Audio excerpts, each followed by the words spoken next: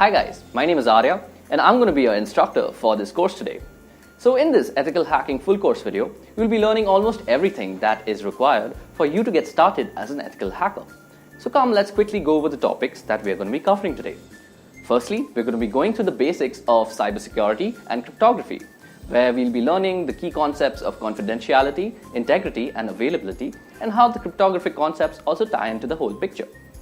Next, we'll be looking at some cyber threats. We'll be seeing how these cyber threats actually affect our computer, and then we'll also see how we can mitigate them. After which, we'll be looking into the history of ethical hacking. We'll learn how this all began in the Massachusetts Institute of Technology, and then we'll be looking into the fundamentals of networking and ethical hacking. In this, we'll be learning the various tools that are used in ethical hacking and also the network architectures that these tools are used in. After this, we'll be having a look into one of the most famous operating systems that is there, that is Kali Linux. Kali Linux is used by ethical hackers and penetration testers all around the world. We'll be learning how to install this on our local systems, we'll be learning the tools that come along with it and where we should be using them. After that, we'll be learning about penetration testing. And penetration testing is a subset of ethical hacking. So in this, we'll be learning about a tool called Metasploit, and using Metasploit, we'll be learning more about vulnerability analysis and how we can install backdoors in different computer systems and take advantages of these vulnerabilities. Now, Nmap is also another tool that we are going to be discussing in this course. We'll be learning how we can use Nmap to gather information from our networks and how we can use this information to our advantage. After that, we'll be learning deeply about 3 cyber attacks that are there in this industry. First is cross-site scripting, secondly, distributed denial of service, and thirdly, SQL injection attacks. Now, we'll be doing these attacks ourselves on dummy targets and learning more about these attacks and how they're orchestrated. And thus, we'll be learning more about how we can mitigate them if we actually become ethical hackers. Now, we'll also be discussing some very advanced cryptographic methods called steganography, which is basically used for hiding digital code inside images. Last but not the least, we'll be also discussing how you could become an ethical hacker yourself. So we'll be discussing a roadmap, we'll also be discussing the job profiles that are there in the industry, and we'll also be discussing the companies that are hiring for these job profiles along with the salaries that they are trying to offer. Also, we won't be leaving you hanging right there. We'll also be discussing the 50 most common interview questions that come along with these job profiles so that you can snag that job interview. And if you do like our content in the end, please leave us a like. Please leave a comment if you want to, and do hit the subscribe button so that you can join our ever-growing community of learners.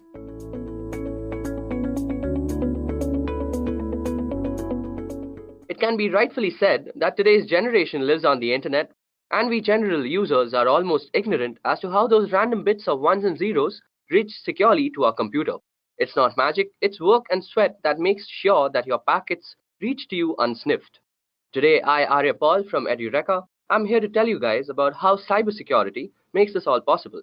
Now, before we begin, let me brief you all about the topics that we're going to cover today. So basically, we're going to ask 3 questions that are important to cybersecurity. Firstly, we're going to see why cybersecurity is needed. Next, we're going to see what exactly is cybersecurity. And in the end, I'm going to show you all through a scenario how cybersecurity can save a whole organization from organized cybercrime. Okay, so let's get started. Now, as I just said, we are living in a digital era. Whether it be booking a hotel room, ordering some dinner, or even booking a cab, we're constantly using the internet and inherently constantly generating data.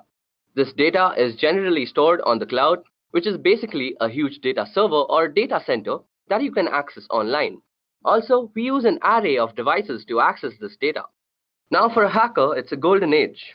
With so many access points, public IP addresses, and constant traffic and tons of data to exploit, black hat hackers are having one hell of a time exploiting vulnerabilities and creating malicious software for the same. Above that, cyber attacks are evolving by the day. Hackers are becoming smarter and more creative with their malwares, and how they bypass virus scans and firewalls still baffle many people. Let's go through some of the most common types of cyber attacks now. So as you guys can see, I've listed out 8 cyber attacks that have plagued us since the beginning of the internet. Let's go through them briefly. So first on the list, we have general malwares. Malware is an all-encompassing term for a variety of cyber threats, including Trojans, viruses, and worms. Malware is simply defined as code with malicious intent that typically steals data or destroys something on the computer. Next on the list, we have phishing, often posing as a request for data from a trusted third party Phishing attacks are sent via email and ask users to click on a link and enter their personal data. Phishing emails have gotten much more sophisticated in recent years, making it difficult for some people to discern a legitimate request for information from a false one. Phishing emails often fall into the same category as spam, but are more harmful than just a simple ad. Next on the list, we have password attacks. A password attack is exactly what it sounds like: a third party trying to gain access to your system by cracking a user's password. Next up is DDoS, which stands for Distributed Denial of Service. A DOS attack focuses on disrupting the service of a network. Attackers send high volumes of data or traffic through the network that is making a lot of connection requests, until the network becomes overloaded and can no longer function. Next up, we have man-in-the-middle attacks.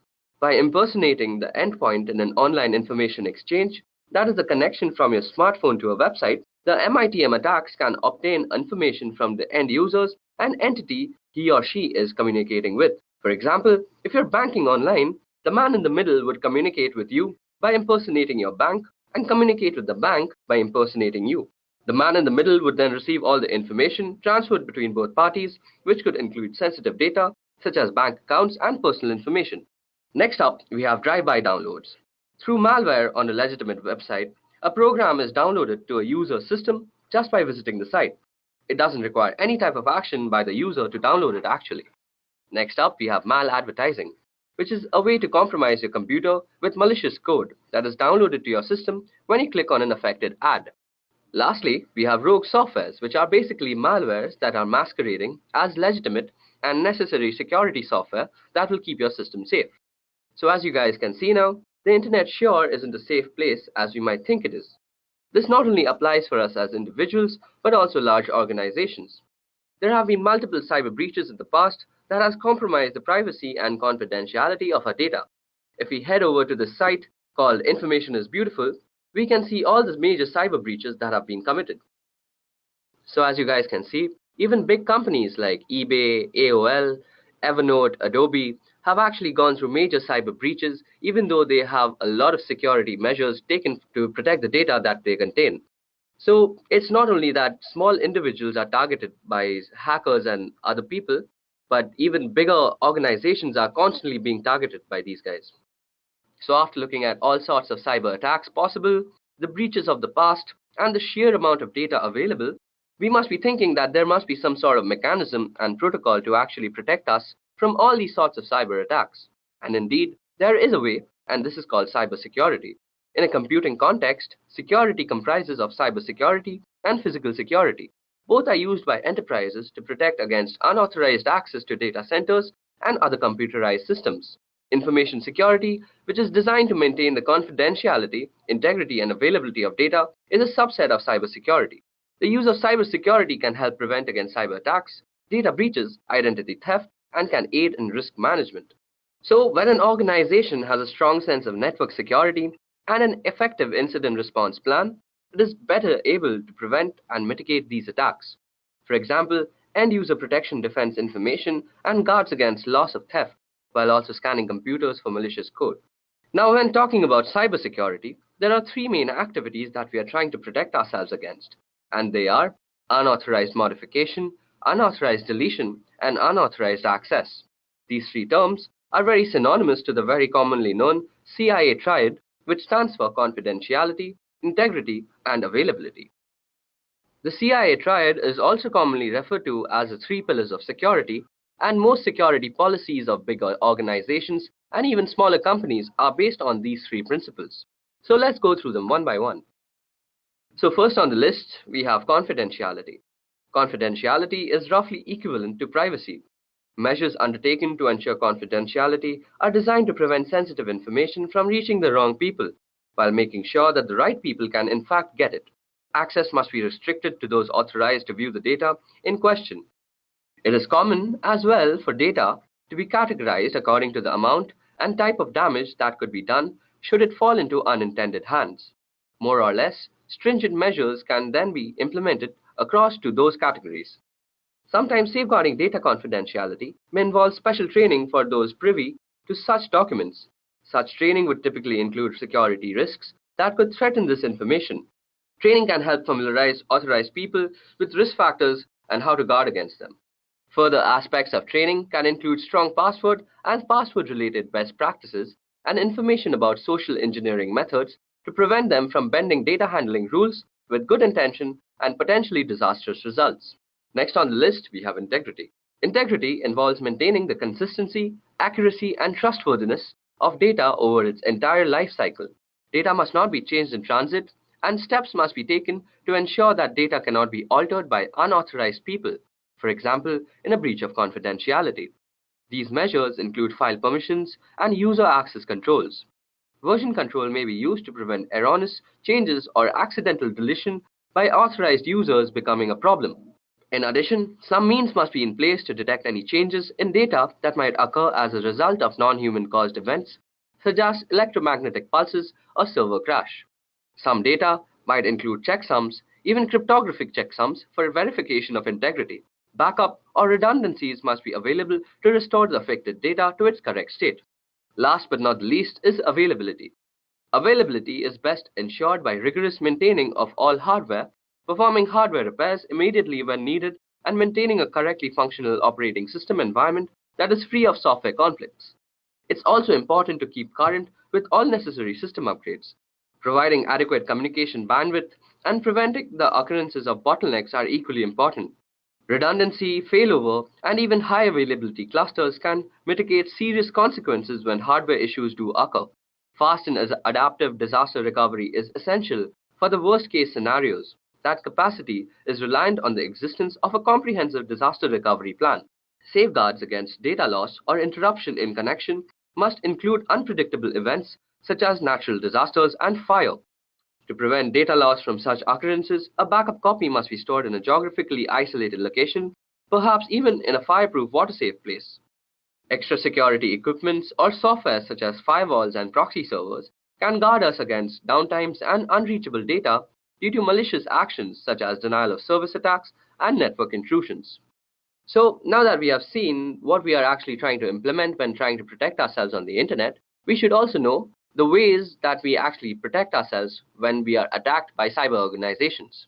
So the first step to actually mitigate any type of cyber attack is to identify the malware or the cyber threat that is being currently going on in your organization.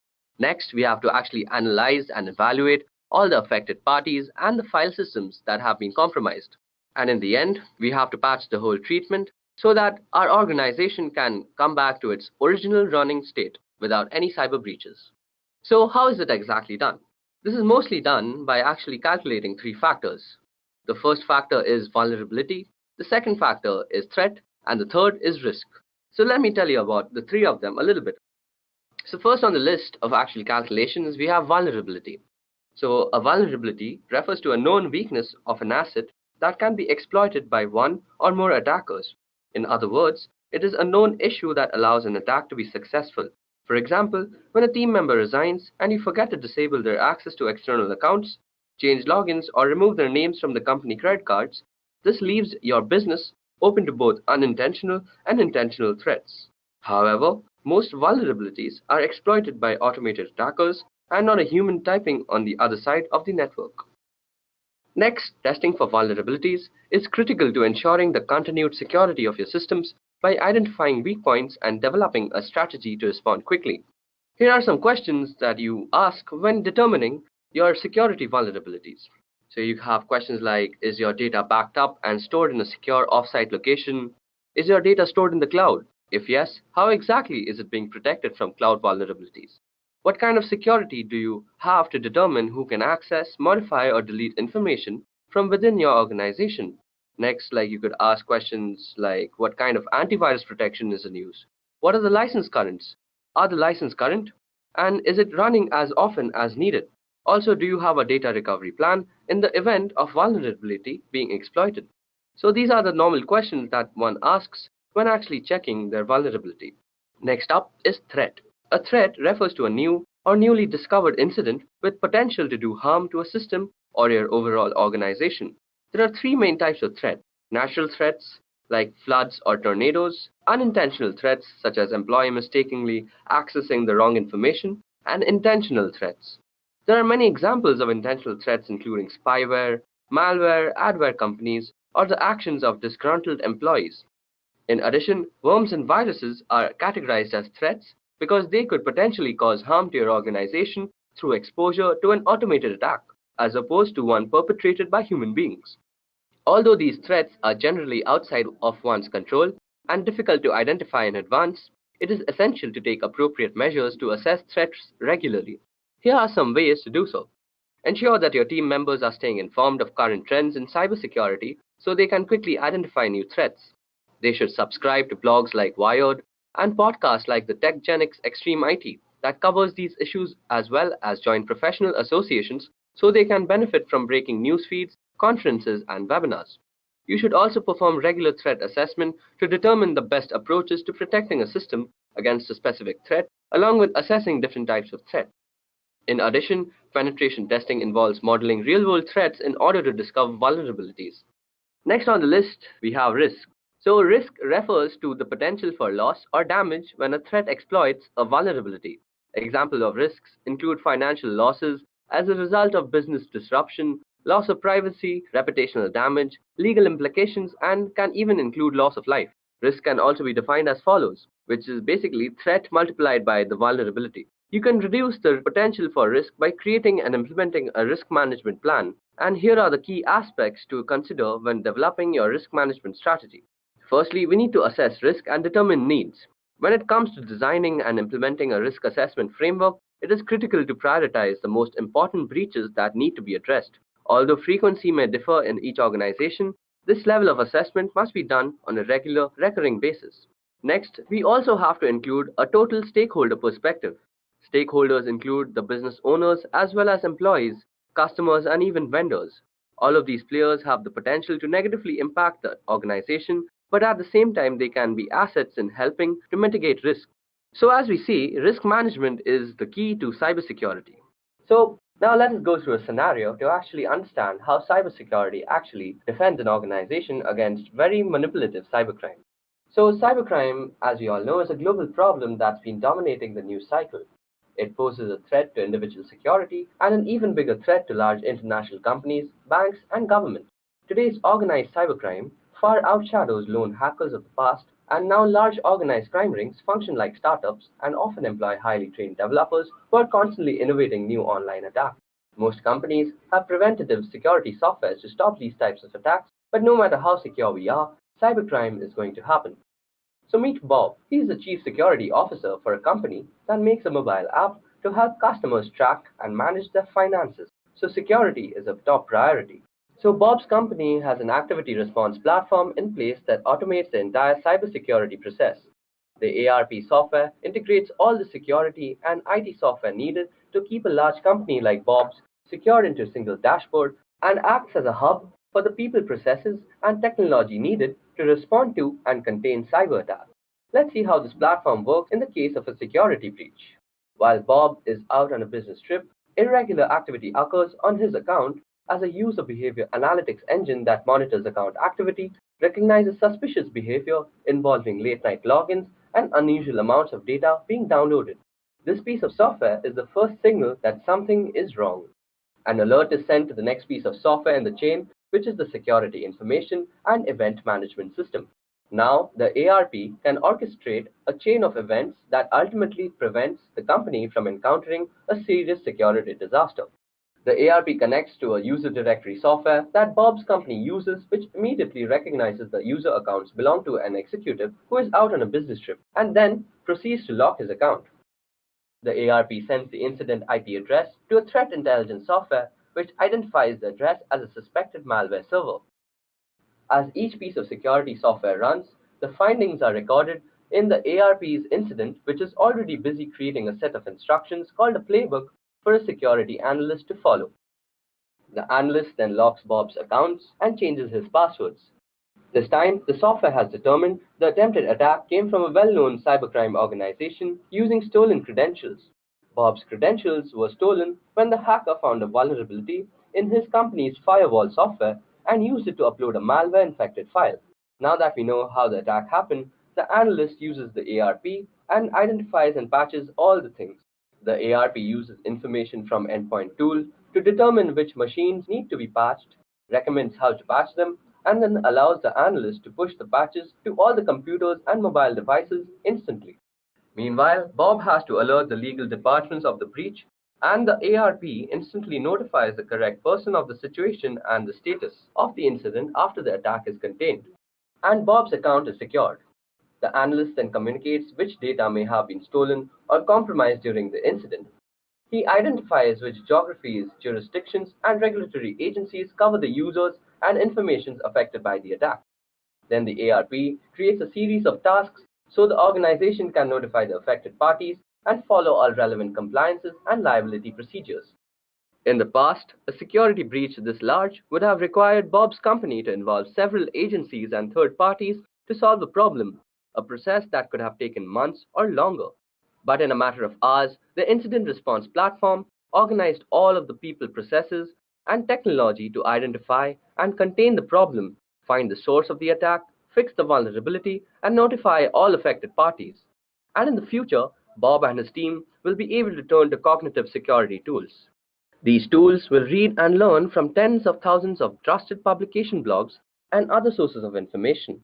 This knowledge will uncover new insights and patterns, anticipate and isolate and minimize attacks as they happen, and immediately recommend actions for security professionals to take, keeping data safe and companies like Bob's out of the headlines.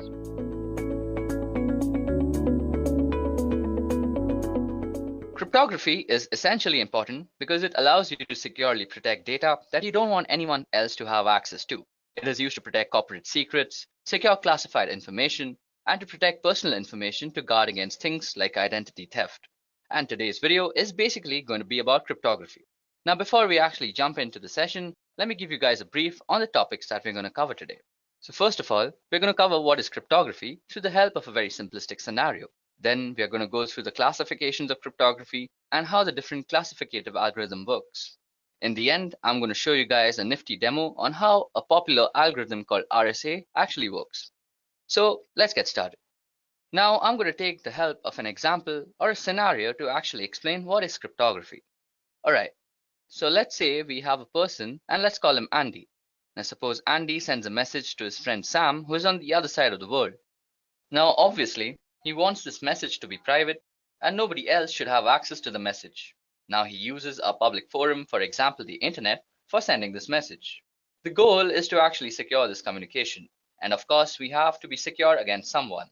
Now let's say there is a smart guy called Eve who has secretly got access to your communication channel. Since this guy has access to your communication, he can do much more than just eavesdrop. For example, he can try to change the message in itself. Now this is just a small example. What if Eve actually gets access to your private information? Well, that could actually result in a big catastrophe. So how can Andy be sure that nobody in the middle could access the message sent to Sam? The goal here is to make communication secure, and that's where cryptography comes in. So what exactly is cryptography? Well, cryptography is the practice and the study of techniques for securing communication and data in the presence of adversaries. So let me take a moment to explain how that actually happens. Well, first of all, we have a message. This message is firstly converted into a numeric form, and then this numeric form is applied with a key called an encryption key, and this encryption key is used in an encryption algorithm. So once the numeric message and the encryption key has been applied in an encryption algorithm, what we get is called a ciphertext. Now this ciphertext is sent over the network to the other side of the world, where the other person who the message is intended for will actually use a decryption key and use the ciphertext as a parameter of a decryption algorithm, and then he'll get what we actually sent as a message. And if some error had actually occurred, he'd get an error. So let's see how cryptography can help secure the connection between Andy and Sam. So to protect his message, Andy first converts his readable message to an unreadable form. Here he converts the message to some random numbers, and after that he uses a key to encrypt his message. After applying this key to the numerical form of his message, he gets a new value. In cryptography, we call this ciphertext. So now if Andy sends the ciphertext or encrypted message over communication channel, he won't have to worry about somebody in the middle of discovering the private message. Even if somebody manages to discover the message, he won't be able to decrypt the message without having a proper key to unlock this message. So suppose Eve here discovers the message and he somehow manages to tamper with the message and message finally reaches Sam. Sam would need a key to decrypt the message to recover the original plaintext. So using the key, he would convert a ciphertext to numerical value corresponding to the plaintext. Now after using the key for decryption, what will come out is the original plaintext message or an error. Now this error is very important. It is the way Sam knows that message sent by Andy is not the same as the message that he received. So the error in a sense tells us that Eve has tampered with the message.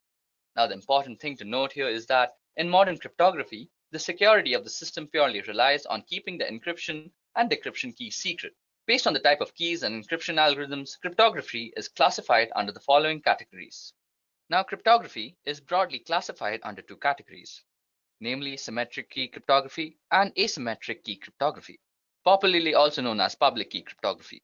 Now symmetric key cryptography is further classified as classical cryptography and modern cryptography. Further drilling down, classical cryptography is divided into two, which is transposition cipher and substitution cipher. On the other hand, modern cryptography is divided into stream cipher and block cipher. In the upcoming slides, I'll broadly explain all these types of cryptography. So let's start with symmetric key cryptography first. So symmetric key algorithms are algorithms for cryptography that use the same cryptographic keys for both encryption of plaintext and decryption of ciphertext. The keys may be identical, or there may be some simple transformation to go between the two keys. The keys in practice represent a shared secret between two or more parties that can be used to maintain a private information link. This requirement that both parties have access to the secret key is one of the main drawbacks of symmetric key encryption in comparison to public key encryption, also known as asymmetric key encryption. Now, symmetric key cryptography is sometimes also called secret key cryptography, and the most popular symmetric key system is the Data Encryption Standards, which also stands for DES. Next up, we're going to discuss transposition cipher.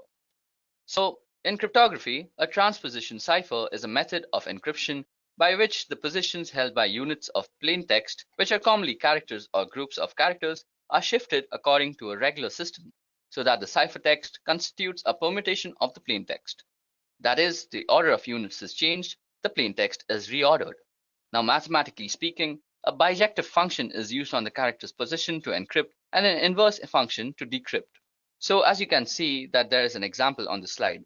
So on the plaintext side, we have a message which says, "Meet me after the party." Now this has been carefully arranged in the encryption matrix, which has been divided into 6 rows and the columns. So next we have a key, which is basically 421635, and then we rearrange by looking at the plaintext matrix, and then we get the ciphertext, which basically is some unreadable gibberish at this moment. So that's how this whole algorithm works. On the other hand, when the ciphertext is being converted into the plaintext matrix is going to be referred, and it can be done very easily. Moving on, we are going to discuss substitution cipher. So substitution of single letters separately, simple substitution can be demonstrated by writing out the alphabets in some order to represent the substitution.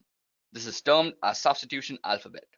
The cipher alphabet may be shifted or reversed, creating the Caesar and Abstash cipher respectively, or scrambled in a more complex fashion, in which case it is called a mixed alphabet or deranged alphabet. Traditionally, mixed alphabets may be created by first writing out keyword, removing repeated letters in it, then writing all the remaining letters in the alphabet in the usual order. Now consider this example shown on the slide. Using the system we just discussed, the keyword zebras gives us the following alphabets from the plaintext alphabet, which is A to Z. So the ciphertext alphabet is basically zebras, then followed by all the alphabets we have missed out in the zebra word. So as you guys can see, it's zebras followed by S, C, D, F, G, H, and so on. Now suppose we were to actually encrypt a message using this code. So as you guys can see on the screen, I've shown you an example, which is a message, "Flee at once, we are discovered," is being actually encrypted using this code. So if you guys can see out here, the F letter actually corresponds to S, and then the L letter actually corresponds to I out here. Then we actually get the ciphertext, which is SIAAZQ, using the code and the process that I just discussed. Now traditionally, the ciphertext is written out in blocks of fixed length, omitting punctuations and spaces. This is done to help avoid transmission errors to disguise the word boundaries from the plaintext. Now these blocks are called groups, and sometimes a group count, that is the number of groups, is given as an additional check. Now, 5-letter groups are traditional. As you guys can see that we have also divided our ciphertext into groups of 5, and this dates back to when messages were actually used to be transmitted by telegraph. Now, if the length of the message happens not to be divisible by 5, it may be padded at the end with nulls, and these can be any characters that can be decrypted to obvious nonsense, so the receiver can easily spot them and discard them. Next on our list is stream cipher. So a stream cipher is a method of encrypting text to produce ciphertext in which a cryptographic key and algorithm are applied to each binary digit in a data stream 1 bit at a time. This method is not much used in modern cryptography. The main alternative method is block cipher, in which a key and algorithm are applied to block of data rather than individual bits in a stream. Okay, so now that we've spoken about block cipher, let's go and actually explain what block cipher does. A block cipher is an encryption method that applies a deterministic algorithm to the symmetric key to encrypt a block of text rather than encrypting 1 bit at a time as in stream ciphers. For example, a common block cipher, AES, encrypts 128-bit blocks with a key of predetermined length that is either 128, 192, or 256 bits in length. Now, block ciphers are pseudo-random permutation families that operate on the fixed size of block of bits. These PRPs are functions that cannot be differentiated from completely random permutation and thus are considered reliable until proven to be unreliable by some source.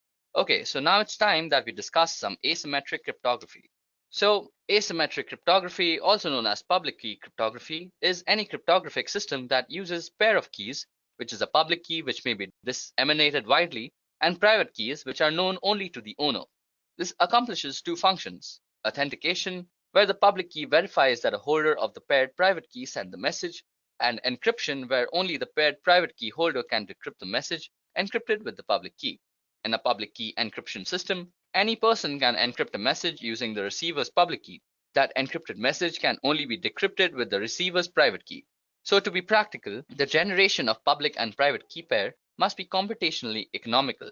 The strength of a public key cryptographic system relies on computational efforts required to find the private key from its paired public key. So effective security only requires keeping the private key private, and the public key can be openly distributed without compromising security. Okay, so now that I've actually shown you guys how cryptography actually works and how the different classifications are actually applied, let's go and do something interesting. So you guys are actually watching this video on YouTube right now. So if you guys actually go and click on the secure part besides the URL, you can actually go and view the digital certificates that are actually used out here. So click on certificates and you'll see the details in the details tab. Now, as you guys can see, the signature algorithm that is used for actually securing YouTube is being SHA-256 with RSA. And RSA is a very, very common encryption algorithm that is used throughout the internet. Then the signature hash algorithm that is being used is SHA-256. And the issuer is Google Internet Authority. And you can get a lot of information about sites and all their authority key identifiers, their certificate policies, the key usage, and a lot of things about security just from this small little button out here. Also, let me show you a little how public key encryption actually works. So on the site, which is basically cobwebs.cs.uga.edu, you can actually demo out public key encryption. So suppose we had to send a message. First, we would need to generate keys. So as you can see, I just click generate keys and it got me two keys, which is one is the public key, which I will distribute throughout the network, and one the private key, which I will actually keep secret to myself. Now I want to send a message saying, hi there, when is the exam tomorrow? So now we are going to encrypt it using the public key because that's exactly what's distributed.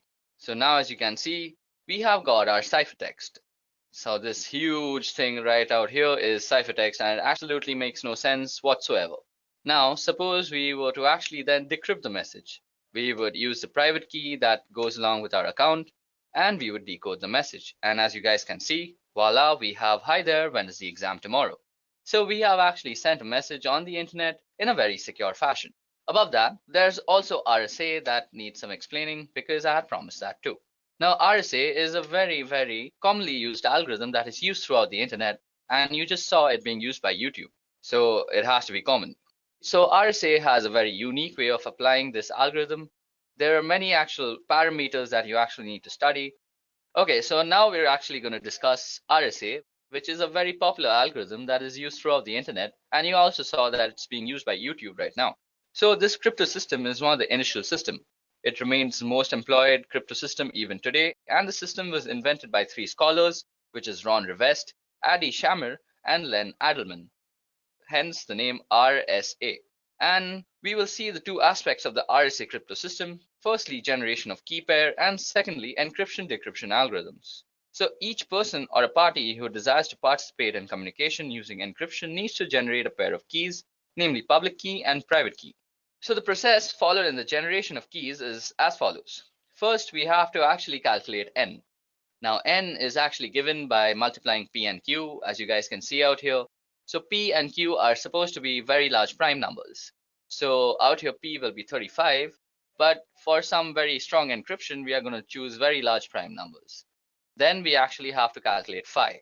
Now phi, as you can see, the formula goes is p minus 1 into q minus 1, and this helps us determine for the encryption algorithm. Now then we have to actually calculate e. Now e must be greater than 1 and less than phi, which is p minus 1 into q minus 1. And there must be no common factors for e and phi except for 1. So in other words, they must be co-prime to each other. Now to form the public key, the pair of numbers n and e form the RSA public key system. This is actually made public and is distributed throughout the network. Interestingly though, n is a part of the public key, and the difficulty in factorizing a large prime number ensures that the attacker cannot find in finite time the two primes, that is p and q, that is used to obtain n. This actually ensures the strength of RSA. Now, in the generation of the private key D is calculated from P, Q, and E. For given n and E, there is a unique number D. Now, the number D is the inverse of E modulo phi. This means that D is a number less than phi such that when multiplied by E, it gives 1. So let's go and actually fill up these numbers. So n should be 35 out here. And if we generate them, we get the value of phi, which is 24, which is basically 4 into 6. And then we should also get e.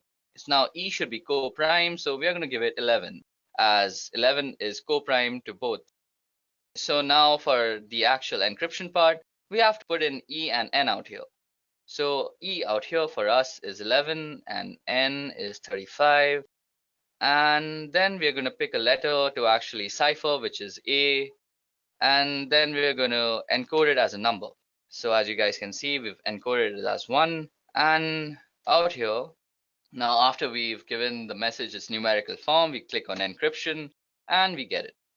Now to actually decrypt the message, we are going to need D and N. Now D for us was 5 and N was 35. So 5 and 35.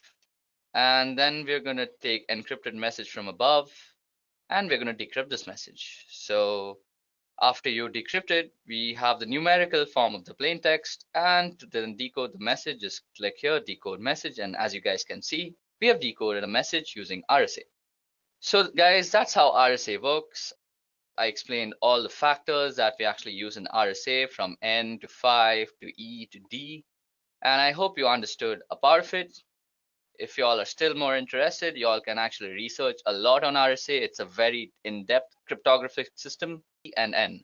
Now D for us was 5 and N was 35.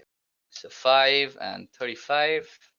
And then we're going to take encrypted message from above, and we're going to decrypt this message. So after you decrypt it, we have the numerical form of the plain text, and to then decode the message, just click here, decode message, and as you guys can see, we have decoded a message using RSA. So guys, that's how RSA works. I explained all the factors that we actually use in RSA, from N to 5 to E to D, and I hope you understood a part of it.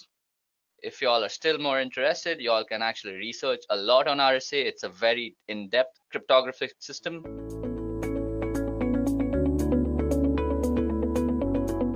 Just as pollution was a side effect of the Industrial Revolution, so are the many security vulnerabilities that come with the increased internet connectivity. Cyber attacks are exploitations of those vulnerabilities. For the most part, individuals and businesses have found ways to counter cyber attacks using a variety of security measures and just good old common sense. We're going to examine 8 of the most common cybersecurity threats that your business could face and the ways to avoid them. So before we actually jump into the session, let me give you how the session will actually work. We are going to discuss the most 8 common cyber threats. We're going to discuss in particular what they are, how the threat works, and how to protect yourself. Okay, so now let's jump in. Now, cyber attacks are taking place all the time. Even as we speak, the security of some organization, big or small, is being compromised. For example, if you visit this site out here, that is Threat Cloud, you can actually view all the cyber attacks that are actually happening right now. Let me just give you a quick demonstration of how that looks like. Okay, so as you guys can see out here, these are all the places that are being compromised right now. The red parts actually show us the part that is being compromised, and the yellow places actually show us from where it's being compromised from. Okay, as you guys can see now that someone from the Netherlands is actually attacking this place and someone from USA was attacking Mexico. It's a pretty interesting site and actually gives you a scale of how many cyber attacks are actually happening all the time in the world. Okay, now getting back, I think looking at all these types of cyber attacks, it's only necessary that we educate ourselves about all the types of cyber threats that we have. So these are the 8 cyber threats that we're going to be discussing today. Firstly, we're going to start with malware. So malware is an all-encompassing term for a variety of cyber attacks, including Trojans, viruses, and worms. Malware is simply defined as code with malicious intent that typically steals data or destroys something on the computer. The way malware goes about doing its damage can be helpful in categorizing what kind of malware you're dealing with. So let's discuss it. So first of all, viruses. Like their biological namesakes, viruses attach themselves to clean files and infect other clean files, and they can spread uncontrollably, damaging a system's core functionality and deleting or corrupting files. They usually appear as executable files that you might have downloaded from the internet. Then there are also Trojans. Now, this kind of malware disguises itself as legitimate software or is included in legitimate software that can be tampered with. It tends to act discreetly and creates backdoors in your security to let other malwares in. Then we have worms. Worms infect entire networks of devices, either local or across the internet, by using the network's interfaces. It uses each consecutive infected machine to infect more. And then we have botnets and such, where botnets are networks of infected computers that are made to work together under the controller of an attacker.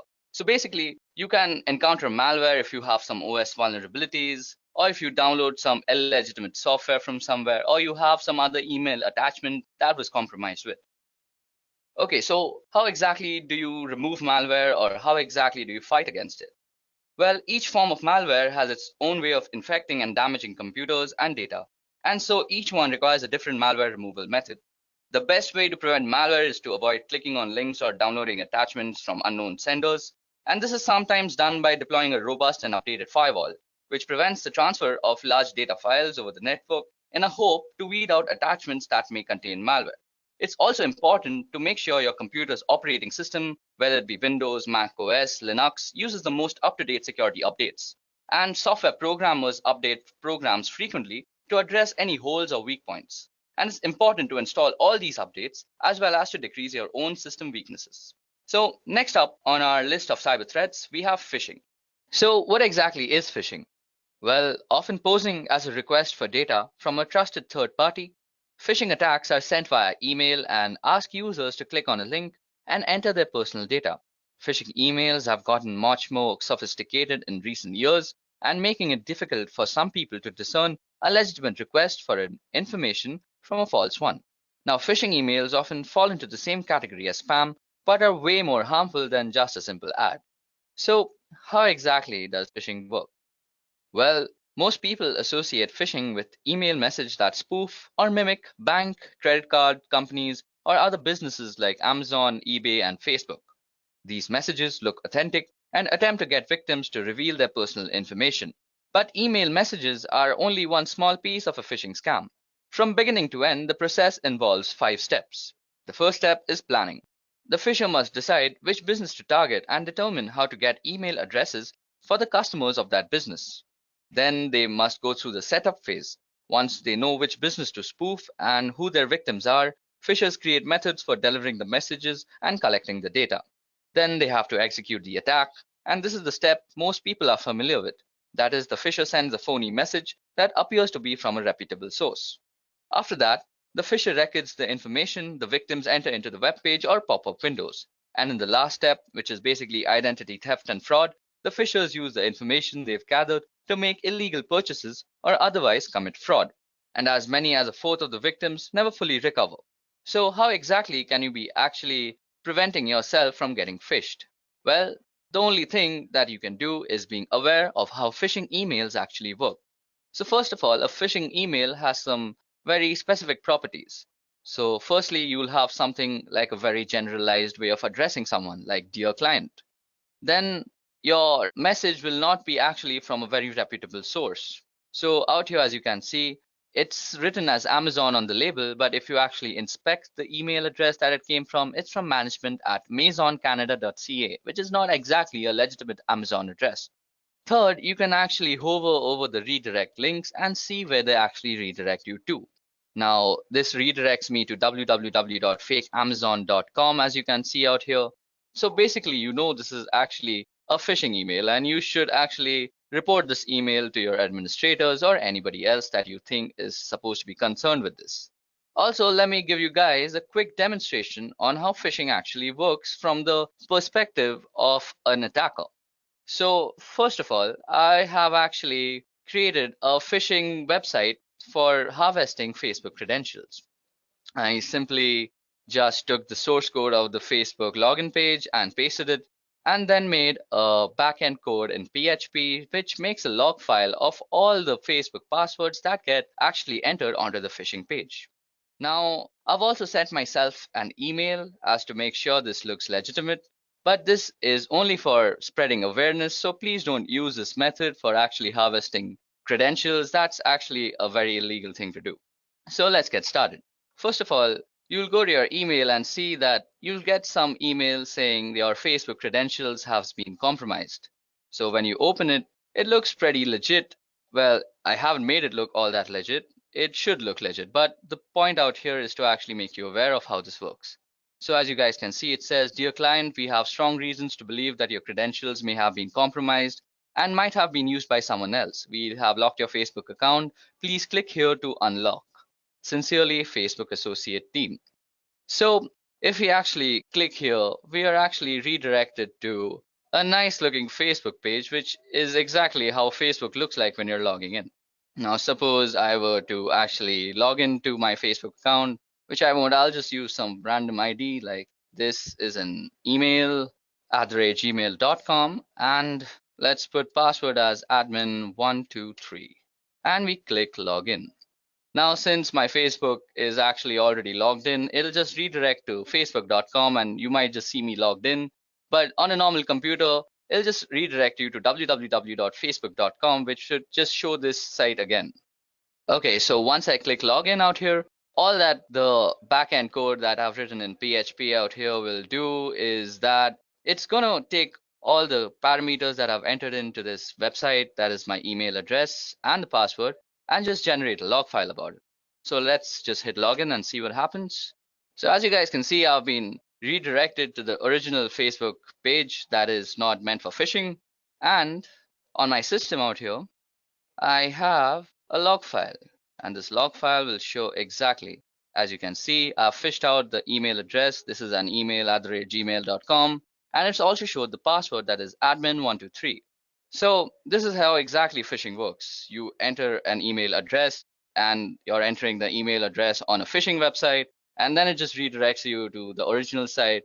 But by this time, you've already compromised your credentials. So always be careful when dealing with such emails. So now jumping back to our session, the next type of cyber attacks we're going to discuss is password attacks. So an attempt to obtain or decrypt a user's password for illegal use is exactly what a password attack is. Hackers can use cracking programs, dictionary attacks, and password sniffers in password attacks. Password cracking refers to various measures used to discover computer passwords. This is usually accomplished by recovering passwords from data stored in or transported from a computer system. Password cracking is done by either repeatedly guessing the password, usually through a computer algorithm in which the computer tries numerous combinations until the password is successfully discovered. Now, password attacks can be done for several reasons. but the most malicious reason is in order to gain unauthorized access to a computer with the computer's owner's awareness not being in place. Now, this results in cybercrime, such as stealing passwords for the purpose of accessing bank information. Now, today, there are three common methods used to break into a password-protected system. The first is a brute force attack. A hacker uses a computer program or script to try to log in with possible password combinations, usually starting with the easiest to guess password. So just think, if a hacker has a company list, he or she can easily guess usernames. If even one of the users has a password 123, he will quickly be able to get in. The next are dictionary attacks. Now, a hacker uses a program or script to try to log in by cycling through the combinations of common words.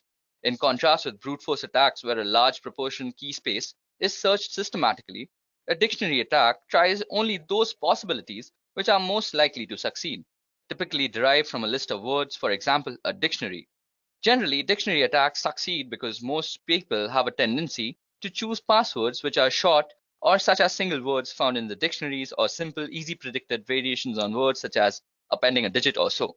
Now, the last kind of password attacks are used by keylogger attacks. A hacker uses a program to track all of the user's keystrokes. So at the end of the day, everything the user has typed, including the login IDs and passwords, have been recorded.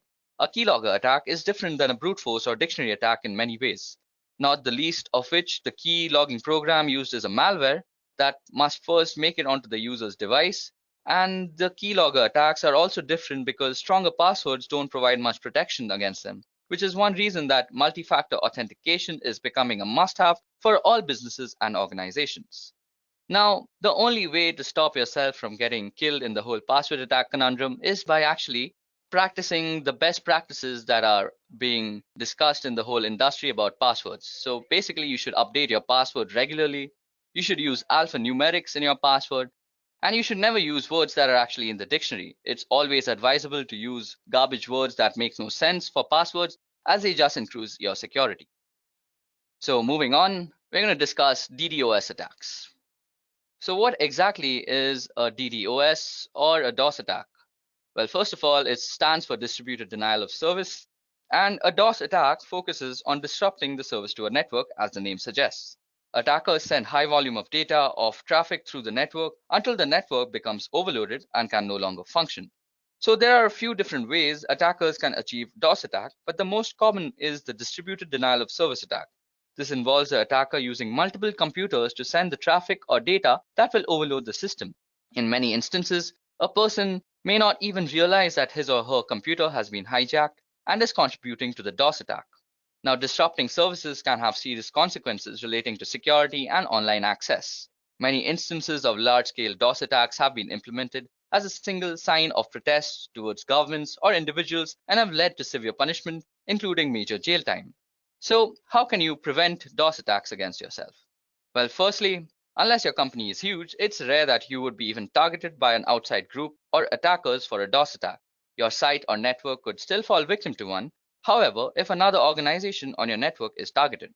Now, the best way to prevent an additional breach is to keep your system as secure as possible with regular software updates, online security monitoring, and monitoring of your data flow to identify any unusual or threatening spikes in traffic before they become a problem. DOS attacks can also be perpetrated by simply cutting a cable or dislodging a plug that connects your website server to the internet. So due diligence in physically monitoring your connections is recommended as well. Okay, so next up on our list is man-in-the-middle attacks. So by impersonating the endpoints in an online information exchange, the man-in-the-middle attack can obtain information from the end user and the entity he or she is communicating with. For example, if you are banking online, the man in the middle would communicate with you by impersonating your bank and communicate with the bank by impersonating you. The man in the middle would then receive all of the information transferred between both parties, which could include sensitive data such as bank accounts and personal information. So how does it exactly work? Normally, an MITM gains access through a non-encrypted wireless access point, which is basically one that doesn't use WAP, WPA, or any of the other security measures. Then they would have to access all of the information being transferred between both parties by actually spoofing something called address resolution protocol. That is the protocol that is used when you are actually connecting to your gateway from your computer. So how can you exactly prevent MITM attacks from happening against you? So firstly, you have to use an encrypted WAP, that is an encrypted wireless access point. Next, you should always check the security of your connection, because when somebody is actually trying to compromise your security, he will try to actually strip down the HTTPS or HSTS that is being injected in the website, which is basically the security protocols. So if something like this HTTPS is not appearing in your website, you're on an insecure website where your credentials or your information can be compromised. And the last and final measure that you can actually use is by investing in a virtual private network which spoofs your entire IP, and you can just browse the internet with perfect comfort. Next up on our list is drive-by downloads. So gone are the days where you had to click to accept a download or install a software update in order to become infected. Now just opening a compromised web page could allow dangerous code to install on your device. You just need to visit or drive by a web page without stopping, or to click accept any software, and the malicious code can download in the background to your device.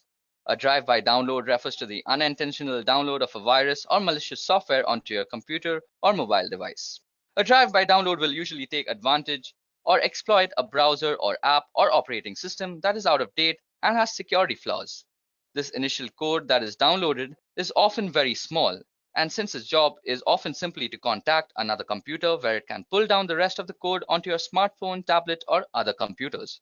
Often, a web page will contain several different types of malicious code in hopes that one of them will match a weakness on your computer.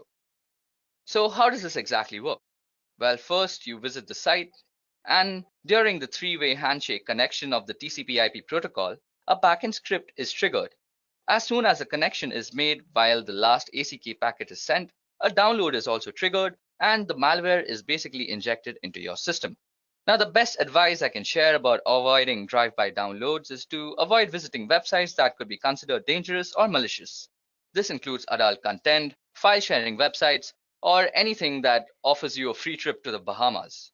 Now, some other tips to stay protected include keep your internet browser and operating system up to date, use a safe search protocol that warns you when to navigate to a malicious site, and use comprehensive security software on all your devices like McAfee All Access and keeping it up to date. Okay, so that was it about drive-by downloads. Next up is maladvertising or malvertising. So malvertising is the name we in the security industry give to criminally controlled advertisements which intentionally infect people and businesses. These can be any ad on any site, often ones which you use as a part of your everyday internet usage, and it is a growing problem, as is evident by a recent US Senate report and the establishment of bodies like Trust in Ads. Now, whilst the technology being used in the background is very advanced, the way it presents to the person being infected is simple. To all intents and purposes, the advertisement looks the same as any other, but has been placed by a criminal. Like you can see the mint ad out here, it's really out of place, so you could say it's been made by a criminal. Now, without your knowledge, a tiny piece of code hidden deep in the advertisement is making your computer go to the criminal servers. These then catalog details about your computer and its location before choosing which piece of malware to send you. And this doesn't need a new browser window and you won't know about it. So basically, you're redirected to some criminal server, the malware injection takes place, and voila, you're infected. It's a pretty dangerous thing to be in. So how exactly can you stop malvertising? Well, first of all, you need to use an ad blocker, which is a very must in this day and age. You can have ad blocker extensions installed on your browser, whether it be Chrome, Safari, or Mozilla. Also, regular software updates of your browser and other softwares that work peripheral to your browser always help. And next is some common sense. Any advertisement that is about a lottery that's offering you free money is probably going to scam you and inject a malware too.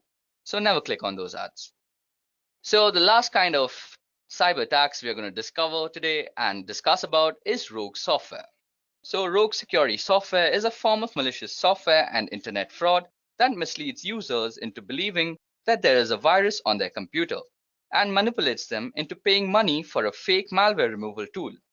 It is a form of scareware that manipulates users through fear and a form of ransomware. Rogue security software has been a serious security threat in desktop computing since 2008.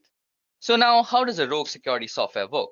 These scams manipulating users into download the program through a variety of techniques. Some of these methods include ads offering free or trial versions of security programs, often pricey upgrades, or encouraging the purchase of deluxe versions.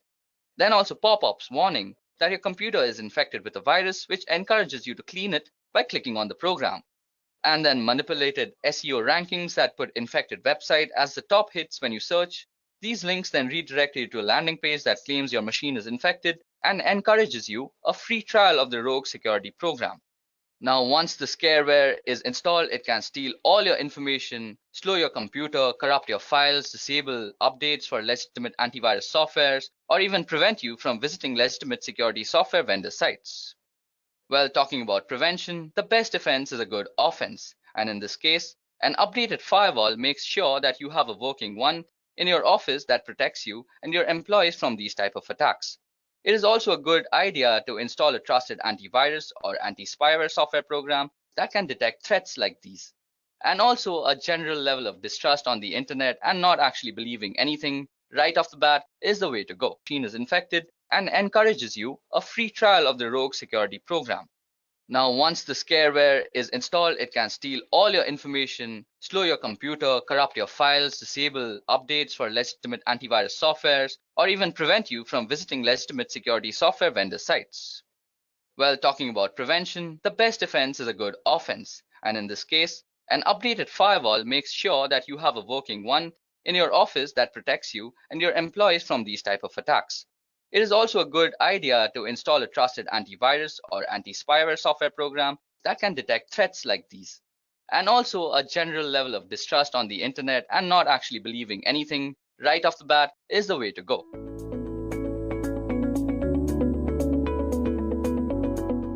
The keyword of this video is ethical hacking course.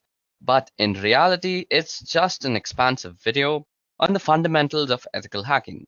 There is no such thing as an ethical hacking course, to be honest, because no course can teach you a discipline like ethical hacking. All the best that you can do in creating content for ethical hacking is that you can tell people about the fundamentals that are followed in this discipline. Okay, now before we start, let me just give you a general idea of the topics that I intend to cover throughout this video. Okay, now to be honest, we're going to cover a pretty broad range of material. We are firstly going to be going over footprinting and reconnaissance, where you get an idea of what's involved in the ethical hacking engagement that you're working on and information about the target that you're engaged with. Then we're going to talk about networking fundamentals, and here we're going to get our hands dirty with packets and the understanding of TCP/IP at a deeper level, and also understanding how the different protocols work and why they work that way. Now, we are also going to be talking about cryptography, where we talk about different cryptographic ciphers.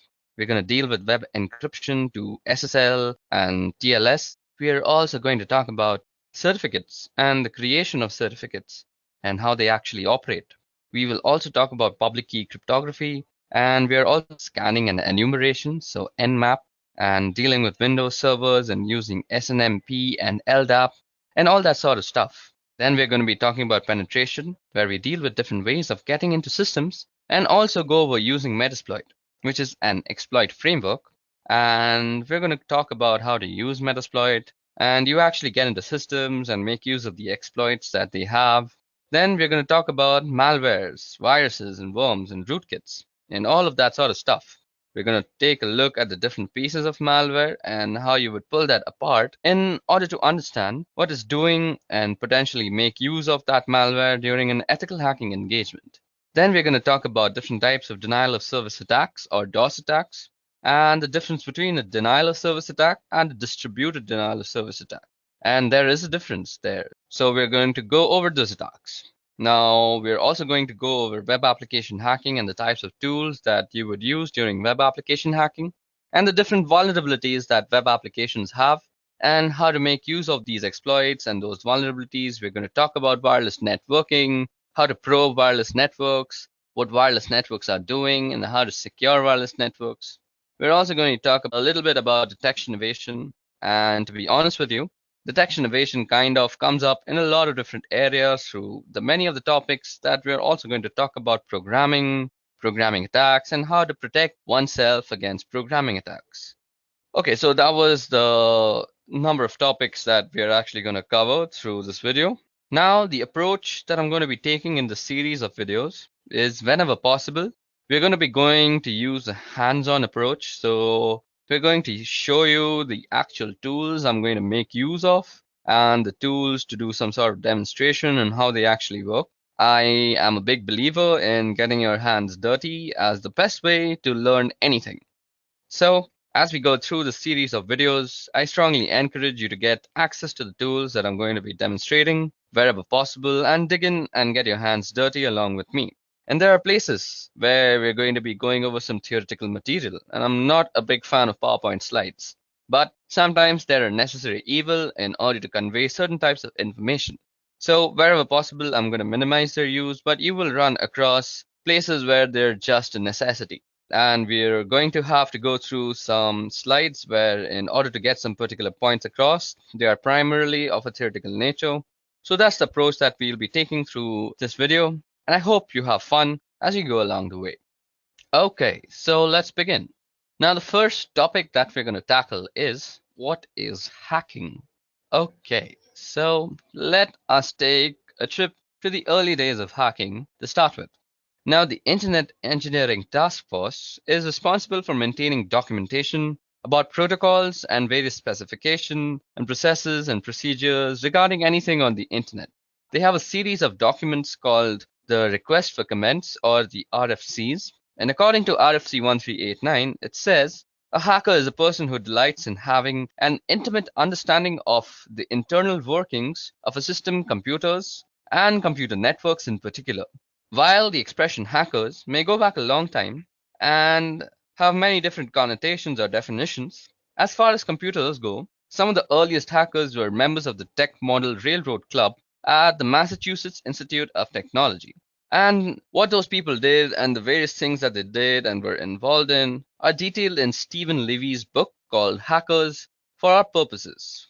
Now, for our purposes, we'll be talking about other types of hackers. Although the spirit of what we do goes back to those early days, now the definition of hacking or hackers has changed particularly in the 1980s, and in part as a result of a couple of people, namely Robert T. Morris, who was a Cornell graduate, who unleashed a piece of software that was called a worm on what was an early version of the internet worm, went on to cause a lot of damage and create a lot of downtime on systems across the country and across the world. Now, the Morris worm did end up resulting in something good, however.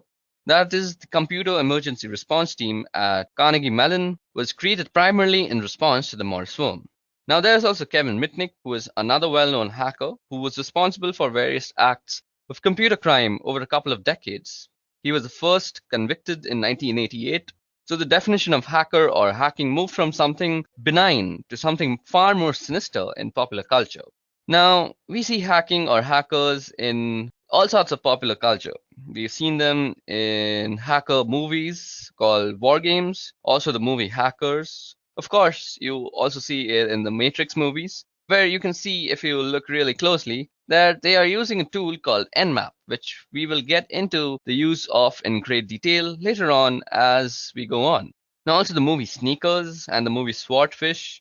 And on television, in addition to other places, you can see the agents at NCIS regularly doing things like cracking complex cryptography in just a matter of seconds or minutes. So, what is hacking really? Well, hacking is about a deep understanding of something particularly with relation to computers and computing. It's also about exploring and the joy of learning new things and understanding them very clearly and being able to manipulate those things in ways that maybe other people haven't before. It's also about digging into problems to find out solutions in creative and interesting ways, and sometimes finding problems where there weren't problems previously. And that's a little bit about what is hacking. Okay, so now that we have talked about what exactly is hacking and how the meaning and connotations of that word has changed over time, how it came into existence, how it was coined, let's go over the reasons that people normally hack. Now, you may want to hack just for fun. As discussed previously, hacking is a tradition that goes back several decades at MIT, even preceding the computer-related definition of hacking. Now, MIT has a long and storied history of hacking, and sometimes of a computer related nature, which in this case happens to be true, and sometimes of a non computer related nature instance. Now, here you can see that MIT's homepage has been hacked, or you might even say defaced, to indicate that Disney is buying MIT. This was an April Fool's Day prank in 1998, and again, this is just the kind of hacking that you would do for fun rather.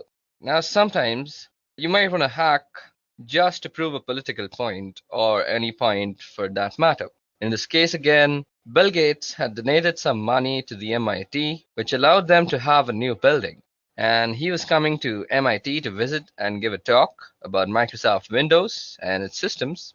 And as you can see, the Windows systems that were installed in the entryway at the building were hacked to be running Linux instead. And you can see here that Tux the Penguin is saying, "Welcome to the William H. Gates building." Again, that's some students who decided that they wanted to make a point about Linux and Microsoft and Windows to Bill Gates, and they thought hacking was the best way to go about it.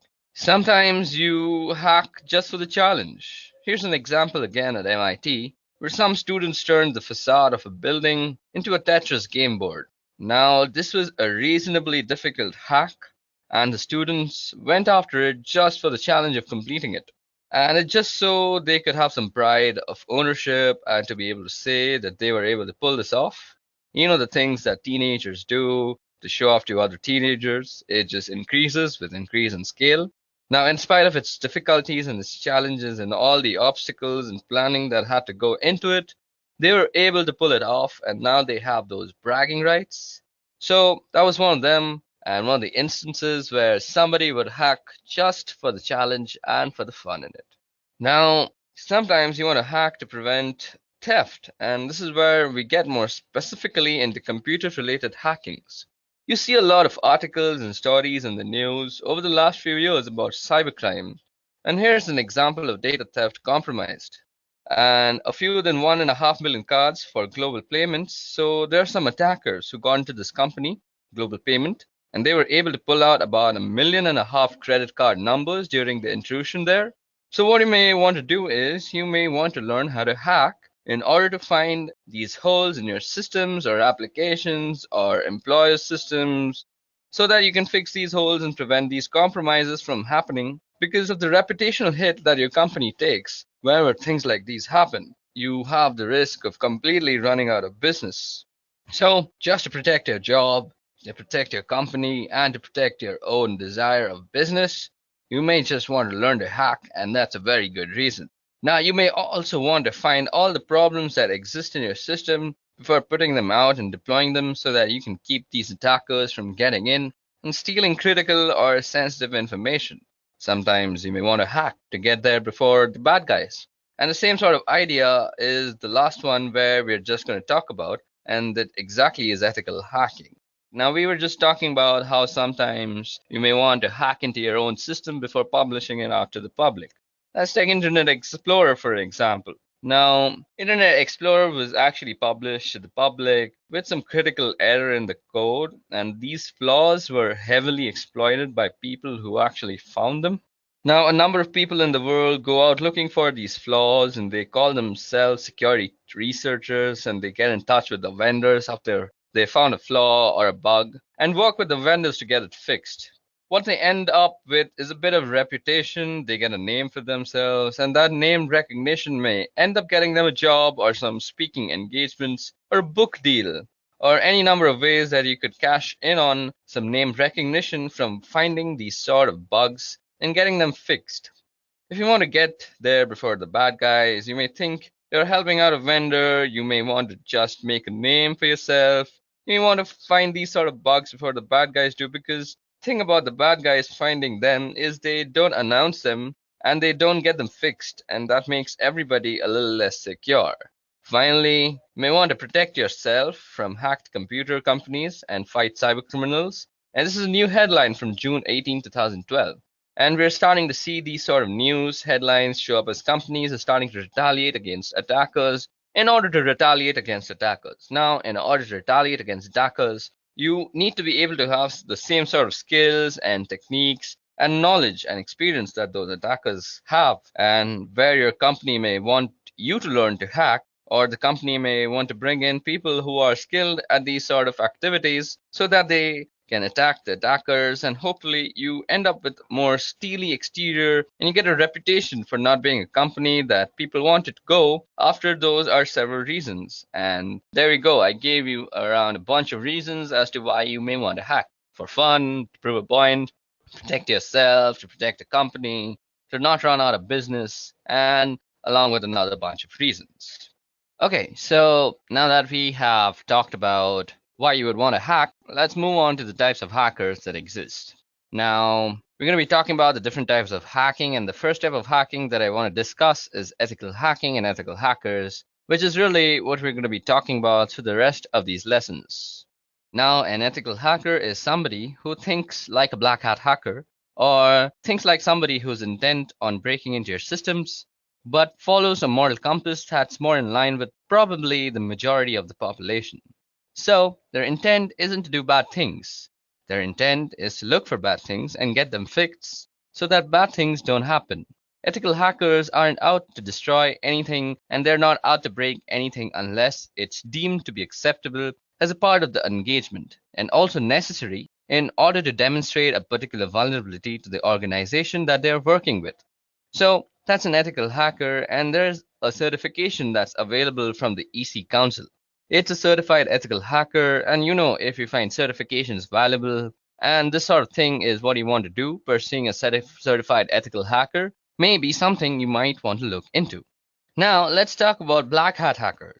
There's plenty of cases of black hat hackers through years, and let's talk about a guy in particular called Kevin Mitnick. This guy right here is a particularly good example, probably because he was a black hat hacker for a lot of his years. His goal was to cause mischief, to steal where necessary, and just to be engaged in the lifestyle of being a hacker and doing whatever was necessary to continue doing whatever he was doing. It crossed moral boundaries or ethical boundaries. And so Kevin Mitnick here was involved for well over a decade in computer crime and was finally picked up by the FBI, and he was charged and prosecuted, and he was eventually convicted of some of the activities that he was involved with. Now, you may be able to argue that Kevin is a grey hat hacker, and a grey hat hacker is somebody who kind of skirts the line between black and white hat hacking. And white hat hacking is really what an ethical hacker is. So instead of saying ethical hacker, you could say white hat hacker. It's the same idea. A white hat hacker is somebody who hacks for good. If you want to think of it like that, if you want to think of it as a good versus evil, and what they're really doing is they're in it for the technical challenge. They're looking to make things better, make things more efficient, improve them in some way. On the other hand, a black hat hacker is out for the money, for the thrill. It's really a criminal activity. And a grey hat hacker is somebody who may employ the tactics and technique of a black hat hacker, but have sort of a white hat focus. In other words, they're going to do things that may be malicious and destructive in nature, but the reason they're doing it is to improve the security posture of an organization that they are working with. So you can see there's actually a book called Grey Hat Hacking. It's a pretty good book, and it details a lot of the tactics and strategies and techniques we'll be going over in subsequent lessons in this video. Now, one other type of hacking that I want to talk about is a thing called hacktivism, and you'll find hacktivism all over the place. And one example in the last year or so, and certainly in recent memory, is called Lulz Security. Yeah, you heard that right. It's called Lulz Security. And you can argue that Lulz is actually a response to another type of hacktivism. An organization called Anonymous started hacking companies like Sony to protest their involvement in a lawsuit regarding a PlayStation 3 hacker.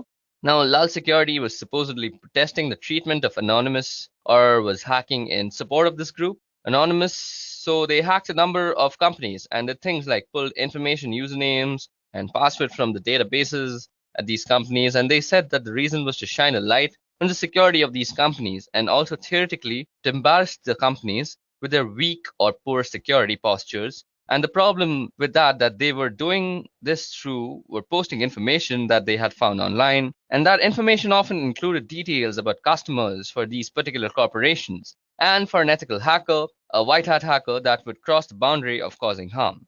So there's no reason for me as an ethical hacker to post information in a public forum about somebody, because I could be doing damage to them. But in this case, Lal Security and Anonymous, specifically Lal Security, were engaged in a form of hacktivism, and what they were doing was not only damaging to the corporation, that certainly was detrimental to those people. So different types of hackers and different types of hacking.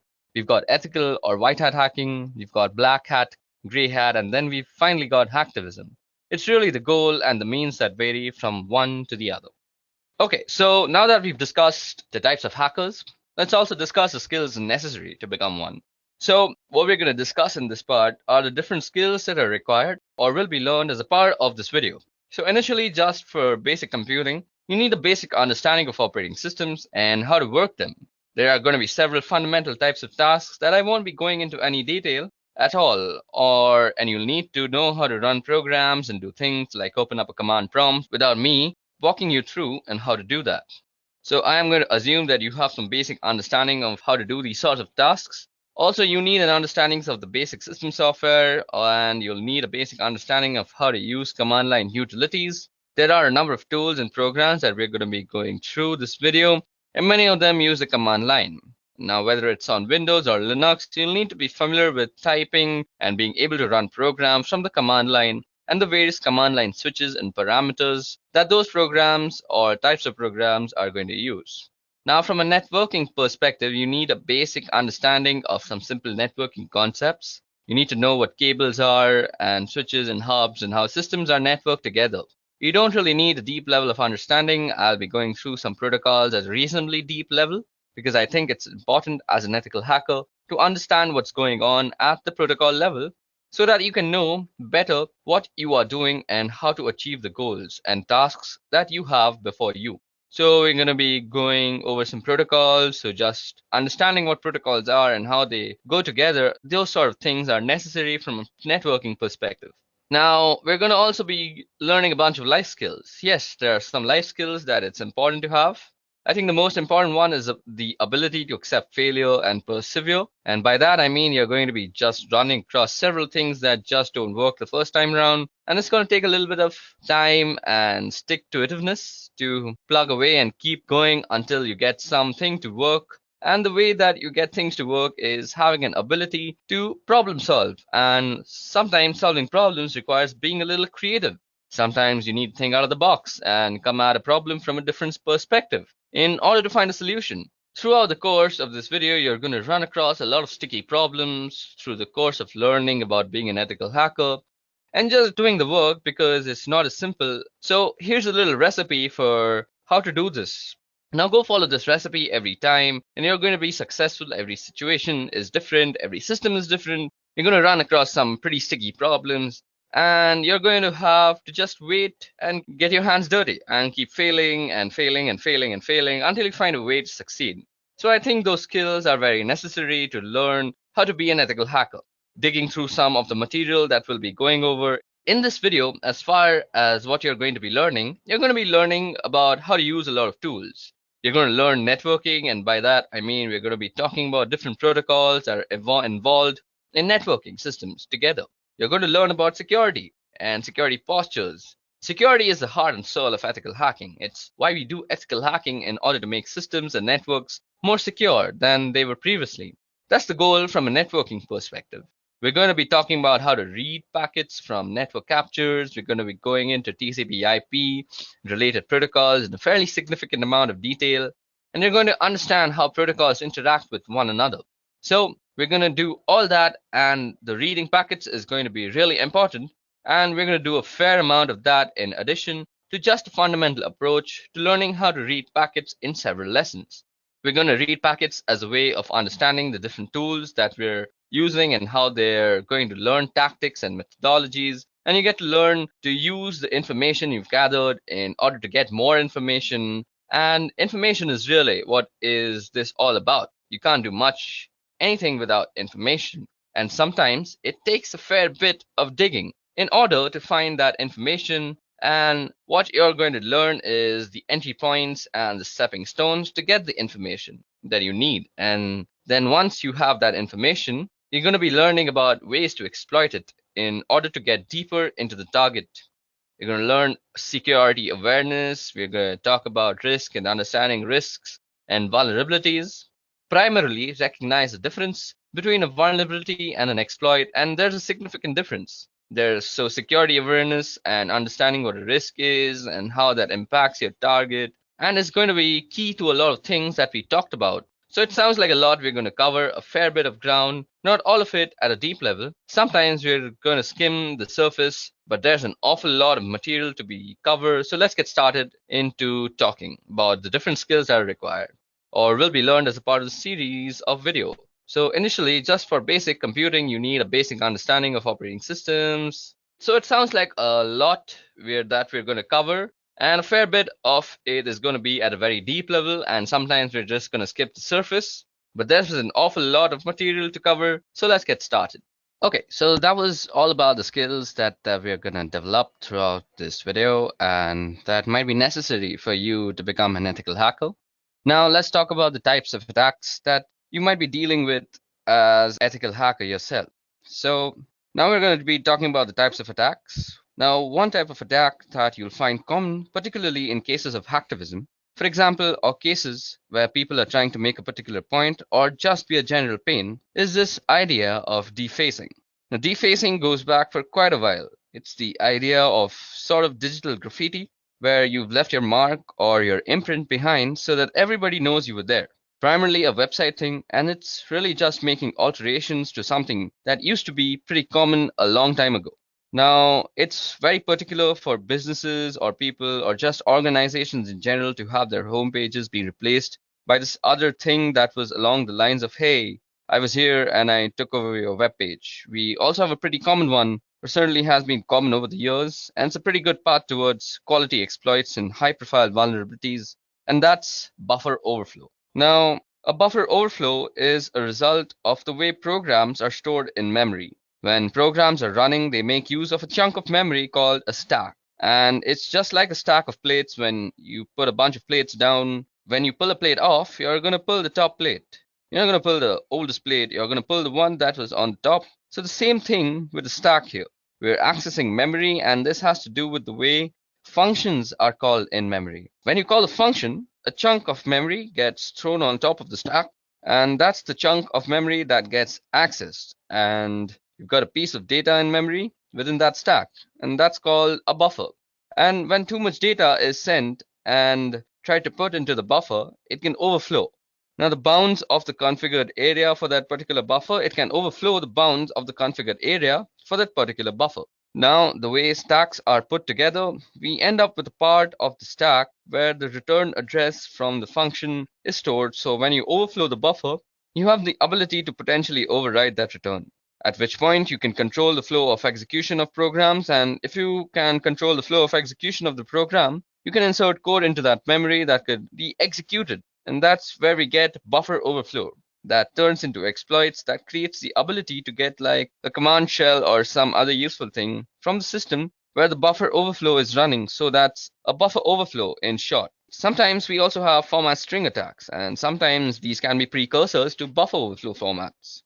Now, format strings come about because the C programming language makes use of these format strings that determines how data is going to be input or output. So you have a string of characters that define whether the subsequent input or output is going to be an integer, or whether it's going to be a character, or whether it's going to be a string or a floating point, that sort of thing. So you have a format string that defines the input or the output. Now, if a programmer leaves off the format string and just gets lazy and provides only the variable that's going to be output, for example, you have the ability to provide that format string. If you provide that format string, what then happens is the program starts picking the next piece of data off the stack and displays them, because that way we can start looking at data that's on the stack of the running program just by providing a format string. And if I can look at the data, I may be able to find information like a return address or some other useful piece of information. There is also a possibility of being able to inject data into the stack. I may be able to find some information like a return address or some other useful piece of information. There is also a possibility of being able to inject data into the stack. I may be able to find some information like a return address or some other useful piece of information. There is also a possibility of being able to inject data into the stack using this particular type of attack. Now, moving on to our next type of attack is a denial of service. A denial of service This is a pretty common one, and you'll hear about this a lot. This is not to be confused though with the one that I'll be talking about after this, and that is a distributed denial of service. So this one that you see this is a denial of service attack. And a denial of service is any attack or action that prevents a service from being available to its legitimate or authorized users. So you hear about a ping flood or a SYN flood, that is basically a SYN packet being sent to your machine constantly, or a Smurf attack. And the Smurf attack has to do something with ICMP echo requests and responses using broadcast addresses. That one's been pretty well shut down over the last several years. You can also get a denial of service simply from a malformed packet or a piece of data, where a piece of data is malformed and sent into a program. Now, if the program doesn't handle it correctly, if it crashes, suddenly you're not able to use that program anymore. So therefore, you are denied the service of the program, and thus the denial of service. Now, as I said, a denial of service is not to be confused with a distributed denial of service. And I know it's pretty trendy, particularly in the media, to call it any denial of service a DDoS or any denial of service a DDoS. Now, it's important to note that any denial of service is not a DDoS. A DDoS, or as you might know, a distributed denial of service, is a very specific thing. A distributed denial of service is a coordinated denial of service making use of several hosts in several locations. So, if you think about a botnet as an example, a botnet could be used to trigger a distributed denial of service, where I've got a lot of bots that I'm controlling from a remote location, and I'm using all these bots to do something like sending a lot of data to a particular server. When I've got a lot of systems sending even small amounts of data, all of that data can overwhelm the server that I'm sending it to. So the idea behind a distributed denial of service attack is to overwhelm resources on a particular server in order to cause that server not to be able to respond. Now, the first known DDoS attack used a tool called Stockholm-Rot, which is German for barbed wire. Now, Stockholm-Rot came out of some work that a guy by the name of Mixter was doing in 1999. He wrote a proof of concept piece of code called TFN, which was the Tribe Flood Network. Let me just show that for you. So you can see on the Wikipedia page that the Tribe Flood Network, or TFN, is a set of computer programs that is used to conduct various DDoS attacks such as ICMP floods, SYN floods, UDP floods, and Smurf attacks. Now, I know many people don't really consider Wikipedia a really good source of any sort of knowledge, but it's a good place to start off. So if you want to read about all these types of attacks like ICMP floods and what exactly is a SYN flood, you can always do that from Wikipedia. It's not that bad a place. Of course, you shouldn't use Wikipedia as your final Rosetta Stone. Moving on. So this program called OldRod, which was used to attack servers like eBay and Yahoo back in February of 2000. So that attack in February of 2000 was really the first known distributed denial of service attack, which is not to say that there weren't denial of service attacks previously. So to that, there were certainly plenty of them, but they were not distributed. Now, this means there weren't a lot of systems used to coordinate and create a denial of service condition, and therefore we get the distributed denial of service attack. So that's a handful of type of attacks and some pretty common attacks that you're going to see as an ethical hacker when you become an ethical hacker, or if you're trying to become an ethical hacker, you should always know about these types of attacks. Okay, so in this lesson, we're going to be talking about penetration testing and some of the details around how it works and logistics and specifically things like scope. So what exactly is penetration testing? So, well, not surprisingly, it's testing to see if you can penetrate something, which means you're going to check to see whether you can break into a particular thing, whether it's a server or in applications, depending on the type of engagement you've got. You may have the ability to try to break in physically to a location, but primarily what you're going to be doing with penetration testing is you're going to be trying to break into systems and networks and applications, and that's the kind of what it's all about. And this may actually involve social engineering attacks. So it may require you to make a phone call to somebody and get them to give you their username and password, or some other type of social engineering attack, where maybe you send a URL via a crafted email. Sometimes it's just strictly a technical approach where you're running scans and you're running Metasploit and you're gaining access that way, or maybe some other type of technical application sort of connection. Sometimes it's physical access that you need. So in order to get access to a particular system, if you can get physical access, then maybe you can get in. So that's what exactly penetration testing is. It's checking whether you can get into a system, whether it be physically or on a network. So what are the goals of penetration testing? The goals would be to assess weakness in an organization's security postures. You want to figure out what they're vulnerable so that they can go and fix these problems. You want to help them understand their risk positions better and what they can or may be able to do to mitigate those risks. And ultimately, you want to be able to access systems in a particular way to find weaknesses. So those are really sort of the goals of penetration testing. Now, from a results standpoint, when you're done your testing, what you are going to do, well, you're probably going to generate a report. And by that, I don't mean you're going to run some automated tool and you're going to get it to generate a report for you. You're actually going to give that to the client. You're actually going to give your report to the client. And then they're going to write you a really large check. So that's not really how it works. You're going to write a report detailing the findings in a detailed way so that it includes what did you do to find out what you actually found out and how you can actually mitigate that particular risk. So you should really include remediation activities in order to fix these vulnerabilities that you find. And it's pretty easy to walk around saying, hey, that's a problem and that's a problem and that's a problem. That's really not a lot of value. In that, where there's a value is that, hey, that's a problem and here's how you can go about fixing it. So let's talk about the scope of penetration testing. So firstly, you want to actually realize how big is the breadbox and how specifically what is it that the two of you have agreed, that being you, the ethical hacker, and the other guy being the authorized person to give you permissions to ethically hack, have specifically agreed that you can do penetration testing and you can target them as an organization or the client. And what you have agreed to are any exclusions or any sort of areas that they say you're not allowed to touch. So anything, so like if they've got a database server maybe, or there's a lot of really sensitive data on it, and there's a little hesitant, and they may put a don't touch this thing clause in the scope. So there are a lot of different reasons why they may exclude areas from the scope. And if they exclude them, then trust their reason and listen to them. What they have to say in terms of this is what we want you to accomplish. So along those lines, you really need to get sign off from the target organization. Now, we've talked about this before, and this is certainly all about the ethics and trust, and it's also about legality, because if you do something that you don't have permissions to do, you could be prosecuted for that. So definitely get the scope very clear in writing and with signatures attached to it as to what you can and what you can't do, and always get approval from the right people. And make sure you get somebody who has the right level of permissions and is the right level of management so that they can sign off on its understanding and accept the risk that is associated with a penetration test.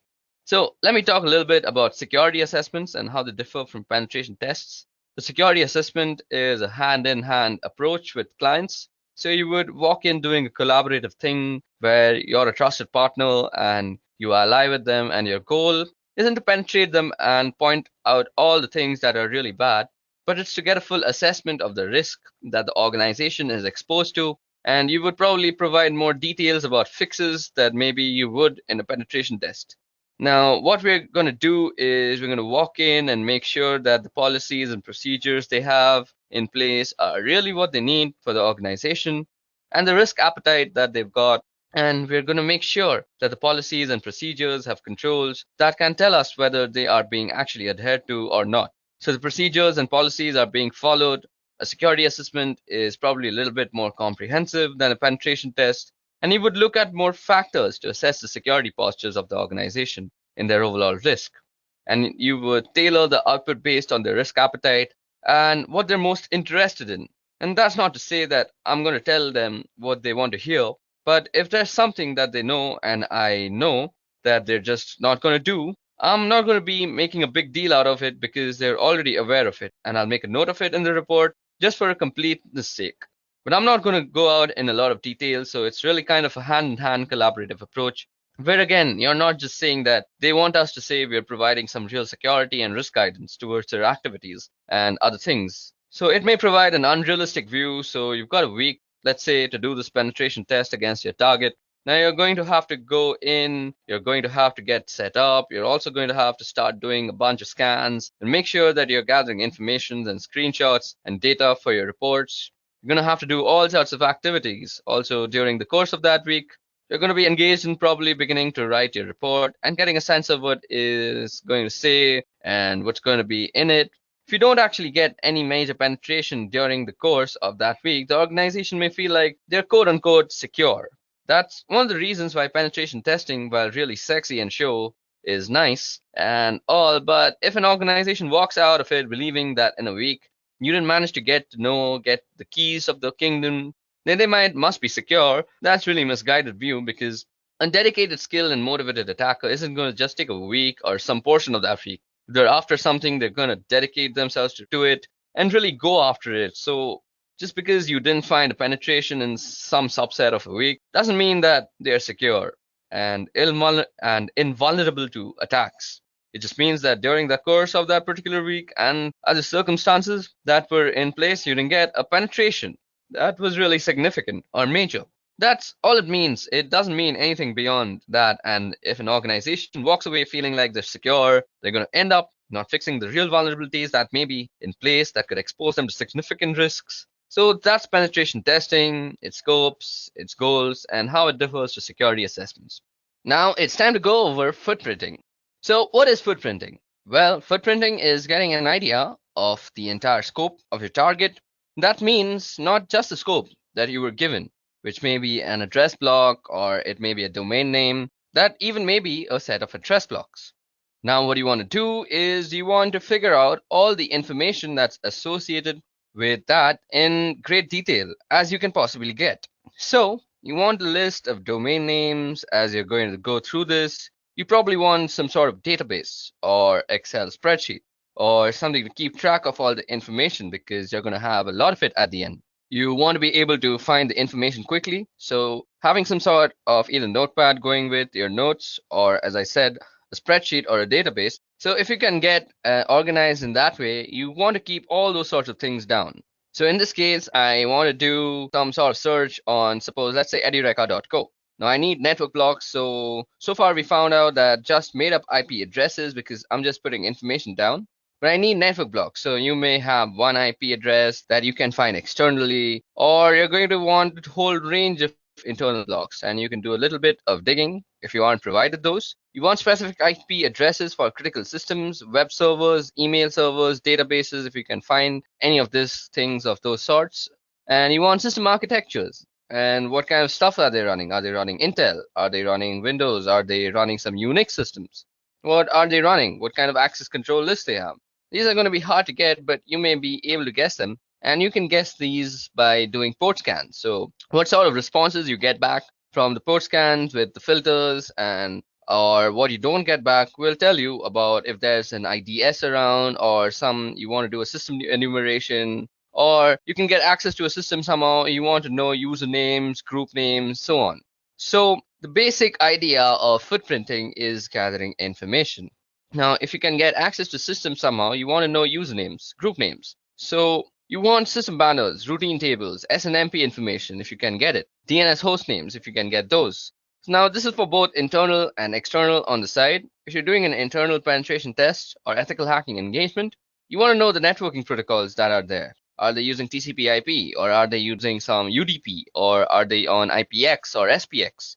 Are they using DECnet or AppleTalk, or are they using some sort of split DNS? In other words, do they have internal DNS servers that give different form for their external? And will it give different information if you want to check for remote access possibilities? Now, in the footprinting process, you want to be very exhaustive. You might want to try and take out email addresses, server, domain name services, IP addresses, or even contact numbers. And you want to be very exhaustive with your approach. You don't want to miss anything out. Because if you do that, you can continue and also provide some launching points for additional attacks or tests that you may be able to do. But this is definitely a starting point of the types of information that you need to have as you go about footprinting your target. Now, next thing that we are going to see is very interesting. This is one of the many common tools that are out there on the internet, and that is the Wayback Machine, or also known as archive.org. Now, while it might not give you all the information that you need, but it certainly gives you a starting point. And what we're talking about out here is the Wayback Machine, or archive.org. So let me just give you a quick look at what archive.org looks like. Okay, I already have it open out here. So out here, what you can see is how a website looked like around some time ago. So for example, if you want to look at what Google looked like, so you just have to search for Google out here and wait for results to come back. Okay, so we see that Google goes way back to 1998. So that was the last capture, or the first capture rather. It was the first capture by the Wayback Machine, and we can see that it has a screenshot of November 11th and how Google looked. So let's see what Google looked like in November 11th of 1998. So this is what Google looked like. There was actually nothing to it. It just said, "Welcome to Google, Google search engine prototypes," and it has some link. So yeah, this is what the Google search engine looked like. It had a Stanford search, it had a Linux search, and you could do all sorts of stuff. You could just put the results. Now, what I'm trying to tell y'all is you can see the evolution of a website through time through the Wayback Machine. And this gives you rather informative look into how website has actually evolved. Okay, now that we know what footprinting is and how it falls into the whole reconnaissance process, so let's go over a couple of websites to do a little bit of historical digging about companies and the types of infrastructure that they may be using. And this information, of course, is useful so that we can narrow down our focus in terms of what we want to target against them for attacks. Now, over time, we've improved our awareness about what sorts of information we may want to divulge. So several years ago, you may have gone to a company's website and discovered that you could get email addresses and names of people in positions that you may find relevant. And there were all sorts of bits of information that could be used against the company. And over time, we have discovered that those sorts of pieces of information probably don't belong on a website where they can be used against a company, and so they've been pulled off. Now, it used to be also that Google had the ability to pull up information that it had cached so far. For example, if a website was no longer available, or if it was temporarily down and offline, there was a little cache button that you could click when you did, and the Google search, and you could pull up that cached information. So even though the website wasn't available, you could still get information from Google's servers. Now, Google's removed that, so we don't have that ability any longer. However, there is an internet archive that we can use. So this thing is called the Wayback Machine, and I have it open out here. So it's archive.org/web. So archive.org is a website that gives us information about other websites and how they looked like in years ago. And by so, I'm going to go to the Wayback Machine, which you can see is at the archive.org, and I'm going to go and try and search for edureka.co. So now we're going to take a historical look at edureka.co's website, and you can see we've got some years, and they've got information going back up to 2013. So let's look at what this website looked like when it was just 2013. Okay, there don't seem to be any snapshots out here. I wonder what's going on. Okay, so let's go to 2014. And the first snapshot seems to be on the September 12th of 2014. Actually, it's on May 17th too. So let's see what that looked like. Okay, so this is what Edureka looked like back in 2013, or rather 2014, September 12th, 2014 to be actually exact. Now, you can see that we have some live classes and all these pictures are there, and they've got this weird picture of this guy out here. I don't know why that was a thing back in 2014. Now we can browse more advanced screenshots, or rather the screenshots that were taken later on, and see how this company has evolved with its infrastructure and the way it actually lays out its content. Okay, so it still hasn't evolved, but I can go a couple of years ahead and see what this has actually evolved into. So if I were to go to December 2016, so this is what it looked like in 2016, and we can see that they've added this weird box out here about browsing courses. They have added a search bar that kind of looks weird, but it's mostly because my internet is slow and it's not loading all the elements.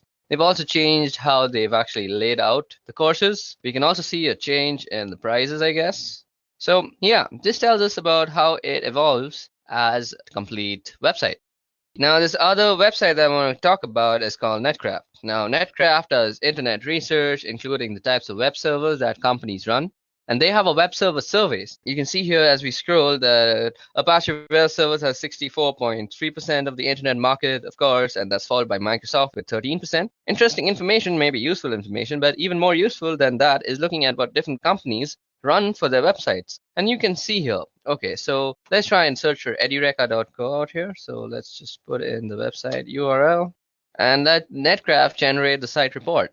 So as you can see that some of the stuff is not available. We know that the NetBlock owner is by Amazon Technologies. The name server is this thing right here. The DNS admin is AWS DNS host master. We also have the IP address. We can go for a look up the IP on VirusTotal. We can do that. There is no IPv6 present, so that's some information that we can see. So we can obviously opt out to not target IPv6 ranges. Then there's also reverse DNS. Then we also have a bunch of hosting history. So this is a history of it. And we know that it's hosted on a Linux system with an Apache web server. And it was last seen, and this was when it was last updated. So this is some very useful information. You can also get information on stuff like Netflix. So if you just type, okay, I just spelled that wrong. So let me just change it from the URL out here. So if you go and type for netflix.com, and you'll see that it'll show you all sorts of information. So as you see that it's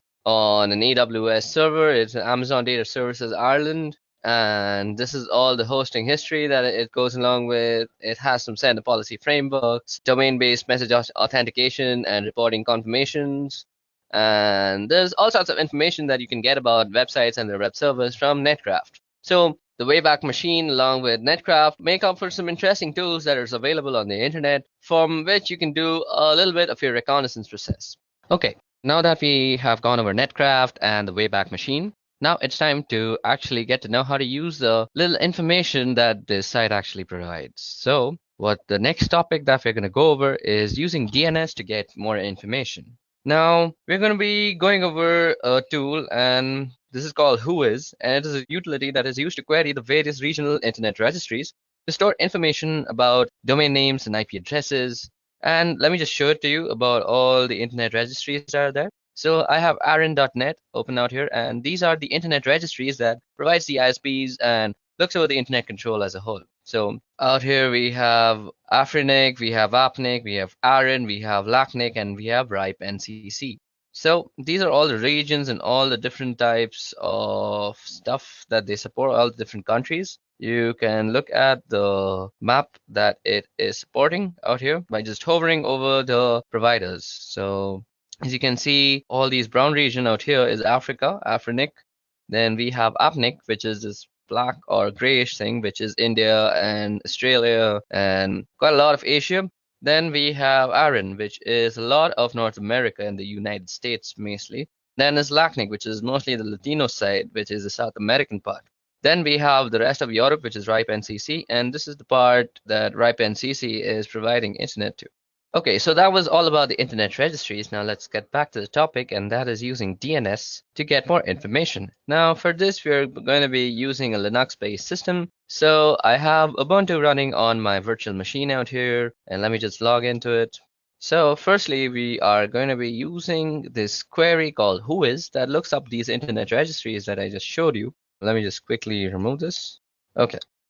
So for querying information from the regional internet registries that I just talked about, you can use Whois to get information about who owns a particular IP address. So for example, I could do Whois, and let's see, I could do Whois Google, or rather Netflix.com, and we can get all sorts of information about Netflix.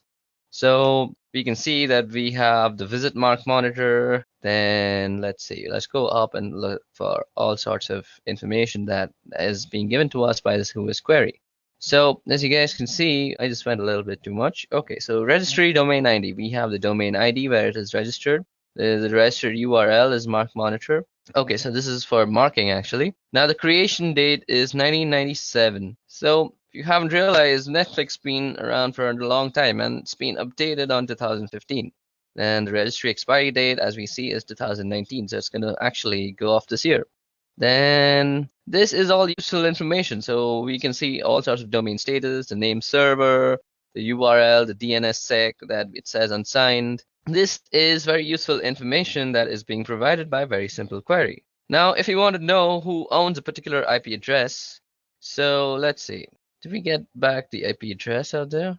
we should have got back the IP address, but it's kind of lost on me. So to get back the IP address also for a domain name service that you know, so you could use this command called dig. So you dig netflix.com. Now, as you guys can see, that it has returned a bunch of multiple IP addresses. These are all the IP addresses that Netflix is. So I could do something like if I was trying to check out who owns a certain IP address, and for example, I have got one of these IP addresses, but let's just assume I don't know that it actually belongs to Netflix. So I can go who is 54.77.108.2, and it'll give me some information. So as you guys can see, it is giving us a bunch of information as to who this is and how it is happening. So we see that it is from Aaron.net, and so we can very smartly assume that it's from the North American part. Now, we can also see that it's in Seattle, so our guess was completely right. So it also gives us a range. So this is something very useful. So if you see, we now have the range of the IPs that might be being used by this guy.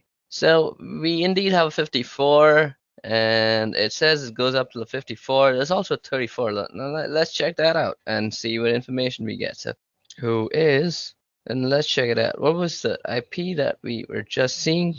It's 34.249.125.167. So 34.249.165. I don't know. Let's see. You can also put in a random IP address. It doesn't really matter, and it'll give you the information. So let's see. Is this in some IP address? Even this seems to be an Aaron IP address, and it's also based in Seattle. And we get a bunch of information. So that's how you can use the whois query and the dig query to actually get all sorts of information about the domain name service and get information from a DNS basically. So now let's go over some theoretical part that is for DNS. So using DNS to get information. So firstly, what is a domain name service and why do we need it? So a domain name service is a name given to an IP address so that it's easy to remember. Of course, it's easy to remember names and mnemonics rather than a bunch of random weird numbers. Now, this was mainly so that we can map names to IP addresses and we can get a bunch of information from the hostname resolution. So that's the purpose of IP addresses. Now, we will also be looking at how to find network ranges. Okay, now before we get on to actually moving on to how to find out the network ranges, let me just show you how you can also use whois. So whois, suppose you want to know the domains with the word foo in it. So you could go whois foo. And this will give you a whole bunch of things about how foo exists and all the sorts of foos that there is on the internet. So that was one interesting flag. And if you want to know how to use more about whois, you could just go -- help, I guess. Yeah, so this is all the types of stuff that we can do with whois. So we can set the host, we can set the port that we want to search for. Then we can set with the L flag, we can find one level less specific match. And we can do an exact match, do an inverse lookup for specified attributes. Then we can also set the source. We can set verbose type, and we can choose for a request template. I mean, there's a bunch of stuff they can do. So you could suppose say whois verbose and suppose edureka.co. And it'll give you a verbose version of this is a RIPE database query service. The objects are in RPSL format. The RIPE database is subject to. So, okay, let's try something else like whois netflix.com.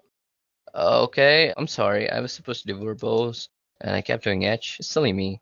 So you do V and it'll give you a much more. Like this is a RIPE database. Again, I think I'm doing something wrong. Okay, just for that thing. Okay, V and type.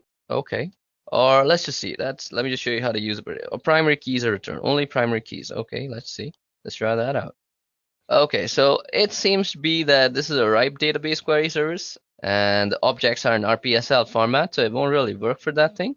And it also says that no entries found because of this error. So this is for some later lesson. So for now, I hope I gave you a good idea of how to use whois. Like you could just go whois, then some IP address, like 192.168.101 or some gateway address like that. Or you could just go for a domain name service like Facebook and get all sorts of information about Facebook when the query actually returns you something. Okay, so let's move on to network ranges now.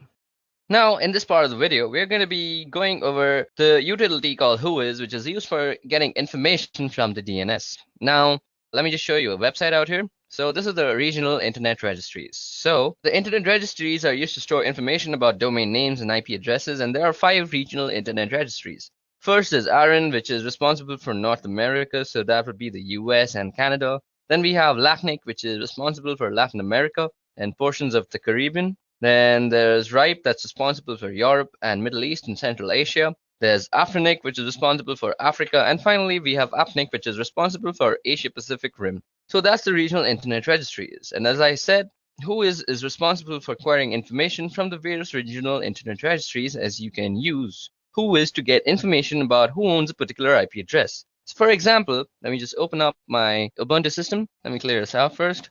So as I was just saying, for example, you could go whoisfacebook.com.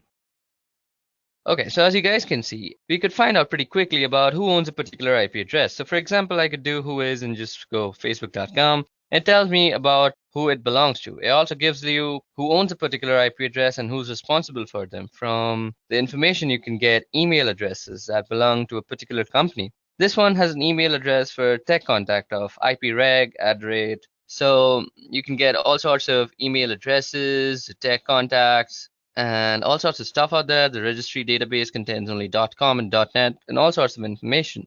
Now, I want to query a different IP address, and different information belongs in the different regional internet registries, of course. So if I want to go to a particular database, I would have to use the -h flag. So I could do whois ARIN net and remember the IP address, and I'm going to query that again. And of course, I get the same information back because I went there. So you could just go whois h and then follow it with an IP address. So something like 34.205.176.98. So that's just a random IP address I just made up. And it says that whois option. Okay, so it's a capital H. Okay, so let's see that. And we get all sorts of information back from that. So area 8, ARIN, and all sorts of stuff.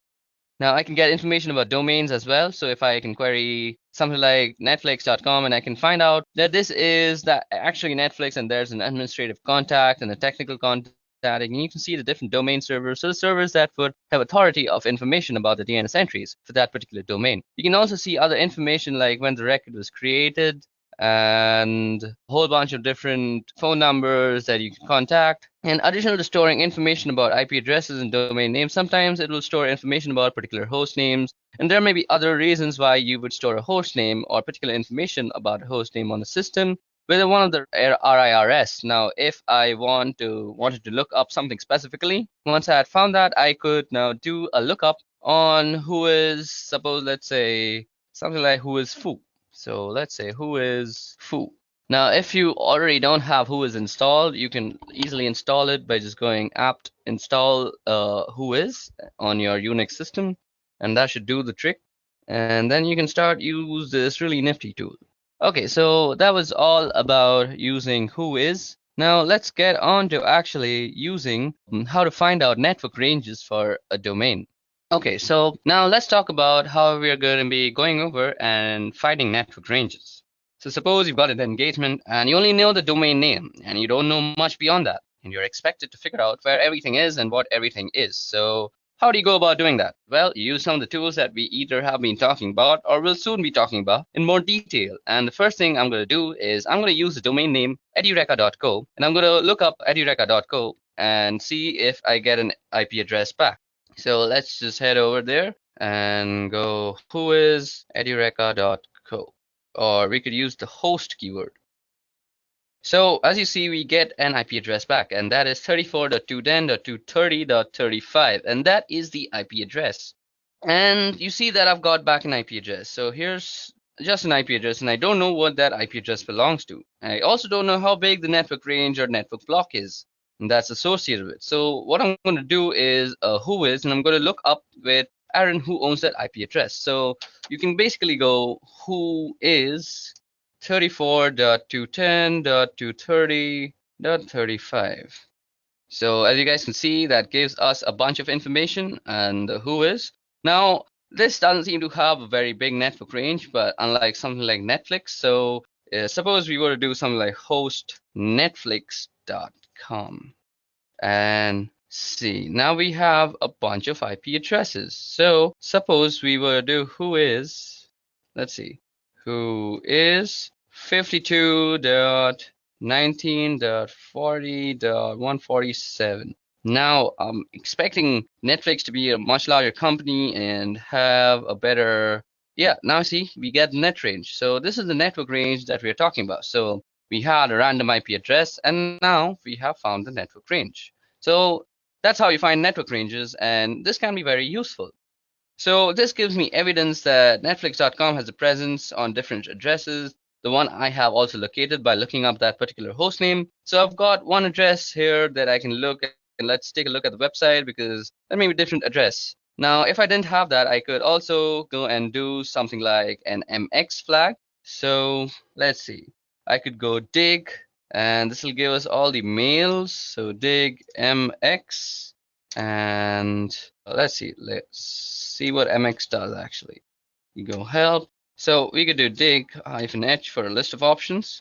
So these are all the options that we have, and the one that we're going to use is something like this. So dig mx, and we say something like netflix.com. So these are all the mailings and MXs that we have gotten from Netflix, and this is information regarding it's still producing information. That's a big thing to produce. Okay, so as I was just saying, you can use the MX flag, and I could get back all the mail handlers in this case, and their mail is being handled by Google. And let's see, wait, let's go on to then it's going to tell me that Google's not particularly surprising, and other things that you can do is check for different host names, since I'm assuming DNS probably doesn't allow zone transfers, since most DNS servers don't anymore. Although they used to, you may have to start guessing, so I could do something like webmails that we find out here. So this shows us a dump of all the outstanding memory stuff. Okay, so that was all about finding network ranges. Now moving on to our next topic is using Google for reconnaissance. Now some people also call this Google hacking. Now if you know how to use Google to exactly target and find what you are looking for, Google is an excellent tool for reconnaissance purposes. And today I'm going to show you how you could use Google exactly for your searches. So first of all, let's open a tab of Google. Let's open up here. So let's go to google.com. Okay, so now we're going to be talking about how we can use Google to actually gain some information or some targeted information. So this is in general called Google hacking. Now when I say Google hacking, I'm not meaning by breaking into Google to steal information. I'm talking about making use of specific keywords that Google uses to get the most out of the queries that you submit. So for example, a pretty basic one is the use of quotations. You quote things in order to use specific phrases. Otherwise, Google will find pages that have instances of all those words, rather than the words specifically together in particular order. So I'm going to pull this query up, and this shows a list of, let me just show it to you. So if you go index of, now this is showing us an index of all the films. Now this is basically all those index of sites that you want. So as you guys can see, this shows us an index of all sorts of films that are there. Now you can use the index of, and you see that we have also an index of downloads or something like that, hyphen.com/download. And it is an index of all sorts of stuff. Now you can go into some folder and check them out. G. Jones, G. Worthy, G. Perico. I don't know what these are, but some sort of stuff. And this is how you can use Google. Now let me just show you some more tricks. So you can use this. So suppose you're using Google to find for something like a presentation. So you could use something like file type PPTX, and it'll search for every type of file there that is PPT. Okay, let's try some other site, .ppt. So config. Okay, so this brings up all the types of files that have some configs in them. So this is some gaming configuration, as we see. This is some digital configuration of Liverpool. Now you could also use something like this thing in URL, and you could use something like root, and this will give you all the things with root in their URL. So kingroot.n, digital trends, and how to root Android. So that's in the root. And suppose you want to say something like all in file type or Suppose you want some extension. So .ppt, .pbtx, does that work? Let's search for JavaScript files. Okay, I think it's JS. Okay, that doesn't seem to work either. This shows us all the things with JS in it. No, it's just external JS. I'm doing this wrong. So you could use file type. So let's see, file type, and we go, see, doc. So these are all the documents that you could find with the file type thing. And you could also do JS, I guess. Yep, this will give you all the JavaScript files that are there. So this is how you can use Google to actually narrow down your searches. So suppose you want a particular set of keyword and we want to make sure we get the passwords file from Google. Okay, so now let's go into more details about the various things you can find using Google hacking techniques. Now, while Google hacking techniques are really useful for just general searching in Google, they're also useful for penetration testers or ethical hackers. You can narrow down information that you get from Google. You get a specific list of systems that may be vulnerable. So we can do things like look for error pages that do in the title error. So I'm going to get a whole bunch of information. So suppose like we go in title and we say error. So as that we get all sorts of stuff, and we can do the minus Google part. So if you do a minus Google, it'll not show you the stuff that's from Google. So we get various documentation pages about different vendors and the errors that they support. So here's one doc about Oracle, about Java error. If you know something more specific, we may be able to get errors about all sorts of other stuff. So this is how you could use the Google hacking technique to your own advantage if you're a penetration tester. Now, let's also show you something called the Google hacking database. Now, this is very useful for an ethical hacker. Now, the Google hacking database was created several years ago by a guy called Johnny Long, who put this Google hacking database together to begin to compile a list of searches that would bring up interesting information.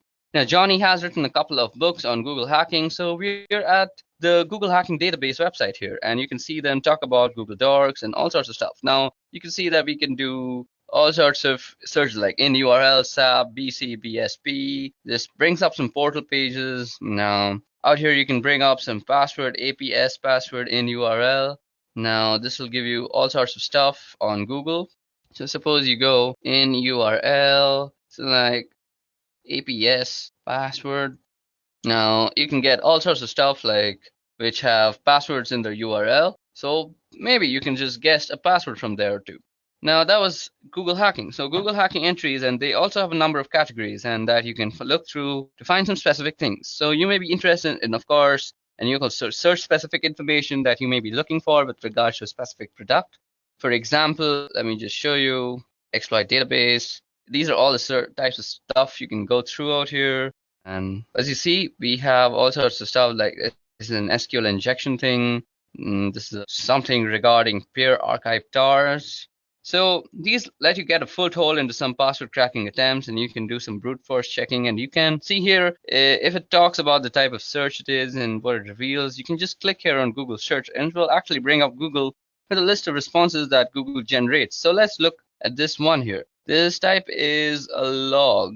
So this is something about cross-site scripting logs, and we can also see some potty logs if I was not wrong. So there's some denial of service POC, and we can see a bunch of stuff. And if you continue to scroll down, there are a lot of interesting information in here. So somehow somebody's got a potty log that has logged a lot of information. They've got it up on a website, and it's basically a bunch of information that you can see. You can also get some surveillance videos sometimes, and you can look into them. And this is basically how you could use Google. So it's basically a list of queries that you can go through, and this is a very useful site if you're a penetration tester and looking for some help with your Google hacking terminologies. So that's it for Google hacking. Now let's move on. Okay, so now it's time for some networking fundamentals, and what better place to begin with TCP/IP. Now we're going to be talking about the history of TCP/IP and the network that eventually morphed into the thing that we now call the internet.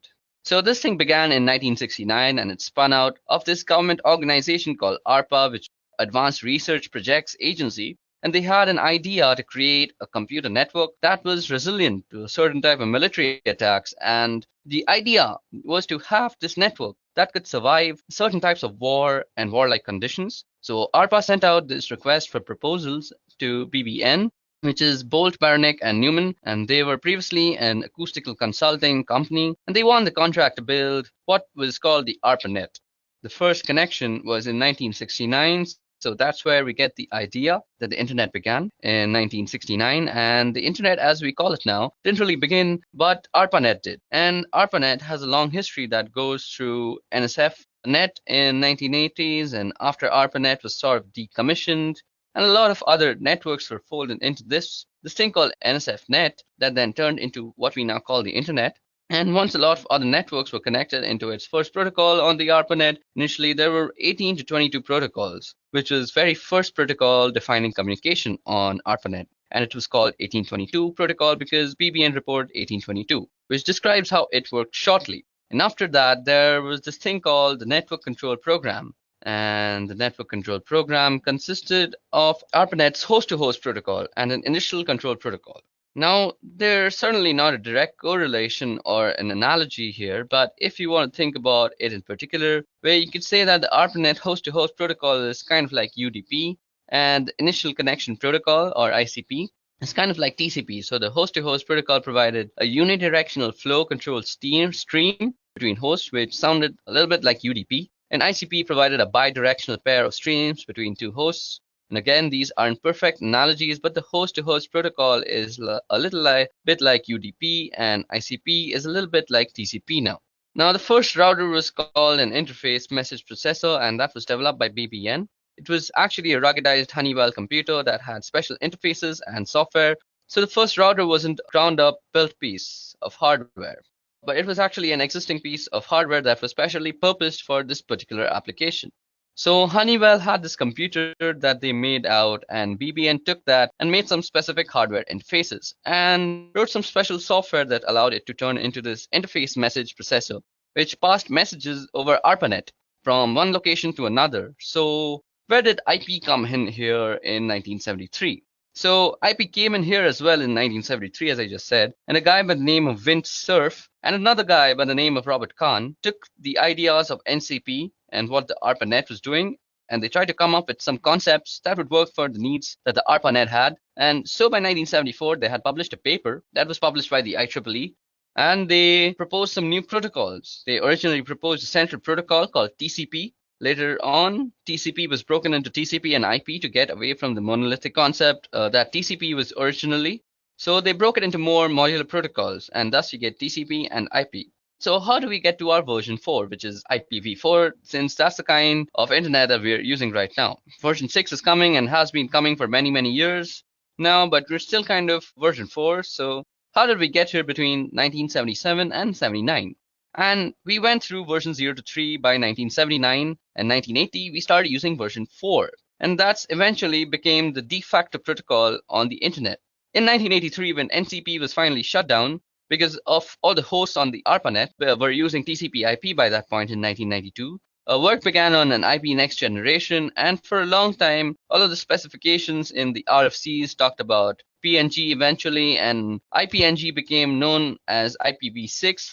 You may be wondering where IPv5 went. Well, it was a specially purposed protocol that had to do something with streaming, and certainly not a widespread thing. One of the differences between IPv4 and IPv6 is that IPv6 has a 128-bit address, which gives us the ability to have some ridiculously large numbers of devices that have their own unique IP address. IPv4, by comparison, has only 32-bit addresses, and as you've probably heard, we're well on our way to exhausting the number of IP addresses that are available, and we've done a lot of things over the years to conserve address space and reuse address space so we can continue to extending to the point till where we completely run off IPv4 addresses. Another thing about IPv6 is it attempts to fix some of the inherent issues in IP, and some of those has to do with security concerns, and there are certainly a number of flaws in IPv4. And when they started working on IP next generation or IPv6, they tried to address some of those concerns in some of those issues. And they may not have done it perfectly, but it was certainly an attempt. And IPv6 attempted to fix some of the issues that were inherently in IP. And so that's the history of TCP IP till where we've reached today. Okay, so now that we've discussed a brief history on TCP IP and how it came about to the TCP IP version 4, let's discuss the model itself. Now we're going to be discussing two models, and those are the OSI model and the TCP IP model. Now, as I said, we'll be talking about the OSI and TCP models for network protocols and the network stacks. OSI, first of all, is the one that you see out here. It's the one on the left-hand side of the screen. And OSI stands for Open Systems Interconnect. And in the late 1970s, they started working on a model for how a network stack and network protocols would look originally. The intent was to develop the model and then develop the protocols that went with it. But what ended up happening was after they developed the models, TCP/IP started really taking off. And the TCP/IP model was what went along with it and matched better. What was going on with TCP/IP, which became the predominant protocol, and as a result, the OSI protocols never actually got developed. However, we still use the OSI model for a teaching tool, as well as a way of describing what's going on within the network stack. And in networked applications, you'll often hear people talking about different layers, like that's a layer 2 problem, or we're under a layer 3 space. Now, continuing through these lessons, I'll refer occasionally to the different layers, and when I do that, I'm referring to the OSI model. So let's take a look at the OSI model. Starting from the bottom, we have the physical layer, which is where all the physical stuff lives. The wires and cables and network interfaces and hubs, repeaters, switches, and all that sort of stuff. So all that sort of physical stuff is sitting in the physical layer. Now sitting above this is the data link layer, and that's where the Ethernet protocol, ATM protocol, frame relay, those sort of things live. Now I mentioned the switch below the physical, the switch lives at layer 1, but it operates at layer 2. And the reason it operates at layer 2 is because it looks at the data link address and the layer 2 or physical address, and that's not to be confused within the physical layer. It does get a little mixed up sometimes, and we refer to the MAC address. Now, the MAC address is not the physical address that I'm talking about. It is the message authentication code address on a system the MAC address on a system as a physical address because it lives on the physical interface and bound physically. However, that MAC address or media access control address lives at layer 2 at the data link layer. The network layer, which is right above at layer 3, that's where the IP lives, as well as ICMP, IPX, and from IPX, SPX suite of protocols from novel routers operate at layer 3, and at layer 4 above that is the transport layer. That's the TCP, UDP, and SPX again, from the IPX, SPX suite of protocols. And above that is the session layer, and that's layer 5, and that's AppleTalk, SSH, as well as several other protocols. And then there's a presentation layer, which is layer 6, and you'll often see people refer to something like JPEG or MPEG as examples of protocols that live at that layer. Then there's a presentation layer, which is the final layer, which is layer 6, and you'll often see people refer to something like JPEG or MPEG as examples of protocol that live at that layer. And then they live at that layer, which is the presentation layer. Finally, we have layer 7, which is the application layer, and that's HTTP, FTP, SMTP, and similar application protocols, whose responsibility is to deliver and use a functionality. So that's basically the OSI model, and that's the 7 layers of the OSI model. And there's some important thing to note here. That is, when we are putting packets onto the wire, the packets get built from top of the stack from the top of the stack to the bottom of the stack, which is why it's called a stack. Each layer sits on top of the other, and the application layer is responsible for beginning the process, and then that follows through the presentation session and transport layer and down through the network data link until we finally drop it on the wire at the physical layer. When it's received from the network, it goes from the bottom up, and we receive it on the physical, and it gets handled by the data link and then the network and till the application layer. So basically, when a packet is coming in, it comes in from the application, goes out from the physical, and then when it's going out also, it goes from the physical through the data link, then the network, transport session, presentation, and application, and finally to the target system. Now what we're dealing with is an encapsulation process. So at every layer on the way down the different layers, add bits of information to the datagram or the packet. So that's when it gets to the other side. Each layer knows where its demarcation point is. While it may seem obvious, each layer talks to the same layer on the other side. So when we drop a packet out onto the wire, the physical layer talks to the physical layer, and in other words, the electrical bits that get transmitted by the network interface on the first system are received on the second system. On the second system, the layer 2 headers that were put by the first system get removed and handled as necessary. Same thing at the network layer. It's the network layer that puts the IP header, and it's the network layer that removes the IP header and determines what to do from there, and so on again. While it may seem obvious, it's an important distinction to recognize that each layer talks to each layer. While it may seem obvious, it's an important distinction to recognize that each layer talks to each layer. And when you're building a packet, you go down through the stack. And when you're receiving, you come up through the stack. And again, it's called a stack because you keep pushing things on top of the packet and they get popped off the other side. So that was detailed and brief working on how the OSI model is set up and how the OSI model works. Now let's move on to the TCP IP model, which is on the right hand side. And you'll notice that there's a really big difference here. That being that there are only 4 layers in the TCP IP model as compared with the 7 layers of the OSI model. Now we have the network access layer, the internet layer, the transport layer, and the application layer, and the functionality. Now we have the access layer, the internet layer, the transport layer, and the application layer. The functionality that the stack provides is the same, and in other words, you're not going to get less functionality out of the TCP IP model. It's just that they've changed where different functionality resides and where the demarcation point between the different layers are. So there are only 4 layers in the TCP IP model, which means there are a couple of layers that have taken in functions from some of the OSI models, and we can get into that right here.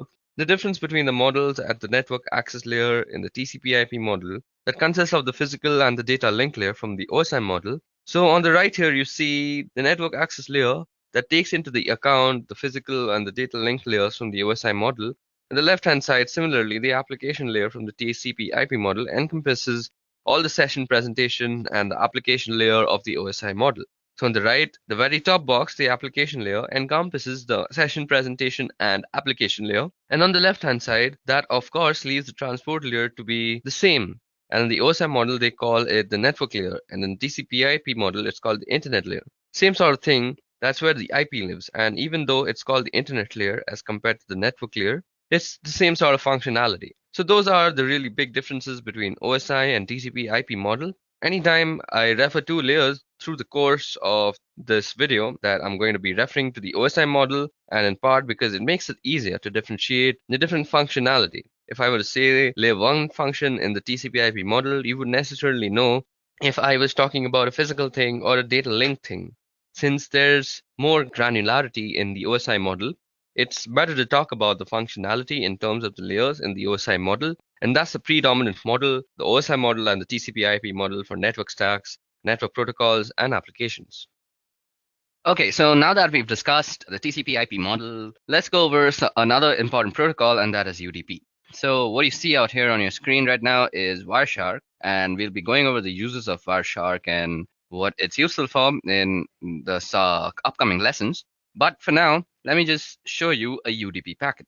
Okay, so before we get into the analysis of the packet while it's still filtering, let me just tell you a little bit about UDP. So UDP is a protocol in the TCP IP suite of protocols. It's in the network layer. That's the network layer in the OSI. So a 7-layer reference model, the IP network layer carries the IP address, and that has information about how to get packets to its destination. The transport layer sits on top of the network layer, and that carries information about how to differentiate network layer applications. And that information about how those network application gets differentiated is in the form of ports. So the transport layer has ports, and the network layer has, in this case, an IP address. And UDP is a transport layer protocol. And UDP stands for User Datagram Protocol, and it's often called connectionless or sometimes unreliable. Now, unreliable doesn't mean that you can't really rely on it. Unreliable means that you can't trust that what you send is reaching the other side. So what means actually that there's nothing in the protocol that says it's going to guarantee that the datagram that you send or the packet that you send is going to get where you want to send it. So the protocol has no sort of safety feature like that. So you shouldn't use this protocol, that is UDP, if you want some sort of safety net. And if you needed that type of safety net, you would have to write it into your own application. So basically, UDP is a fast protocol, and that's one of the reasons why it's good. It's also one of the reasons why it's unreliable, because in order to get that speed, you don't have all of the error checking and validation that messages are getting there. So because it's fast, it's good for things like games and for real-time voice and video, anything where speed is important, and you would use UDP. So right here, I have a packet capture. So I'm using Wireshark to capture some packets, and let's check out a UDP packet. So out here, you see that there are some frames that says 167 bytes on wire, 167 bytes have been captured, but we're not really interested in the frame part. We're interested in the user datagram protocol part. So out here, you can see that the source port is 1853 and the destination port is 52081. Now it has a length and it has a checksum and stuff. So as you guys see out here, well, we don't really see a bunch of information. What you only see is the source port and the destination port, the length, and there's also a checksum. So UDP doesn't come with an awful lot of headers because it doesn't need any of the things that you see in the other packet headers. The only thing it needs is to tell you how to get the application on the receiving host, and that's where the destination port comes in. And once the message gets to the destination needs to know how to communicate back to the originator, and that would be through the source port or a return message. So a return message would convert the source port to a destination port and send back to that port in order to communicate with the originator. So we have a source port and destination port, and the length is a minimal amount of checking, and to make sure that if the packet that you received is different from the length that's specified in the UDP header, then there may have been something wrong. So you may want to discard the message to check for more messages. So the checksum also makes sure that nothing in the middle was tampered with, although if there's some sort of man-in-the-middle attack or something like that, a checksum is pretty easy to manufacture after you've altered the packet. So you can see here in the message that there's a number of UDP packets. Some of them just say UDP. The one look at happens to be from some Skype application, I guess. So talking to Skype servers, and we've already got the DNS. Now DNS also needs some fast response times because you don't want to spend a lot of time looking up information about servers that you're going to before, because just to go to them. So DNS servers throw out their queries onto the wire using UDP hopping to get fast sponsors. They don't want to spend a lot of time setting up connections and doing all the negotiating that comes with a protocol like TCP, for example. So here you see that the DNS is using UDP, and what we've got here is another UDP packet with port destination and all sorts of stuff. So you can see it out here. So you can see the checksum, it's unverified checksum status. So you can check out all sorts of stuff using Wireshark. So that was about UDP, or the user datagram protocol. Okay, so now that we're done with the user datagram protocol, let's talk about addressing modes. So addressing modes is how you address a packet to your different destinations. So there are three kinds of addressing modes. The first kind of addressing mode is unicast. This is a pretty simple one to understand. So there is one destination and one source, and the source sends the packet to the destination. And it depends on the protocol that you're using to actually address. So if it's something like TCP/IP, you're probably using a bidirectional stream, so the blue computer can talk to the red computer and the red computer can talk back to the blue computer. But you can also use a UDP stream, which is like one directional stream. So I'm not sure if I'm using the correct word. So it's a stream that's in one direction. I guess I'm driving home the point here. So if it's a UDP, only blue is talking, and when blue stops talking, then red can talk. But if it's TCP/IP, blue and red can talk simultaneously at the same time. Now moving on, there's also broadcast. Now broadcast means that you are sending your packet to everybody on the network. So broadcast messages are very common from mobile network providers. So when you get those advertisements saying something like you have a new postpaid plan from Vodafone or Airtel or something like that, those are broadcast messages. So it's one server that is sending out one single message to all the other systems. Now there's also multicast. Now multicast is like broadcast but selective. Now multicast is used for actually casting your screen to multiple people. So something like screen share, when you're doing it with multiple people, is multicast, because you have the option to not show a particular computer what you are actually sharing. So those are the three modes of addressing: unicast, broadcast, and multicast. Okay, now moving on, let's look into the tool that we just used to understand UDP, that is Wireshark. So what exactly is Wireshark? So this utility called Wireshark is a packet capture utility, meaning that it grabs data that's either going out or coming in of a specific network. And there are a number of reasons why this may be useful or important. One of the reasons why it's really important is what's going on in the network is always accurate. In other words, you can't mess around with things once they're on the network, or you can't lie about something that's actually on the network as compared with applications in their logs, which can be misleading or inaccurate. Or if an attacker gets into an application, they may be able to alter the logging. Now, several other behaviors that make it difficult to see what's really going on. And the network, you can really see what's going on once it hits the wire. It's on the wire, and you can't change that fact. Now, once it hits the wire, so we're going to do here is a quick packet capture. So let me just open up Wireshark for you guys. So As you guys can see, I have already Wireshark open for us. Let me just remove this UDP filter that was there. So Wireshark is recapturing. So let us go over the stuff that you can see on the screen. Some important features of Wireshark so that we can use it later. So what I'm doing here is a quick packet capture, and I'm going to show some of the important features of Wireshark so that we can use it later on. Now, when we're starting to do some more significant work, I select the interface that I'm using primarily, which is my Wi-Fi, and I'm going to go over here and we'll bring up a Google page so that we can see what's happening on the network. So let me just quickly open up a Google page. As you guys can see, it's capturing a bunch of data that's going around here. Now let me just open up a Google page and that's going to send up some data. Let's go back. So it's grabbing a whole bunch of stuff off the network. I'm just going to stop that. I'm going to go back and take a look at some of the messages here. So some of the features of Wireshark, as you can see on the top part of the screen, here there's a window that says number, time, source, destination, protocol, length, and info. And those are all of the packets that have been captured. And they're numbering starting from 1, and the time has to do with being relative to the point that we've started capturing. And you'll see the source and destination addresses and the protocol, the length of the packet in bytes, and some information about the packet. At the bottom of the screen, you'll see detailed information about the packet that has been selected. So suppose I'm selecting this TCP packet out here. So we can go through the frames.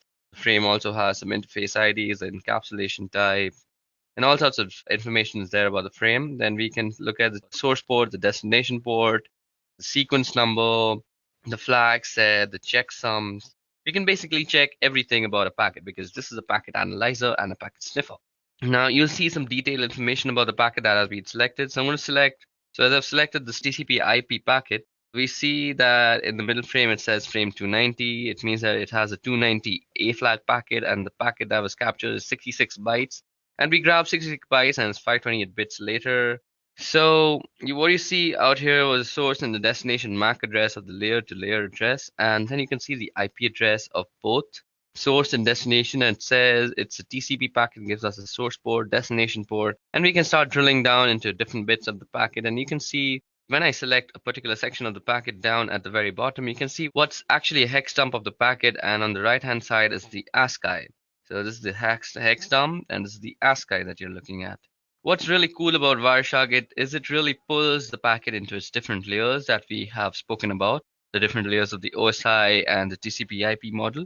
And the packets are put into different layers, and there's a couple of different models that we can talk about with that. What Wireshark does really nicely is it demonstrates those layers for us, as we can see here. It is actually 4 layers, and in this particular packet here, we can also do something. So I've got a Google web request. So what I want to do here is I want to filter based on HTTP. So I find a filter. So let's see. We can do an HTTP. And what I see here is that it gets text input and it's going to get an image. So that's a PNG image. And this is a request to get the icon that's going to be displayed in the address bar. So you also see something called ARP out here, which I'll be talking about very soon. So let just the filtering be done. Now in the web browser, it's a favicon.ico that I can do here. I can select, analyze, and follow TCP streams. You can see all the requests related to this particular request, and it breaks them down very nicely. So you can see we've sent some requests to Spotify because I've been using Spotify to actually listen to some music. Then you can see all sorts of stuff like this was something to some not found place. So let's just take the Spotify one, and you can see that we get a bunch of information from the Spotify thing at least. You can see the destination, the source, it's an Intel Core machine. So the first part of the MAC address, the first few digits lets you tell if it's what is the vendor ID. So Intel has its own vendor ID. So F496 probably tells us that that's an Intel Core. So Wireshark does this very neat little thing that it also tells us from the MAC address what type of machine you're sending your packets to from the MAC address itself. So it's coming from a Sophos 4C and going to an Intel Core, and the type is IPv4. So that was all about Wireshark. You can use it extraneously for packet sniffing and packet analysis. Packet analysis comes very handy when you're trying to actually figure out how to do some stuff like IDS evasion, where you want to craft your own packets and you want to analyze the packets that are going into the IDS system to see which packets are actually getting detected as some intrusion. So you can craft your packet in a relative manner so that it doesn't get actually detected by the IDS system. So this is a very nifty little tool. We'll be talking about how you can craft your own packets just in a little while, but for now, let's move ahead. Okay, so now that we are done with our small little introduction and a brief use and history of Wireshark, now let's move on to our next topic for the video, that is DHCP.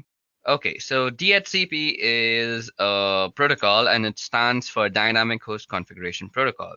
So DHCP is a network management protocol used to dynamically assign an internet protocol address to any device on a network so they can communicate using IP. Now, DHCP automates and centrally manages these configurations rather than requiring some network administrator to manually assign the IP addresses to all the network devices. So DHCP can be implemented on small local networks as well as large enterprises. Now, DHCP will assign new IP addresses in each location when devices are moved from place to place, which means network administrators do not have to manually initially configure each device with a valid IP address. So if a device with a new IP address is moved to a new location of the network, it doesn't need any sort of reconfiguration. So versions of DHCP are available for use in the Internet Protocol version 4 and Internet Protocol version 6. Now, as you see on your screen is a very simplistic diagram on how DHCP works. So let me just run you down. DHCP runs at the application layer of the TCP IP protocol stack to dynamically assign IP addresses to DHCP clients and to allocate TCP IP configuration information to DHCP clients. This includes subnet mask information, default gateways, IP addresses, domain name systems, and addresses. So DHCP is a client-server protocol in which servers manage a pool of unique IP addresses, as well as information about client configuration parameters, and assign addresses out of those address pools. Now, DHCP-enabled clients send a request to the DHCP server whenever they connect to a network. The clients configured with DHCP broadcasts a request to the DHCP server and the request network configuration information for a local network to which they're attached. A client typically broadcasts a query for this information immediately after booting up. The DHCP server responds to the client request by providing IP configuration information previously specified by a network administrator. Now, this includes a specific IP address as well as for the time period, also called a lease, for which the allocation is valid. When refreshing an assignment, a DHCP client requests the same parameters, but the DHCP server may assign a new IP address based on the policies set by the administrator. Now, a DHCP server manages a record of all the IP addresses it allocates to networks, nodes. If a node is reallocated in the network, the server identifies it using its media access control address, now which prevents accidental configuring multiple devices with the same IP address. Now, DHCP is not a routable protocol, nor is it a secure one. DHCP is limited to a specific local area network, which means a single DHCP server per LAN is adequate. Now, larger networks may have a wide area network containing multiple individual locations depending on the connections between these points and the number of clients in each location. Multiple DHCP servers can be set up to handle the distribution of addresses. Now, if network administrators want a DHCP server to provide addressing to multiple subnets on a given network, they must configure DHCP relay services located on interconnecting routers that DHCP requests to have to cross. Now, these agents relay messages between DHCP client and servers.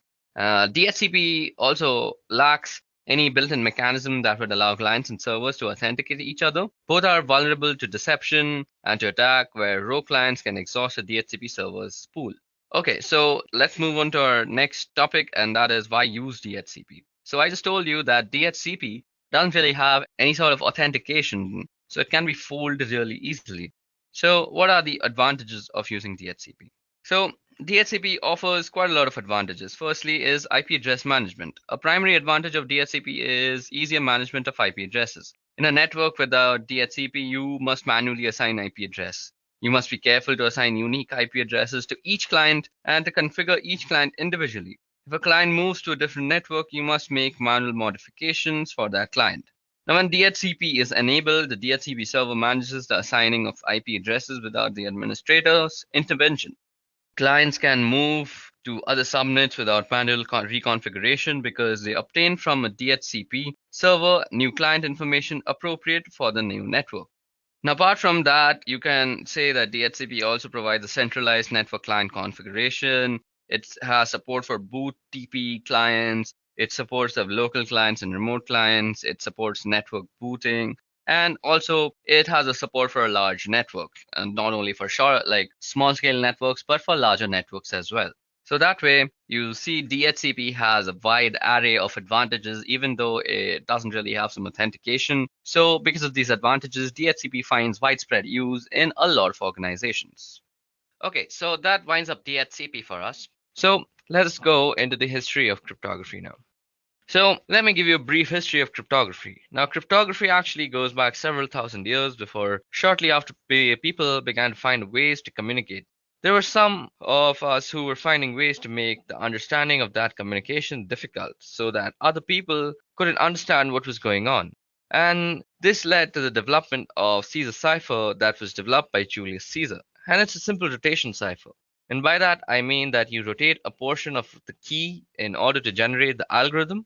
So here's an example. We've got 2 rows of letters and that are alphabetical in order, and means we basically written the alphabets down and the second row is shifted by 3 letters. So a B is a Z actually, because if you move that way, a B is a Z from the first row gets shifted back to the second row, and then the letter D becomes the letter C. That's an example of how encryption works. So if you try to encrypt a word like hello, it would look completely gibberish after it came out of that algorithm. So if you count the letters out, you can see that the letter H can be translated to letter L. So that's a Caesar cipher. Now you must have heard of things like ROT13, which means that you rotate the 13 letters instead of 3 letters. That's what we can do here again. And this is just a simple rotation cipher or Caesar cipher. That's what, of course, the ROT stands for. It's rotate or rotation. Now, coming forward a couple thousand years, we have the Enigma cipher. Now, it's important to note that the Enigma is not the word given to this particular cipher by the people who developed it. It's actually the word given to it by the people who were trying to crack it. The Enigma cipher is a German cipher. They developed this cipher and a machine that was capable of encrypting and decrypting messages so that they could messages to and from different battlefields and war fronts, which is similar to the Caesar cipher. Caesar used it to communicate with his battlefield generals, and the same thing with the Germans. You've got to get messages from headquarters down to where the people are actually fighting, and you don't want it to get intercepted in between by the enemy. So therefore you use encryption. And lots of energy was spent by the Allies, in particular the British, trying to decrypt the messages. One of the first instances that we are aware of where a machine was used to do the actual encryption, and we're going to come ahead a few decades now into the 1970s, where it was felt that there was a need for a digital encryption standard. Now, the National Institute of Standards and Technology is responsible for that sort of thing, so they put out a proposal for this digital encryption standard. And an encryption algorithm, what ended up happening was IBM came up with this encryption algorithm that was based on the Lucifer cipher. That was one their people had been working on a couple of years previously in 1974. And they put this proposal together based on the Lucifer cipher, and in 1977 that proposal for an encryption algorithm was the one that was chosen to be the digital encryption standard, and so that came to be known as DES over time. And it became apparent that there was a problem with DES, and that was it only had a 56-bit key size, and while in the 1970s that was considered adequate to defend against brute forcing and breaking of code, by 1990s it was no longer considered adequate, and there was a need for something more, and it took time to develop. Something that would last long for some long period of time, and so in the meantime a stopgap was developed, and this stopgap is what we call the triple DES. The reason it's called triple DES is you apply the DES algorithm 3 times in different ways, and you use 3 different keys in order to do that. So here's how triple DES works. Your first 56-bit key is used to encrypt the plain text, just like you would do with the standard digital encryption standard algorithm, where it changes, and you take that ciphertext that's returned from the first round of encryption, and you apply the decryption algorithm to the ciphertext. However, the key thing to note is that you don't use the key that you use to encrypt. You don't use the first key to decrypt it, because otherwise you'll get the plain text back. So what you do is you use a second key with the decryption algorithm against the ciphertext from the first round. So now you've got some ciphertext that has been encrypted with one key and decrypted with the second key, and we take the ciphertext from that and we apply a third key using the encryption portion of the algorithm to that cipher. Encryption portion of the algorithm to that ciphertext to receive a whole new set of ciphertext, obviously. To do the decryption, you do the third key and decrypt it with the second key, you encrypt it, And then with the first key, you decrypt it. And so you do reverse order and the reverse algorithm at each step to apply triple des. So we get an effective key size of about 168 bits, but it's still only 56 bits at a time. Now I said triple des was only a stopgap. What we were really looking for was the advanced encryption standard once again. And NIST requested proposals so that they could replace the digital encryption standard in 2001. After several thousands of looking for algorithms and looking them over, getting them evaluated and getting them looked into, NIST selected an algorithm and it was put together by a couple of mathematicians. The algorithm was called Reindoll and that became the Advanced Encryption Standard, or AES. It's one of the most advantages of AES is it supports multiple key lengths. Currently, what you'll typically see is as we are using 128-bit keys. However, AES supports up to 256-bit keys. So if we get to the point where 128-bit isn't enough, we can move all the way up to 256 bits of keying material. So cryptography has a really long history. Currently, we are in a state where we have a reasonably stable encryption standard in AES. But the history of cryptography shows that with every set of encryption, eventually people find a way to crack it. Okay, so that was a brief history of cryptography. Now what I want to do is let's go over and talk about AES, triple DES, and DES in themselves because they are some really key cryptographic moments in history. Because there are some really key historic moments in the history of cryptography. Now we're going to talk about the different types of cryptographic ciphers, and primarily we're going to be talking about DES, triple DES, and AES. Now, DES is the digital encryption standard. It was developed by IBM in the 1970s, and originally it was cryptographic cipher named Lucifer. And after some modifications, IBM proposed it as the digital encryption standard, and it was selected by the digital encryption standard. Ever since then, it's been known as DES. Now, one thing that caused a little bit of controversy was during the process of selection, NSA requested some changes, and it hasn't been particularly clear what changes were requested by the NSA. There has been some speculation that wondered if the NSA was requesting a backdoor into this digital encryption standard, which would allow them to look at encrypted messages in the clear. So basically, it would always give the NSA the ability to decrypt DES encrypted messages. It remained the encryption standard for the next couple of decades or so. So what is DES and how does it work? Basically, it uses 56-bit keys rather than a stream cipher. It's a block cipher and it uses 64-bit blocks. And in 1998, DES was effectively broken. When a DES encrypted message was cracked in 3 days, a year later, a network of 10,000 systems around the world cracked the DES encrypted message in less than a day. And it's just gotten worse since then with modern computing power being what it is. Since DES was actually created, we already had come to the realization that we needed something else. So along came triple DES. Now, triple DES isn't 3 times the strength of DES necessarily. It applies DES just 3 times. And what I mean by that is what we do is we take a plain text message, then let's call that P, and we're going to use a key called K1, and we're going to use that key to encrypt the message. And use a key that we will call K1, and we're going to use that to encrypt the message. And that's going to result in the ciphertext, and we'll call this C1. So C1, the output of the first round of encryption, we're going to apply a second key, and we'll call that K2 with that second key. And we're going to go through a decryption process on C1. Since it's the wrong key, we're not going to get plain text out on the other end. What we're going to get is another round of ciphertext, and we will call this C2.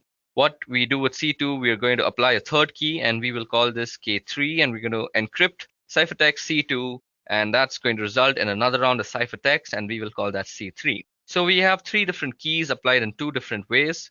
So with key 1 and key 3, we do a round of encryption, and with key 2, we do a round of decryption. So it's an encrypt, decrypt, encrypt process with separate keys. While that doesn't really yield a full 168-bit key size, the 3 rounds of encryption yields an effective key size of 168 bits because you have to find 356-bit keys. So speaking of that, technical detail for triple DES, we're still using the DES block cipher with 56-bit keys, but since we've got 3 different keys, we get an effective length of around 168 bits.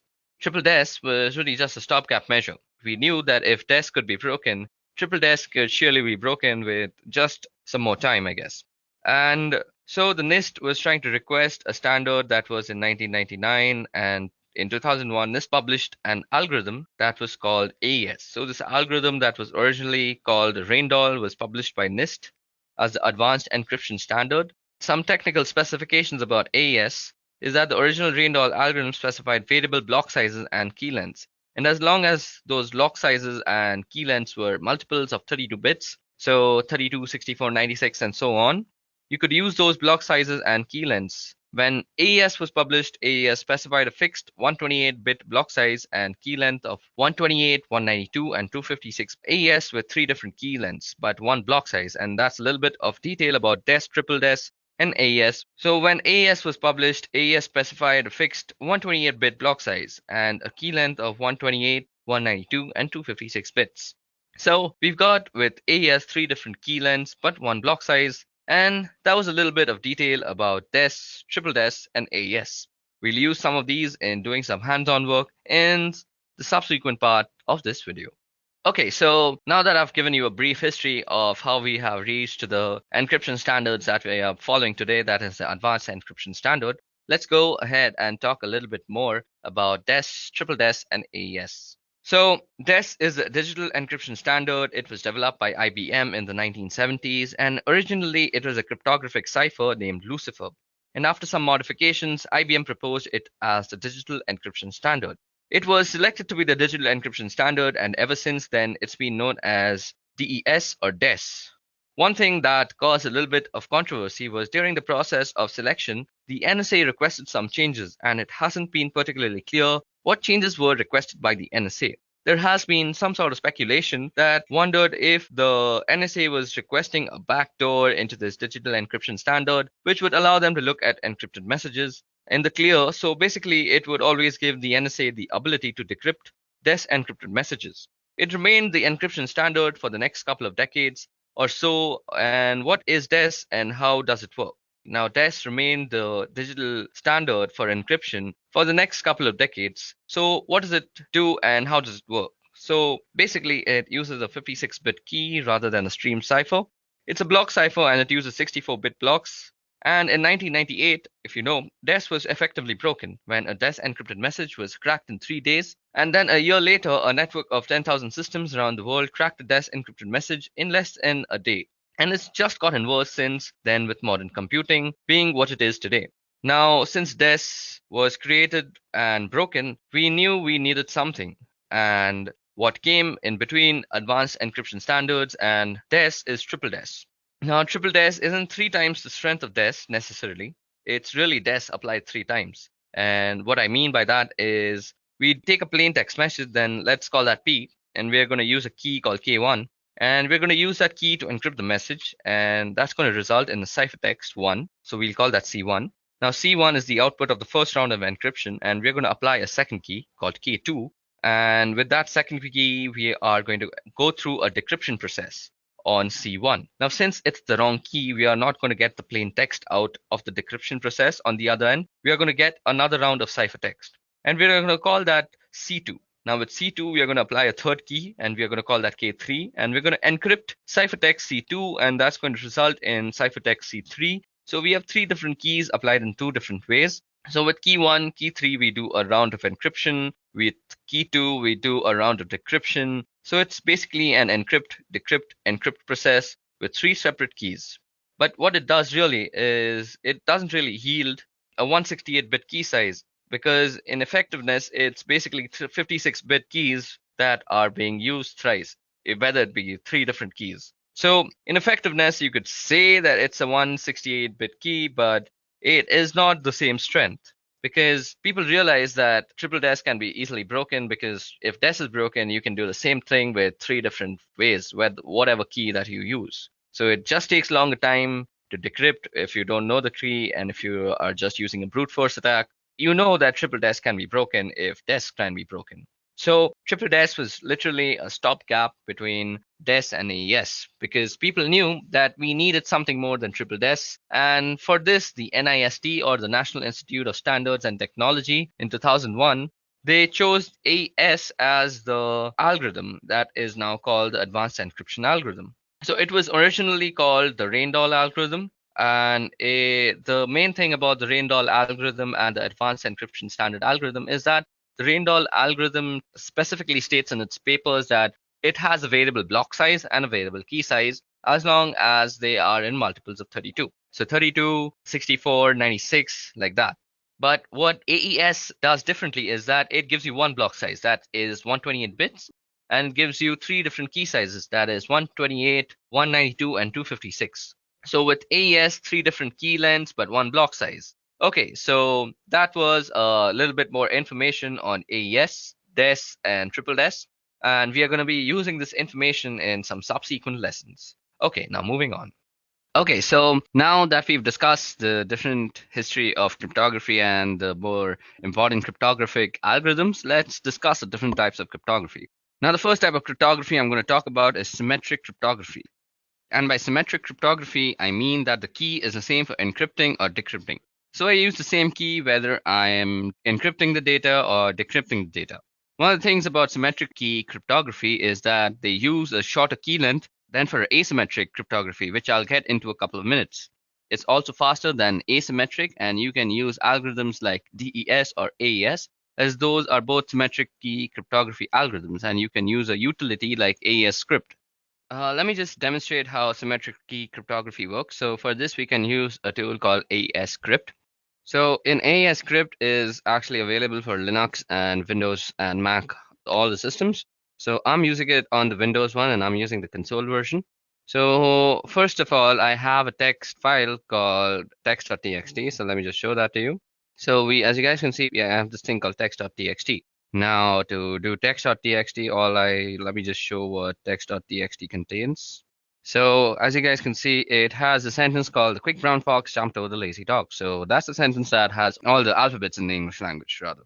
So now we are going to try and encrypt it. So we can use something like AES or DES because both of them are symmetric key ciphers, symmetric key algorithms, rather. So we are using AES in this case. So what we're going to do is say AES script. We're going to encrypt it, and we're going to use a password of, let's say, Pokemon. So we're going to call it Pokemon, and we're going to do text.txt. We're going to encrypt that file. So now we have encrypted that file. Now let's go see. We must be having a new file. So this is called text.txt.aes. So that is our encrypted file, and this is what we would generally send over the network if we are sending it to anybody. So let's assume the person who's received it also knows our encryption algorithm. I mean encryption algorithm and the key that goes along with it. So let's try to decrypt it now. Now before I decrypt it, let me just show you what an encrypted message looks like. So this is what the ciphertext looks like. Type text.txt.aes. So yeah, as you guys can see, the Windows console can't really read everything, but if I were to go here, if I were to just go into the file and just edit with Notepad++, you'll see that it's a bunch of crap. You really can't make out anything. What is being made here, we can't really decipher much. So that's the point of using encryption. Now, if you were to decrypt it, all we have to do is AES script. We're trying to decrypt. We're trying to give the password is going to be, what was the password? Pokemon. Okay, so, and we're going to try and decrypt text.txt.aes. Let's dir that again. Okay, so that just decrypts our message for us. So this is how you would use AES script for encryption and decryption. So that just decrypts it, and that's how you would use symmetric key encryption to encrypt a file for this example. Symmetric key uses either a stream cipher or a block cipher, and the differences between stream or block ciphers is that block takes a block of bits at a time, and it's a fixed length. So for example, 64 bits, if I were to use a block cipher with 64 bits, I would need to take in 64 bits before I could start encrypting. Now, if I didn't have 64 bits to encrypt, I would have to fill it with padding in order to get up to 64 bits a stream cipher. On the other hand, it will encrypt a bit at a time, so it doesn't matter how many bits you've got. You don't need to have some multiple of the block length in order to encrypt without padding. And another type of cryptography is asymmetric. Now, asymmetric, as you would expect, uses two different keys, and that's where we have public key and private key. Asymmetric key cryptography uses a longer key length, and it also has more computation, and the encryption process is slower with a symmetric key encryption. And the encryption process is slower than with the symmetric key encryption. One of the uses for symmetric key is for signing documents or emails, for example, where I would have the private key sign something, and the public key would be used to verify a signature.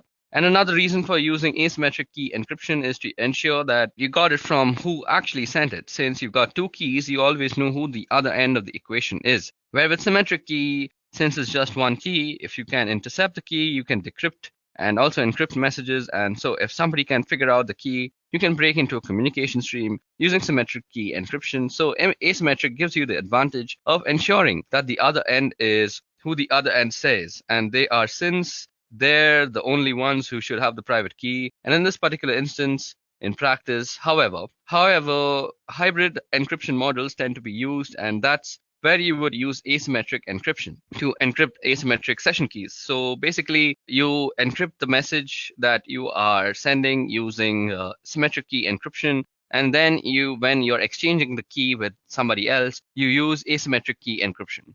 So this is going to be a slower process. You probably won't want to use it for smaller files. In order to do that, fortunately, the file example that I have is a smaller one. So I'm going to try and generate a key right now. So for this, we have to head over to our Ubuntu system. So let's see. Let me show you how public key encryption actually works. And we are going to first create a key. So let me just clear this out for you.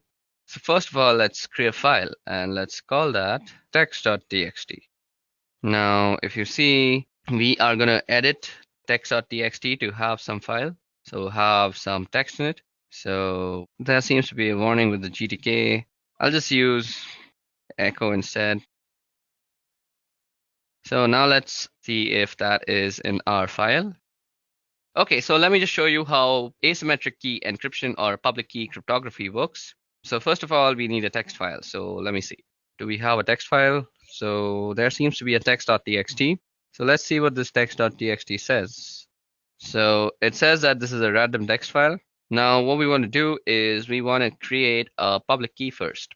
So I'm going to use OpenSSL for doing this. So we go OpenSSL, and we are going to use it with RSA. So we're trying to generate a key, so gen RSA, and we're going to use des3 to use this, and we're going to output it into a file called private.key. So we are also going to be using a 4096 bit. So this is going to be our private key. So this will create a private key using RSA algorithm. So let it work its way out. So first of all, it's asking me for a passphrase now. So since you can protect your keys with a passphrase, so I'm just going to use my name. Okay, so now we see if we ls, and we have a private.key, I guess. Yep. So we have this private.key. Now we're using this private key, we are going to generate a public key. So for this, I'm again going to be using OpenSSL. And OpenSSL is a Unix based, so you will need a Unix system. So you go RSA-UTL, that's RSA utility, and what we want to do is encrypt, and we want the public key in key, and we want to use the public key that we just generated. I'm sorry guys, so we are going to be using RSA. So first of all, we need to generate a public key. So for that, we use the private key. So we will give the private key as an argument after the in flag. So private.key, and we are trying to get out a public key. So pub out, and we're going to call it public.key. Okay, so there seems to be,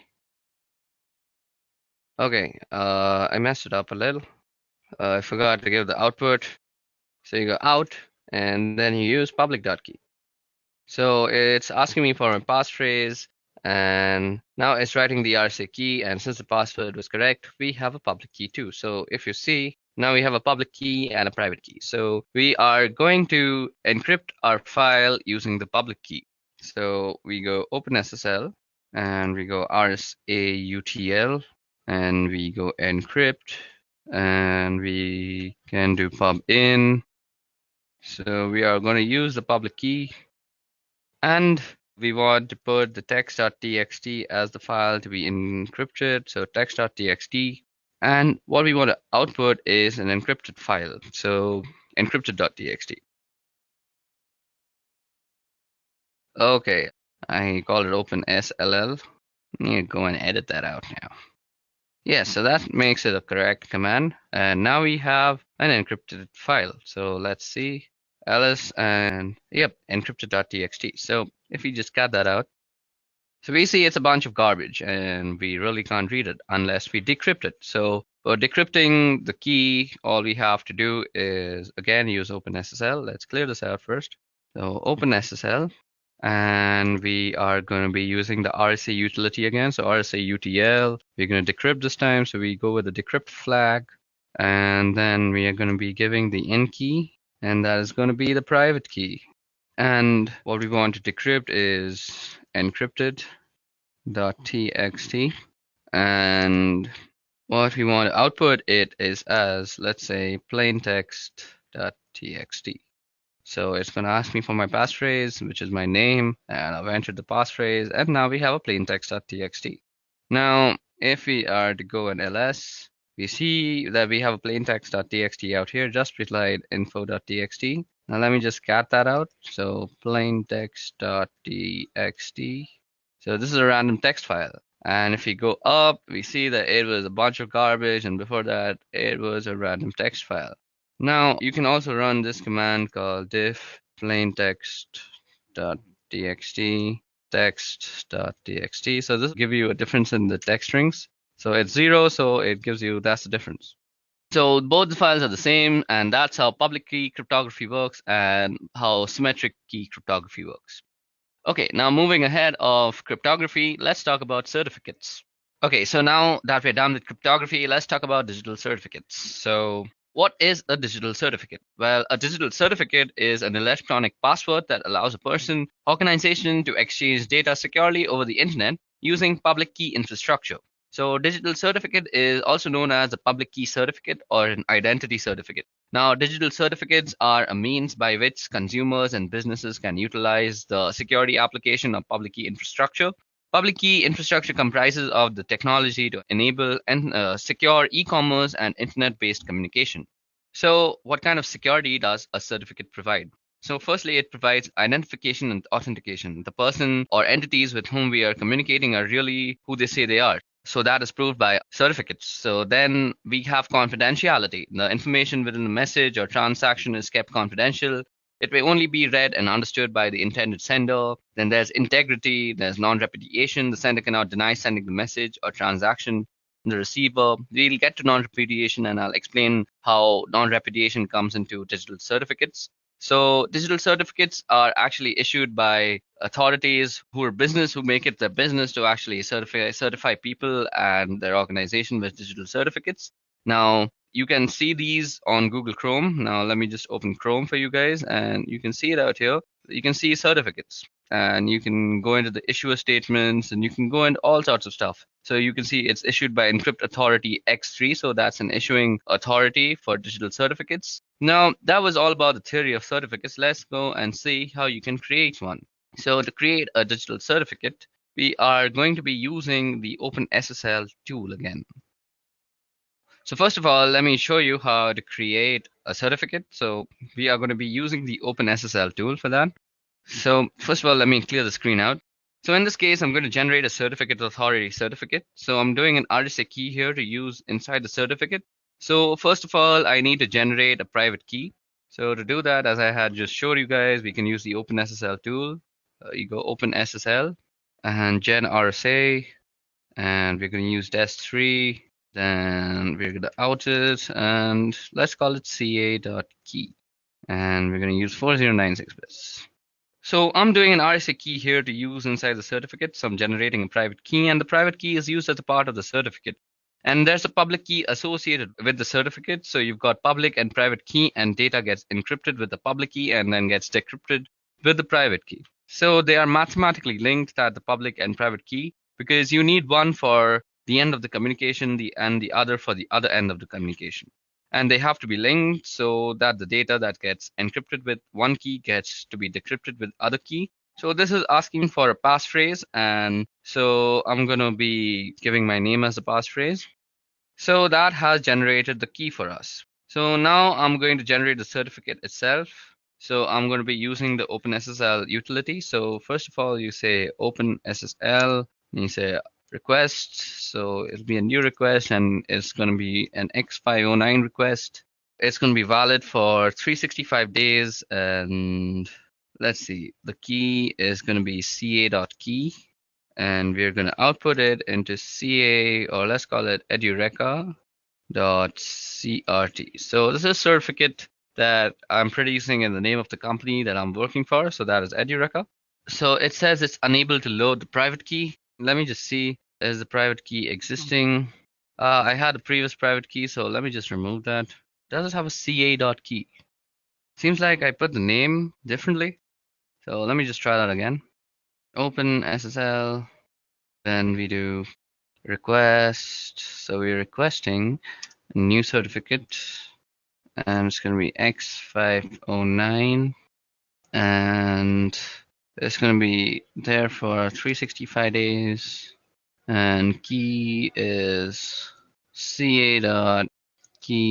Apparently that's what it's called out here. So, and it's going to be out into edureka.crt. Let's see if that works. So let's enter the passphrase. So it's my name. So now it's going to ask me a bunch of information that's going to be inside the certificate. So let's say it's asking the country name. Again, so let's put in the state. Okay, so IN, state, province name, some state. So Bangalore. Locality, let's say Whitefield. Organization name is Edureka. Unit name, Brain Force. Common name, let's leave that out. Email address, let's leave that out too. And we have our certificate. So if you go and list out your files, you'll see that there is a certificate called edureka.crt out here, which is highlighted. Okay, so now if you want to view this file, you could always use the OpenSSL. You could always use the OpenSSL utility. So you say you want to read an X059 request and you want it in text, and what you want to see is edureka.crt.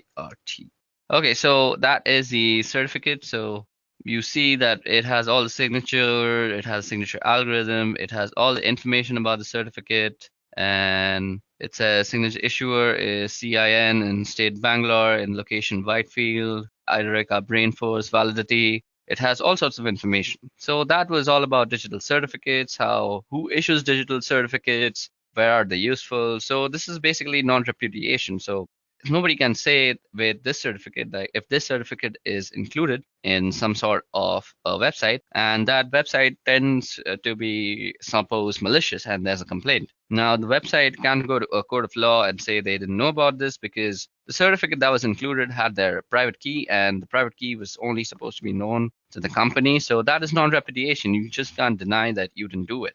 Okay, so that was all about certificates. Now moving on. Okay, so moving on, we are going to be talking about cryptographic hashing. Now, while the word cryptographic is in the term cryptographic hashing, and it does lead you to believe that there is encryption involved, there is no encryption involved in a cryptographic hash. There is a significant difference between hashing and any sort of encryption, and that is primarily that encryption is a two-way process.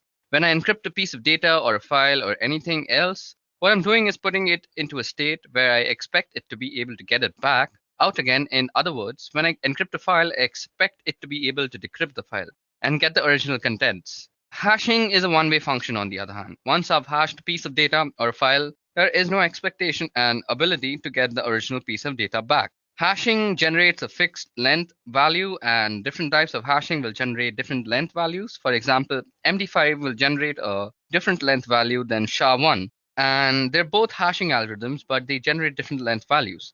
And the resulting value from a hash function should be in no relation at all to the original piece of data. As a matter of fact, if two inputs generate the same hash value, it's called a collision. And if you can generate collisions, you may be able to get a point where you can generate a piece of data that are going to generate the same hash values, and that leads you to the potential ability to break the particular hashing algorithm that you're using. So what we can use hash is for, well, one thing we can use hash is for file integrity. We can run a hash on a file and get a value back, and later we can check that the value to make sure if it's the same. If it's the same, I can be sure that the same file was hashed in both instances. So let me just show you an example of what I just said, that if we hash a file, we'll get the same hash every time. So remember the certificate that we just created. Let me just log in again. So we are going to hash this certificate and it will create a certain hash. And we are going to see that every time we hash it, we are getting the same hash. So we can use this command called md5 sum and we can do edureka.crt. So this is the hash produced after you've hashed edureka.crt. So if I do an md5 again, So MD5 is a hashing algorithm that you should know of. So edureka.crt, and it will produce very similar hash. Let's see if SHA-1 works like this. So SHA-1 edureka.crt. Okay, SHA-1 is the SHA from the SHA-utils package. Okay, so I've proved my point that with MD5, which is a cryptographic hashing algorithm, we are getting the same hash back. So if you are able to produce the same hash, that means you have broken the algorithm in itself. So if you run MD5 on Linux, you can get a version of MD5 and MD5 summation program on Windows and Mac OS, where with the utility MD5, which does the same thing. So I just showed you the file and I hashed it. And another reason we use hashing is we are storing passwords. So passwords are stored after hashing. We hash the passwords, and the reason for hashing passwords is so you're not storing the password in clear text, which would be easily seen even if you got it protected with permissions. If I hash the password every time I hash that password, I'm going to get the same value back from the same algorithm. So what I do is store the hash in some sort of password database. Since it's a one-way function, you can't get the password back directly from the hash.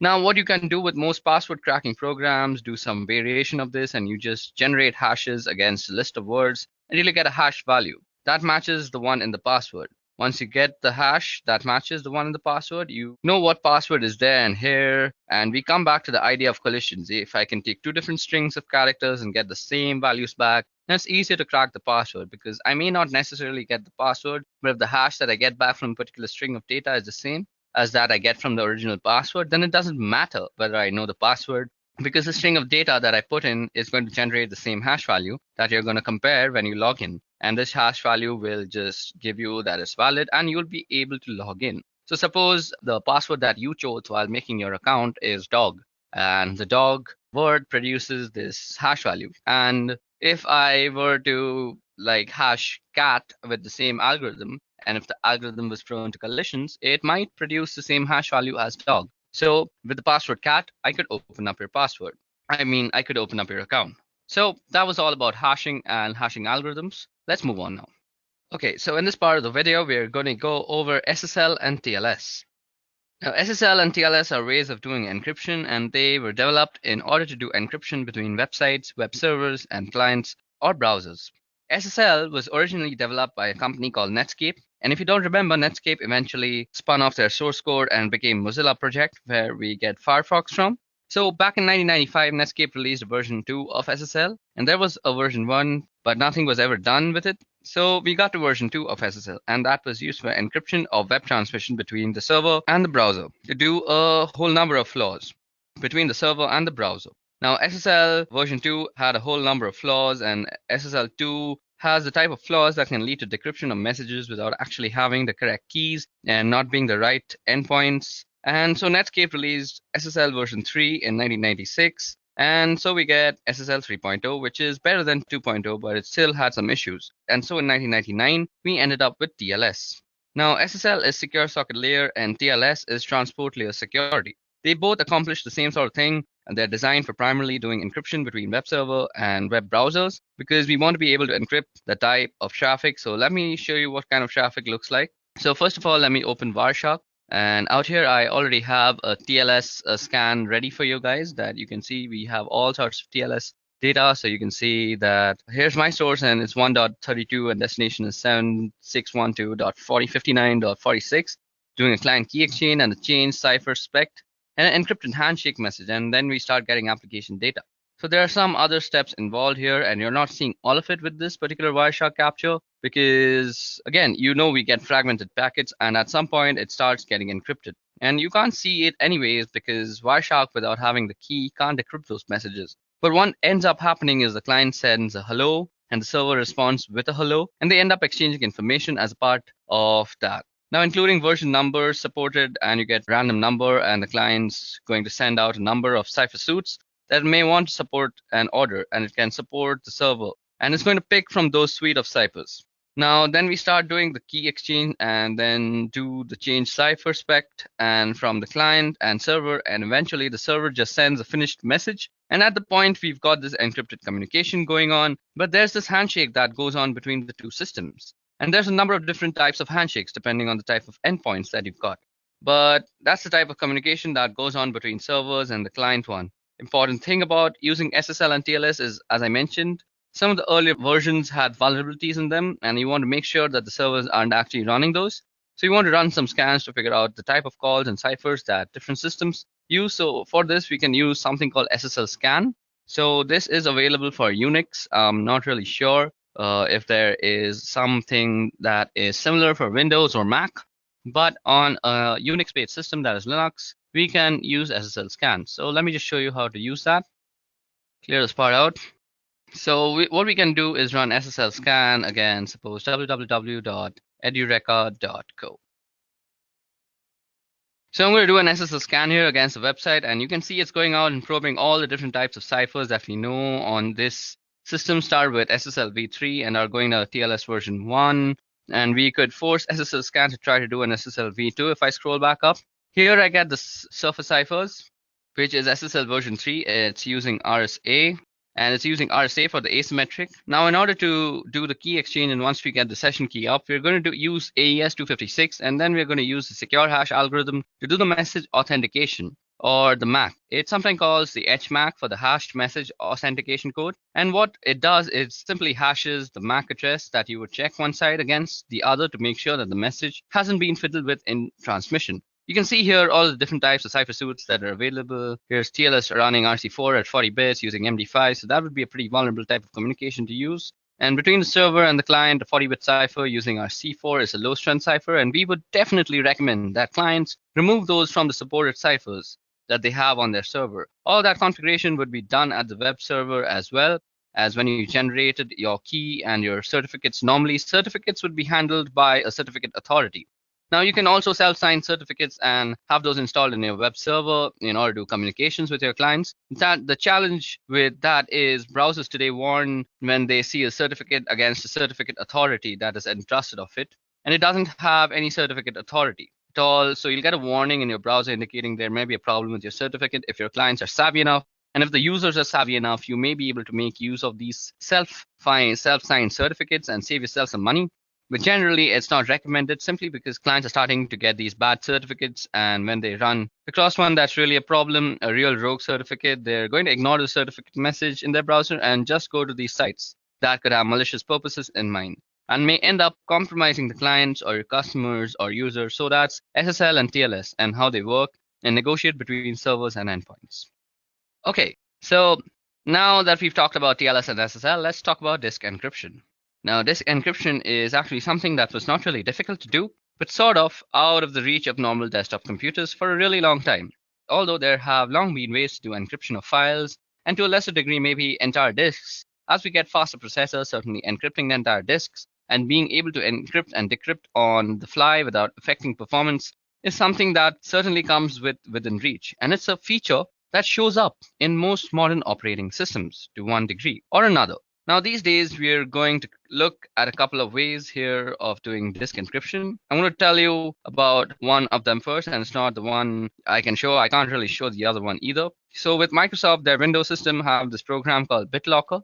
Now, BitLocker requires either Windows Ultimate or Windows Enterprise. I don't happen to have either version, so I can't really show it to you, but I can tell you that BitLocker has ability to do entire disk encryption, and they use AES for the encryption cipher. And the thing about BitLocker is that they use a feature that comes with most modern systems, particularly laptops. They'll have a chip in them that's called the Trusted Platform Module, or TPM. The TPM chip is what it does is it stores the keys that allows the operating system to be able to access the disk through this encryption and decryption process. And they use a pretty strong encryption cipher, which is AES, but you have to have one of the couple of different versions of Windows in order to be able to use BitLocker. And it's one of those things you would normally run in an enterprise, and so that's why they included it on its enterprise version. Now, on the macOS side, they have this thing called File Vault, and you'll see in the system preferences on the security and privacy, if you go to File Vault, you can turn on File Vault. Now, if you have the little button that there says turn on File Vault, then you can turn on the File Vault and it would ask you about setting up keys, and it works similar to Windows BitLocker. Now, PGP happens to have the ability to do disk encryption, and you can see that in the case of this, you've burned the system. They've got a package called GDE Crypt, which is a GUI that allows you to map and mount a created encrypted volume. So I could run GDE Crypt, and it would help me set up the process of encrypting the volumes that I've got on my system. Now, disk encryption is a really good idea because when you are working with clients, the data is normally very sensitive. So, as I mentioned, you can always use things like BitLocker and Windows Vault or other such softwares for disk encryption.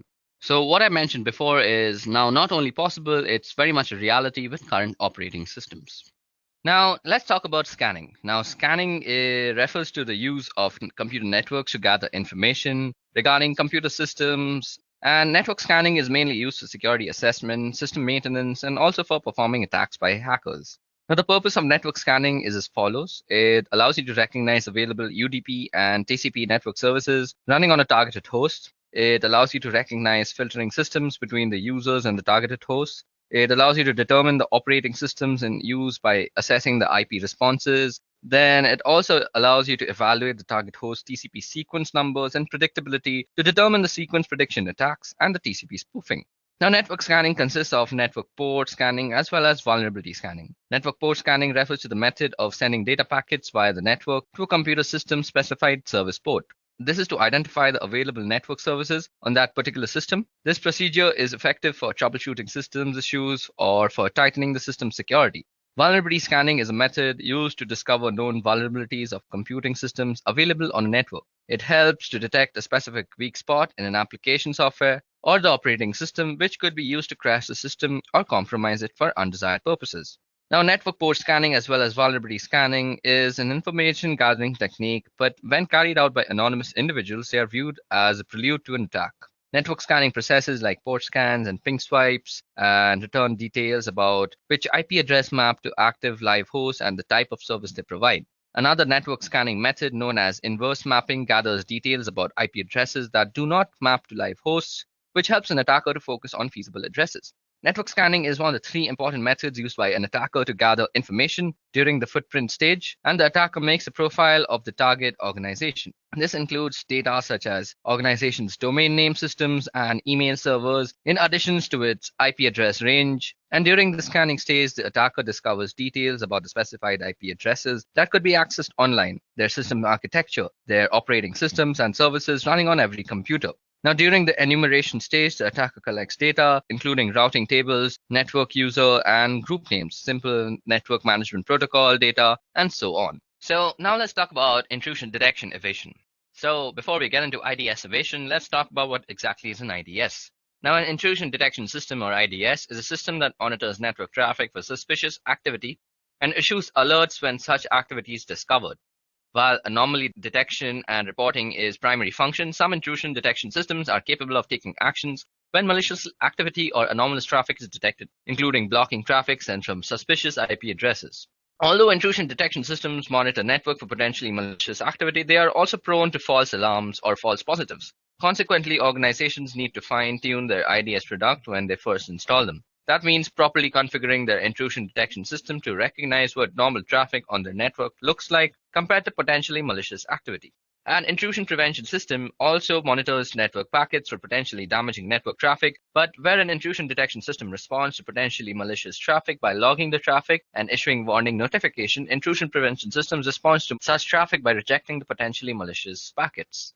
So there are different types of intrusion detection systems. So intrusion detection systems come in different flavors and detect suspicious activities using different methods. So kind of intrusion detection is a network intrusion detection system. So that is NIDS is deployed at a strategic point or points within the network where it can monitor inbound and outbound traffic to and from all the devices on the network. Then there is host intrusion detection system, that is HIDS, which runs on all computers or devices in the network with direct access to both the internet and the enterprise internal network. HIDS have an advantage over NIDS in that they may be able to detect anomalous network packets that originate from inside the organizations or malicious traffic that NIDS has failed to detect. HIDS may also be able to identify malicious traffic that originates from the host itself, as when the host has been infected with malware and is attempting to spread to other systems. Signature-based intrusion detection system monitors all packets traversing the network and compares them against a database of signatures or attributes of known malicious threats, much like antivirus softwares. So now let's talk about into IDS evasion. Okay, so now let's talk about IDS evasion. Now, IDS is an intrusion detection system, as we just spoke about, and is there to detect exactly the types of activities that we are engaged in sometimes. And sometimes you may be called in to work on a target where your activities are known and should be known by the operators or the operations people involved in monitoring and managing the network. And the idea being not only do they want to assess the technical controls that are in place, but they also want to assess the operational procedures and ensure that the systems and processes are working the way that they are supposed to be working. Now, when you are engaged with a target that you are in full cooperation with, you don't need to do these types of evasion tactics. All these techniques may be actually avoided. But if you're asked to perform an assessment or a penetration on a target where they are not supposed to see your activities, then you need to know some different techniques to evade detection from an IDS. So we're going to talk about a couple of different things that you can do. So one thing that you can do is manipulate packets to look a particular way. Now, for this, there's a tool called Packeth. So Packeth is a really good way to actually manipulate traffic, and by actually manipulating the contents of a packet, like you can specify the destination and source. So it's a really useful tool to set up packets, look a particular way. One thing it can do is allow you to spoof IP addresses. So I could set a source IP address here that was something completely different from mine. Now, if I'm using TCP or UDP, I'm not going to see the response back. And in this case, TCP, I'm not even going to get the three-way connection made because the responses are going to go back to the source IP. But what you can do is, in addition to spoofing, you can set up particular ways that a packet may look, like changing the type of service or by changing the fragmentation offset or by different flag settings that may allow you through an IDS without maybe getting flagged. And it may also allow you through a firewall. Now, it's a slim possibility, but it's a possibility. Now, another thing you can do is use Packeth to generate a lot of really bogus data. And what you might do is hide in the noise generated by Packeth. So you could create some really bogus packets that are sure to set off IDS alarms, and then you can run some legitimate scans underneath and hopefully be able to get some responses different from mine. Now, if I'm using TCP or UDP, I'm not going to see the response back. And in this case, TCP, I'm not even going to get the three-way connection made because the responses are going to go back to the source IP. But what you can do is, in addition to spoofing, you can set up particular ways that a packet may look, like changing the type of service or by changing the fragmentation offset or by different flag settings that may allow you through an IDS without maybe getting flagged. And it may also allow you through a firewall. Now, it's a slim possibility, but it's a possibility. Now, another thing you can do is use Packeth to generate a lot of really bogus data. And what you might do is hide in the noise generated by Packeth. So you could create some really bogus packets that are sure to set off IDS alarms, and then you can run some legitimate scans underneath and hopefully be able to get some responses.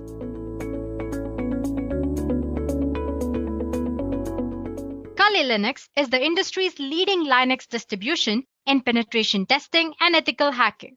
It offers tons and tons of hacking and penetration tools and different kind of softwares by default. It is widely recognized in all parts of the world, even among Windows users who may not even know what Linux is. Well, to be precise, Kali Linux was developed by Offensive Security as the rewrite of Backtrack. Backtrack, just like Kali Linux, was a Linux distribution that focused on security. It was used for digital forensics and penetration testing purpose. But the question here is, why should you choose Kali Linux when you have other choices like Parrot Security Operating System, Backbox, Black Arc, and many more out there? Let me list out few reasons as to why Kali Linux is the best choice. First and foremost, it offers more than 600 penetration testing tools from different kind of security fields and forensics. Secondly, Kali Linux is customizable. So if you're not comfortable with current Kali Linux tools or features or graphical user interface, you can customize Kali Linux the way you want. It is built on a secure platform. The Kali Linux team is actually made up of a small group of individuals. Those are the only ones who can commit packages and interact with repositories, all of which is done using multiple secure protocols. So Kali Linux is definitely a secure platform. Although penetration tools tend to be written in English, Kali includes multilingual support. This way, more users can operate in their native language and locate the tools that they need for the job that they are doing on Kali Linux. And lastly, Kali Linux, just like Backtrack, is completely free of charge. On top of all these benefits, Kali Linux offers different installation options. One way of installing Kali Linux is by making a Kali bootable USB drive. This is the fastest way of installing Kali Linux and the most favorable as well. We will discuss why in a while. You can also install Kali Linux using hard disk. Installing Kali Linux on your computer using a hard disk is a very easy process. But you should make sure that your computer has compatible hardware. You can also install Kali Linux alongside your operating system. It could be Windows or Mac. but you should exercise caution during setup process because it might mess up with your default BIOS settings. Lastly, you can use different kind of virtualization software such as VMware or VirtualBox to install Kali Linux on your preferred operating system.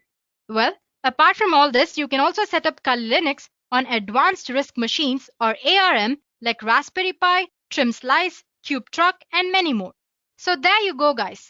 Now you know what Kali Linux is and why it is a leading Linux distro for ethical hacking and penetration testing. In today's session, we will explore different ways to install Kali Linux. Let's get started then. Earlier, I said that the fastest method for setting up Kali Linux is to run it live from a USB drive. But why? First of all, it's non-destructive.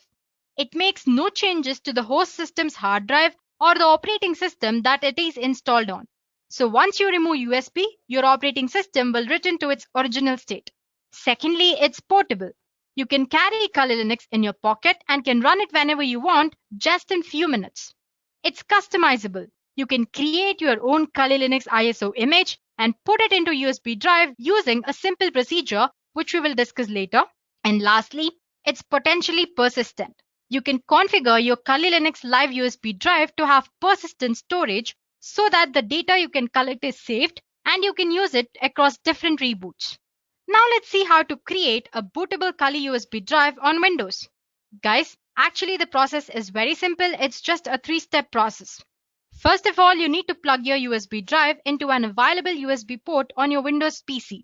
Next, you need to note down the destination drive it uses once it mounts. For example, it could be F drive.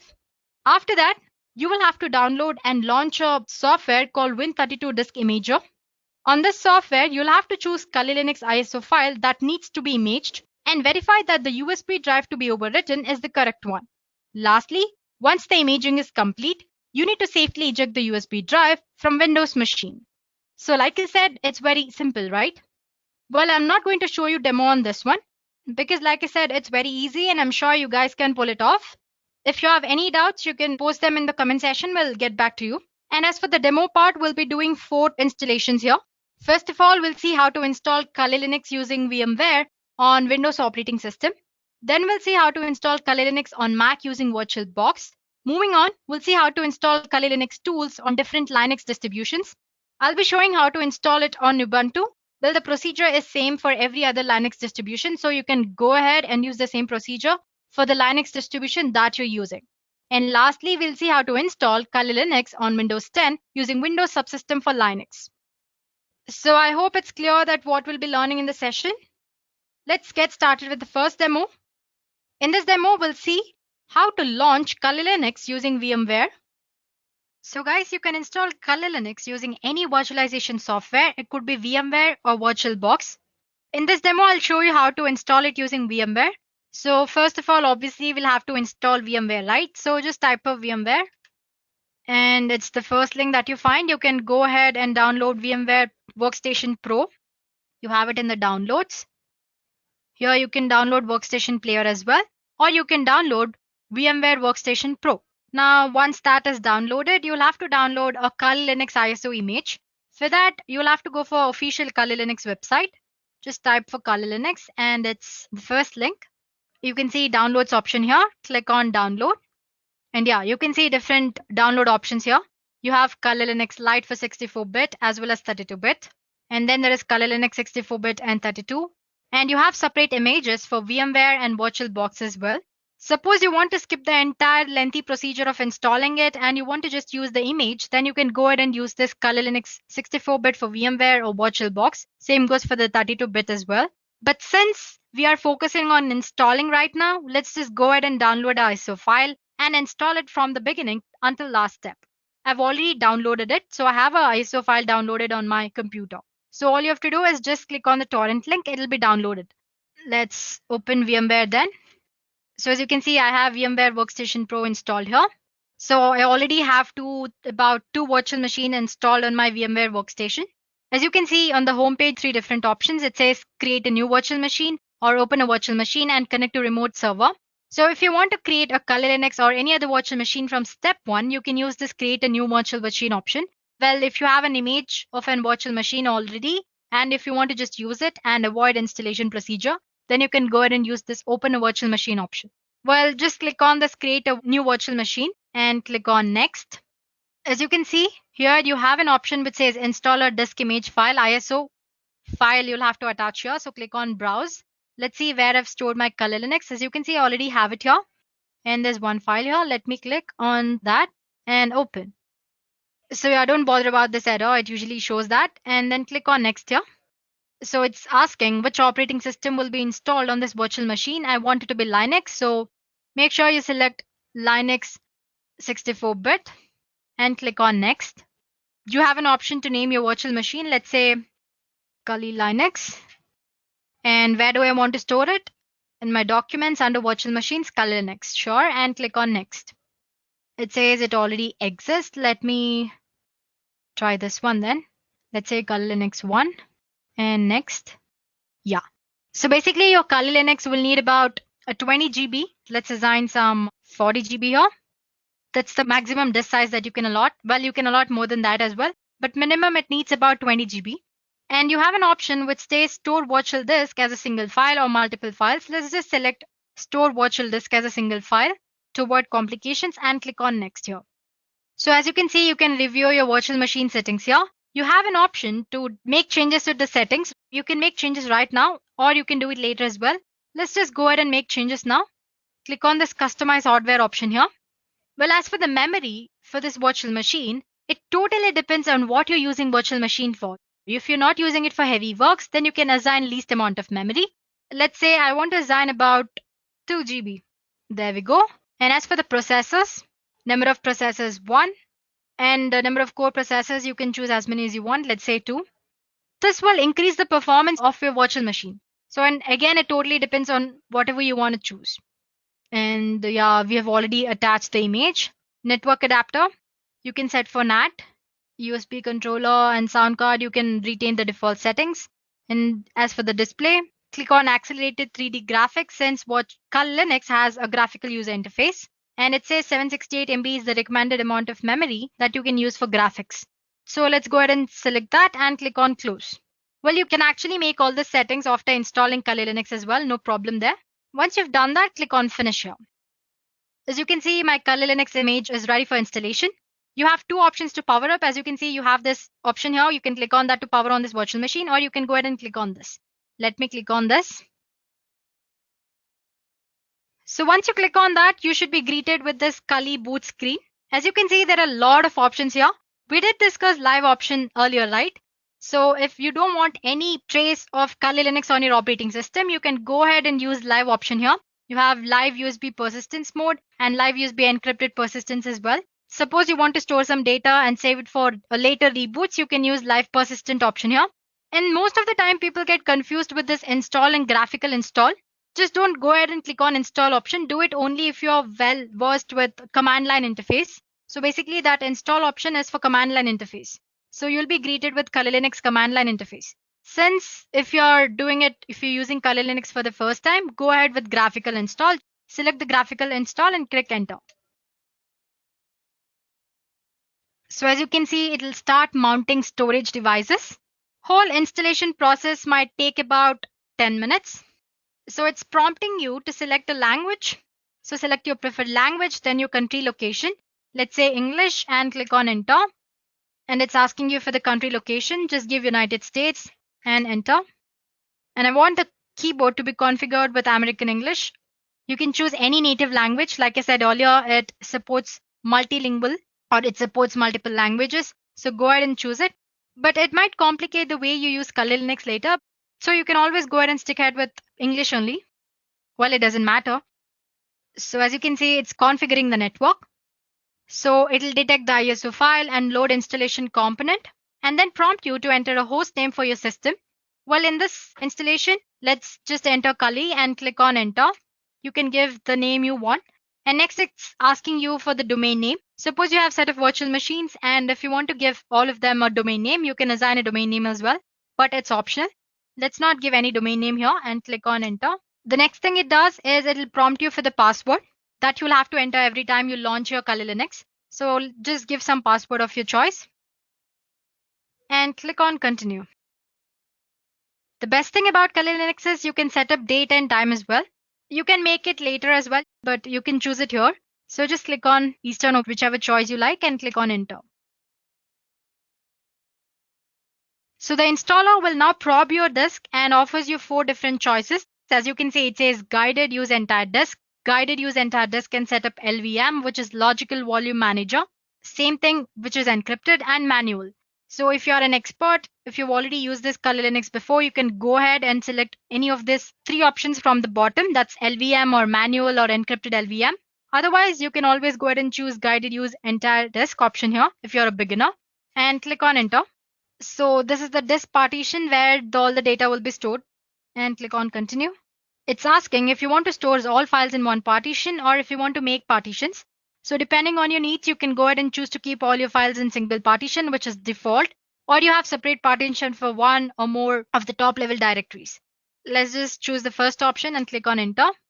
So once you've done that, you'll have one last chance to review your disk configuration. Once you're sure that you've given correct details, click on enter here. It's asking if the changes that you make to Kali Linux should be written to the disk or not. So say yes. So it will start partition and install the virtual machine. It took a while, but as you can see, installation is almost done. It's asking me to configure the package manager. Well, if you select no in this session, you will not be able to install packages from Kali repositories later. And click on continue. So suppose if you want to install other repositories or updates later on, you can always go and click on yes. Otherwise you can go for no as well. Now it's going to configure the package manager. It'll install package manager and configure it. Then it'll install grub bootloader. And it's asking if you want to install grub bootloader to master boot record. Definitely yes. So select yes and click on continue. So it's asking to select the device manually. You can click this, select the device. So yeah guys, we're done here. So you can finally click on continue option to reboot your new Kali installation. So as you can see, the entire process took about 10 to 11 minutes.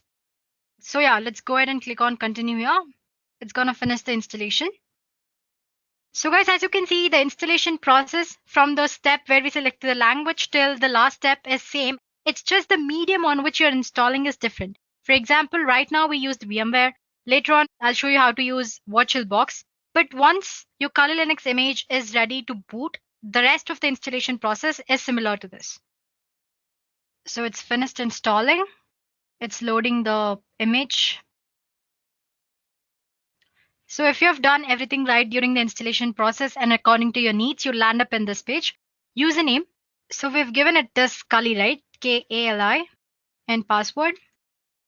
As you can see, it's showing an error. It says that didn't work. Please try again. This is mostly because first time when you log in, you should use word root as your default username. But later on, once you've already logged in, you can change the username according to your need. So root and password, you can use the same password which you set during installation process. So as you can see, login is successful. And here I go. My Kali Linux is up and running. So I can start using Kali Linux according to my needs. So once you've done that, you can go ahead and install VMware tools so that you can maximize it, full screen and all that stuff. You can also go ahead and change the date and time settings. As you can see here, you can go for the settings option here and do the settings. And you can start using Kali Linux for hacking and penetration testing purposes. So it's as easy as that, guys. So please go ahead and try installing it. Well, if you find any errors during installation process, let us know in the comment section. We'll get back to you as soon as possible. Now let's move on to our second demo. Now we'll see how to launch Kali Linux on Mac operating system using VirtualBox. In the previous demo, we used VMware, and now we'll be using VirtualBox. But actually, I'm not using any Mac system here, operating system. But I'll show you how to install using VirtualBox. The procedure is very similar. So all you have to do is on your Mac operating system, go ahead and click for VirtualBox download. So this is the VirtualBox official page. You can go ahead and click on downloads here. As you can see, you have different options here. It says Windows for Windows operating system, OS X host, Linux, and Solar host. Since if you're using Windows, then go ahead and select Windows host. But as for Mac, you'll have to select this. It's mostly a .exe file. Once you've done that, you can install VirtualBox. It's just click on next, and it'll work out and provide settings according to your need. I already have installed VirtualBox. The next thing you do is similar as what you've done with VMware. go ahead and download official Kali Linux image. Make sure you don't download any duplicate versions of ISO file from other websites. Make sure you download it from original website. If you want to do it from the beginning, go ahead and install ISO file here, torrent, or you can just go ahead and download just the image for VirtualBox here for 64-bit, and you have option for 32-bit as well. I've already done that. So let me open my VirtualBox. Yeah, here it is. The procedure for VMware and VirtualBox is almost same, just slight difference. Let me maximize the screen for you guys. As you can see, I already have a virtual machine launched up here. I haven't powered it up yet. Anyway, I'll show you how to install new one. Just click on new option here. This is your VirtualBox homepage, guys. So click on new here and just give a name. We've already given Kali Linux earlier, right, for the virtual machine. So let's give it some other name. Let's say capital KL Linux. And choose the type of operating system, that's Linux. And here 64-bit, minus 64-bit. According to your operating system needs, you can go ahead and choose 32-bit as well.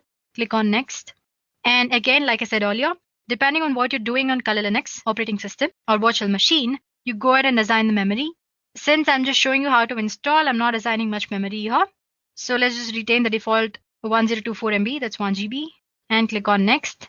And it's asking, you have 3 options here. You have not to add virtual hard disk, create a virtual hard disk now, and you can go ahead and add a virtual hard disk here, use an external virtual hard disk. Go ahead and select the second option, click on create, and use VirtualBox image. Like I said earlier, we downloaded ISO image, right? And it's an ISO file with extension .iso. So basically it's nothing but image. So click on next, and I want the storage on physical hard disk to be assigned dynamically, and click on next. So this is the name of the virtual machine which we just gave earlier. It's asking you to choose the path wherever you want to store your virtual machine. Let's say documents and virtual machines. Click on open and save. So that's the path I've set up. And as for the memory, Kali always needs you to assign at least 20 GB. So let's go ahead and give 20 GB. You can always assign more than that. And click on create. So this is the one we just created, right? It's ready. Just click on settings. Before you power up, you'll have to make certain settings. So if you want to change name or type and version, you can always go ahead and do that here. We don't have anything in advance. It's just the folder where your virtual machine will be stored. Go for systems. We won't be using any floppy disk here. So untick it or uncheck it. And yeah, this is memory. If you want to go ahead and change or assign more memory because the performance of your virtual machine is not that great, you can go ahead and do that. For the processor, make sure you enable this extended features. So basically, if you want to increase the performance of your virtual machine, the number of processors you assign should increase. Well, for now, since I'm just showing you how to install, I'm just going to assign 1. You have option to increase to say 2, like that. And as for the display, you can enable 3D acceleration display. Storage settings, this is the most important one. Right now, we don't have any image attached here. So click on this empty and click on the CD image that you see here and choose virtual disk. And attach the image or the ISO file, torrent file which you just downloaded. Click on open. And audio, no settings, default, network. By default, you can always set it for NAT since we're using only one virtual machine here. But if you want to use your Kali Linux with any other virtual machine like Metasploitable 2, you can go ahead and use this host only adapter option here. Because when you use NAT and when you have 2 virtual machines, both of them will be assigned with same IP address, which will definitely a problem because both of these virtual machines need to interact, right? So yeah, well, I'm just saying all this for the information. So you can go ahead and click on host only adapter if you're using 2 virtual machines and you want them to interact. As for now, I'm just retaining it NAT. And rest you don't have to make any changes. And click on OK. Once you've made all the settings, click on this. Or you can go ahead and click on start option here. You can right click on it and start. Again, like I said, the installation process from step 1 is very similar to that we did using VMware. So again, you'll be greeted with Kali boot screen and you have multiple options. Again, I'm not repeating the entire thing here. So go ahead and click on graphical install. And if you're a pro and using command line, you can always go for install option. And if you want to just use it for one time purpose, you can always go for live option here. That's all, guys. I'm sure you can catch up from here, right? Because it's almost similar for the ones we did using VMware. If you have any doubt, just go back and take a look at it. Yeah, well, like I said, I showed you on how to use VirtualBox to install Kali Linux on Windows operating system. Well, it's same for the Mac as well. You just have to download your stuff there instead of Windows. You have another option with this operating system. You can dual boot your Kali Linux with Windows or Mac.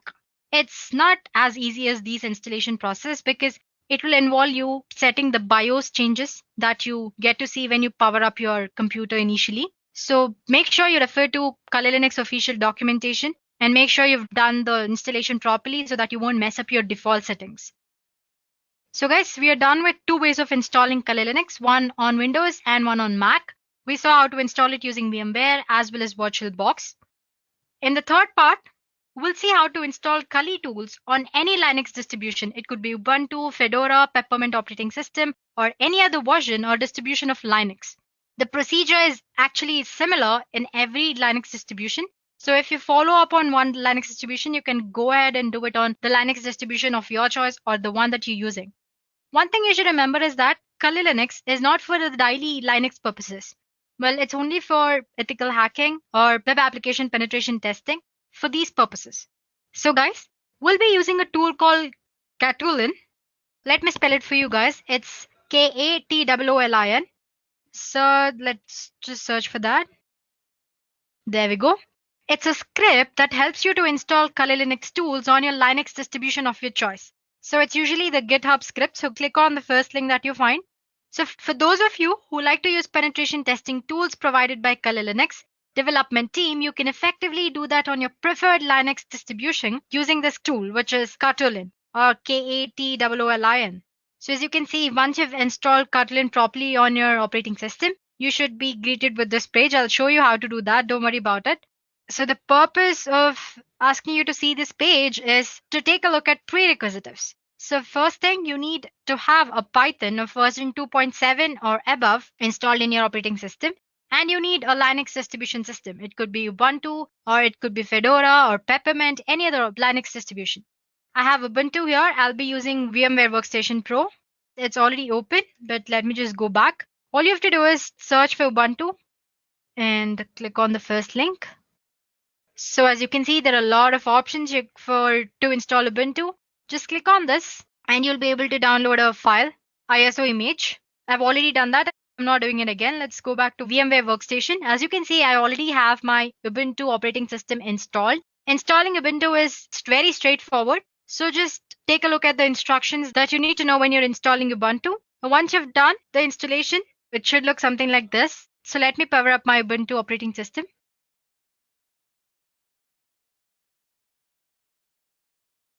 So as you can see, once you install, you'll land up on this page and it's asking for the password. You set up this username and password during the installation process, so don't worry about it.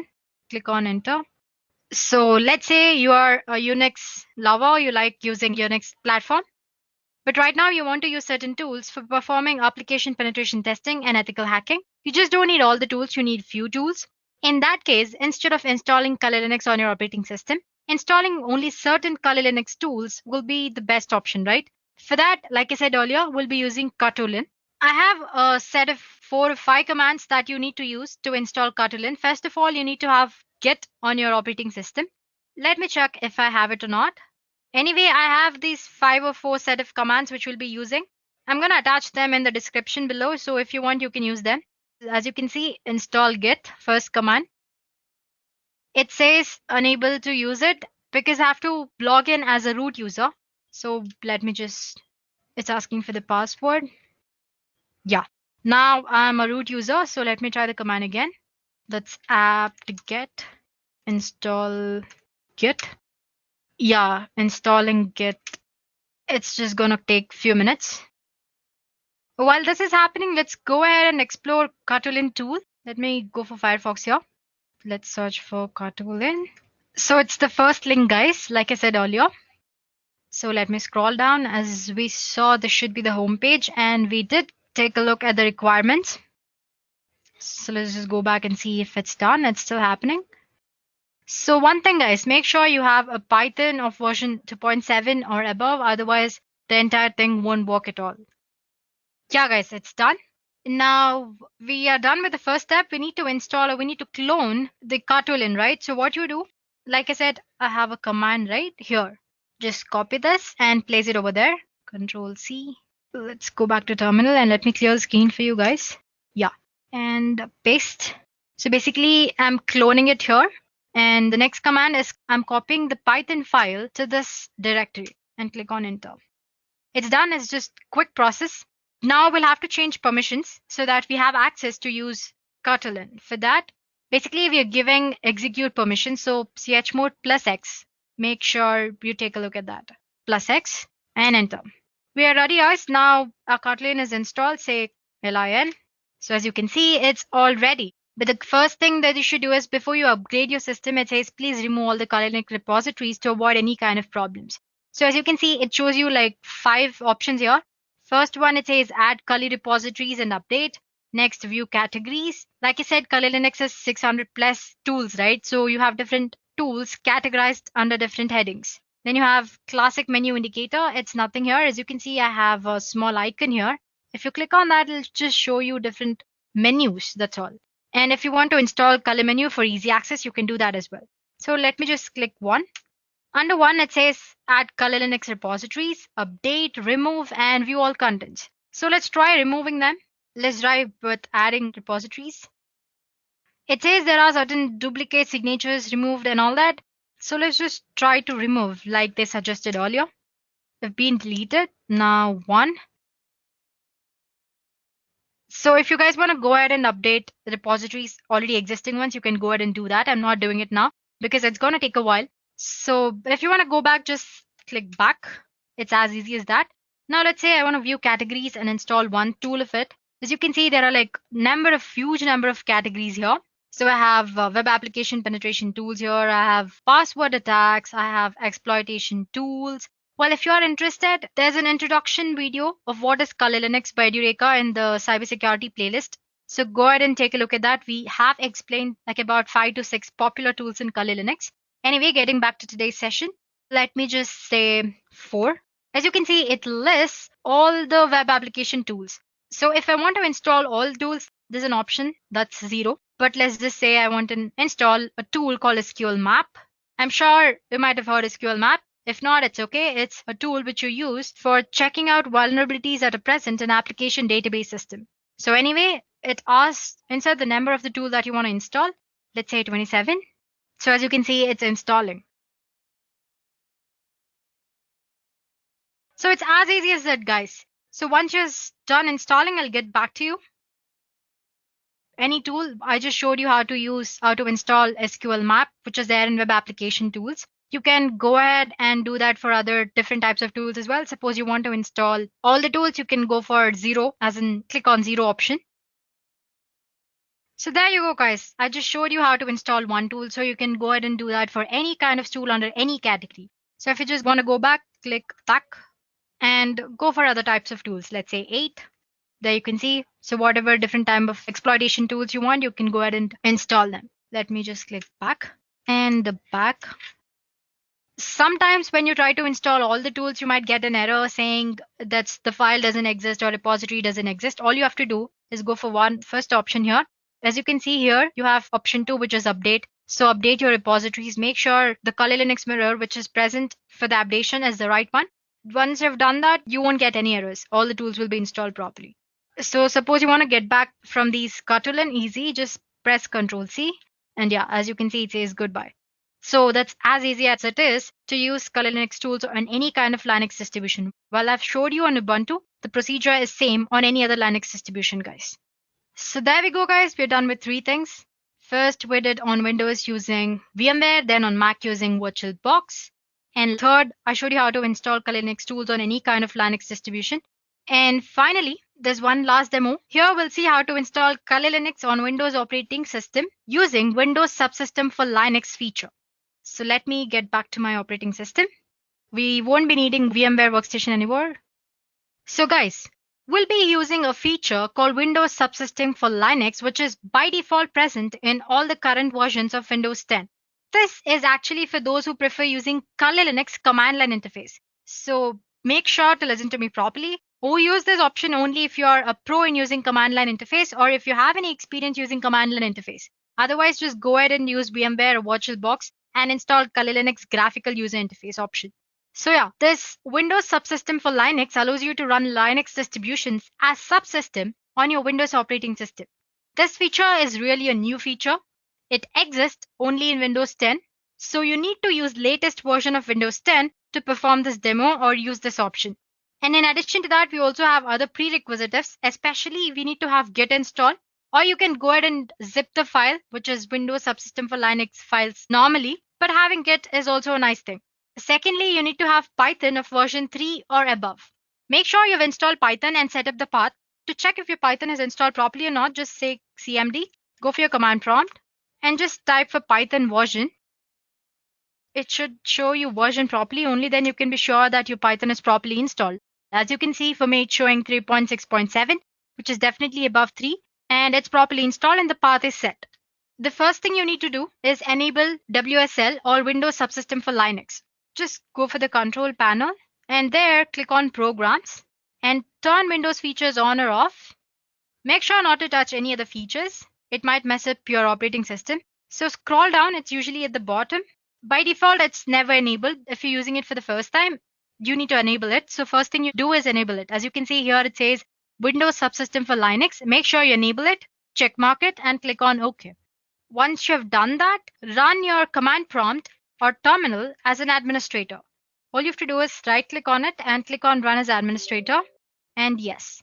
Now we'll be enabling base distribution. That is, like I said, Windows Subsystem for Linux allows you to run a Linux distribution as subsystem, right? But for that, we need to enable this base distribution.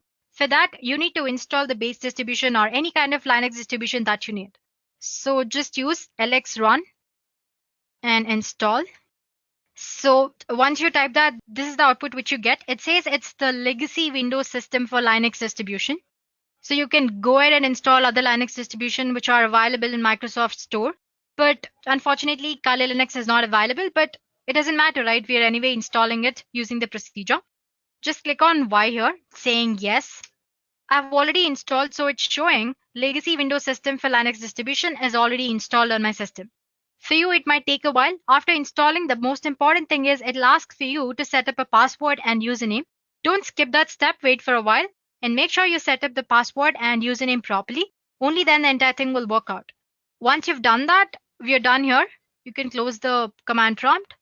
The next thing you need to do is install Git. I already have it installed. It's very easy. Install.exe file and click on the installation process. It's very straightforward. And open Git bash. Yeah. Before that, let me go ahead and create a folder called text here. And as you can see, it's stored on my desktop. Right now it's empty. Anyway, let me go back to Git here and cd desktop test. Earlier we enabled Windows Subsystem for Linux, but now we have to download the script, right? For that, search for Windows Subsystem for Linux switcher. And the first link is the GitHub link. Click on that. There you go, guys. It says Windows Subsystem for Linux distribution switcher. It says the purpose is to let you easily download and install Linux distribution as subsystem on your Windows operating system. So yeah, as you can see, you have different options here for the base operating systems. So yeah, copy this link here, Control C, and go back to Git clone, and paste the link which you just downloaded, paste it. It shouldn't take very long. It's done, guys. So now if you check your test folder, Windows Subsystem for Linux will be downloaded properly. Let's just go back and check that. Here is our test folder. As you can see, Windows Subsystem for Linux is already there. Now open your command prompt, cd, let's go for the text file. And if you search for the directories under that, you can see WSL here. Now let's go for that as well. You can just press tab, directories under that. So as you can see, the two things, the most important things is this get prebuild.py and install py. This get prebuild.py will fetch Kali Linux Docker files, and install.py will install Kali Linux for you. I already have it installed, but I'll just show you how to do it. So go back to the browser and type Docker file. Click on the second link.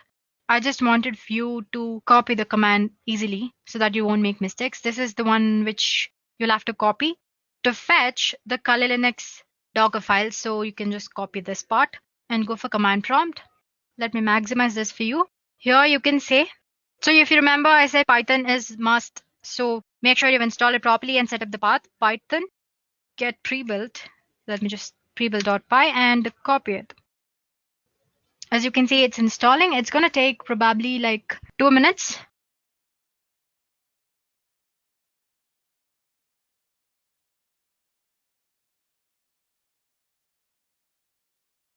So it says it's done. It says it's saved to this file in the text folder. Let's go back and check if it's happened. Here is a test folder. Under WSL, you have Python. Yeah, as you can see, you have Python folder, a zip folder of Kali Linux installed or fetched. You'll have to install it now, right?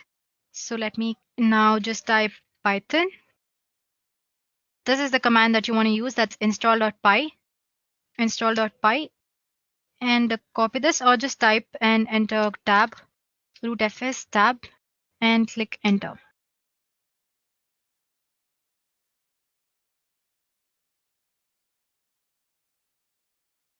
So as you can see, it took a while, but it did install, right? Now all you have to do is it's installed, so you can close the CMD and open your command prompt and run it as an administrator. Click yes. Let me maximize the screen. You'll have to set the root password or the default user as root. So set default. It's the command that you need to use. Set default user as root. As you can see, it's now set to root and click bash. Done, guys. Right now we are running on Kali operating system on command line interface. If you want to make sure if you're actually running on Kali, just type cat etc and issue. It shows that Kali Linux rolling. So as you can see, we have successfully installed Kali Linux command line interface or how to use command line interface on Windows using Windows subsystem for Linux.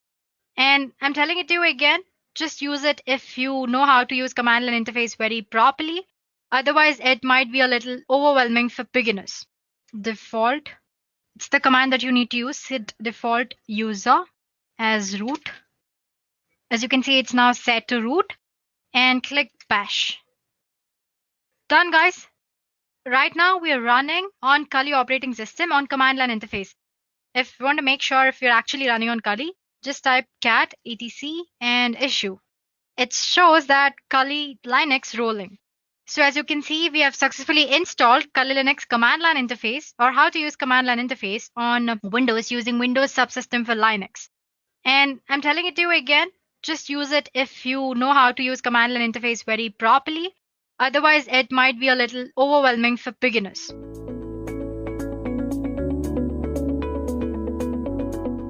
So now it's time that we go through the command line basics of any Linux terminal. Now the Linux terminal is a very powerful tool. It allows you to move around the whole operating system through the files and folders. It allows you to create files, change their permissions, change how they behave, and a bunch of other things. You can do filtering, you can grab stuff, the specific stuff from a specific file, and there's a bunch of interesting things that you can do. And as an ethical hacker, you will be working with a Linux distribution most of the time, whether it may be Kali Linux or some other thing like Parrot OS. But you will be working on Linux most of the time because it's a powerful tool for networking analysis and scanning and all sorts of stuff that you want to do as an ethical hacker. So the first essential step is to actually know how to use the tool that is available to you. And that is out here, which is the terminal.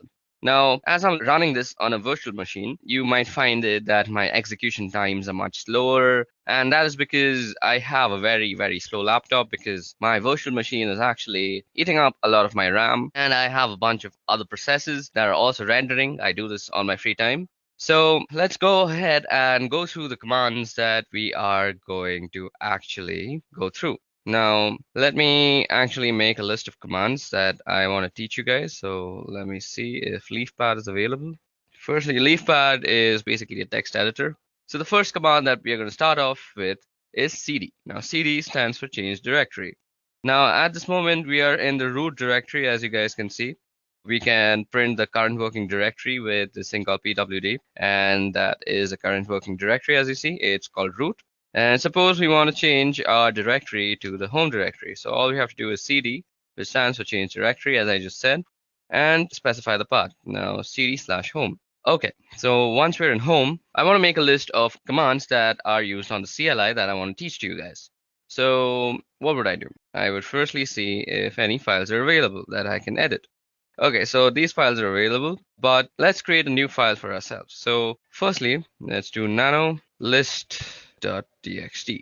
Now what nano does is Nano will open up a small command line text editor. Now, command line text editors are very much used by ethical hackers because they save a bunch of time.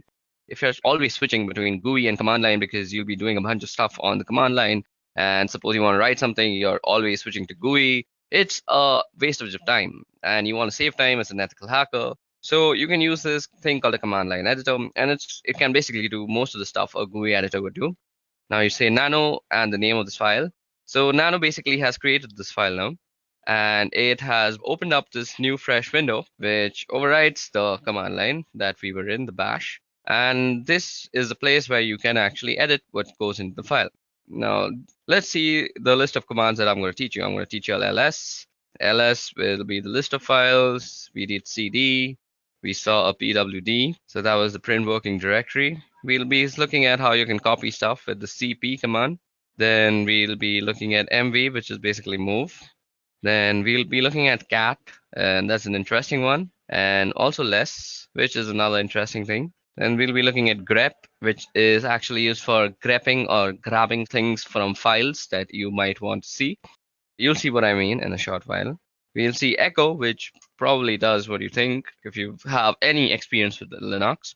Then we'll be doing touch. And we'll be doing make dir, which is make directory, and then we'll do in chown, chmod, then one of the most dangerous commands that is rm, and then you can do man plus help. Okay, so these are the list of commands that we are going to go through in this part of the video. So suppose I was making this video and I wanted to save this somewhere. So if you see down here, there are a bunch of options that are shown to you. Now this caret sign might be not what you're thinking, that the shift 6 one, it's not shift 6. It's actually a control. So caret is control, and then G of course means G. So if you go control G, it will actually get help.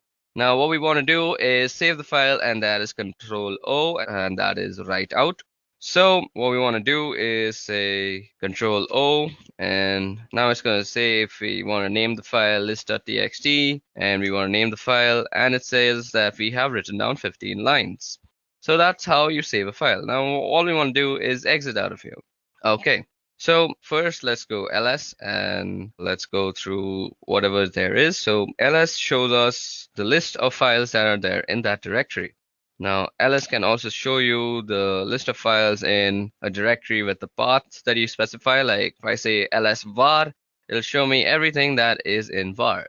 Okay, there are a lot of interesting things in var, so let's head over to var. So cd/var, and you hit enter, and now we are in the folder var. So now to actually demonstrate how powerful ls is, we have a few flags. Now to see the flags of any command, you can just do -- help universally throughout the Unix command line. So out here you see some information that is kind of tough to read, but if you go on top and scroll out here, you'll see all the flags that you can use with the command, that is ls, and how you can use them. So you can see what to use and you can read a little bit about it. So if you use all, it ignores entries starting with dot. So suppose we were to do ls in var, let's see. So it shows us like this. Now if we do lsl, it'll show a long list with more information. So these are the permissions that you see out here. We'll be seeing how we can change the permissions of files soon enough. And this is who owns the file, the user and the user group. This is the file number, I guess. I'm not sure. This is when they were created. The name of the file. This is the time when the file was created, I guess. Okay, so that's how you get very detailed information about all the files. Now, there's another thing you might want to use with ls, and that is the a tag. So you can go lsa, and it will show you all the hidden files also. So now you see some 2 files that were not shown out here. Our file list begins from backup, but when we do -la, we see 2 more files, that is dot and dot dot. So let's see if we can move into that, cd dot. So we can't even move into that. So that's interesting. So these are hidden files. So These are not seen to random users, and we can actually do stuff with them. We'll see how we can use hidden files later on. So if you want to show hidden files through ls, all you have to do is ls and -la. So that was all about ls. So let's move back to /home, where our list of commands that I want to show you all was. So cd home, let's ls and see what was it called. It's called list. And suppose I want to see the contents of list.txt. All I have to do is say list.txt. Now it shows us whatever this file is containing. It'll read it out for you. So we've done cd, we've done ls and its various forms, we've done pwd. Now it's time to do cp. So cp is basically used for copying files from one place to another. So suppose I want to copy this address file that is there into some other directory, let's say var. So all I would have to do is cp name.txt, and then you specify which location you want to actually copy it to. So cd/var. So this is where I want to copy my file to, and you hit enter and it's copied. But that was a very small file. Now we can actually check if it was copied before I move on and pour some more knowledge into you. So let's go into var. So cd/var, hit enter, and you're in var again, and you see ls, and now you see a name.txt. So let's remove name.txt from here because I want to copy it again and show you all a difference between a flag that I'm going to use right now. So the hyphen and letters that you use are called flags technically in the Linux terminology. So let's go back to home. Now, instead of the name of the file and moving back to home just like I did, you can type out the complete name of the file out here. So you could have gone cd/home/name.txt and copy it to /var. But this time what we're going to do is we're going to use the -v, which is basically used for a verbose output of whatever you're doing. So most of the commands that we're going to using will have a -v with them. So let's see how this actually affects the output. So what we're going to do is we want to copy, so cp and verbose, and we want to copy the file name.txt, and we want to copy it to the folder called var, right? So now you'll see that it will give us what is being moved, rather, that is name.txt, and where it is being moved to. So this is a very good way of knowing what is actually happening, because if you do it without the verbose part, and suppose name.txt was just a 20 GB file, and you just don't know if it has finished or not. So if it's a 20 GB file, it'll continuously update you on where what is being copied. So basically, all you have to do is type -v if you want to know where your file is being copied and the exact path. Okay, so that was about how you can copy files from here and there. Now, what was the next command that we want to see? So cat. So let me just go and see the next command that is there. So list.txt. So after cat, I want to show less. Okay, so we've done cp. We also have to do mv. Now, as you guys can see, that cp is basically a copy. Copy is, as you would expect, it leaves a copy of the file that in the original directory while also maintaining a copy in the directory that you specified. But if you want to move the file completely, all you would have to do is use the command mv. So mv is for moving the file. Now let's see what all goes with mv. So you can type help, and as I said, you get the verbose option and you get suffixes. You can force things to happen. So suppose you don't have the permission, do not prompt before overwriting. So it'll give you a prompt and you can completely overlook the prompt with the F thing. So let me just show you how that looks like. We'll be doing a verbose and we will be copying the address.txt file. And okay, so every time I've been actually typing, so you can do address.txt by just pressing tab and it'll autocomplete. So address.txt to /var. Now it'll show you that it is actually renamed address.txt to var address.txt. Now, if you go and do ls out here, you will see that address.txt is not actually here, but if we were to move to var, so cd/var. Okay, I've also been typing out commands that I've been previously using, and you can simply toggle through all the commands that you've used by the up and down keys. So ls, mv, mvv help, cat list. I did cd home, and now I have to go through all this just to prove a point. So cd var, we want to change there. Now we're in the variable folder, and we also want to see what we have out here. So address should be out here, and ls. And as you guys can see, address.txt is the first file that has come up. And it is basically the same file, and I can prove that to you by just catting the file, and there's address.txt. And you see that is some random address for some random person. Okay, now let's quickly clear out our file, our window. You can do that with the Control L, or you can just type out clear. Now, what we want to do is move back to home. So yeah, cd home. Okay, so now that we're back in home again, let's cat out our next file. So list.txt, and after move, I wanted to go through cat. Now cat, as you guys can see, is printing out the contents of a file, and there's also less, which does something very similar to cat. So let's see what it does. So if you go less and do list.txt, you actually see the contents of the file in a completely new window, which overlays on the previous window.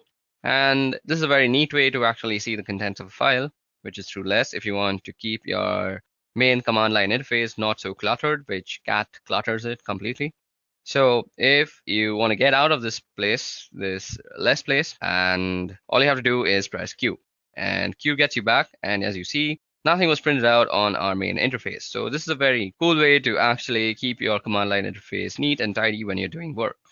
Okay, so grep. So grep is used for actually filtering out stuff from a file. So suppose we want to see whether a command has some verbose option to it or not. So now I know that mv has a verbose command, but suppose I didn't know that. So mv -- help, then you use the pipe sign. So what the pipe sign means is you have to take this command, the first command, and then you pipeline it through the second command. And you want to see grep-v if that exists. Okay, so let's see grep verbose. Yep, so a verbose exists, and that is -v, and that's -- verbose. So explaining what is being done. So what happened out here is basically we took this first command and then we filter it, and filtering is done through the piping. So basically think about you're taking some information and pipelining it through something else, which funnels it out of this command, which is grep. So you can use mv/help in conjunction with a bunch of other commands, just not grep. And I'll leave the creativity up to you. So grep is basically used for getting what you want from a file. And grep is used very, very much throughout this course of this video, through this Kali Linux tutorial that you're going to be watching. So that is a very easy way to see if you have a particular option, or let me do something else also. So cd/var. Now we're in the var folder, and let's ls. We actually have name.txt. Now let's also go into backup. So cd b and tab, and that brings us the backup folder, and we're now in the backup folder. Let's do an ls out here. Okay, so we have a bunch of files. Okay, we have some password.back. Now see, if you have cat and you go password.back, you can see the entire thing. Now, what if you didn't want this entirety of it, or if you wanted something in particular? You want to be very neat. So you can do that same command. You can pipeline it, and you can say grep, and you want everything with no login. So we can see that there are a bunch of things that say no login, and we only want those. And these are all the things that say no login in them. And it's a much lesser list, and it gives us a very particular list that you are looking for. So that is how you use grep. So now let's head back to home. Okay, I typed that wrong. And again, let's see what the next command is. So now let's start txt. So we've done grep. We now have to do echo. Echo and then touch. Okay, let's go back. Q. We press Q and we get out of there. So what did I have to teach again? I'm such a dummy. We have to do echo. Okay, so what is echo used for? So suppose you were to say echo and open quote hello world.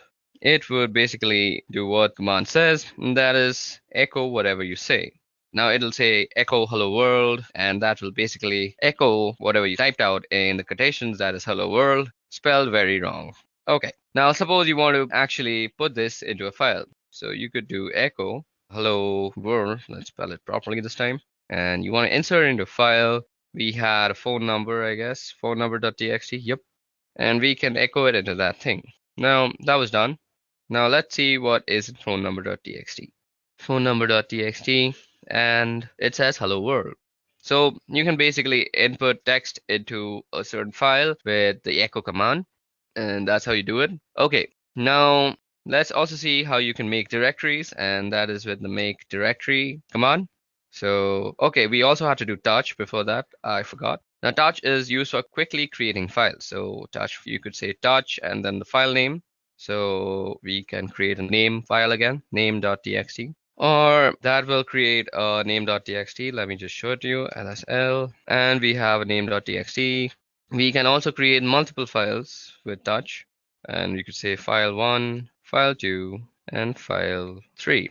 So like this, you can create multiple files. And let me just ls that out and show it to you, lsl. And we have file 1, file 2, and file 3. Now we can also create a directory. So make dir and the name of the directory. So suppose you wanted to save all your movies in one directory. So make directory movie. And now you have a directory called movies. And you can also move into movies. So cd movie.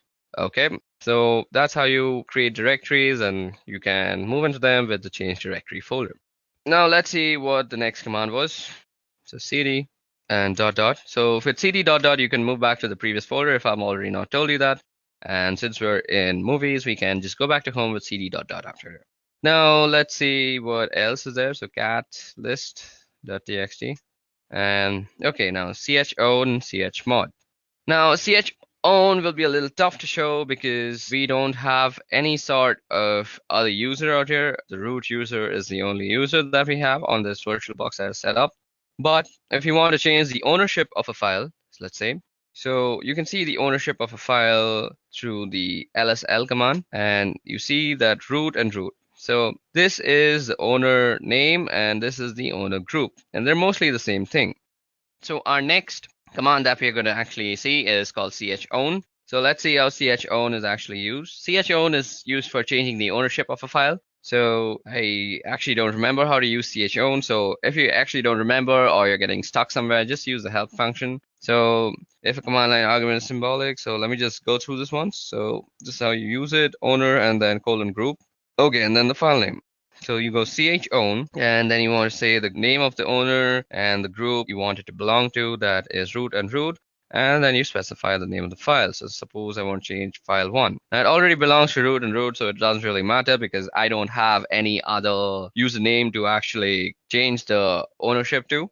So this is how you would normally change ownership. So let me just show you where you can see the ownership, and that is ls-l. And out here, the root and root you see on file 1 is basically this is the owner and this is the owner group. They're normally the same thing and the same name, but if you had some different owner like a guest, you could change it by actually using the chown method, the command. Methods are different things. I always get confused because of the programming.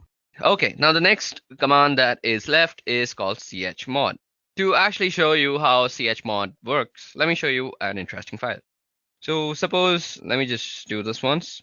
Okay, now echo. What we want to echo is, let's echo hello world. And let's put that in quotation, and we want to put this in test. Now, once we've done that, let's ls, and we see that we have a test file out here. And we want to move test to test.sh. So test.sh is the executable file that is used in bash scripting. So we move test to test.sh, and the way you actually execute bash files on your command line is with the dot and the slash. So you say dot slash, and if I press T and I press tab, you see that there is no options that's coming up. That is because test.sh is not an executable file.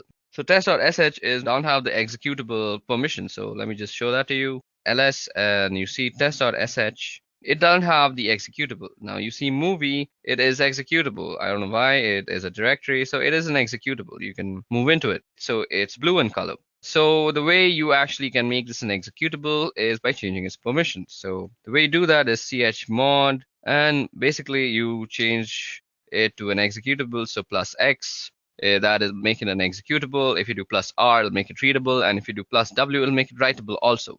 So if you do plus x and do test.sh, and now you go and do lsl, you'll see that test.sh has become green because it is an executable file now. And now if you do dot slash and you press T, you get test.sh if I press tab.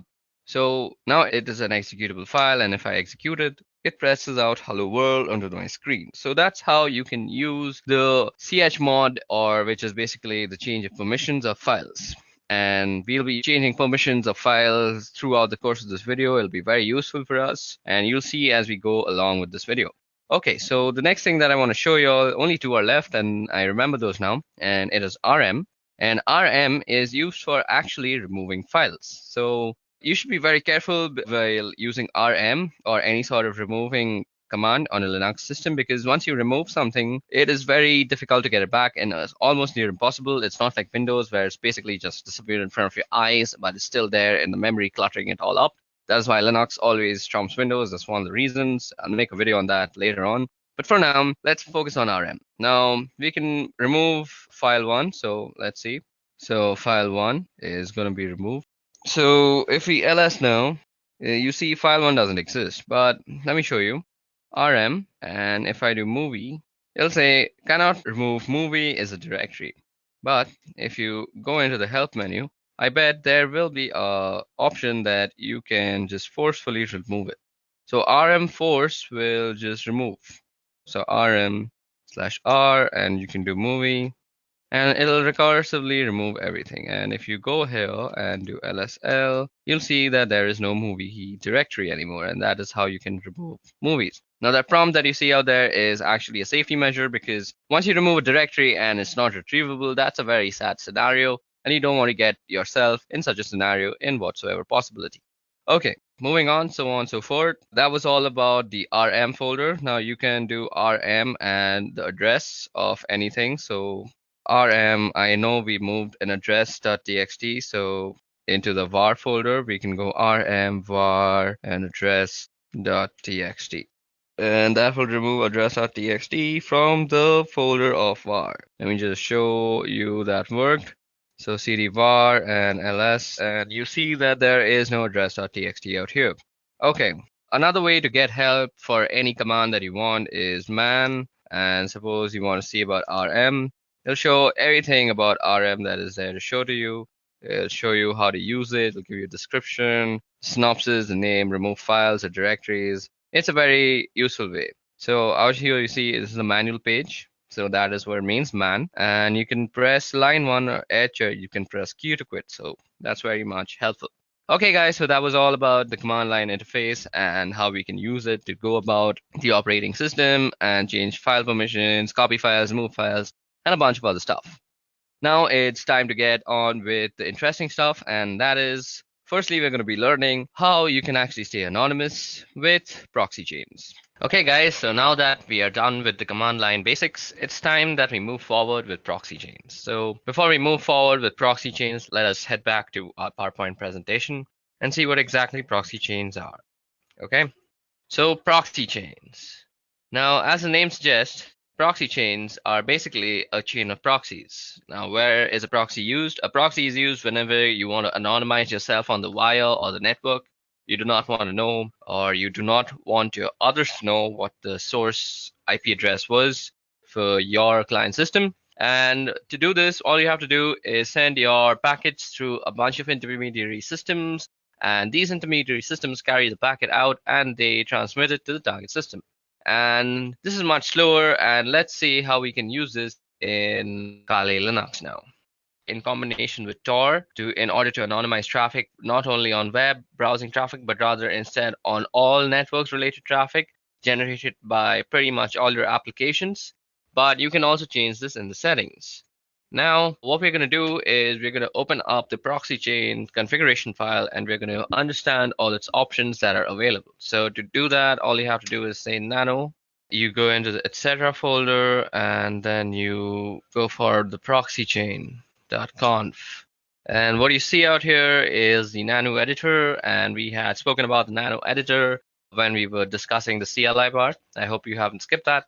Now what you see out here is a bunch of instructions and options. So let me just zoom in into this command line interface, and now you can read everything much well. So what proxy chains is, well, it gives you the ability rather to route your traffic through a series of proxy servers and stay anonymous in such a fashion by hiding behind them or by having them forward your requests, so it looks that on the other side that your requests are coming from them as opposed to you.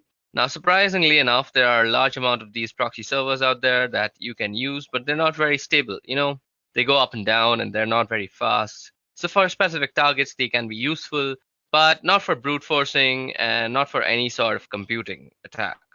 So suppose you're doing something to a certain target. If you're trying to log in or you're already logged in, you can definitely do it through proxy chains. And it will be reasonably fast and reasonably stable as well. But if you're doing some sort of mass scanning or you're brute forcing a password or something of a kind of a proxy chain with a list of proxies selected from the internet, especially the free proxies, it's not going to work. I mean, it's going to work out eventually in a technical sense, but it will consume more time than you can spare. And by that, I mean it can be a very, very long time. It can take about months or two to do a simple scan. So that's not an option. And there are other ways of doing that. But for the time being, I just want you to know how you can use proxy chains and how you can configure it. And actually, because it's really useful and I use it fairly often, and a lot of people do. And it's a fantastic piece of software. So first off, we have the types of proxies. So you see HTTP, SOCKS4, and SOCKS5. Now, there are fundamental differences between these protocols. And you always want to find yourself a SOCKS5 proxy, as that's the best possible one. And that has the ability to anonymize all sorts of traffic. HTTP, well, as the name it says, it's for HTTP traffic. And SOCKS4 is very similar to SOCKS5, but it does not support IPv6 protocol and it does not support UDP protocol. So this can be SOCKS4 and it can be rather problematic. And you always want to make sure that you're using SOCKS5 wherever and however. Anyway, down below, you have these other options, which we will go over. So basically, how you enable these options is that you don't need to type some complex lines of code or anything of any kind. Basically, all you have to do is just delete the hash out here. Let me just show you. So suppose we wanted to actually activate dynamic chains option. So all we have to do is delete the hash. But let's put in the hash right now. So after you delete the hash, all you have to do is save the file and the option is enabled. This hash presents a commented outline, meaning that the system reading this will ignore if there is a hash, and if there isn't a hash, it will take it into consideration and interpret it accordingly. Anyway, what we have here are statements which allow us to specify how we want our traffic to be routed. So first off, we have dynamic chain. Now, dynamic chain is a sum and is an option which you will find people using the most. It is most commonly used option and a preferable one too at that. And honestly, I think it's the best one out there, primarily because it's the most stable one. And here's why. Now, suppose you have ABCD proxies. So those are some servers with IP addresses, with open ports. And if you have a strict chain policy, which is enabled on this computer right now, as you see, if you have a strict chain policy, we can only be able to access any site on the internet in general by going through ABCD. So you have to go through all of them, and you have to go through them in that specific order, that is ABCD. And that's not always a good thing. I mean, if you're paying for 5 proxies, that's not a problem because they will always be operational and they will always be up. And why not? That's not a bad idea or an option. But there are, however, people who use proxies for free and they don't tend to pay for them. Why would you pay for like 5 proxies for a simple scan or something of that kind? They're not free and they cost money and they're rather expensive also. But still, I mean, the act of paying itself identifies you and kind of diminishes the amount of anonymity you have on the internet. So some complex payment methods can still be used to actually anonymize yourself, but it's fairly simpler to just use a dynamic chain. So firstly, we're going to go ahead and uncomment the dynamic chain option, and we're going to comment out the strict chain option. So strict chain will no longer be used, and I will be using dynamic chains. And one more thing to note here is that if you want to use proxy chains in combination with Tor, if you want to route all your traffic through the Tor network, not just web traffic, you must be enabling dynamic chains. I mean, there is a chance that it will work with strict chains, but due to the instant instability of Tor nodes, it is highly unlikely you will need dynamic chains, and that is why I'm using them. Anyway, if you're using dynamic chains, just give you the ability to go from ABCD to your desired destination by not having to adhere to any order. So let's say C is down and you would go a B, D, and it would work with no problems. Even if B was down, you would go to a D and you would go and still reach the destination. So as long as one single proxy is functional, it's going to work and you don't require any specific order to do it down below. Now down below you have some other options too. So first is random chains. Now random chains in effect are basically the same thing as resetting your service. I mean, if you're resetting your Tor, you will be now assigned a new IP address. Tor assigns you a new IP address every 10 minutes or so. Anyway, with the random chain, you can specify a list of IPs, and then you can tell your computer, okay, I want you to try, and I want you to connect to this point. And every time you connect, every time you transmit a packet, I want you to use a different proxy. And we can do that as well. And that's one of the options definitely. And you can say, okay, use this phone 5 times and then change to another one or some kind of like that. There are a lot of options to specify there, primarily the chain length. Anyway, down below there's quiet mode. And you don't really need that. Then that's proxy DNS request no leak from DNS data. This is very important. You cannot have any DNS leak. And let me explain to you what DNS leaks are. And even though somebody cannot get your particular IP address, they can get the IP address of the DNS server that you are using. And that DNS servers do is resolve the main domain to the IP address and vice versa. So for example, if you typed in youtube.com, the DNS server of your local ISP provider will resolve that into some sort of IP address that YouTube has, and it will make a request. No problem. And you do not want that happening because your local DNS server will be discovered, and that is information that can be used in order to figure out your personal IP address. And when that is done, your physical location is pretty much compromised, and that's a no-go. And you definitely need proxy DNS here. It might slow you down a bit, but without that, you're practically not anonymous, and it's just a matter of time before somebody finds you. Now, if you go down below, we have some other options here, but we're not really interested in them at the moment. What we here are for the formats for entering proxies, and I'm going to leave it at that. So what you see out here is first the type of the proxy, that is SOX5, then the IP address, then the port number, and then 2 words, that is Llama secret and then juice to hidden. Okay, so now what you see out here, as I just said, is how you would actually write down your proxy chains. And now, as I had already also said, you always want to be using SOX5 and you don't want to be using HTTP because they're not really that safe. And SOX5 doesn't support a lot of options anyway. And this is the IP address of the proxy server that we will enter a few of them manually later on. And this here is the port number that you see on which the proxy server is listening. And that port is open over here. These 2 words now, what some proxy servers, especially paid ones, will always have a username and password. So you can just type them here in plain text. Unfortunately, it is assumed that only you and you alone have access to this computer besides this file. And besides, this file is not everybody can read this file. Anyway, so if you can just type in the username here and password here, you will gain access to a certain proxy that you have chosen or that you have paid for. Anyway, these are just some examples, and we won't actually be using these proxies or anything of a kind. We need to go down below here.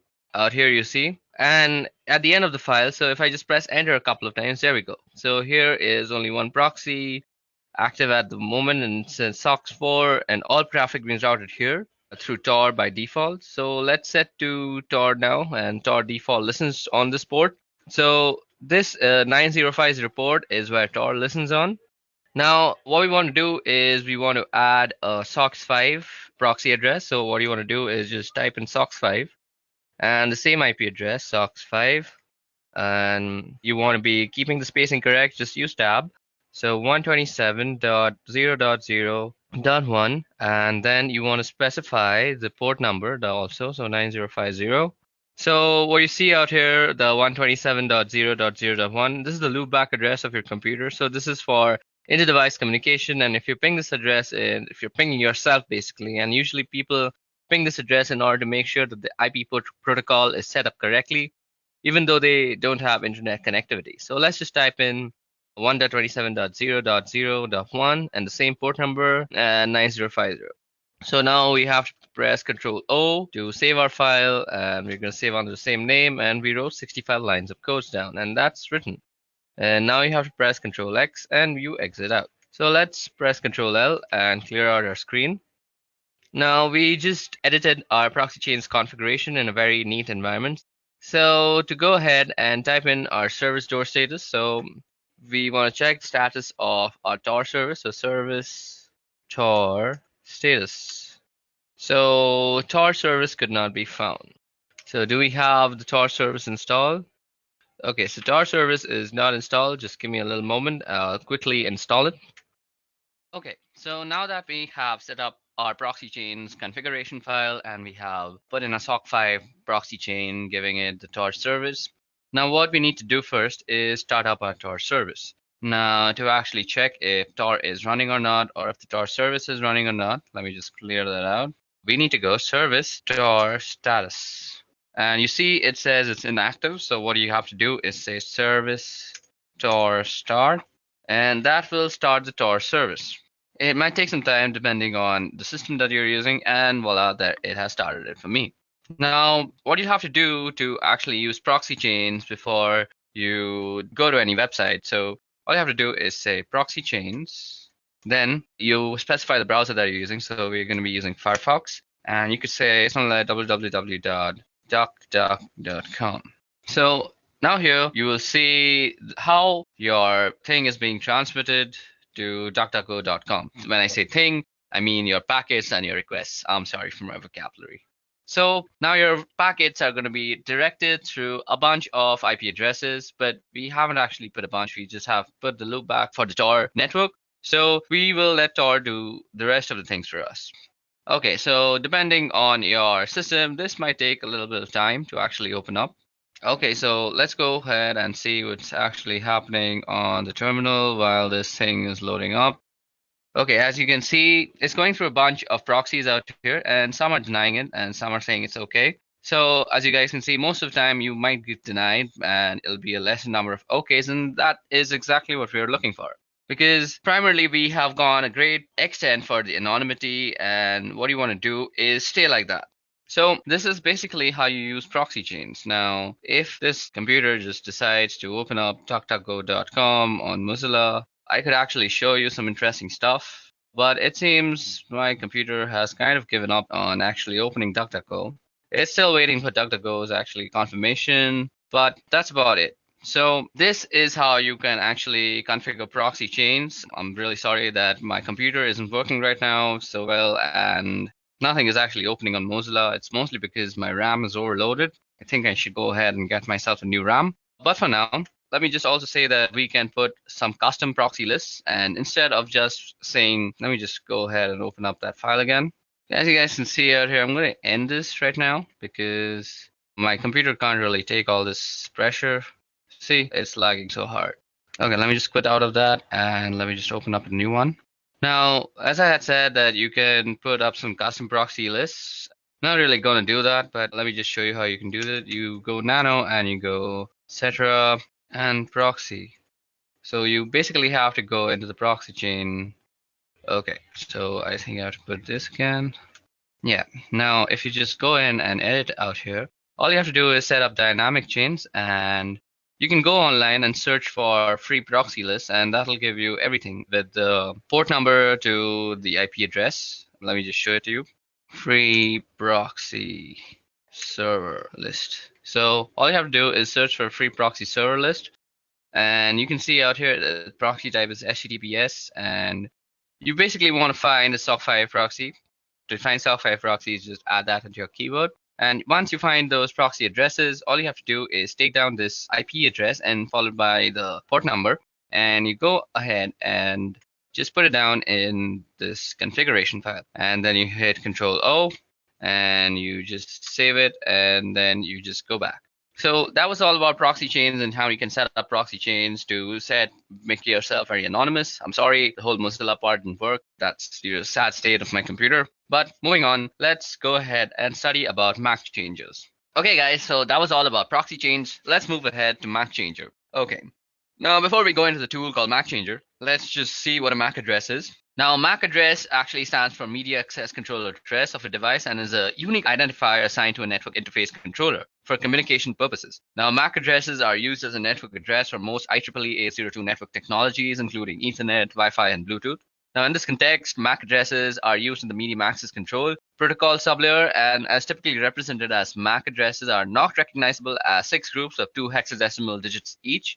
Now, these are separated by a colon, and the first 3 hexadecimals are actually the organizationally unique identifier, so they actually represent your vendor, and the next 3 hexadecimals actually represent your network card uniquely. Okay, so when you are actually on a network, you are recognized on something called an ARP table. Let me just show you the ARP table, how you can see it. Let's go in. So the password is root. So an ARP table is basically an address resolution protocol table, and well, this is a virtual machine and it doesn't really know many machines on the local network. But if I were to go on my Windows system and show you my ARP table, let's see.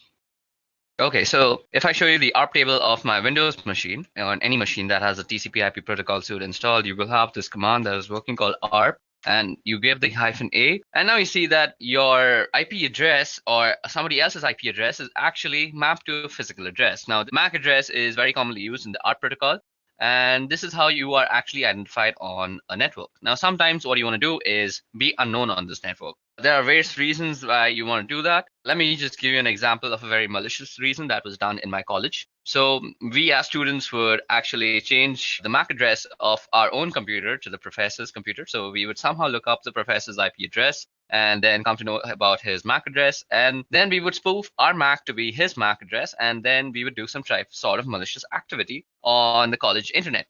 And then the internet administrators of our college would come to know that that MAC address is doing some sort of malicious activity. And that MAC address would get permanently banned for that session on the college network. So basically, our professor would not be able to use the wireless projectors that he would use to actually show us his presentations.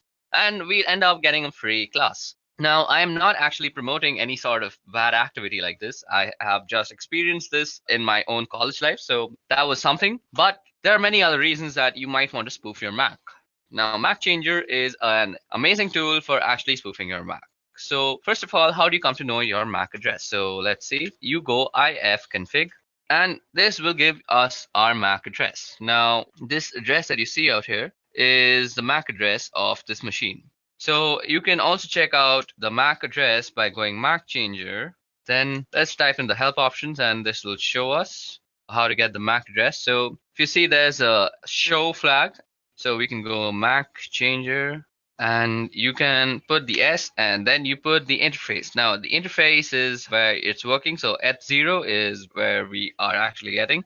We don't want the loopback one. So eth0, and this will give us the MAC address. So our current MAC address is 080027. Let's see if that was the same one shown. Where is that MAC address? Okay, so ether 080027. So I'm sorry, this was the MAC address. I selected the wrong thing. What I was showing you is the IPv6 address, and you can see that's very, very long. So this is our MAC address. Now, what you might want to do to change your MAC address, well, let's see. With V, we can get the version. With S, you can show. We can do the E. And as I said, if you remember that the first 3 bits is about the vendors, so you can also get the vendor list by going -L. So you go -L, and this will give you a list of MAC addresses and which vendor they belong to. So sometimes if you know the vendors that are actually being used on the network of your college, for example, and you want to just stay anonymous and not raise any flags of suspicion, so you could hide yourself as a Cisco router. So suppose your college was using all sorts of Cisco routers, and you decided that today I'm going to spoof myself as a Cisco router and I'm going to screw around with the network. So it would not raise any flags before you actually decided to do some malicious activity. In some deeper inspection of your MAC address, people would actually realize that you are actually spoofing the address. And after some investigation, they would indeed take some time to actually reach to you and how you spoofed it. But the point of changing your MAC is not raising any flags. And that is exactly what you should try to do. So MAC Changer is also very useful for getting the list of all the MAC addresses and their vendor IDs. Now let me just clear the screen out quickly. So we go clear, and let's bring back the help. So we go MAC Changer and --help. Now what we want to do is give ourselves a random MAC address. Now MAC Changer, so that is done with the R flag, and we want to do it on eth0. So once you run that, you will be given a new MAC address. So our new MAC address is f6c649. Now you can verify that by running ifconfig. Now we could just do ifconfig, and you see our new MAC address is on ether. So we could also do something like this, ifconfig, and you could grep ether. So that is telling you the MAC address, and this is completely new. Also, you could show it through the MAC Changer tool itself. Okay, so we need to give it the eth0. I forgot that. Now you see that this is our current MAC address and this is our permanent MAC address, and they two are completely different. Sometimes you also might want to actually change your MAC when your laptop is or your system is booting up, because you might want to stay anonymous all the time. Who knows? And sometimes you might think, I'll actually change it when I want to change it. But let's face it, we are forgetful as human beings, and we tend to forget things that we are supposed to do. So what else is better than to actually automate the whole process yourself and forget about remembering all these stupid nitty-gritty stuff? So you can tell Linux or Kali Linux to actually change your MAC address on boot up is use this tool called crontab. Now crontab is actually used for scheduling tasks on Linux. So let me show you how to do that. Firstly, let's clear our screen and go crontab and go help. Now you see it's a pretty small menu. So first we start with the U flag, which user this file is going to work for. Then we got the E flag, which is for editing crontab users, the users crontab list. And you can see the list of users crontab. And let's see, so do we have any crontab lists?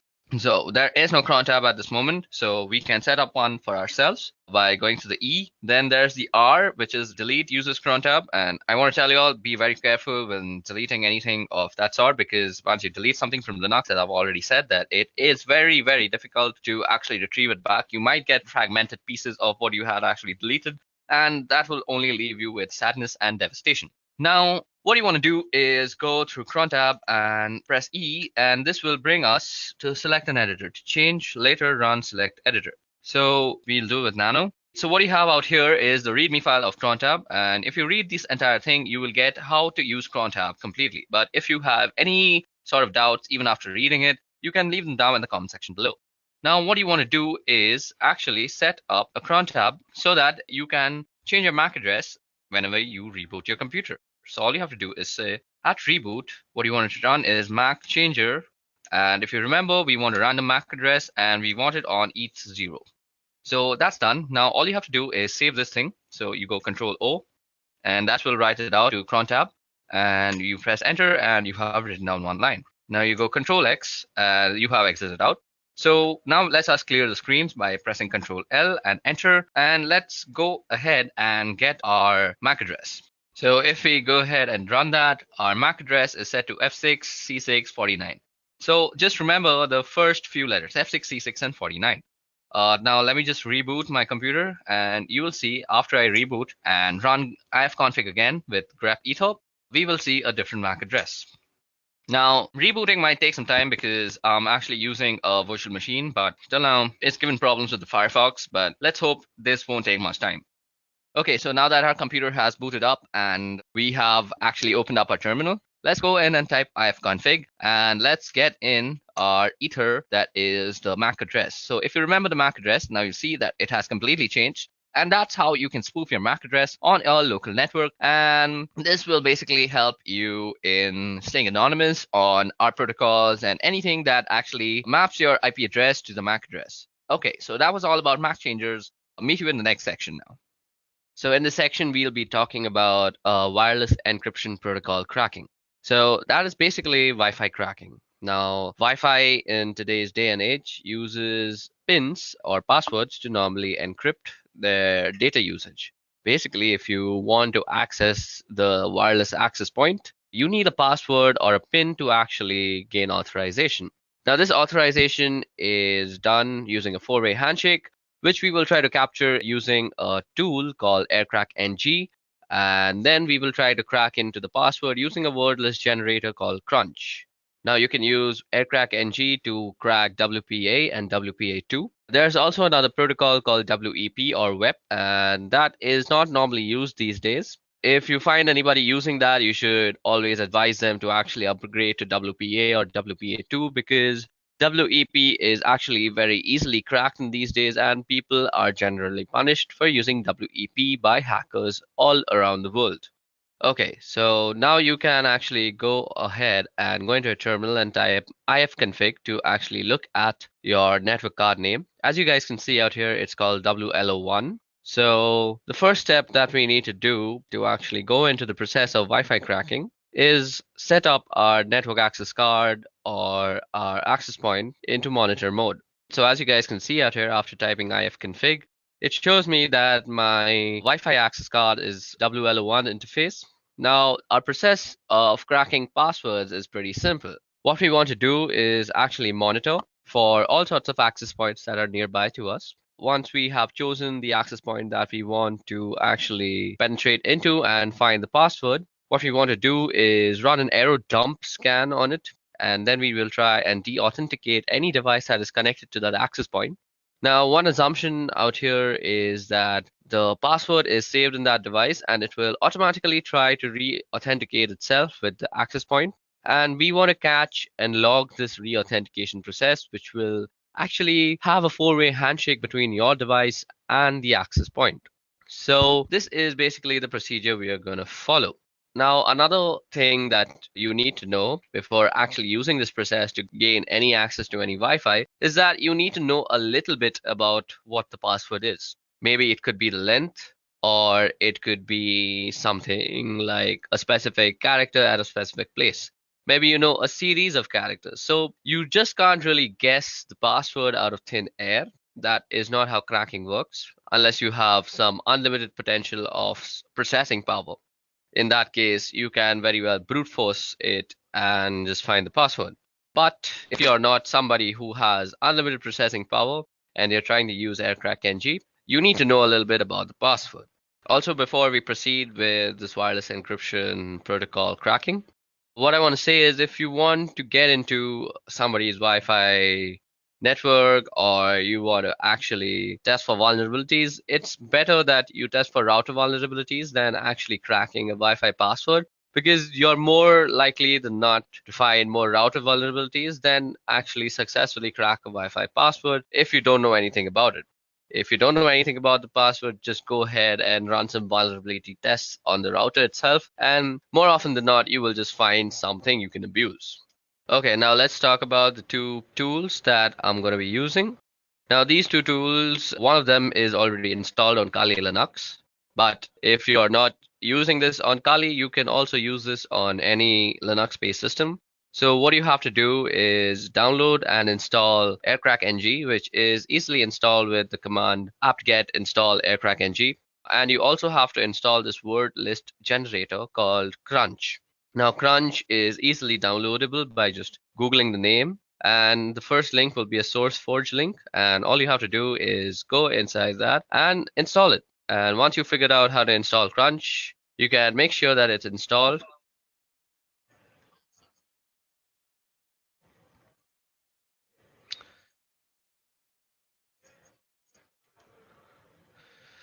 Now, once you have installed both the softwares, you can check out if the manual pages are opening up.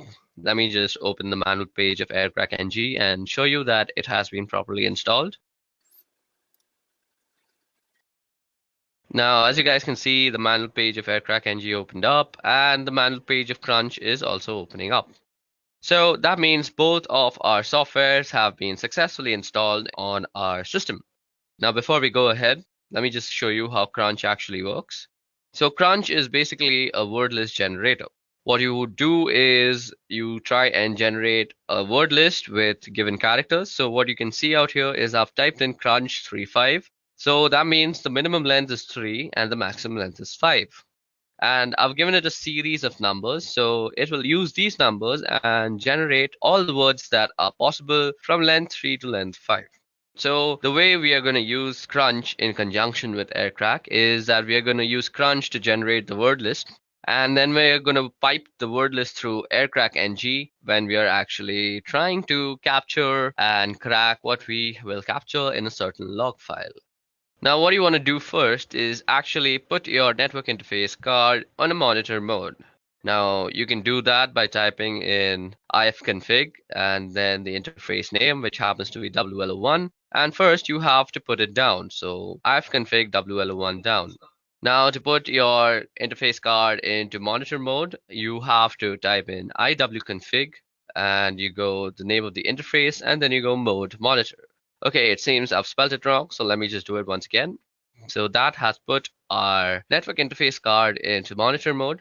And what we need to do after that is we need to start up our network interface. So all we have to do is type in ifconfig WL1 up. Now, once it is up and running, you can check by typing in ifconfig that indeed your network interface card is up and running. Don't worry, it's running in monitor mode if it's up and running. What we want to do next is pretty important to the whole process. So what we want to do now is check for some services that might still be running in the background that might hamper with our whole scanning process. So we do this by actually typing in the command airmon ng check, and then the name of the interface. So as you guys can see, nothing is exactly running right now. But if there were any process running, you would only add the command airmon ng check, and instead of writing the interface name, all you have to do is say kill. And it will kill any processes. Now, if you see any process named the network administrator, you want to kill that process first separately and then kill any other child processes. You may need to actually run this command a few times before all the processes are killed, and then you're good to go. Okay, so now that we have finished killing all the subprocesses, what we want to do is run an error dump scan on the network card. So that is WLO1. So for this, we go error dump -ng, and then we put in the name of the interface. And this will start up a scan that will look something like this. So after you run the error dump scan on your interface, what you see out here is a result of all the access point that is found out through the monitoring mode. Now, if you see, we have a bunch of columns out here. First of all, we have the BSS ID column. Now, the BSS ID column is basically the MAC address of all the routers that are found. Now, every router obviously has a MAC address. So those are the MAC address that is tied to the router names, which is shown by the ESS ID. Then we have the PWR column, we have the beacons column, we have the data packets column. Another important column is the channel column. It's important to know which channel your router is working on. Then we can see the cipher column, the authentication. So out here, we can see the encryption that is used. So most of it is using WPA2. So what we will be cracking is basically WPA2. So from this list, what you need to recognize is basically the Wi-Fi router that you want to crack into. Now, I'm performing this particular test in my office, and I don't really have the permission to actually go in and test them for these vulnerabilities. I'm not the security analyst of here. So I don't really have the permissions to penetrate into them. So what I have done is I have run a similar test at home using my own Wi-Fi, and I will show you the results for that. But for this working example, you will see the scans that I'm running in this office. So as we intend to stay ethical, what we are going to do out here is we are going to capture whatever we find in our office for only educational purposes. But when we are doing the actual cracking step, that is the last step of this whole procedure, I'll be running it on a file that I had generated at home, as I just said, because I have permissions to do whatever I want with my own Wi-Fi and passwords. Okay, so for this example, I'm going to pick this Wi-Fi that is called Edureka Wi-Fi, and it's running on channel number 6. So what we want to pick from here is the BSS ID and the channel number. We need to remember these two things. First, the BSS ID, and second, the channel number. Now, what you want to do after that is open up a new window on your terminal and log in as root. Now, what we want to do here is run a separate error dump scan on this specific BSS ID and check for all the devices that are actually connected to this access point. Now, we do this by running the command error dump ng. And while we're doing this, we also want to capture all the scan outputs that we actually get into a certain file. So we'll be actually storing it in a file called capture. And then we just have to pass in the BSS ID and the interface. We also have to specify the channel. So let's see what the channel is one. So the channel is channel 6. So that's what we want to do. And we specify the channel with the -C flag.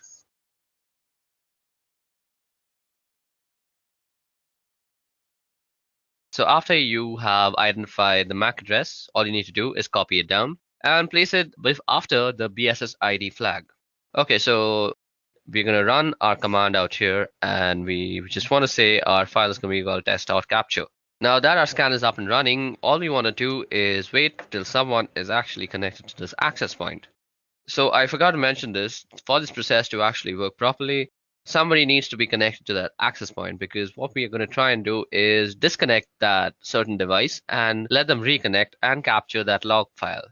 Okay, so it seems like nobody is actually connecting to it. So at this time, all I'm going to do is go back to our error dump scan that we had run on our network interface and look for some other MAC address or other access point to actually penetrate into. And let's see if something has actually connected to that. Okay, so, oh, voila. Now what you see out here is that somebody has actually connected to this access point, and his MAC address can be seen under the stations tab. Now, what we want to do is run a deauthentication broadcast message on that station and deauthenticate that guy. Now, to actually run the deauthentication process, all you have to do is go ahead and open up a new terminal window again and let the scan be running in the background. Don't close any scan at this moment. Okay, so the information that we need to remember is the BSS ID, or rather the MAC ID of the station. Now, you also want your monitoring to be running on the same channel so that your deauthentication message is being already broadcast on the same channel. So we can do that easily by going airmon ng and saying WL1, and you can say start on the specified channel. So what we want to be doing is running this on channel 6. Then we want to go and use the third suite of tools, that is Air Replay. Now, Air Replay is used for broadcasting deauthentication messages and all sorts of stuff. Now, you can see all this in the help menu also, and you can do that by typing in --help. If you go down, you see that you can send a deauthentication message using the -0 flag, and that's exactly what we're going to do. Then we say 0 again because we want to constantly send a broadcast of deauthentication. So it's looping basically. And until and unless we stop the scan, nobody will actually be able to access the Wi-Fi. So it's basically like a small DOS attack. And then we want to specify the BSS ID. Okay, so it seems like I forgot the whole A tag before the BSS ID, and that should get it working. Okay, so it seems like I have copied some wrong BSS ID, I guess. So let me just go ahead and copy that once properly. Okay, so now that we have the proper BSS ID, as you guys can see, we are running a deauthentication broadcast message on that particular network access card.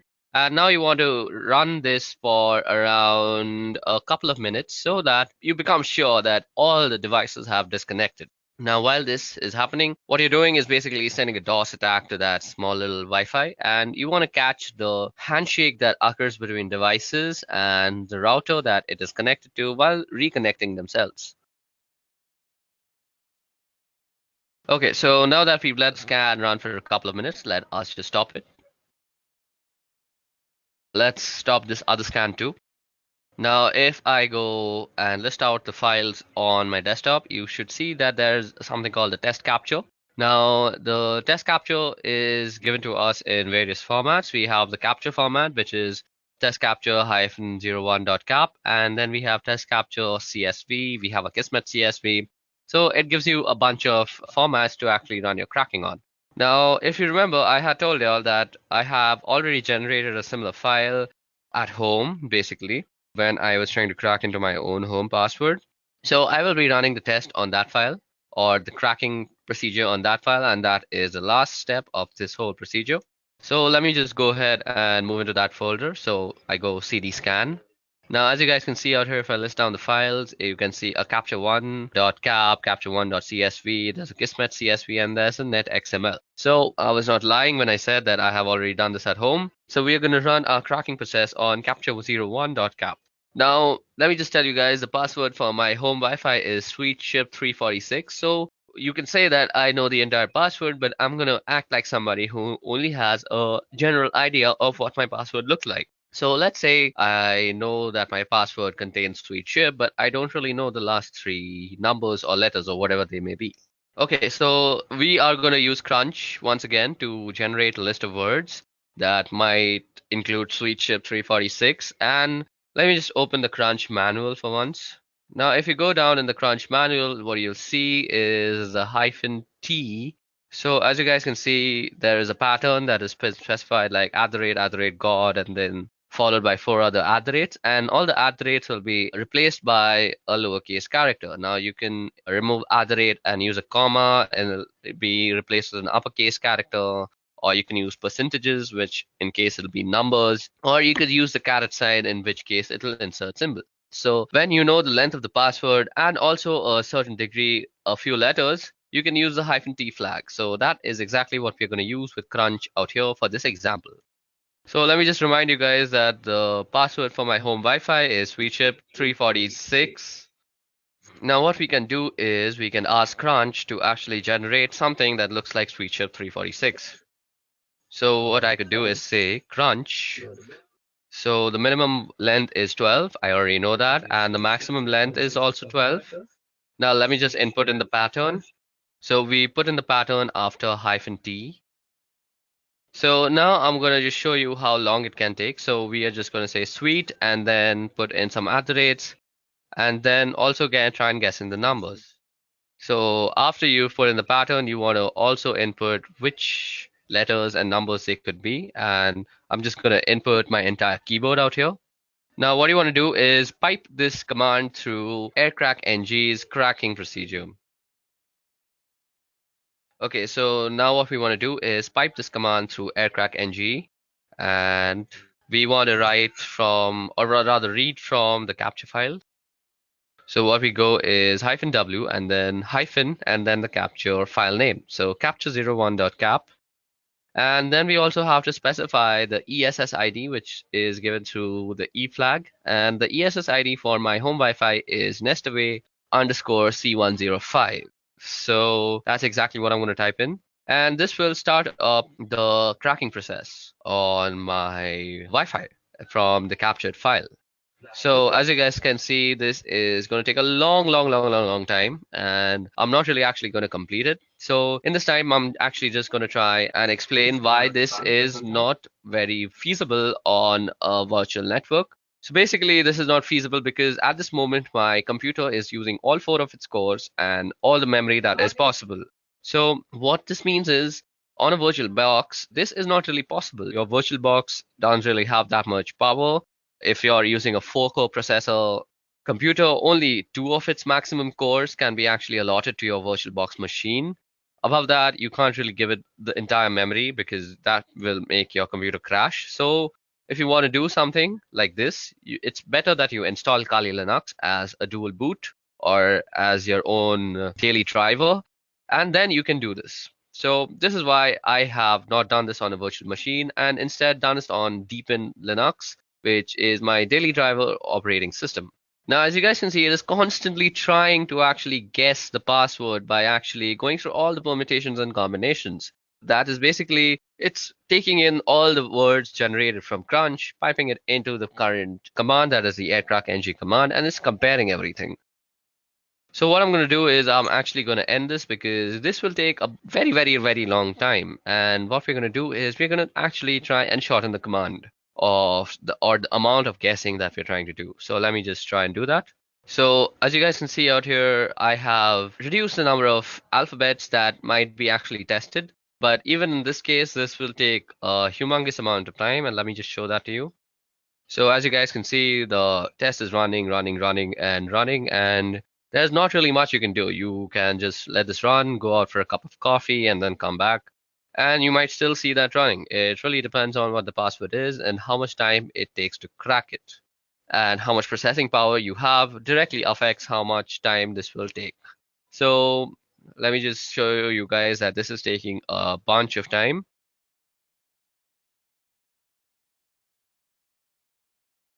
Okay, so now that I have fast forwarded a lot into the scan, you can see that I have tried almost 2127608 keys. So that's more than 1 million keys. That's 2 million keys that I've tried. So, and it still hasn't reached sweet chip 346. So what we're going to do is, just to show you for demonstration purposes that this procedure actually works, let me just shorten our guessing even more.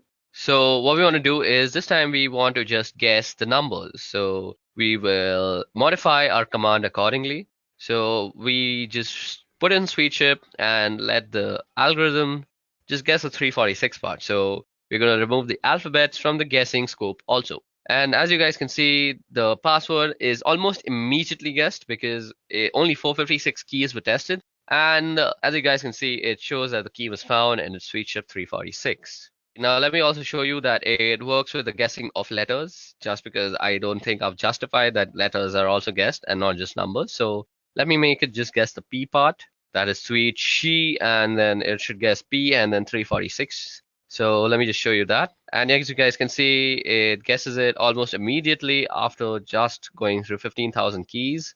Okay, so that brings us to the end of this Wi-Fi cracking tutorial and also to the end of this video, which was regarding ethical hacking using Kali Linux. I hope you guys had a bunch of fun learning about MAC changes, proxy chains, and a bunch of stuff that we did, like Wi-Fi password cracking.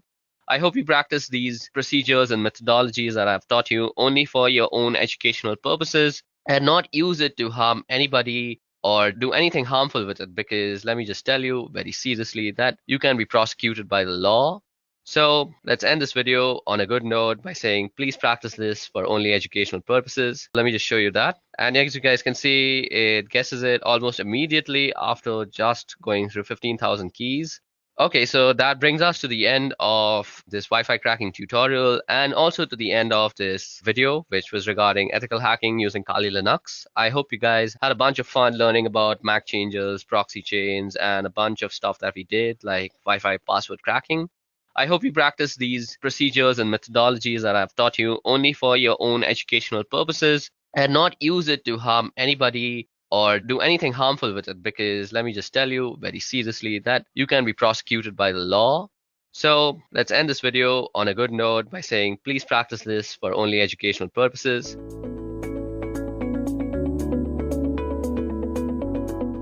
If you are a hacker, pen tester, security researcher, or just another person who pings Google in front of friends to look cool, then it's likely that you must have already known about some Linux distros which are particularly made for them.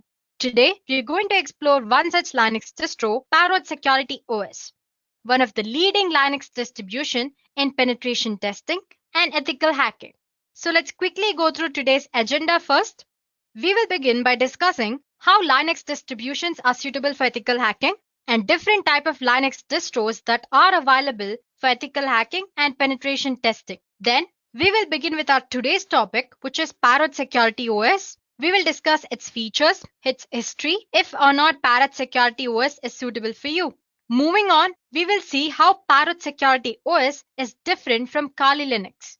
And then I'll show you how to install Parrot Security OS using VMware software. And finally, we'll end this session by taking a look at few popular Parrot Security OS tools. So I hope agenda was clear to you guys. Let's get started then. A security-focused operating system is a hacker's best friend, as it helps a hacker to detect the weaknesses in computer systems or computer networks. Whether you want to pursue a career in information security, or you are already working as a security professional, or if you are just interested in this specific field for fun, a decent Linux distro that suits your purpose is always a must. Now, if you're wondering what a Linux distro is, it is a Linux distribution that has been curated to perform security-related tasks.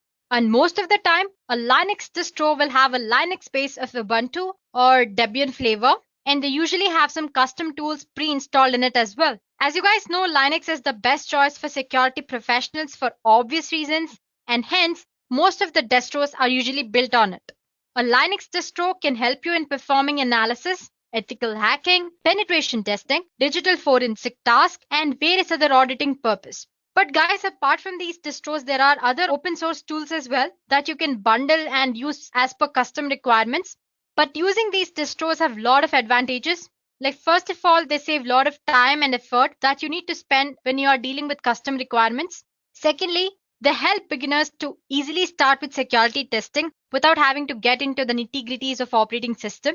And lastly, the most popular reason is you have great pool of distros that you can choose from.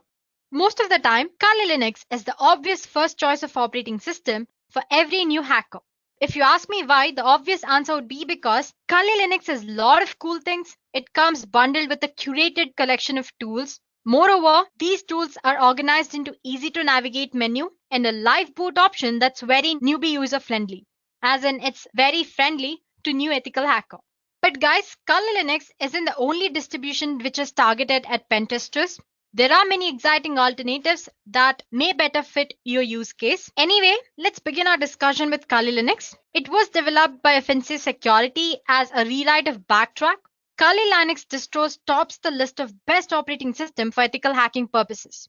And then there is Parrot Security OS, which is our today's discussion. It is a mixture of frozen box operating system and Kali Linux. It's the second most popular operating system for ethical hacking and penetration testing as well. And then you have Backbox Linux. It's a Ubuntu-based operating system with its focus mainly on security assessment and penetration testing. Then you have Pen2, an excellent hacking operating system with wide variety of tools that you can choose from. Apart from these, you have Deft Linux, Blackout Linux, Cyborg, Bucktrack, and many others. But as for today's session, we will be discussing about Parrot operating system. Parrot OS is the second most popular Linux distro for ethical hacking after Kali Linux. It is a comprehensive, portable security lab that you can use for cloud penetration testing, computer forensics, reverse engineering, hacking, cryptography, and many other security purposes. Now, a little bit about its history. The first release of Parrot OS appeared in April 10, 2013. Originally, it was developed as part of Frozen Box. Now it has grown to include a community of open source developers, professional security experts, advocates of digital rights, and Linux enthusiasts from all over the world. Well, compared to others, Parrot Security OS promises a lightweight operating system and it's highly efficient. Along with its plethora of legally recognized tools, you also get the opportunity to work and surf anonymously, which is like a granted wish to an ethical hacker or any penetration tester. We'll learn about other features in the later part of the session. So moving on, since its release in 2013, Parrot has grown rapidly and currently offers many different flavors targeted towards different use cases. For example, like I said, we have Parrot Security. It's the original Parrot OS and is designed with penetration testing, forensics, hacking, development, and privacy in mind. Then you also have Parrot Home, which is targeted towards desktop users. It strips out the penetration testing packages and presents a nicely configured Debian environment. Then you have Parrot Air. It's focused on wireless penetration testing. Parrot Studio. It's designed with multimedia creation in mind. Then you have Parrot Cloud, the most popular. It targets server applications, giving the user access to full suite of penetration testing tools included in Parrot Security. But it doesn't have a graphical front end like we do in Parrot Security. Moving on, we also have Parrot IoT. It's designed for low resources devices such as Orange Pi, Raspberry Pi, and you have Pine64 and many others. So it's true that Parrot Security OS doesn't have large community of users behind it as Kali Linux does, but the distribution has been gaining a lot of momentum recent years, so things could be very different just a year or two from now. So let me convince you more. Let's just discuss the features of Parrot Security OS. Let's start with the system requirements. It's based on Debian 9. It runs on a custom hardened Linux 4.5 kernel. It uses a made desktop and LightDM display manager. It requires a minimum of 256 MB RAM and works with both 32 and 64-bit systems as well as ARM compatible version. Apart from this, Parrot OS can also be installed on cloud and updated to perform cloud-based security testing. So basically, it runs on Debian 9. It is compatible with 32 as well as 64-bit systems and ARM systems as well. And it requires a minimum of 256 MB RAM. So those are the system requirements. Moving on, it also supports anonymity. It offers a tool called AnonSurf, including anonymization of entire operating system. It comes with custom-built anti-forensic tools, interfaces for GPG and CRISP setup. Additionally, it also supports encryption tools such as LUKS, TrueCrypt, and VeraCrypt, and many others. Moving on, it also supports forensic boot option to shut boot automounts plus many more. It braces Falcon programming language, multiple compilers, debuggers, and beyond. It also provides full support for developing frameworks for embedding systems and many other amazing features. So guys, these are few features of Parrot OS. So basically, Parrot operating system supports anonymity.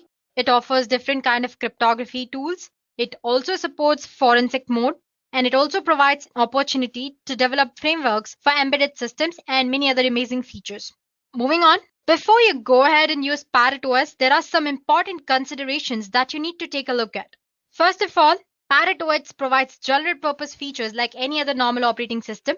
But guys, before you go ahead and use Parrot OS, there are some important considerations that you need to take a look at. First of all, it provides general purpose features like any other normal operating system does. But at its core, it is still tuned for security and forensics. Now let's see how different Parrot OS is from other distributions. Parrot is different from a general purpose distribution because it does not try to hide its features. For example, there is a tool called Parrot Update Reminder. It's simple yet powerful program. Using this program, you can check for system upgrades once a week. But instead of hiding the upgrade process behind a progress bar like any other operating system, It shows the user the full upgrade process from the apt output. So you can see the upgrade process going on. Secondly, Parrot was designed to be a very comfortable environment for security experts and researchers. It includes many basic programs for daily use, which other penetration testing distributions usually exclude. Parrot security includes its own sandbox system. I mean, it provides a secure distribution. User applications in Parrot are protected to limit the damages in case if the system is compromised anytime. So this way, no harm is caused. So like we discussed earlier, it also supports digital forensics. Digital forensics experts need an environment that does not compromise their proof. So Parrot comes with auto-mount functions which are disabled by default to allow forensics acquisitions to be performed in a very safe way. So before you go ahead and choose any of these operating systems, make sure you check out their features or the services they offer and make sure if they are suitable for the task which you want to perform. But as for Parrot OS, these are its features we discussed earlier, and these are the certain points that you should take into consideration before you go ahead and use it. Now, if you're wondering who the Parrot security is made for, well, it's made for security experts, digital forensics experts, engineering and IT students, researchers. You have journalists and activists as well in the list, and you have the newbie hackers, police officers, and special security institutions. So basically, if you ask me, it's suitable for a student or the entry-level security experts as well. So first, I'll show you how to install Parrot Security OS on VMware. So basically, when it comes to installation, you have two options. You can install Parrot Security OS alongside your operating system using dual boot option, or you can install it using any of these virtualization software like VirtualBox or VMware. As for today's session, I'll show you how to install it using VMware. So let's get started with our installation. So guys, just search for the Parrot Security OS and it's most probably the first link that you find on the net. This is Parrot Security OS official website. As you can see, there's a little bit about its history, its features. It says it's based on Debian. It's designed for security development and privacy in mind. It also includes a laboratory for security and digital forensics experts. Along with that, it also focuses if you want to develop your own software and all that. And its project goals mostly are security, privacy, and development. This is the part which you should consider important development, unlike other operating systems. Its features, it's secure, lightweight when compared to Kali Linux or any other operating systems, and it's a free source. So go ahead and explore it. So as for the download options, you can go for Security Edition here. In the download menu here, you can see other options as well. It says Home Edition, Security, and other builds. We discussed few of the flavors of Parrot OS earlier. We discussed Parrot Home, Parrot Air, Parrot Studio, and many others. Anyway, today we're concerned with Parrot Security. 4.5.1 is the current version that's running. So you have two options here to download. First of all, take a look at the size. It's 3.7 GB and 5.9 GB. So make sure whichever you want, you're downloading it depending on your operating system requirements. And as you can see, this is a live plet installer ISO. This is a virtual appliance. You can choose any of these. If download is taking a little longer than you've expected, maybe you can go for Mirrors or a torrent. So I've already installed it. I'm not doing it. I have both ISO file as well as this OVA format installed as well. Next thing we need to do is install VMware. So VMware Workstation Pro. So you have a download option here. You can go ahead and download it. You have for the free option here. You also have VMware Player, I guess. Wait, here I go for the link. Sorry about that. Here in the downloads. So you can go for Workstation Pro or you can also go for Workstation Player here. Any of this, whichever suits you. I've already downloaded it. It's going to take for a while and then all you have to do is install, click on next and finish the installation process. So before you start your virtual machine, make sure you have your Parrot OS image, ISO file or OVA format, whichever is of your choice. And then here we go, VMware Workstation homepage. Yeah, as you can see, I already have a Parrot OS operating system installed here, a virtual machine installed here. I've installed it using ISO file. It's very easy. I'll show you how to do it. But if you have OVA format, all you have to do is click on this file menu here, open. And as you can see, I have a Parrot Security OVA here and click and import it. That's all. Click, select it and click on open. So I'm not going to show you how to do that. So it's very straightforward process. That's it. This is my ISO file. Let me show you again how to install it anyway. Click on file or you can just go for create a new virtual machine here. Click on next and attach the ISO file. Browse. I have it in my local disk D. Here I have Parrot Security and open. Next. It's a Linux, a Debian, the latest version, which is 64-bit, and click on next. Give any suitable name for your virtual machine. Let's say Parrot Security. Okay. OS. And click on next. Let's assign about 40 GB. It again depends on what you want to do. If you're doing heavy tasks, maybe you can assign more disk. So as it asks, store virtual disk as a single file or split into multiple files. I'm going to choose single file. Click on next. And you can always go ahead and make this customize hardware settings earlier later. But you can do it now as well. Customize hardware. I have NAT connection as for network adapter, memory 512. Let's just say 2 GB. And NAT, yeah, we set processors. I'm just assigning one for now. Cool. And close. As you can see, the changes which you have made are displayed here. Once you're satisfied with your settings that you made, click on finish. You're good to go. Your security system has been displaying here. So like I said, you can always make settings later on. You have this edit virtual machine setting options here. Just click on this. Let me maximize the screen for you guys. So as you can see, the Parrot Security ISO is very flexible. There are quite a few options. You have live mode, you have terminal mode, you have RAM mode. So basically live mode is just a standard live USB boot option, just like you can see while you're installing Kali Linux. Suppose if you don't know how to install Kali Linux, there's a video on how to install it as well by Edureka. You can refer to that in the ethical hacking playlist. Okay, so coming back, sorry about that. You have persistence mode, encrypted persistence, forensics mode, and all that. Terminal mode, as you can see, is another live boot option, but without graphical user interface. But the most popular one among new hackers, or if you're the first time user, is install option with a graphical user interface. So it's almost familiar with Kali Linux users. If you want to get a feel of Parrot Security, and all its features, maybe you can go for live mode. But if you want to get just started, then you can always go for install mode. I'm going to click on that and click on standard installer. So it's mounting all the installation tools and all that.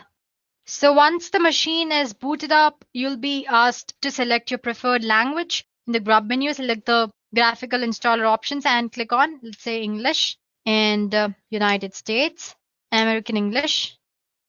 So then the loader will automatically install some additional components and configure your network related settings. It might take a while. So basically then the installer should prompt you for a host name and the root password. Let's give some root password. Give the password of your choice. Re-enter the password for verification. And now it's going to ask you to set up a user apart from the root user. So let's just say test user. Continue. I'm going to keep it as test. Continue and choose a password for the new user, which is different from the root user password that you'll have to remember. So just give this new user a password. Continue. Re-enter the password. Okay, let me just go back and my mistake. Let me try it again. Select your time zone. So basically, after you've set your password, it's asking you for the time zone. Let's say Central, Eastern. So now the installer will provide you 4 choices about the partition of the disk. The easiest option for you is to use guided use entire disk option, which is the first option here. Experienced users can always go for manual partitioning method for more granular configuration options. So yeah, guided partitioning, I'm going to select it. Guide use entire disk. This is the disk where I want to store. So it's asking if you want to store all files in one partition or different. Let's just say all files in one partition and hit on continue. So now we'll have to confirm all the changes to be made to the disk on the host machine. Be aware that continuing will erase the data on the disk. So after that, you can just click on finish partitioning and writing disk thing. It's asking if you want to write the changes to the disk. Obviously, yes. So click yes. So once on confirming the partition changes, the installer will run through the process of installing the files. Let it install the system automatically. This may take a while. So I'm going to meet you guys once the installation is done.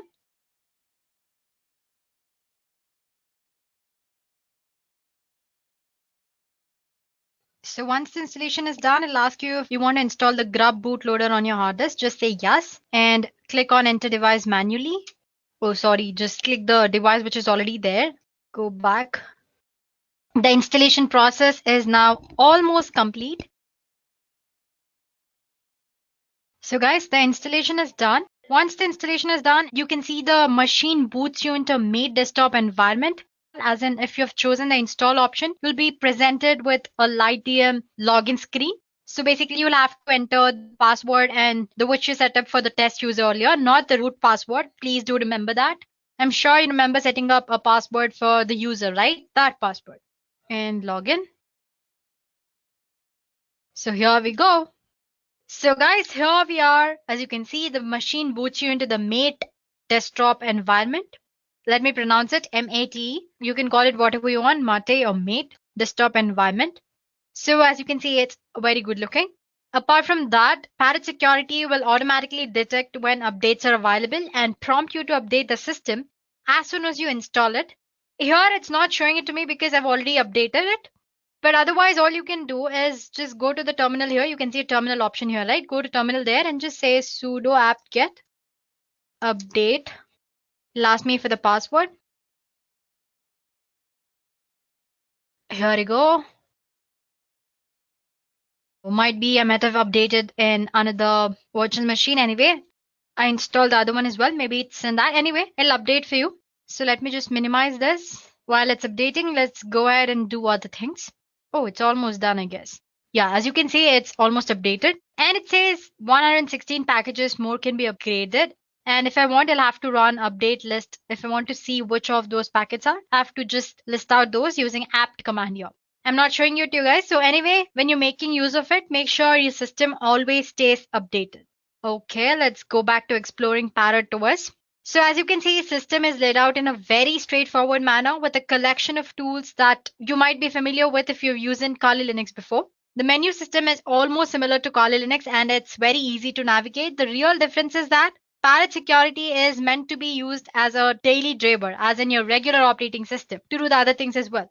To prove that, you can see you have sound and video options here, a lot of programming languages options as well. You have system tools and you have graphics included. You have Office applications or softwares. You have Base, you have Math, Writer, and Planner, just like any other normal operating system. So while you can use Kali Linux as a desktop workstation, it really is a penetration testing distribution first. I'm talking about Kali Linux. So with Kali, you need to build the system towards being a daily use system. As in, you start using Kali Linux, you need to modify or you need to customize it in such a way that you make it more plausible or easy for you to use for the daily purposes. But that's not the case with Parrot Security OS. Its interface and everything is so good, it almost appears like a normal operating system, and it is like a very normal operating system. So you have your penetration testings, which are there, and along with that, you have your day-to-day applications are also there in this. Now talking about the system requirements, the default Parrot Security install uses about 313 MB of RAM.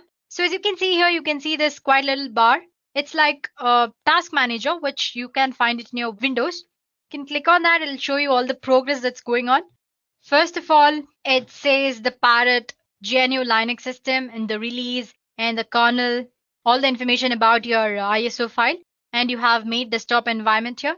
And the hardware, which is this, and the processor it's based on, available space and all that. When you click on the processes, it shows all the processes which are currently running, sleeping, just like your task manager and your Windows operating system.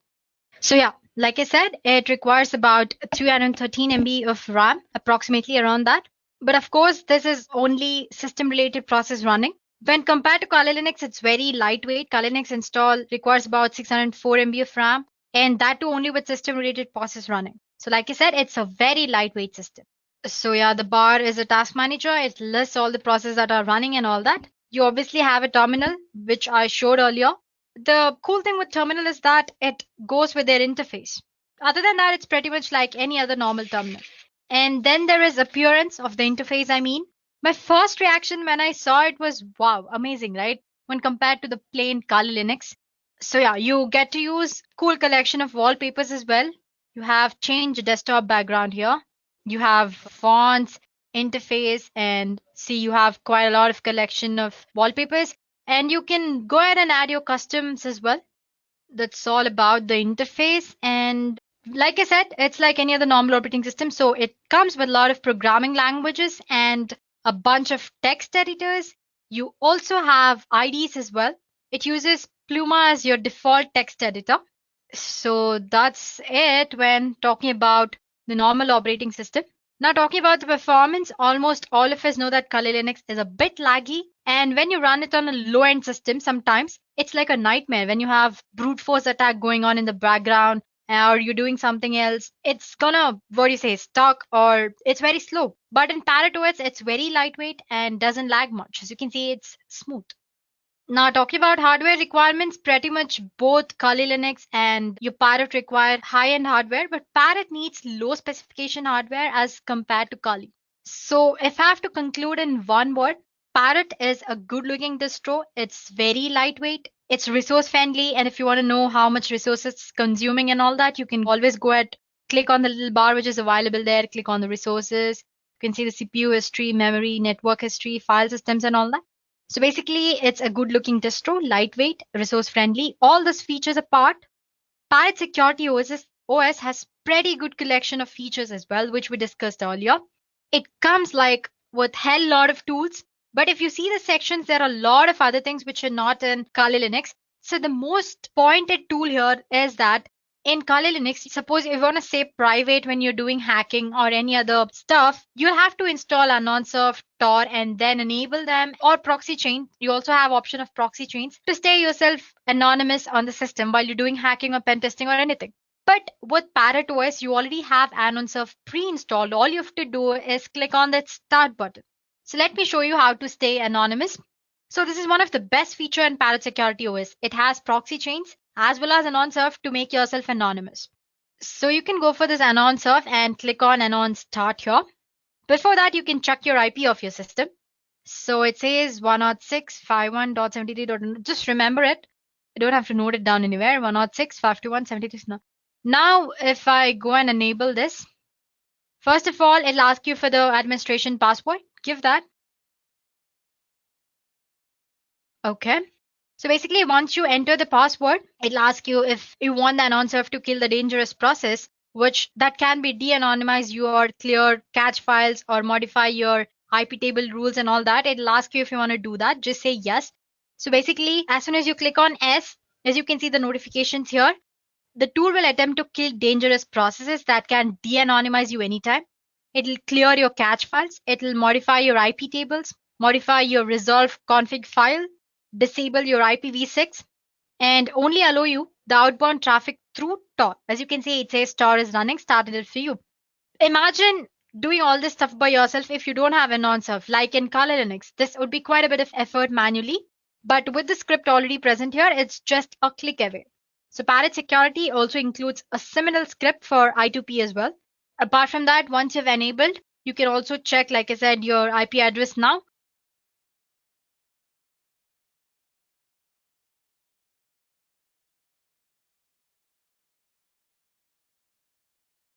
So as you can see, it says global anonymous proxy activated, dance like no one's watching, encrypt like everyone is. So basically, it's saying that surf is started up. As you can see, my IP address has been changed. It was something of 160 something, but right now it's 182. So Anonsurf has made me anonymous. Now I can do whatever you want in an anonymous mode. So that's all I wanted to show you here. Now back to Firefox. It has quite a documentation part. Well, it's still in the creation stage here. As you can see, documentation. It's not all that well prepared or created yet. So if you have any minor doubts, you can go ahead and refer to the documentation part here. So yeah, here you go. Okay, then let's go back to the distro. One thing that you can point out about Parrot OS is that it has a lot of cryptography tools, such as it has Zulu script, Zulu mount, a graphical utility that will help you mount your encrypted volumes. Then there is something called CryptKeeper. It's another graphical utility that allows you to manage encrypted folders and much more.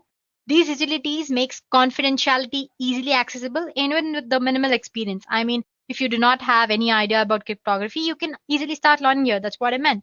So it just doesn't stop with cryptography or Anonsurf. You have a lot of other tools which you might not find in Kali Linux. So let me show you guys that Parrot, as you can see, you have a lot of tools. You have most used tools, which is Armitage, you have Wireshark, ZenMap, OWASP, and all that. Then you have wireless testing tools. Give me a second. Yeah, post exploitation. This set of tools, mostly you can't find them in the Kali Linux. You have OS backdoor tools, web backdoor tools, you have Webco, Weavly, and all that. And you have something called social engineering kit. If I'm right, it should be in the exploitation tools. Where's exploitation here? You can see a social engineering toolkit. Just click on that. Password. So it is started up, all that. So if I just click one, you have a lot of options. The update, set configuration, you have social engineering attacks. So you have different type of attacks here. You have PowerShell attack vectors, you have mass mailer attack, you have phishing attack vectors and all that. So basically you can click on that and enable all the attacks. I'm not going to show you in this demo how to do it. This is just the basic introductory video about Parrot OS. So let me just close the terminal. Well, there are common tools like you have Nmap. I'm sure you know how to use Nmap. Let me just show you anyway. Nmap is one of the scanning tools. You can find it in information gathering. I'm sure Nmap is here. Yeah, it's one of the basic tools. Okay, let's just explore Nmap and Dimitri here. Let me just show you how to use Nmap first. Just click Nmap. You have all the help or the Nmap configuration options are displayed in front of you. If you don't know how to use, just go through them. It's pretty easy. A simple example, I'm already using the one which is already there. Just say scanme.nmap.org. Okay, here I go, making spelling mistake again. Sorry about that. It's gonna take a little while, that's all.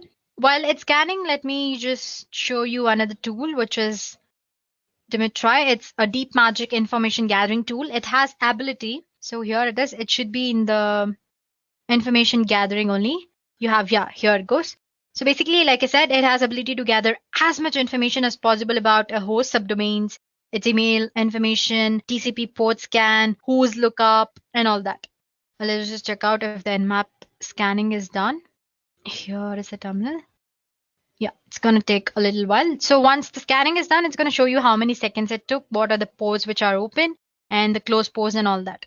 Now about Dimitri, you can enable it from your terminal, but you can also do it from here, information gathering, and click on Dimitri. Password. So let's say, here we go. So let me maximize. All you have to do is you have a lot of options here. You have W, which performs a who's lookup. You can do it online as in using Firefox. As well, you have a lot of websites where you can gather all the information once you have your IP address and all that. And you have retrieve ncraft.com information on a host, perform search for possible subdomains, email address, and all that. So basically, you can give all these options in one go. Let's say try -o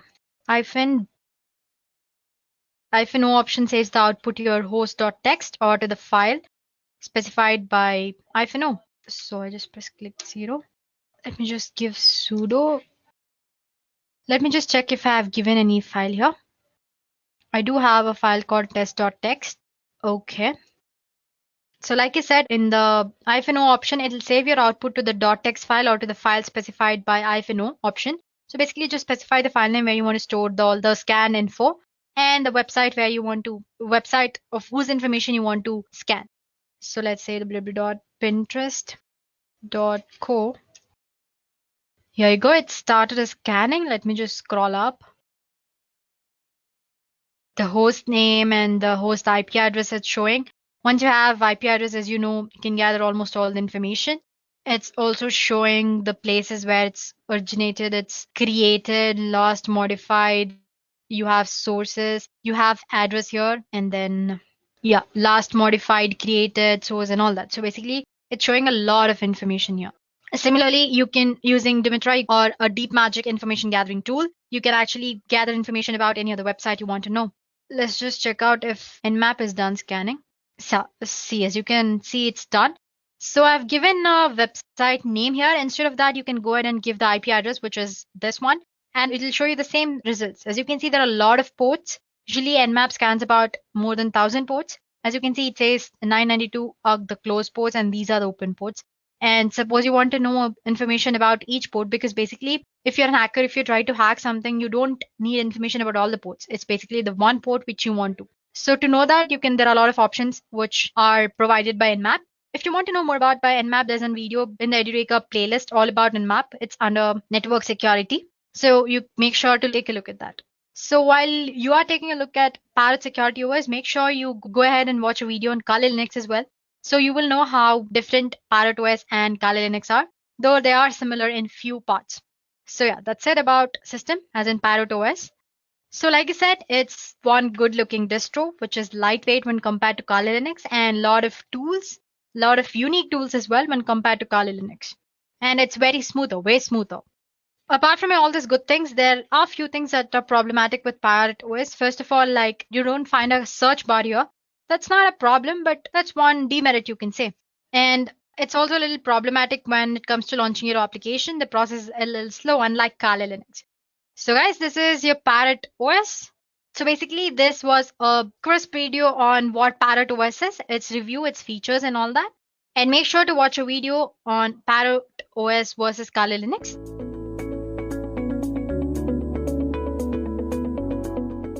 So, Linux has been known for its various distributions that cater to various needs. One of the most famous distributions is Kali Linux. That is a penetration testing oriented distribution which was built to bring about much needed corrections in its previous iteration known as Backtrack OS.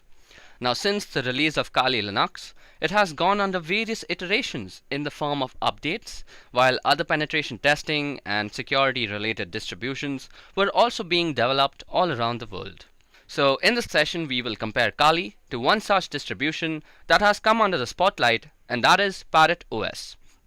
So today in this video I will first be giving you guys a brief introduction to what exactly is Kali Linux, and then I will also give a brief introduction to what Parrot OS is. Then we will be comparing Kali versus Parrot according to various parameters. So let's move ahead. Now let me give you guys a brief introduction to what Kali Linux is. So Kali Linux is a penetration testing and security focused operating system. As the name suggests, Kali has a Linux kernel at its core.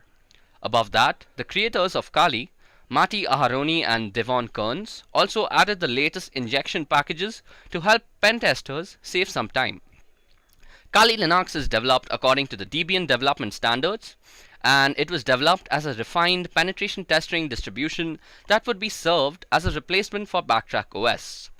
Currently, the development of Kali is being handled by Offensive Security, which is the organization that provides prestigious certifications like OSCP, OSCE, and OSWP. Over the years, Kali has developed its own cult following, with people who would swear by the word and by the power provided by Kali. While I may not be such a staunch believer in Kali Linux, there are plenty of reasons for one to use Kali.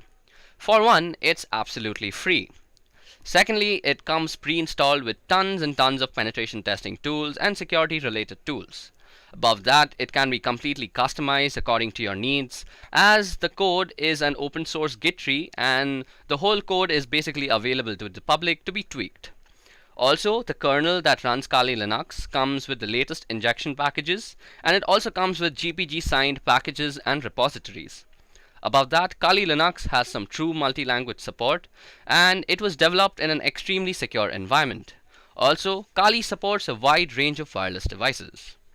Now, at this moment, Kali may seem like a very useful operating system. But as you guys might remember the great quote from Spider-Man, great power comes with heavy resource utilization. According to the official documentation of Kali, the system requirements are quite heavy. On the low end, Kali Linux needs a basic of at least 128 MB of RAM and a 2 GB hard disk space to set up a simple SSH server that will not even have the GUI of the desktop. On the higher end, if you opt to install the default GNOME desktop and the Kali Linux full meta package, you should really aim for at least around 2 gigs of RAM and around 20 GB of free hard disk space. Now, besides the RAM and hard disk requirement, your computer needs to have CPU supported by at least one of the following architectures, them being AMD 64, i386, and ARML and ARMHF, and also ARM 64.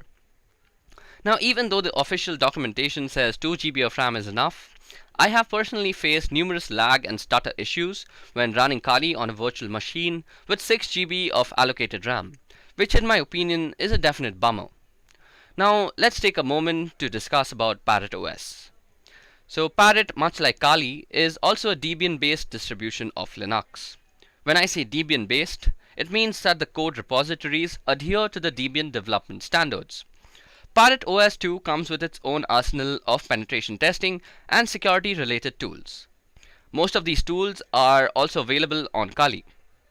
Now, Parrot was first released in 2013 and was developed by a team of security experts, Linux enthusiasts, open source developers, and advocates of digital rights.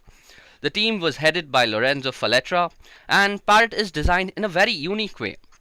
While the operating system has everything that is needed for a security expert, it doesn't present itself to be a daunting learning experience for beginners who want to set foot into the world of ethical hacking and vulnerability analysis. Parrot OS can be very well used as a daily driver, as it provides all of the necessary tools to complete day-to-day tasks. So, who exactly is Parrot OS made for? Well, first of all, it is made for security experts and digital forensic experts. It can be also used by engineers and IT students who are enthusiastic about ethical hacking. Then Parrot OS can be also used by researchers, journalists, and hacktivists. And last but not the least, Parrot OS is also meant for police officers and special security institutions. Okay, so now let's take a moment to actually discuss the system requirements that one might need to run Parrot OS. So the system requirements for Parrot is much more forgiving than Kali Linux. On the CPU side, you need an x86 architecture with at least 700 MHz of frequency. And architecture-wise, you need i386, AMD 64, or AMD 486, which is basically the legacy x86 architecture, or ARML and ARMHF, which are basically IoT devices like Raspberry Pi. On the side of RAM, you need at least 256 MB on an i386 architecture, 320 MB on an AMD 64 architecture, and as a general documentation, 512 MB of RAM is generally recommended by the ParrotSec OS people. On the GPU side, Parrot OS is very surprising as it needs no graphic acceleration. That means you can run this without a graphic card. On the side of hard disk space, Parrot OS needs at least 16 GB of free hard disk space for its full installation. That is 4 gigabytes left, 4 gigabytes lesser than Kali Linux. And for booting options, both Kali Linux and Parrot OS have the legacy BIOS preferred. Now, comparing two operating systems when it comes to Parrot OS and Kali Linux, that are both operating systems meant for similar purposes, that is penetration testing in this case, it becomes really tough. Most of the factors in such cases boil down to a matter of personal taste rather than an objective comparison. Now, before we move ahead with the comparison, let me list out a few similarities that you might have noticed between the two operating systems. So first of all, both operating systems are tuned for operating penetration testing and network related tools. And both operating systems are based on Debian development standards. Both of the operating systems support 32 and 64-bit architecture, and both operating systems also support Cloud VPS along with IoT devices. And of course, both of them come pre-installed with their own arsenal of hacking tools. Now, let's get down with the differences. The first criteria of differences that we are going to discuss is hardware requirements. Now, as you guys can see on the slide, I have put down the system requirements of Parrot OS on the left hand side, and I have put down the system requirements of Kali Linux on the right hand side. So, as you guys can see, Parrot OS and Kali Linux both need 1 GHz dual core CPU. When it comes to RAM, Parrot OS needs much lesser RAM than Kali Linux. Parrot needs 384 MB of RAM for its minimal running time, and Kali Linux needs 1 GHz of RAM on the other hand. In terms of GPU, Parrot OS doesn't really need a graphic card as it has no need for graphical acceleration. Kali Linux, on the other hand, if you're trying to run the GNOME desktop version, you will certainly need a graphic card. On the other hand, Parrot OS needs 16 GB of free hard disk space for its full installation, and Kali Linux needs 20 GB of free space. So basically, Parrot OS is a much more lightweight version. So we see that Parrot OS definitely wins against Kali Linux when it comes to hardware requirements due to its lightweight nature. Not only does it require lesser RAM to function properly, but the full installation is also pretty lightweight thanks to the use of the Mate desktop environment by the developers. So basically, if you're having an older hardware configuration on your computer, Parrot OS should definitely be your choice. Now the next parameter that we are going to compare the two OSs in is look and feel. Now this section completely boils down to personal choice. Personally, I prefer the minimalistic look that is given by Parrot OS. The interface of Parrot OS is built using the Ubuntu Mate desktop environment. There are two clear sections. On top, you see a pane, which contains applications, places, systems, which is much like Kali itself. Parrot also gives some cool information about CPU temperatures along with a usage graph. And the bottom pane contains the menu manager and the workstation manager, which is a brilliant addition to the Linux system. Kali Linux, on the other hand, follows the GNOME desktop interface. While it still has the functionality that is offered by Parrot OS, it doesn't provide the same clean and refined look in my opinion. If you don't know your way around a Kali interface, it is pretty easy to actually get lost. Now, the next parameter that we're going to compare them is hacking tools. Now, since both these operating systems are tuned for penetration testers and ethical hackers, I think hacking tools is the most important criteria that both the operating systems are going to be compared in. So when it comes to general tools and functional features, Parrot OS takes the prize when compared to Kali Linux. Parrot OS has all the tools that are available in Kali Linux, and also it adds its own tools. There are several tools that you will find on Parrot that is not found on Kali Linux. Let's take a look at a few of them. So the first one that you see is called Wi-Fi Fisher. Now Wi-Fi Fisher is a rogue access point framework for conducting red team engagements or Wi-Fi security testing. Using Wi-Fi Fisher, penetration testers can easily achieve a man-in-the-middle position against wireless clients by performing targeted Wi-Fi association attacks. Wi-Fi Fisher can be further used to mount victim customized web phishing attacks against the connected clients in order to capture credentials or infect the victim stations with some sort of malware. Another tool that is seen on Parrot and is much appreciated that is not seen on the Kali side is called Anon Surf. Now, being anonymous for a hacker is the first step before hacking a system. And anonymizing a system in an ideal way is not an easy task. No one can perfectly anonymize a system, and there are many tools available on the internet that say that they anonymize system. One such tool is Anon Surf. Now, Anon Surf is pretty good as it uses the Tor IP tables to anonymize the whole system. Also, if you guys have not already realized this, Tor also comes pre-installed on Parrot, while it has to be externally installed on Kali. Now, these things that you see, that Wi-Fi Fisher, Tor browser, and Anon Surf, surely they can be imported and downloaded on Kali, but they don't really come pre-installed, and that is what counts right now. So, since Parrot OS also is designed with development in mind, it also comes pre-installed with a bunch of useful compilers for various languages and IDEs for their respective development, which is completely absent on the Kali Linux side. So for this part of hacking tools, Parrot OS definitely takes the prize. Now the next thing that we are going to compare both these operating systems is release variations. Now both operating systems come with a variety of variations, but Parrot OS has much more diversity in terms of variety. So let me just explain what I mean. So as you guys can see on the left hand side, I have listed down the release variations that are available for Parrot OS. Now aside from the full editions, which is both provided by Parrot and Kali, they also both provide the light editions on Parrot side and the light edition on Kali side.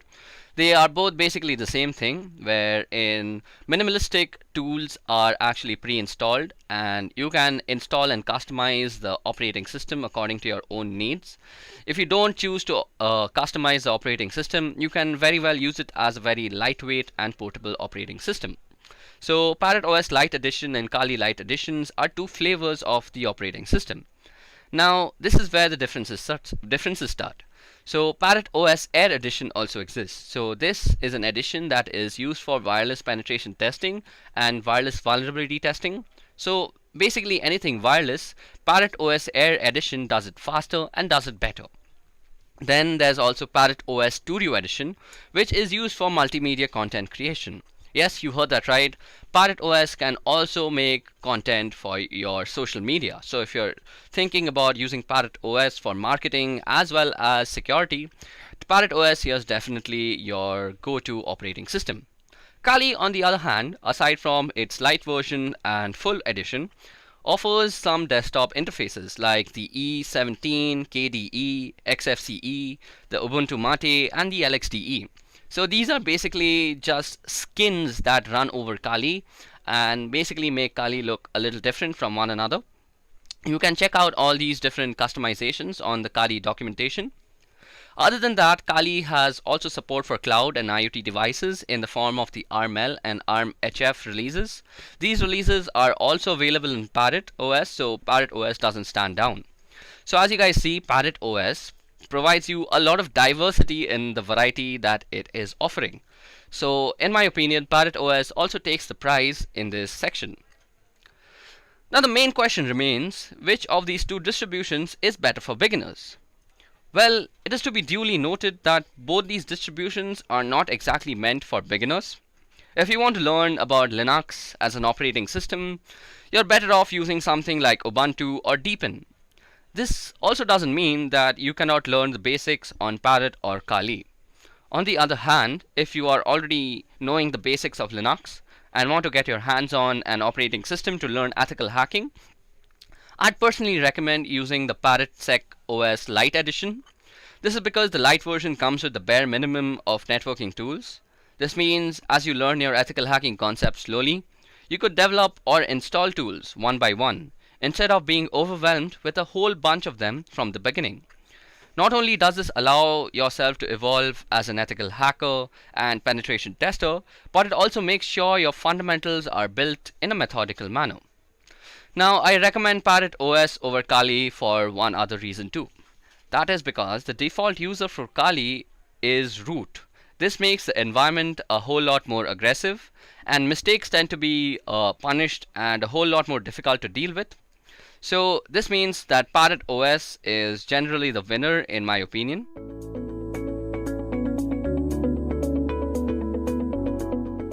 When you get hired as a penetration tester or a security analyst, one of your main roles is vulnerability assessment.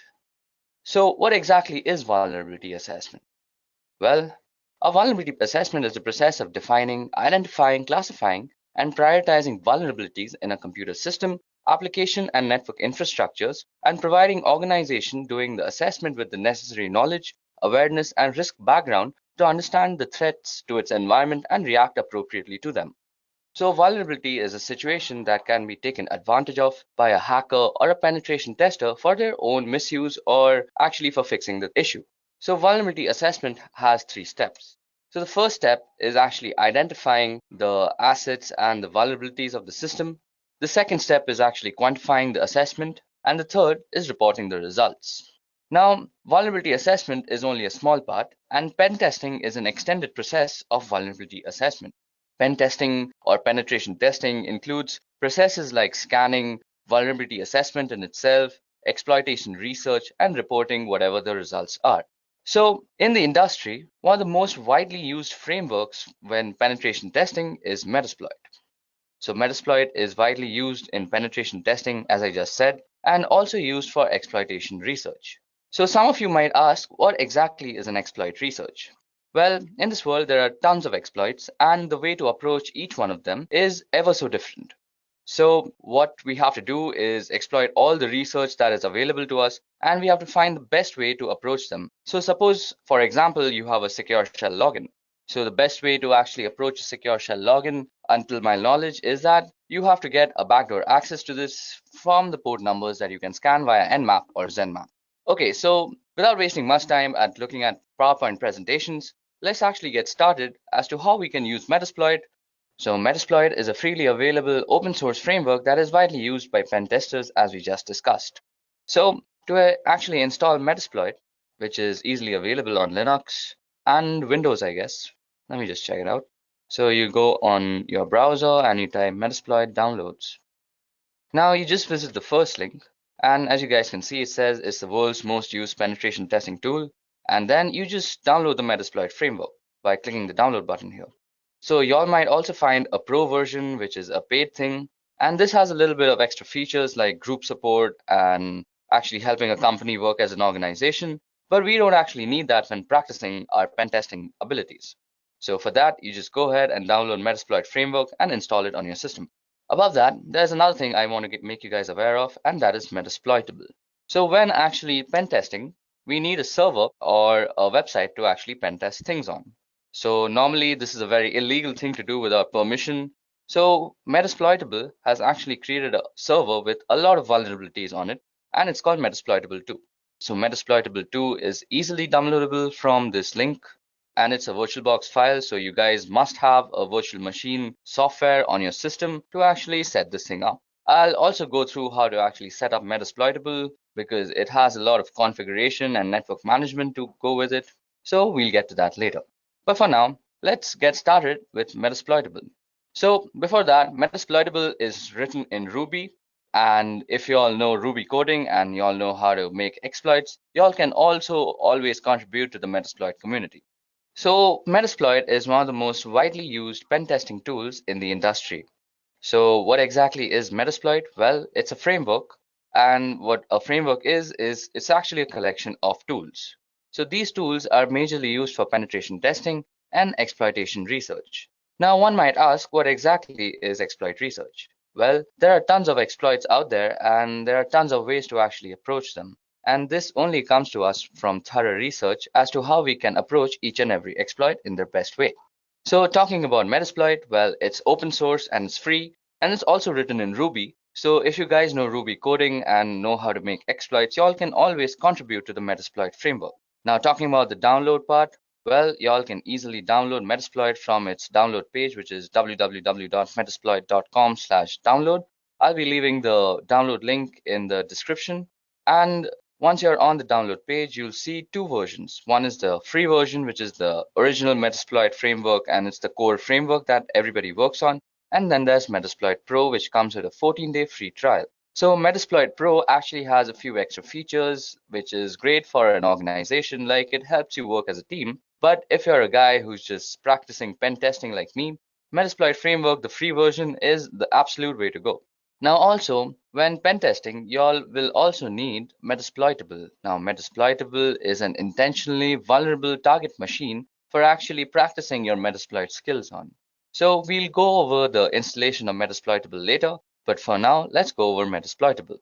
So once you guys have actually downloaded the link, y'all can actually install it on your systems. And Metasploit actually has three interfaces. So we are going to be using the command line interface, or the MSF console in other words, but y'all can also use the GUI interface, which is called Armitage if I'm not wrong.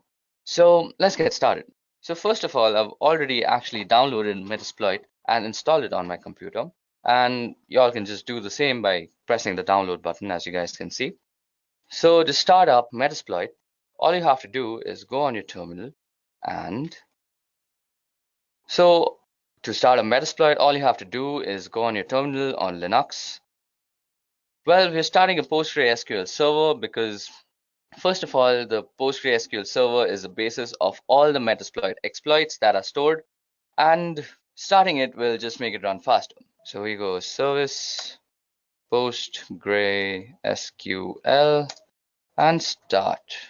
So that should start up a service, and indeed it has. So the next thing you want to do is go in and type MSF console.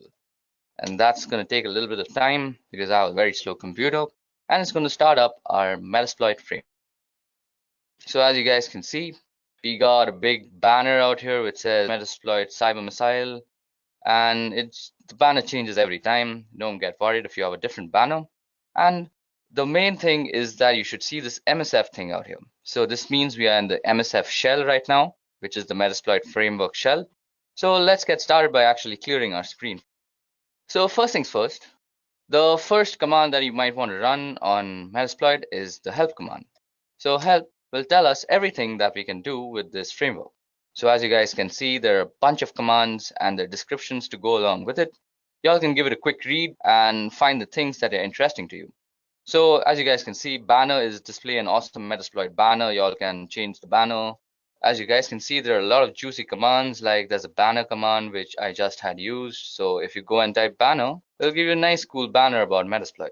And there are other commands which work very similar to Linux, like cd, which changes the current directory. You can change the color by toggling colors, and then you can connect with a host and all sorts of stuff.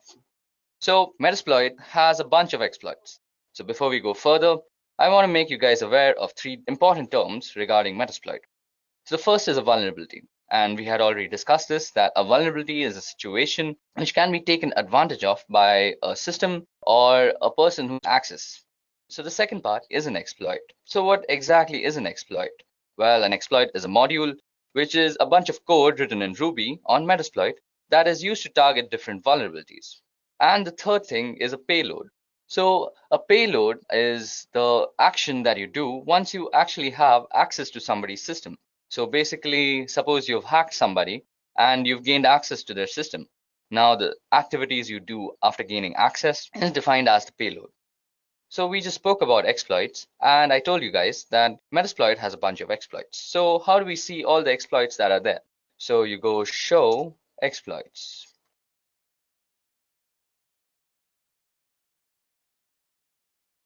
Well, as you guys can see, we've loaded up a bunch of exploits, which is basically all the exploits that Metasploit has to offer at this moment. So let me just increase the screen a bit. And let's scroll completely to the top.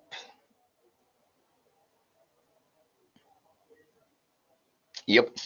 So as you guys can see, show exploits gave us a bunch of exploits, and it shows their name, a description, a disclosure date, and a rank. So the name and description is, as it says, it's the name of the exploit and it's a short description about it. The disclosure date is when the exploit was actually released by Metasploit, and the rank is how it has fared against the vulnerability it was released for since it was actually released. So as you guys can see, ranks range from excellent, great, good, and stuff. And we have a bunch of exploits. So as you guys can see, there's an Android exploit, there's a Samsung Galaxy Knox Android exploit, there are a bunch of Windows exploit, Adobe Flash exploits, FTP exploits, MySQL exploits, ASP.NET exploits, and a bunch of other stuff. So as you guys can see, there are a bunch of exploits to use, and it can get confusing and rather troublesome to search for the exploit you actually want to use. So as a pen tester, you can always go for the search keyword, which is basically, suppose you know that you have a MySQL server which has a bunch of vulnerabilities and you want to test those out. So you simply go search MySQL. Now I'll search the database for all the exploits that are related to MySQL and present them to you.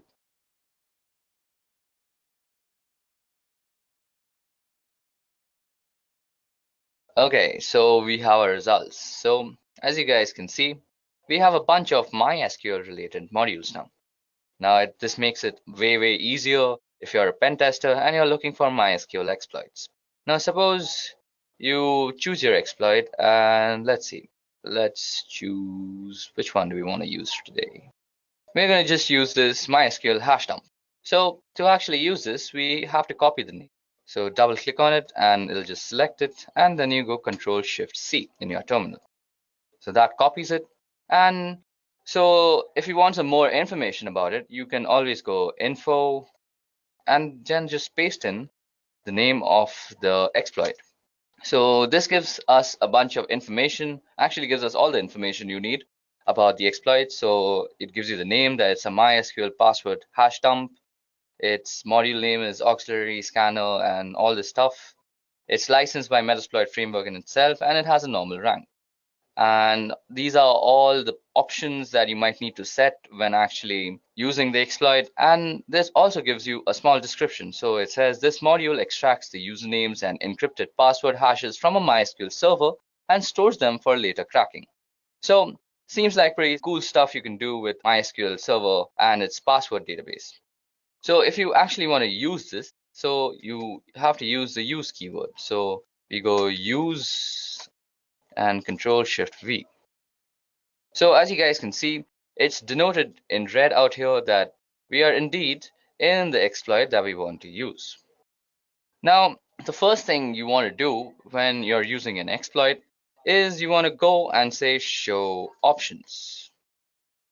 Now, as you guys can see, these are the options that we actually need to set before using the exploit. Now, The options can be necessary or they can be optional. So there's a password field out here, which is not really necessary, but will help your exploit if you actually provide it. But you need to provide the R hosts, which is the targeting host machine, and the port and the threads is already set.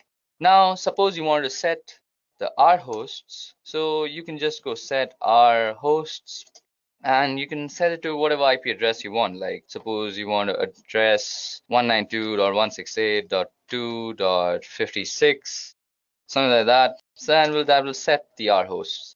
You can also set the number of threads.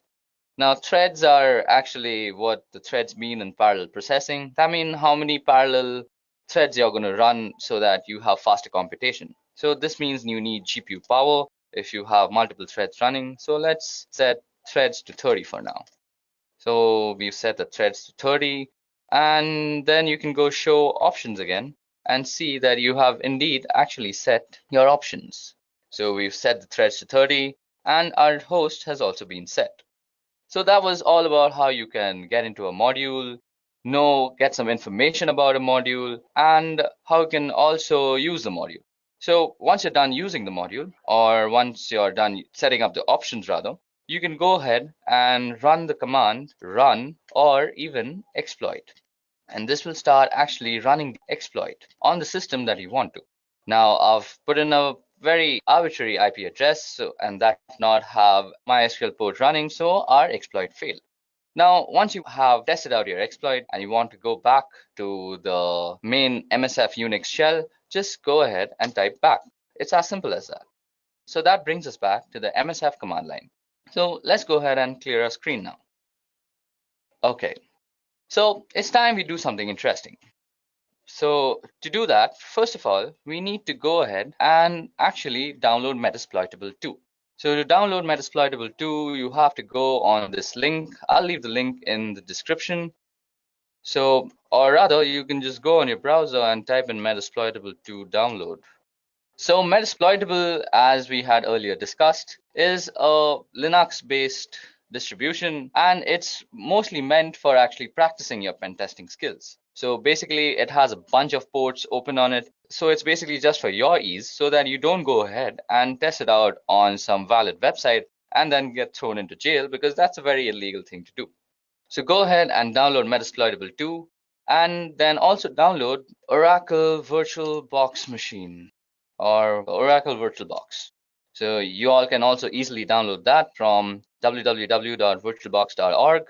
And this is because you should never run Metasploitable 2 on a system that is connected to a network. You should always use it on a virtual machine because it's protected that way so that nobody else can access it. So to actually set up Metasploitable, once you've downloaded it, you go ahead and open up your VirtualBox. So out here, you have to go into Global Tools and you create a host-only network manager. Now I've already created a host-only network manager, and then you go ahead and enable the DHCP server by pressing this out here, like enable. Then you go back and you just go new. You give it a name, like whatever you want to name it. I have already named mine Metasploitable 2, as you guys can see. So we're going to call this demo for just demonstration purposes. Choose the type to be Linux, and it's Ubuntu 64-bit. Click next, give it a gig of RAM, and you are going to use an existing virtual hard disk. So out here, you just click on this button out here, and you browse to the place where you've actually downloaded and unzipped your Metasploitable download file. Then you'll get this virtual machine disk file, this is a VMDK file, and you just go ahead and load it up. So I'm not going to do that again because that's just going to eat up my RAM, and I've already installed it out here. So that was all about the installation and the configuration. So now let's get started and let's start playing around with Metasploitable. So once you're done downloading and installing Metasploitable on your computer, all you have to do is go ahead and start it up in your VirtualBox machine. And the login ID and the password both are MSF admin. So first of all, we need the IP address of our Metasploitable server. So we go ifconfig, and this gives us the address. So as we can see out here, our address is 192.168.56.101. So once you go ahead and started up Metasploitable, it's time that we go ahead and exploit all the vulnerabilities that is presented to us by Metasploitable 2. So to do that, let's head back to our Linux terminal again. So once we have the IP address, that was 192.168.56.101 if I am correct. So let's go and quickly get a little bit of information about that. So who is 192.168.56.101? So this will give us a who is on Metasploitable 2, and it'll give us a bunch of information as to how the server is set up, where it is set up, the ports that are open, and various other things. So as you guys can see, this gave us a complete who is. So to get some more information about our Metasploitable server, we're going to be using Nmap. Now, if you guys don't know about how to use Nmap, you can go out and check my other video on the playlist. I've made a pretty good Nmap tutorial. So we go Nmap -f -s and v, which is steel version, and we give it the name or the domain name server, 92.168.56.101. So we've got a juicy result out here, and we can see that there's a bunch of stuff open. So as you guys can see, there's the FTP port open, which has a version of VSFTPD 2.3.4. There's also OpenSSH, which is 4.7 P1 Debian. There's also Telnet, which is almost miserable to have Telnet running on your computer. Then there's SMTP, there's HTTP, and there's a bunch of ports open, as you guys can just see on your screen. So it's time we actually use Metasploit like a pen tester to go ahead and test out these vulnerabilities. So let's choose these FTP things. So we have this FTP out here. So from the version number, which is given to us by the steel version flag on Nmap, we know that it's using VSFTPD 2.3.4. So we can easily search for an exploit of the same version. So as a pen tester, you would go search VSFTPD 2.3.4. So this should give us all the exploits that are available for this particular vulnerability. So as you guys can see, after a long search from the search VSFTPD, we found a vulnerability or an exploit that can take advantage of the vulnerability. So it's time we actually use this. So first of all, let's get some info about this. So info, let's copy down this thing, and then let's get some info about this. So as this module description says, this module exploits a malicious backdoor that was added to VSFTPD download archive. This backdoor was introduced in the VSFTPD 2.3.4 tar.gz archive between June 30th and Walla Walla. So we have the options of setting an R host. It has an available target. It's provided by these guys, and it's a pretty good exploit in my opinion. So let's go ahead and use it. So we go use and the name of the exploit. So it's visible to us that we've again entered the exploit module, which is Unix/FTP/VSFTPD 234 backdoor. So what we're going to do is we are going to actually gain a backdoor access to our Metasploitable system. So to actually make this more believable, so if you guys go into your Metasploitable system, so you guys can see that you're in the root directory. So you can gain some root access by going sudo su and going msf admin. So we're now a root user in the msf admin, or rather the Metasploitable console. So if we go ls, we can see the various files. And if we go /home, we're in the home directory now. And if we do ls out here, we can see that there are a bunch of stuff.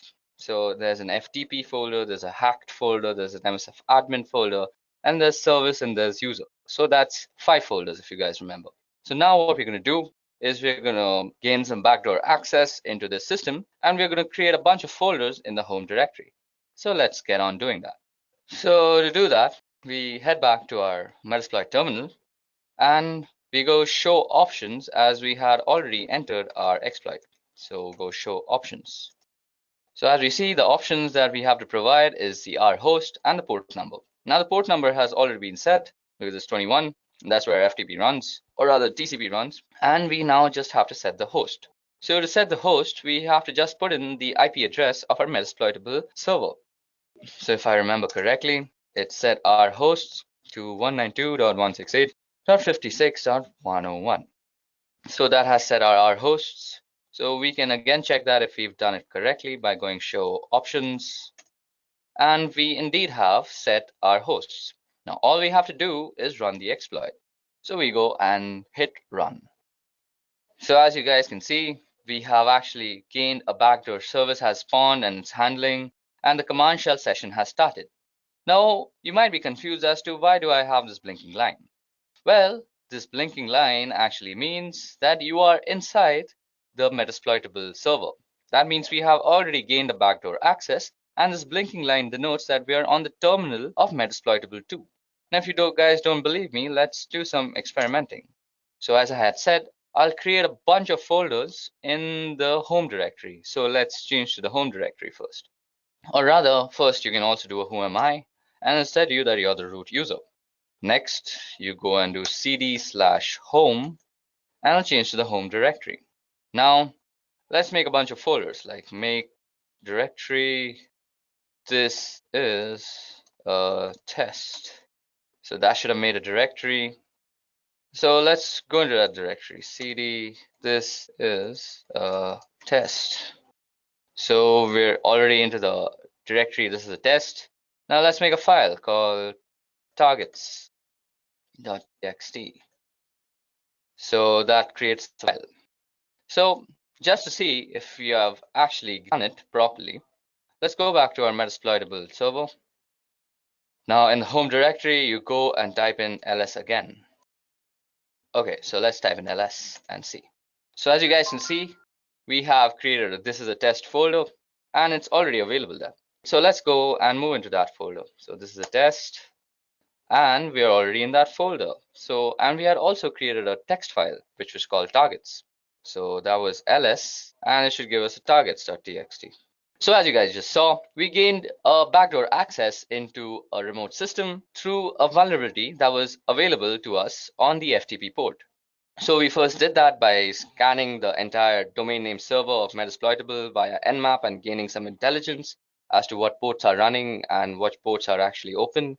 Then we found out that the FTP port was open. Then we went on to Metasploit and we found out exploit that vulnerability very successfully.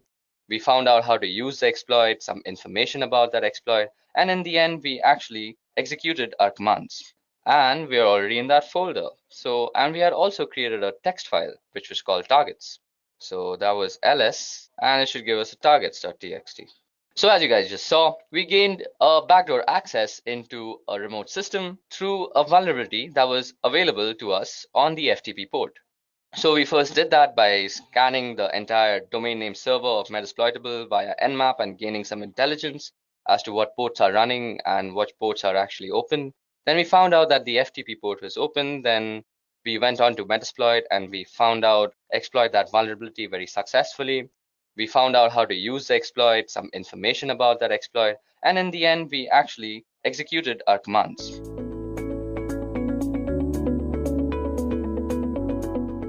Now, you guys must be wondering what exactly is Nmap and why should I learn it? Well, Nmap is a network scanner that is widely used by ethical hackers to scan networks, as the name suggests.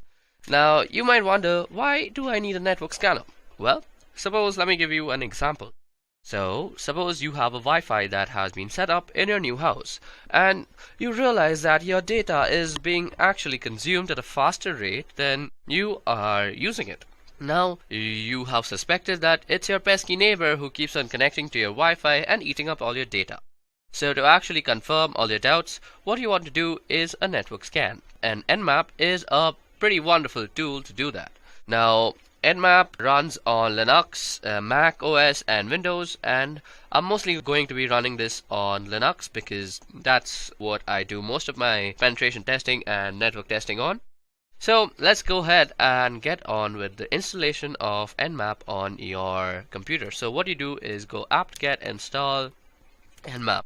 Now for this you have to be logged in as root. If you're not logged in as root, just add sudo before this whole command and it will install it. Now I already have Nmap installed, so I'm not really going to install it again and again, so let's just go ahead and just do a few scans on our website, that is www.edureka.co, and we are going to see what we get back as results. So first of all, let me just show you how you can scan a certain domain name service or certain DNS. So Nmap, we are going to use a flag all the time. Now let me just tell you what are flags. So if you just go into Nmap and type --help, this will give you all the flags and options that are available to actually use on Nmap.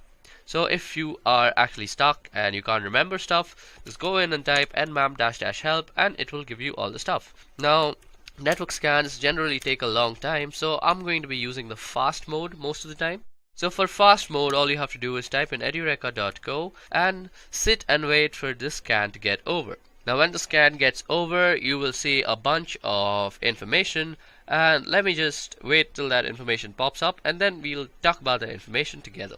Okay, so as you guys can see, our scan has been completed. It took 13.71 seconds to actually do the scan. Now as you guys can see, it shows us the ports, the states, and the services. Now the ports is basically the port number which our service, that is also bind to, is working on. So we can see that SSH service is working on port number 22, SMTP on 25, HTTP on 80, RPC bind on 111, and HTTPS on 443. So that is how you can use Nmap to scan a certain website. Now if you see, Nmap has also given us the public IP of the DNS, because what Nmap does is it looks up the DNS and then translates it to an IP that is recognized to that DNS server. So Nmap also returns the public IP. So what we can do also is Nmap-f and 34.210.230 and .35. Okay, so as you guys can see that our command also works when we put in the IP address and it produces the same results. Now we can also scan for multiple hosts. Now suppose you are on a network and you want to scan for multiple hosts. Now you don't really want to run different commands for that. Now what you can do is just go in and type nmap and a bunch of IP addresses like 192.168.1.1 and 192.168.1.2 and 192.168.1.3. And what this will do is it will run an nmap scan on these three different IP addresses, and you did this in just one command. So that's a way that you can do this. Now you can also know about how much of your scan is left by just pressing the up button. So that will tell you and give you a constant update on how your scan is going. Like mine is 32.4% done and 34.7 now, and also show you kind of the time remaining. Okay, so till this port scan is going on, let me just tell you about the states. Now states can be of two types: open, closed, and unavailable. Sometimes you'll see that it is unavailable, and that's because some sort of firewall or something is running out there. States can also be closed. In that case, mostly Nmap will not return you any result unless you're explicitly finding something of the closed state. So that was a little trivia on states and how they work. Let's see how much our scan is done. So our scan is done 81% and it takes around another 20 seconds. It should be done soon. Now this scan could be significantly made faster with just the F tag, but I really want to give you all a good look into how this works. 97, 98, 99.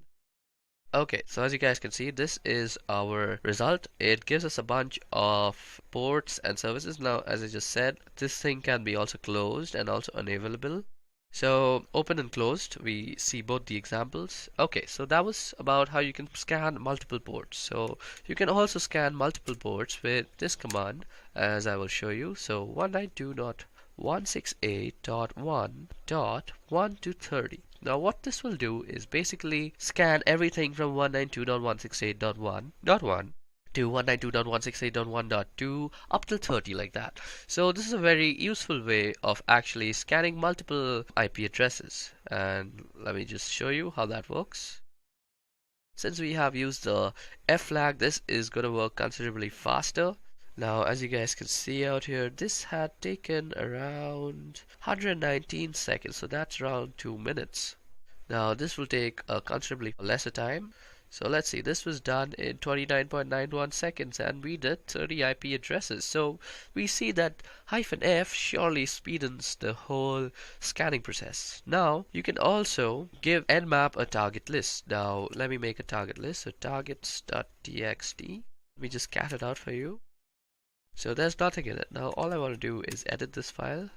So let me just edit that file and put in 192.168.1.1, 192.168.1.2, 192.168.1.3, 192.168.1.4, 192.168.1.5, or 15. Boom, roasted. Now all we have to do is save it. So that saves it, and Control X to actually exit it. Now you can go ahead and view what is in targets.txt. So as you guys can see, this is what is in targets.txt. And now you can just pass it to Nmap with the IL flag, and you could say that Nmap is going to actually scan all the IP addresses that are in this file. So let that just run. So this will take a little bit of time because it's 5 IP addresses and it's not really running on the fast mode. 83% of our work is done. Okay, so as we see, our scan has been completed. Now what you see out here is the scan results for whatever we had provided in the targets.txt list. So that's how you can also provide Nmap input file, and it will give you the results for all the targets that were specified in the file. Now let's go ahead and talk about a little bit on port scanning. So Nmap is also a brilliant tool for scanning ports, and if you have a server or a website, you know that there are around 65,535 ports out there on every server, and almost 99% are unused. So sometimes scanning ports is really a necessity. Now you can scan ports by just using the P flag and specifying the port number, and this is how you would do it, and you would just specify the IP address after that. So I'm going to use www.edureka.go, and what you can also do is this will scan only the port number 20, but you can also scan from port number 20 to 25. You can also put in commas and tell Nmap you also want to scan all these other port 80 as HTTP and 443 as HTTPS. So you can surely do that. So let me just go ahead and run this. Okay, so that gives us an information on the ports that is there. Now something about ports also, you suppose you know you want to scan for some HTTP ports, so you can just say Nmap, and with the -p you can just say that I want to scan the HTTP port on www.edureka.go. So that will just go ahead and do that, and as you guys can see, that gave us a result. And you can also add in stuff like MySQL, FTP, and stuff like that. So let me just see and show you how that runs. Okay, HTTP is not a port, HTTP. Okay, so as you guys can see, these are the ports that are running, and it gave us according to the name. Now if you want to scan all the ports, you can use -p and then the IP address at www.edureka.go. Now this generally takes a lot of time because you're basically doing 65,000 scans, so I'm not really going to do that. I'm going to quit this out. Another thing that I wanted to show you all that generally takes a lot of time to actually execute is called something like an aggressive scan. So as you guys can see out here, I have done an aggressive scan on Edureka. So to do that, all you have to do is nmap-a and then you go edureka.go. So let us see how much time did this take to actually execute. This took 459 seconds. That's a long time for a scan. But it gives us a bunch of other information. For example, it gives us the trace route. So what is a trace route, first of all? So trace route is the route taken by a packet to actually reach the clients and the target server. So as you guys can see, our packet had 22 hops. First it went to the first hop was to the gateway router, that is 192.168.1.1. Then it went to the Airtel lease line, then it went to this IP address, then it went to the BSNL VSNL.net, and it went to London, New York, then Chicago, and it went all the way up to wherever this thing is hosted. That was some information, and then there is some other information given to us like the TCP open, TCP wrap, program versions, port types, port states, and all sorts of other information is given about in an aggressive scan.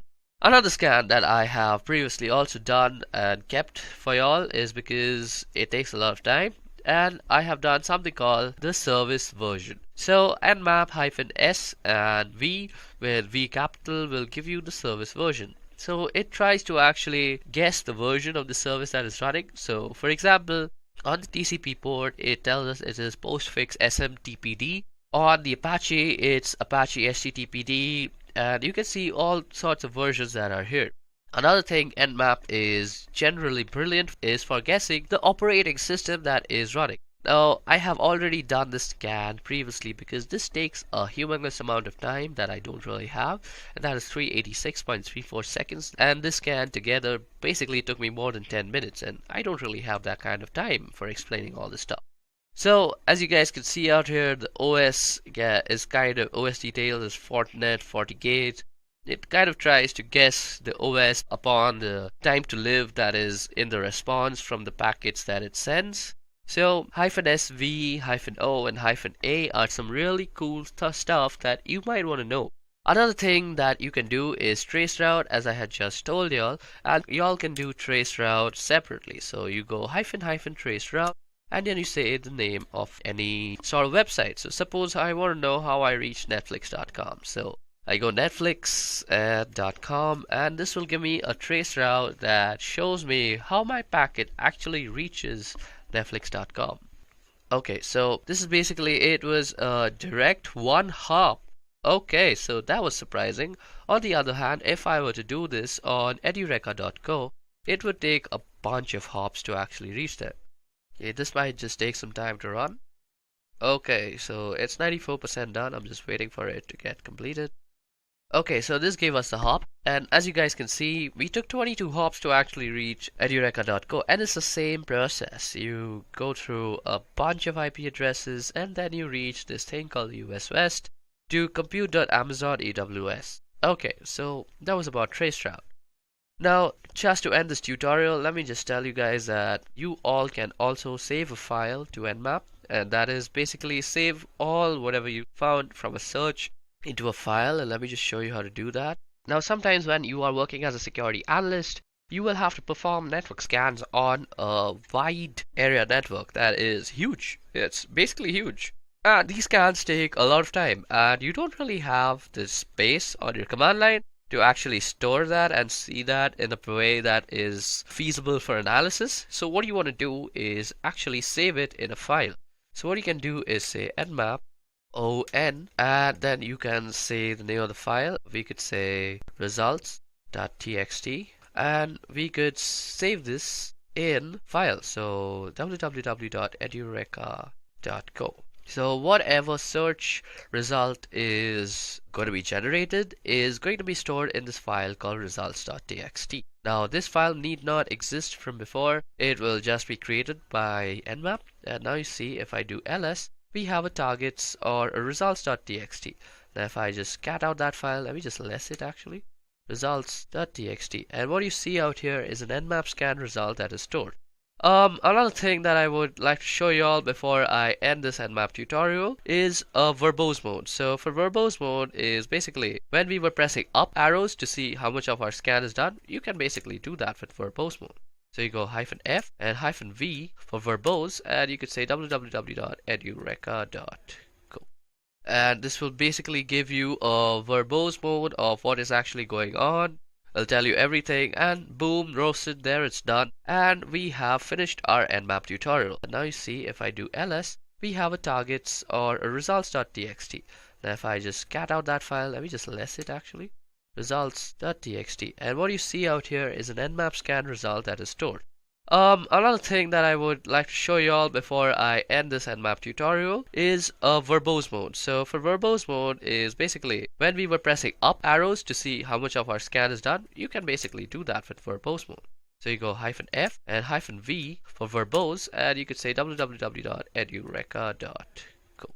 And this will basically give you a verbose mode of what is actually going on. I'll tell you everything, and boom, roasted, there it's done, and we have finished our Nmap tutorial.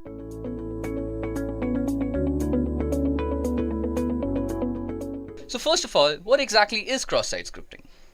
Well, Cross-site scripting refers to client-side code injection attacks wherein an attacker can execute a malicious script, also commonly referred to as a malicious payload, into a legitimate website or web application. Now, XSS is amongst the most rampant of web application vulnerabilities and occurs when a web application makes use of something like an unvalidated or unencoded user input within the output that it generates. Now, by leveraging XSS, an attacker does not target a victim directly. Instead, an attacker would be exploiting a vulnerability within a website or something like a web application that the victim would visit, and essentially using the vulnerable website or the web application as a vehicle to deliver a malicious script to the victim's browser.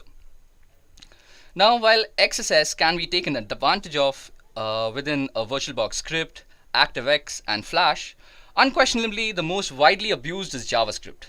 This is mostly because JavaScript is the fundamental to any browsing experience. All the modern sites today have some JavaScript framework running in the background.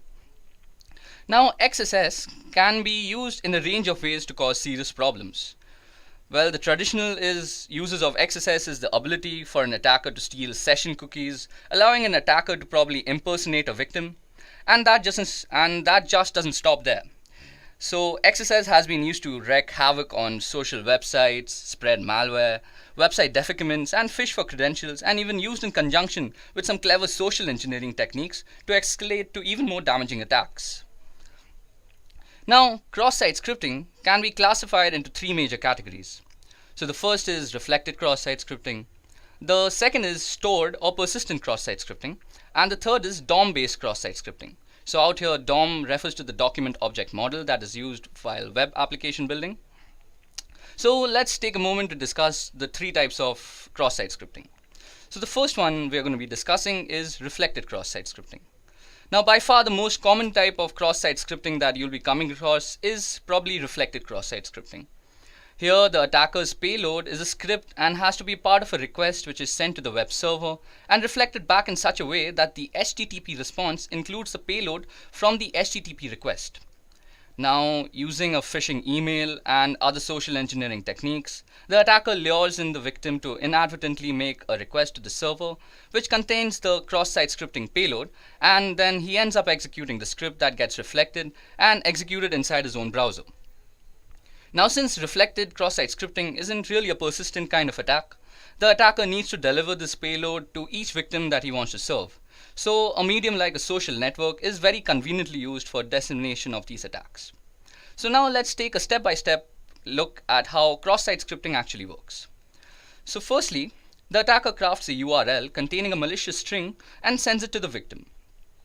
Now the poor victim is tricked by the attacker into requesting the URL from the website which is running a website response script, and then the website includes the malicious string from the URL in the response.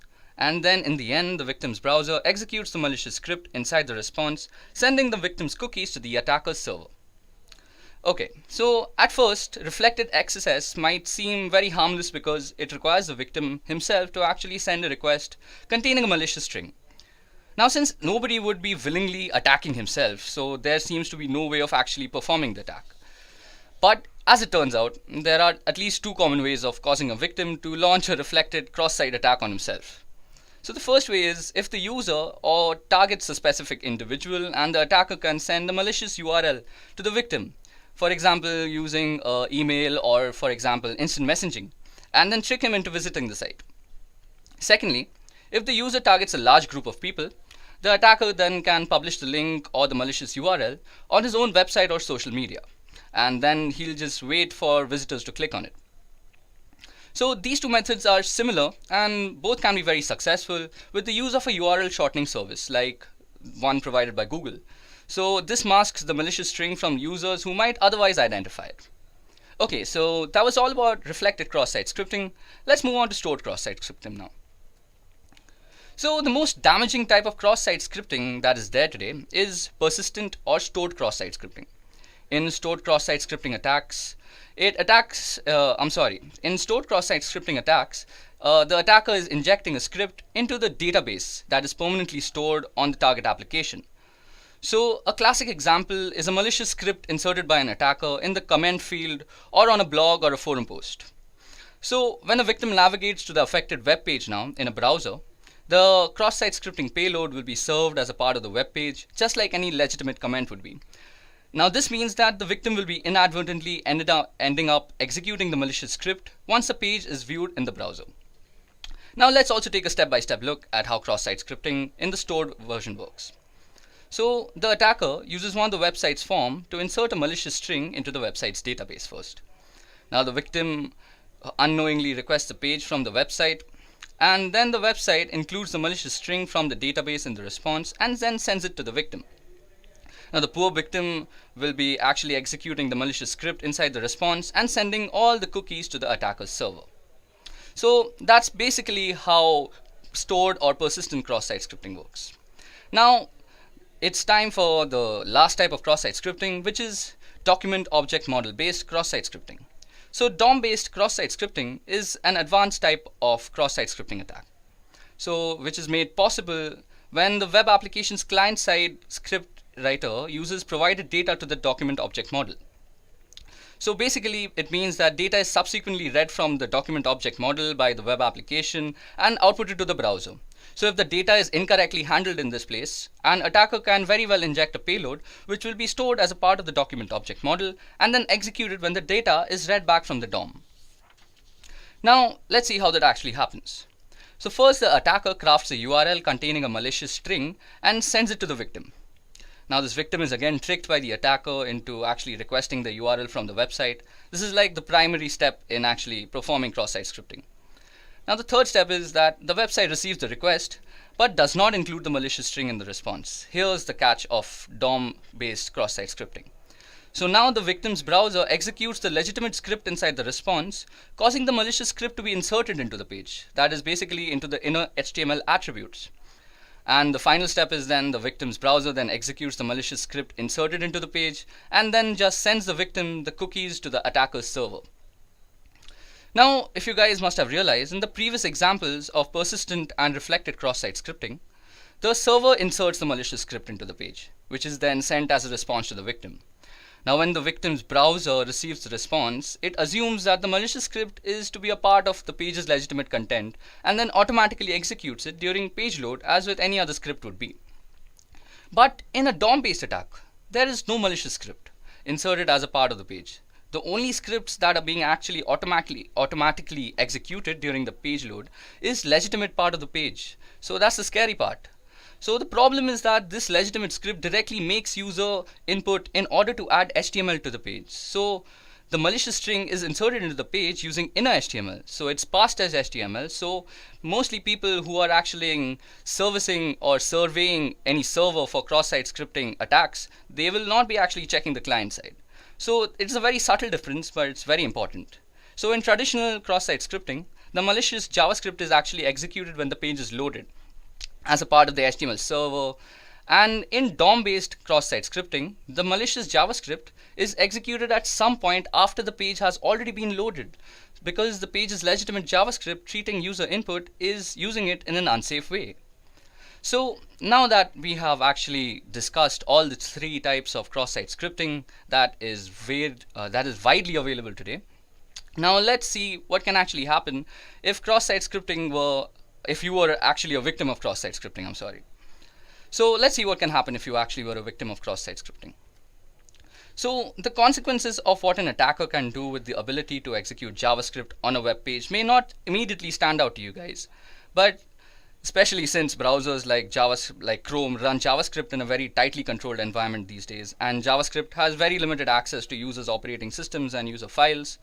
But when considering that JavaScript has the access to the following that we're going to discuss, we can only see how creative JavaScript attackers can get. So firstly, with malicious JavaScript has access to all the same objects that the rest of the web page has. So this includes a thing called cookies. Now cookies are often used to store session tokens, and if an attacker can obtain a user session cookie, they can impersonate that user anywhere on the internet. Secondly, JavaScript can read and make arbitrary modifications to the browser's document object model. So your page will just be incorporated with all sorts of scripts and viruses without you even knowing from the server side. Now, JavaScript can be used with the XML HTTP request to send HTTP requests with arbitrary content to arbitrary destinations. And the most scary part is that JavaScript in modern browsers can leverage HTML5 APIs, such as accessing a user's geolocation, webcam, microphone, and whatnot, and even specific files from the user's file system. Now, while most of these APIs require the users to opt in, cross-site scripting in conjunction with some very clever social engineering can bring an attacker a very long way. Now, the above in combination with social engineering, as I just said, allows an attacker to pull off advanced attacks including cookie theft, key logging, phishing, and identity theft too. Now, critically, cross-site scripting vulnerabilities provide the perfect ground for attackers to escalate attacks to more serious ones. So now that we understand what cross-site scripting attacks are and how damaging they can be to your application, let's dive into the best known practices that are actually followed to prevent them in the first place. So the first mechanism that is used is called escaping. So escaping data means that taking data an application has received and ensuring that it's secure before actually rendering it for the end user. Now, by escaping user input, key characters in the data received by a web page will be prevented from being interpreted in any malicious sort of way. Now, in essence, you're censoring the data your web page receives in a way that will disallow characters, especially those brackets that begin the HTML attributes, like in HTML and IMG. So these will be stopped from being rendered, which would otherwise cause harm to your application and users and database. But if your page doesn't allow users to add their own code to the page, a good rule of thumb is normally to escape any and all HTML, URL, and JavaScript entities. However, if you are running a forum and you do allow users to add rich text to your content, you have a few choices. So firstly, you'll need to carefully choose which HTML entities you will escape and which you won't, or by replacement format for raw HTML such as Markdown, which will in turn allow you to continue escaping all the sorts of HTML characters. Now, the second method that is normally used is called validating input. So validating input is the process of ensuring an application is rendering the correct data and preventing malicious data from doing harm to the site, the database, and the users. So while whitelisting and input validation are more commonly associated with stuff like SQL injection, they can also be used as an additional method of prevention for cross-site scripting attacks. So input validation is especially helpful and good at preventing cross-site scripting in forms, as it prevents a user from adding special characters into the fields instead of refusing the request completely. But input validation is not the primary method of prevention for vulnerabilities, such as cross-site scripting and even SQL injection for that example, but instead they help to reduce the effects should an attacker actually discover such a vulnerability in your system. Now, the third way to prevent cross-site scripting attack is to sanitize user input. So sanitizing data is a strong defense, but should not be used alone to battle cross-site scripting attacks. It's totally possible that you find the need to use all three methods of prevention in working towards a more secure application. Now, as you guys might notice, that sanitizing user inputs is especially helpful on sites that allow HTML markup to ensure data received can do no harm to users, as well as your database by scrubbing the data clean of potentially harmful markup and changing the unacceptable user input into an acceptable format. Okay guys, so that was all the theory about cross-site scripting. It's time for the demo right now. So for the demonstration now, I'm going to be showing you guys the three types of cross-site scripting that we have discussed throughout the course of this session. So not only will this be rather interesting to see how cross-site scripting works on a vulnerable web application, but it will also give us a better understanding of cross-site scripting in itself. Now, to perform cross-site scripting is a very big crime, so we really can't target any random website or web application for that matter. So keeping that thing in mind, I have chosen the Broken Web Application project. So this is brought to us by OWASP, which stands for Open Source Web Application Security Project. Now, the Broken Web Application Project, or BWAP, is a broken web application that is intentionally vulnerable, and it incorporates a majority of the known bugs that are out there. And it is widely used by security enthusiasts, students, and practicing ethical hackers to mostly practice and nurture their skills in the right direction. Okay, so to get started, first of all, we need to download a few files and get things ready. So first of all, we'll download the Broken Web Application project, and I'll be leaving the download link in the description just in case you guys want to practice in your own free time. Secondly, we'll need to download a VirtualBox. Now, after we have both the files ready and we have it installed and we have our Broken Web Application installed in the virtual machine, we are good to go. Now, I've already done all that boring job and actually installed the Broken Web Application. As you guys can see, I'm already running the OWASP Broken Web Application on my virtual machine, and this is the OWASP virtual machine.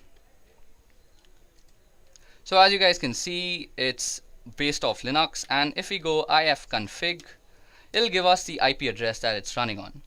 So as you guys can see, it's running on 192.168.146.4. So if we just head over there, yeah, I've already opened that up, we get a portal. So for this particular demonstration, I'm going to be using the Broken Web Application project and also WebGoat. So first of all, let's head over to the Broken Web Application project. So we'll be greeted with a login screen out here, and the credentials for this is B and bug, as you guys can see. So just go and enter login after you've entered the credentials. Okay, so you all will be welcome with a place where you can choose your bug, and you can also choose the amount of security that you want to practice with.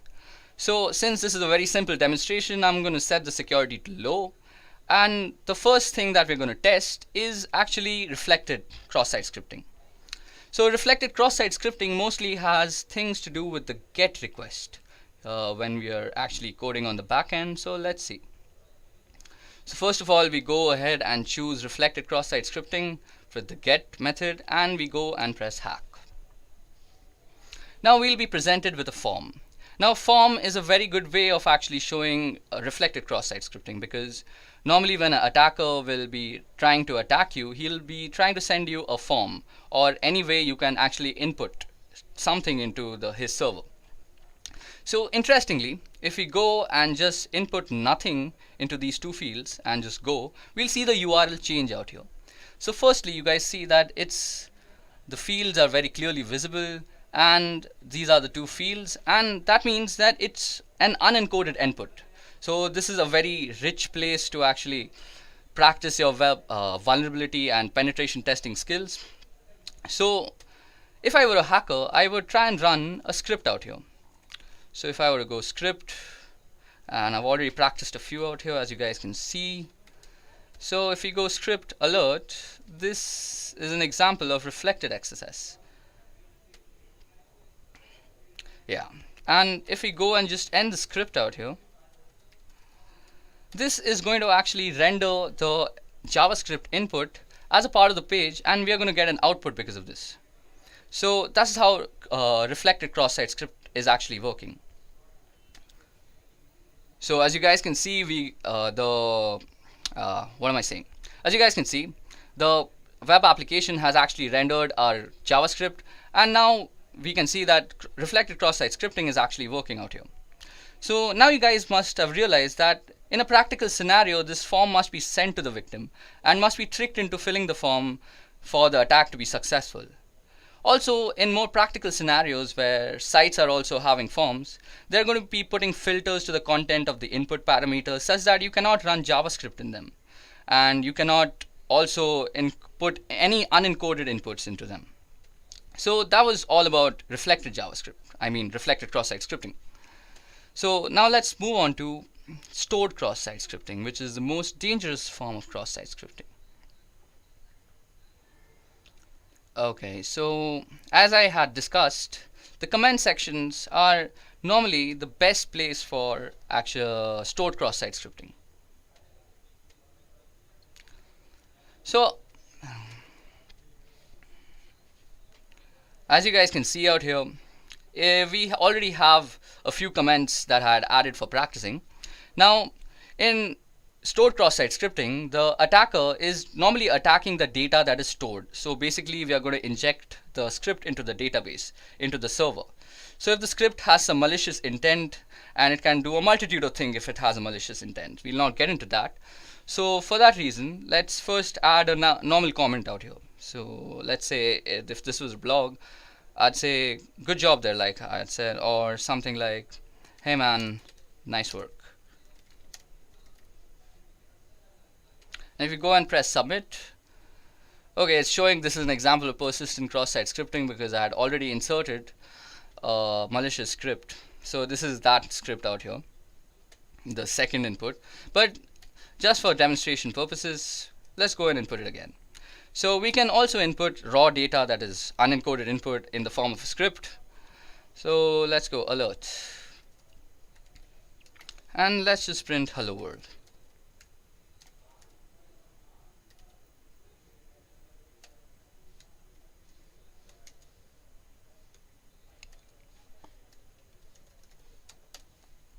So if we go and press submit, so it first runs that other cross-site script, and then it'll say that this page isn't working. So this is also a very good example.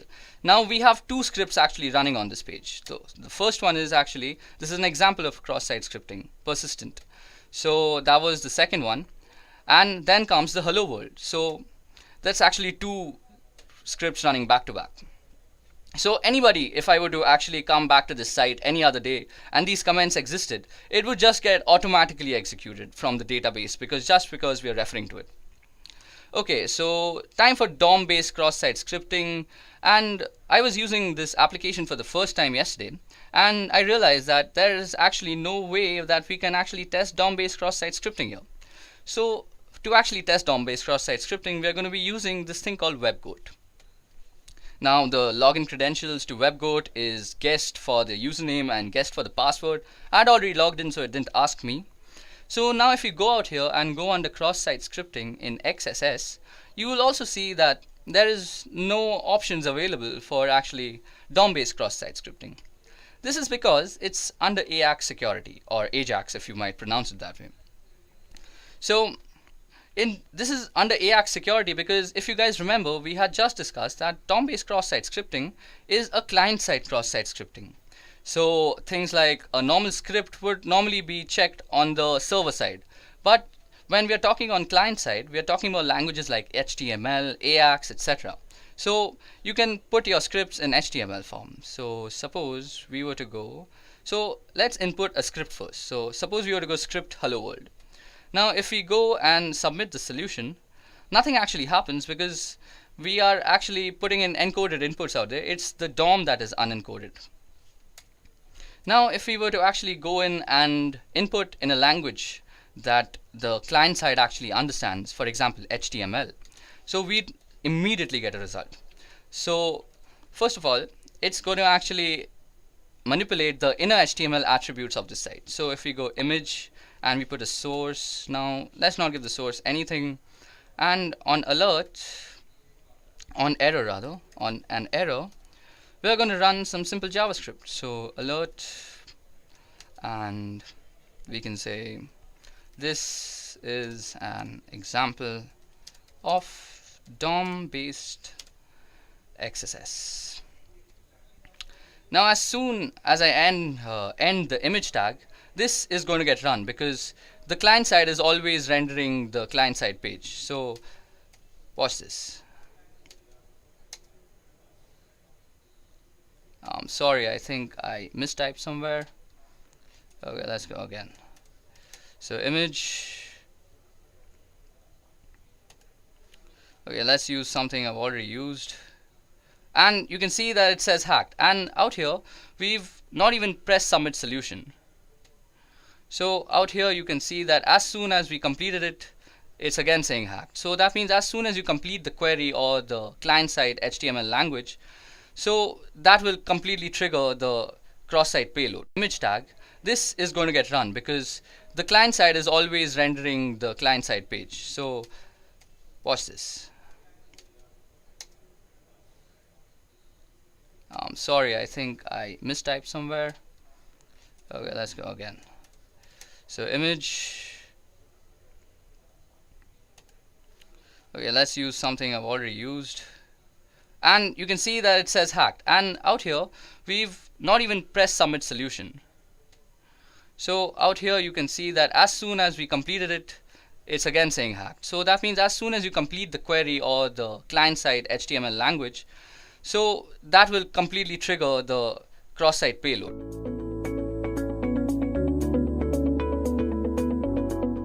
Firstly, let's go over what DOS and DDoS means. Now, to understand a DDoS attack, it is essential to understand the fundamentals of a DOS attack. DOS simply stands for denial of service. This service could be of any kind. For example, imagine your mother confiscates your cell phone when you are preparing for your exams to help you study, without any sort of distraction. While the intentions of your mother is truly out of care and concern, you are being denied the service of calling and any other service offered by your cell phone. Now, with respect to a computer and computer networks, a denial of service could be in the form of hijacking web servers, overloading ports with requests, rendering them unusable, denying wireless authentication, and denying any sort of service that is provided on the internet. Attacks of such intent can be performed from a single machine. While single machine attacks are much easier to execute and monitor, they are also easy to detect and mitigate. To solve this issue, the attack could be executed from multiple devices spread across a wide area. Not only does this make it difficult to stop the attack, but it also becomes near impossible to point out the main culprit. Such attacks are called distributed denial of service or DDoS attacks. Now let's see how they work. The main idea of a DDoS attack, as explained, is making a certain service unavailable. Since everything that is attacked is in reality running on a machine, the service can be made unavailable if the performance of the machine can be brought down. This is the fundamental behind DOS and DDoS attacks. Now, some DOS attacks are executed by flooding servers with connection requests until the server is overloaded and is deemed useless. Others are executed by sending unfragmented packets to a server which they are unable to handle. These methods, when executed by a botnet, exponentially increase the amount of damage that they are doing, and their difficulty to mitigate increases in leaps and bounds. To understand more about how these attacks work, let us look at the different types of attacks. Now, while there are plenty of ways to perform a DDoS attack, I'll be listing down the more famous ones. These methodologies have become famous due to their success rate and the damage they have caused over time. It is important to note that with the advancement in technology, the more creative minds have devised more devious ways to perform DOS attacks.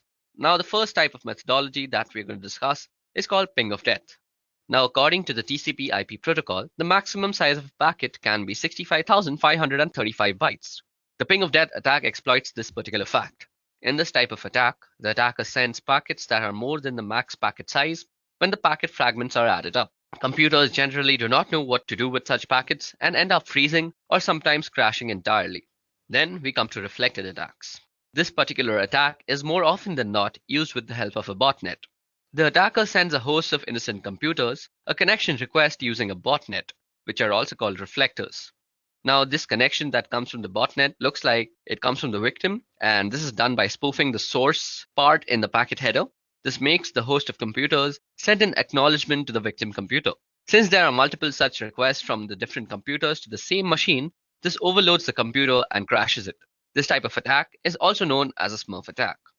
Another type of attack is called mail bomb. Now, mail bomb attacks generally attack email servers. In this type of attack, instead of packets, oversized emails filled with random garbage values are sent to the targeted email server. This generally crashes the email server due to a sudden spike in load and renders them useless until fixed. Last but not the least, we have the teardrop attack.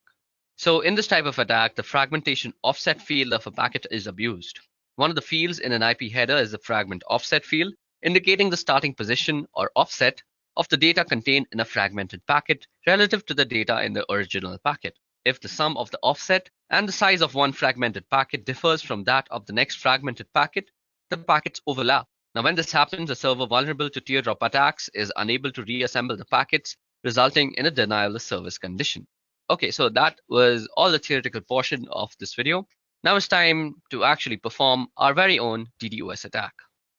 Okay, so now that we finished the theoretical part of how DDoS actually works and what it actually is with its different types, let me just give you guys a quick demonstration on how you could apply a denial of service attack on a wireless network anywhere around you. Like this could be somewhere like Starbucks where you're sitting, or this could be a library also, or your college institution. No matter where you're sitting, this procedure will work. So the first thing we want to do is actually open up a terminal, because we will be doing most of our work on a command line basis. Now for this particular demonstration, we will be actually using two tools. First is AirCrack-NG, which is a suite of tools which contains AirCrack-NG, AirMon-NG, AirReplay-NG, and AeroDump-NG. So these are the four tools that come along with it. And the second one that we'll be using is called MacChanger. Okay, so let me just put my terminal on maximum so you guys can see what I'm actually writing out. So first thing we want to do is actually log in as a root. So let me just do that quickly. So because we need to log in as root because most of the stuff that we're going to do right now will need administrator access. Now, the first thing we want to do is check out our wireless network card's name, and we can do that easily by typing ifconfig. Now you can see that my wireless card is called WLO1, and we get the MAC address and we also get the IPv6 address. So that's my wireless network card, and we'll be actually setting that up in monitor mode. Now, before we actually go into and start up our network card in monitor mode, let me just show you how you can install the two tools that I just spoke about, that is AirCrack-NG and MacChanger. So to install AirCrack-NG, you can just go apt-get install AirCrack-NG, hit enter, and this should do it for you. I already have it installed, so it's not going to do much. To install MacChanger, you could just go the same command, that is apt-get install MacChanger, and you can check if both the tools have been installed properly by opening the manual pages by typing man AirCrack-NG, and this will open up the manual page for you. And let's also do the same for MacChanger. So what we're going to do first is set up our network interface card into monitor mode. So to do that, all we have to do is type ifconfig, and we need to put our network interface card down. So we go WLO1 down, and with the command iwconfig, we go mode monitor. Don't forget to specify the interface that you're working on. So iwconfig WLO1 mode monitor. And all we have to do now is put it back up.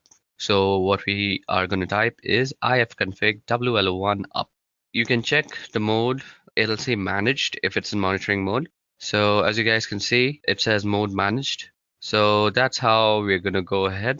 So you can check that just for your own purposes. So we can also check for only WLO1 by specifying the interface.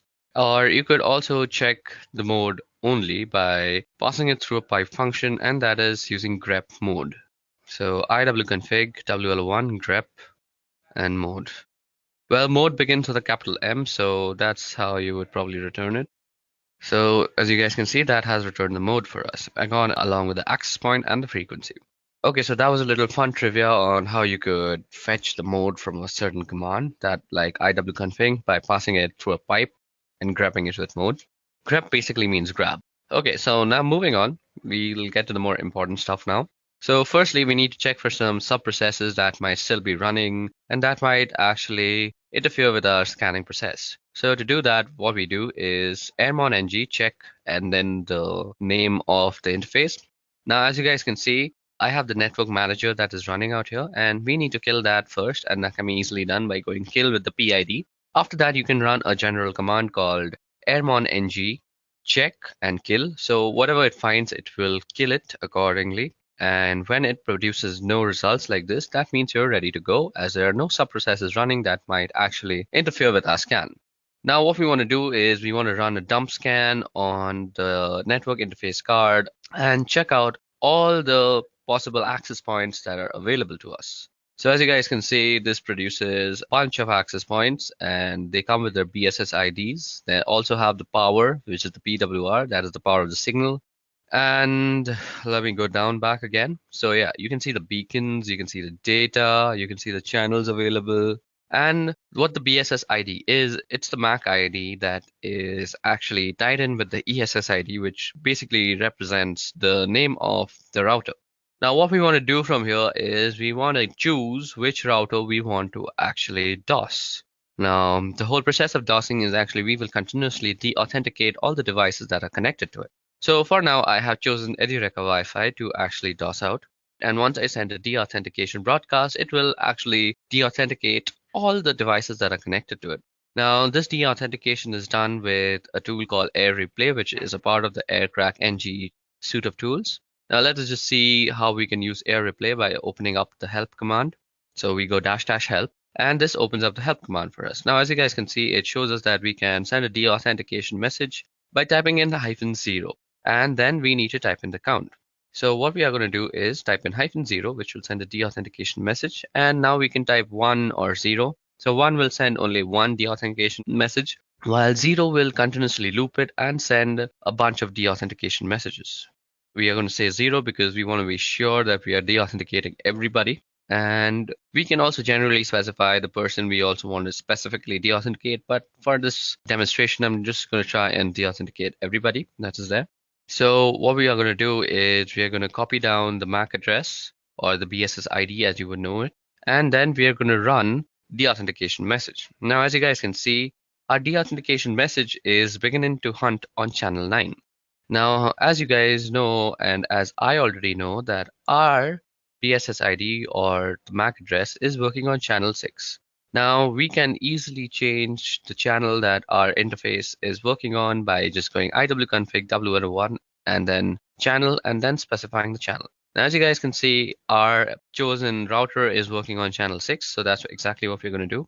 Now, as you guys can see, it immediately starts sending deauthentication codes to the specified router, and this will actually make any device that is connected to that router almost unusable. You might see that you are still connected to the Wi-Fi, but try browsing the internet with them. You will never be able to actually reach any site, as I'm constantly deauthenticating your service. You will need that 4-way handshake all the time, and even if it completes, you are suddenly deauthenticated again because I'm running this thing on a loop. Now, you can let this command run for a few moments or how much of a time you want to DDoS that guy for. Well, this is not exactly a DDoS because you're doing it from one single machine, but you can also optimize this code to actually look like it's running from several different machines. So let me just show you how to do that. We're going to write a script file to actually optimize our code a lot. So this script file will actually automate most of the things that we just did and also optimize a little by changing our MAC address every single time. So we become hard to actually point out. So the first thing that we want to do is we want to put our wireless network card down. And maybe that's not the first thing that I want to do. Just give me a moment to think about this. I haven't actually thought this through, and I'm doing this on the fly.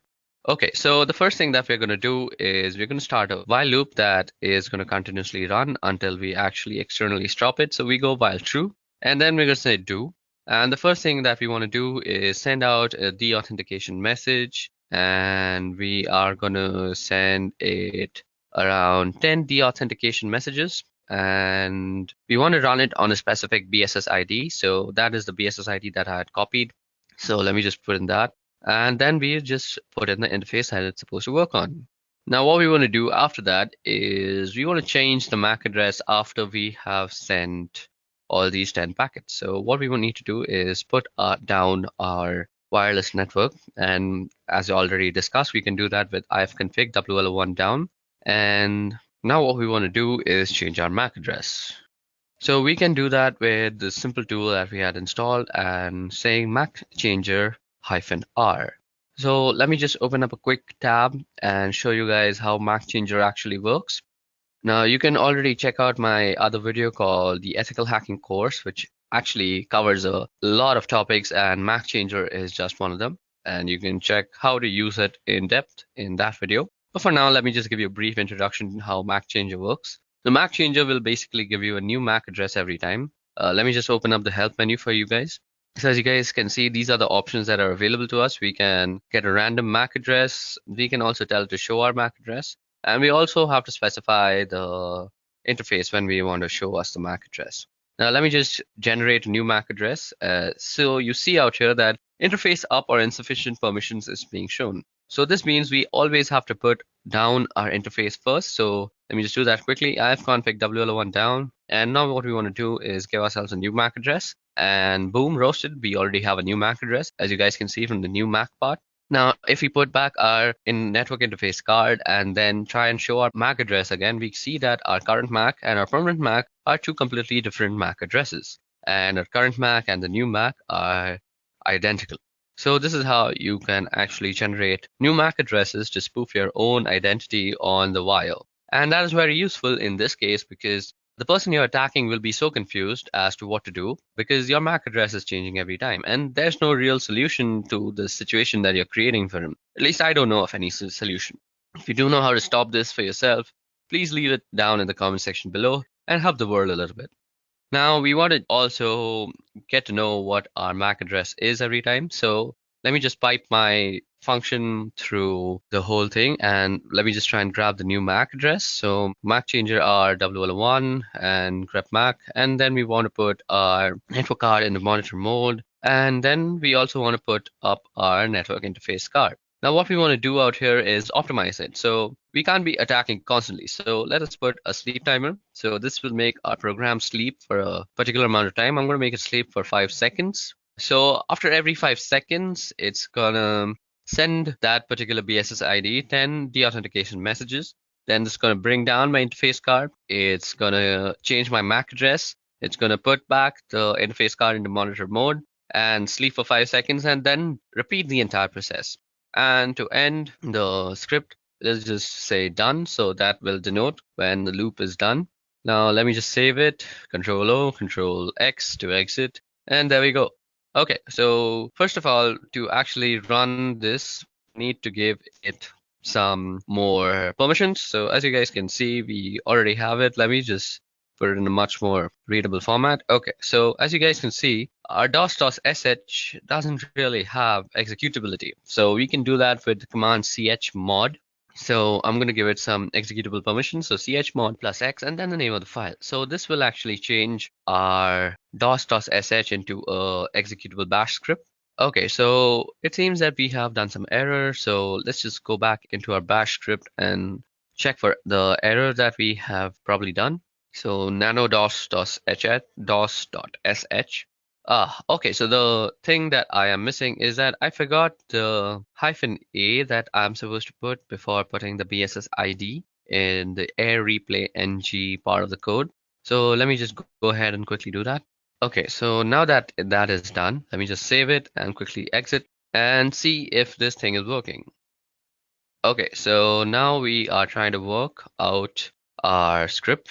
Now, you guys should know that this Edureka Wi-Fi is my company's Wi-Fi, and I have complete permission to go ahead and do this to them. Also, my company's Wi-Fi is kind of secure, so every time it senses that a deauthentication message is being sent like that, it kind of changes the channel that it is working on. So these guys are really smart, smarter than me most of the time. And this time, I'm just going to try and force them to work on channel 6. So let me just go ahead and run my script once. Okay, so let me just check that they're still working on channel 6. Yep, they're still working on channel 6. Let me just check my script once if it's correctly done, if I have the perfect MAC ID. Let me just copy in the MAC ID just to be sure once again. So there you go, we've copied it. Let's go into the script and let's paste it out. Okay, so now that that is done and we have the MAC IDs and everything set up properly, let me just show you how to run the script. So you go dot and /, and then you said dos.sh. Now you see that our thing is working on channel 8. So this will definitely not work and will say that BSS ID is not there. So what we need to do, as I had showed to you guys earlier, we can go iwconfig WL1 and change the channel to channel 6. Oops, I changed it to channel 8 again. This will not work. I'm sorry, that was my bad. So now that we have changed it to channel 6, you can see that it is sending everything immediately. Okay, so that is actually running our script very well. And as you guys can see, the security measures that are taken by my company, it will not always work on channel 6. It'll keep rotating now until it finds a safe channel. So it really can't find a safe channel. I will always be DOSing on channel 6, and it will run sometimes and it won't run sometimes, but mostly with unsecure Wi-Fi that is running at your home mostly, this will work 100% times. So let me just stop this because my company will go mad on me if I just keep on DOSing them. So this brings us to the end of our demonstration. This is how you can always DOS your neighbors if they're annoying you. But remember, if you're caught, you could be prosecuted. So this was about how DDoS works, what DDoS actually is, and the different types, and how you can do one on your own with your own system. And by my company, it will not always work on channel 6.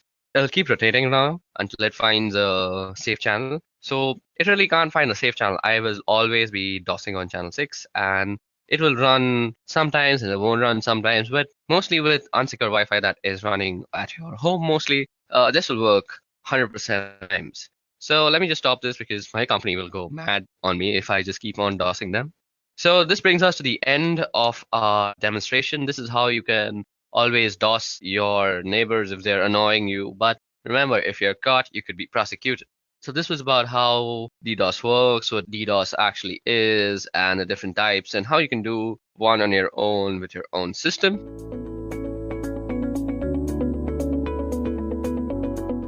In early days of internet, building websites was straightforward. There was no JavaScript, no backend, no CSS, and very few images. But as web gained popularity, the need for more advanced technology and dynamic websites grew. This led to development of Common Gateway Interface, or CGI as we call it, and server-side scripting languages like ASP, JavaScript, PHP, and many others. Websites changed and started storing user input and site content in databases. Each and every data field of a website is like a gate to database. For example, in login form, the user enters the login data. In search field, the user enters a search text, and in data saving form, the user enters the data to be saved. All this indicate data goes to database. So instead of correct data, if any malicious code is entered, then there are possibilities for some serious damage to happen to the database and sometimes to the entire system. And this is what SQL injection is all about. I'm sure you've heard of SQL. SQL Query Language, or SQL, is a language which is designed to manipulate and manage data in a database. SQL injection attack is a type of cybersecurity attack that targets these databases using specifically crafted SQL statements to trick the systems into doing unexpected and undesired things. So by leveraging an SQL injection vulnerability present in web application or a website, given the right circumstances, an attacker can use it to bypass web application's authentication details, as in if you have login and password, user can or attacker can enter just the user ID, skip the password entry, and get into the system. Or he can sometimes retrieve the content of an entire database. He can also use SQL injection vulnerability to add, modify, and sometimes delete records in a database, affecting data integrity. Well, using this vulnerability, attacker can do unimaginable things. This exactly shows how dangerous an SQL injection can be. Now let's check out how a typical SQL injection is carried out. Well, let's start with non-technical explanation. Guys, I have a simple analogy here. So first, let's go through this. Once you understand this, you'll easily able to relate this with what SQL injection attack is. So anyway, first imagine that you have a fully automated bus that functions based on the instructions given by human through a standard web form. Well, that form might look something like this. For example, the form might say, drive through the route and where should the bus stop, if when should the bus stop. This route and where should the bus stop and this condition, that's when should the bus stop, or the user inputs. This is where user have to enter the input into the form. Now after putting some data into the field, it looks something like this. Drive through Route 77 and stop at the bus stop if there are people at the bus stop. Well, that looks simple enough, right? So basically here the human or the person is trying to give three instructions. That is, bus should stop at Route 77. It should stop at the bus stop if there are people at the bus stop. Well, that sounds harmless. Now imagine a scenario where someone manages to send these instructions, which look something like this. Drive through Route 77 and do not stop at the bus stop and ignore rest of the form if there are people at the bus stop. And now since the bus is fully automated, it does exactly as instructed. It drives up Route 77 and does not stop at any bus stop even when there are people waiting, because the instruction says do not stop at the bus stop and ignore the rest of the form. So this part, which is if there are people at the bus stop, is ignored. We were able to do this because the query structure and the supplied data are not separated properly. So the automated bus does not differentiate between the instructions and the data. It simply does anything that it is fed with or asked to do. While SQL injection attacks are based on the same concept. Attackers are able to inject malicious instructions into good ones, all of which are then sent to database server through a web application. And now the technical explanation. An SQL injection needs two conditions to exist, which is a relational database that uses SQL and a user-controlled input which is directly used in an SQL query. Let's say we have an SQL statement, a simple SQL statement This statement says select from table users where username is so and so and password is so and so. Basically, you can think of it as a code for a login form. It's asking for the username and the password.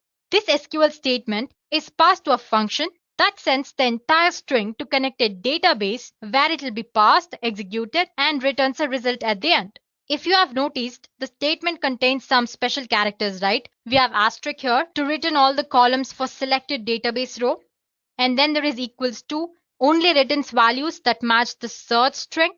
And then we have single quote here and here to tell the SQL database where the search string starts or ends. So for user, you have starting here, ending here, and for password here. So basically a pair. Now consider the following example in which a website user is able to change the values of this user and password such as in login form. So if the values are put into user and password, it looks something like this. Select from users table where username is Dean and password is Winchesters. And the SQL statement is simple enough. It's very direct. So if there is a user called Dean with password Winchesters, then all the columns of table users are extracted. Now suppose if the input is not properly sanitized by the web application, the attacker can easily insert some malicious SQL statement like this. The username might be Dean or 1 is equal to 1, and then you have double hyphen followed by password is equal to Winchesters. So basically, along with the data, the user or the attacker has tried to enter a malicious SQL statement disguising it as a data here. So guys, you need to notice two things here. First one, we have or 1 is equal to 1. It's a condition that will always be true. Therefore, it is accepted as a valid input by application. For example, if Dean is not a valid user or if there is no user called Dean in the database, application would consider the next value because there is or in between. Our next value is 1 is equal to 1, which always returns true. So basically, our input will be something like this, Dean or true. And if there is no user called Dean, the next input will be true and it will be taken as an input value and the values will be displayed. So the next part, which is double hyphen. I'm sure you know what double hyphen represents, right? Basically, it's commenting the next part of the SQL query. So it instructs the SQL parser that the rest of the line is a comment and should not be executed. So the part, that's password part, will be ignored. So basically what we're trying to do is we're trying to bypass the password authentication here. So once the query executes, the SQL injection effectively removes the password verification, resulting in an authentication bypass. By using double hyphen, we're commenting rest of the comment. And before that, using 1 is equal to 1, which is translated to true, we are trying to enter the database without even giving an valid value. So the application will most likely log the attacker in with the first account from the query result. And as you guys know, most of the time, the first account in a database is that of an administrative user. So basically by doing nothing or basically by giving some random data here, the attacker was able to extract the admin details. It sounds very dangerous, right? So that's all an SQL injection attack is all about. Basically, you're trying to manipulate the valid or the correct SQL statement as a malicious code and trying to extract data from the database. Now, what's the worst that could happen when you suffer an SQL injection attack? There are a number of things that an attacker can do when exploiting an SQL injection on a vulnerable website. First of all, he can access data without authorization. For example, by tricking the database into providing too many results for a simple query. Then he can extract sensitive information like social security numbers or credit card details. Next thing, he might somehow get in touch with authentication details of users registered on a website, and then he can use this information to log in during other attacks. He can also alter data in the database without authorization. For example, he can create fraudulent records or add extra users, or he might even actually delete the entire table. Or an attacker can easily control application's behavior that's based on data in the database. For example, by tricking an application into allowing a login without a valid password, which we saw earlier. I showed you how using an SQL injection attack, you can bypass an authentication mechanism or you can avoid password verification. Well, it all depends on the capabilities of an attacker, but the exploitation of an SQL injection vulnerability in a website or an application can lead to complete takeover of the database and the web server. It sounds as dangerous as it looks. Well, guys, there are different types or categories in SQL injection. Attackers can exfiltrate data from servers by exploiting SQL injection vulnerabilities in multiple ways. So guys, till now we've learned what SQL injection attack is and what worst could happen as a result of an SQL injection attack. Now let's explore different type of SQL injection attacks that there are. Attackers can exfiltrate data from data servers by exploiting SQL injection vulnerabilities in multiple ways. SQL injection mainly can be classified into three major categories, and that would be in-band SQL injection, inferential SQL injection or blind SQL injection, and then there is out-of-band SQLI. So let's begin with in-band SQL injection. In-band SQL injection is one of the most common and very easy to exploit when compared to other SQL injection attack types. In-band SQL injection occurs when an attacker is able to use same communication channel to both launch the attack as well as gather the result. It's further divided into error-based SQL injection and union-based SQL injection.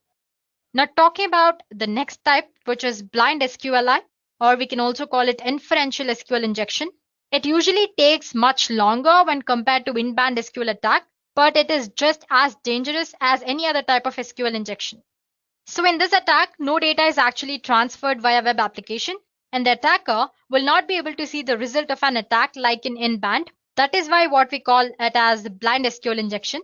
So basically here, an attacker reconstructs the entire database structure by sending payload, by observing the web application's response, and by resulting behavior of database server. So basically he observes and then attacks based on the data he finds out. It is further divided into blind Boolean-based SQLI and then blind time-based SQLI. And lastly, we have out-of-bound SQLI, which we'll discuss at the end. Okay, let's get started with error-based and then we'll move forward with the other types. Okay, so here we go. Error-based SQL attack. It's type of in-band SQL attack. It is a technique that relies on error message thrown by a database server to obtain information about the structure of the database. So basically, here an attacker will rely on the error message which is sent by the database server to manipulate the database. So an attacker can retrieve information such as table names and other content from visible database errors.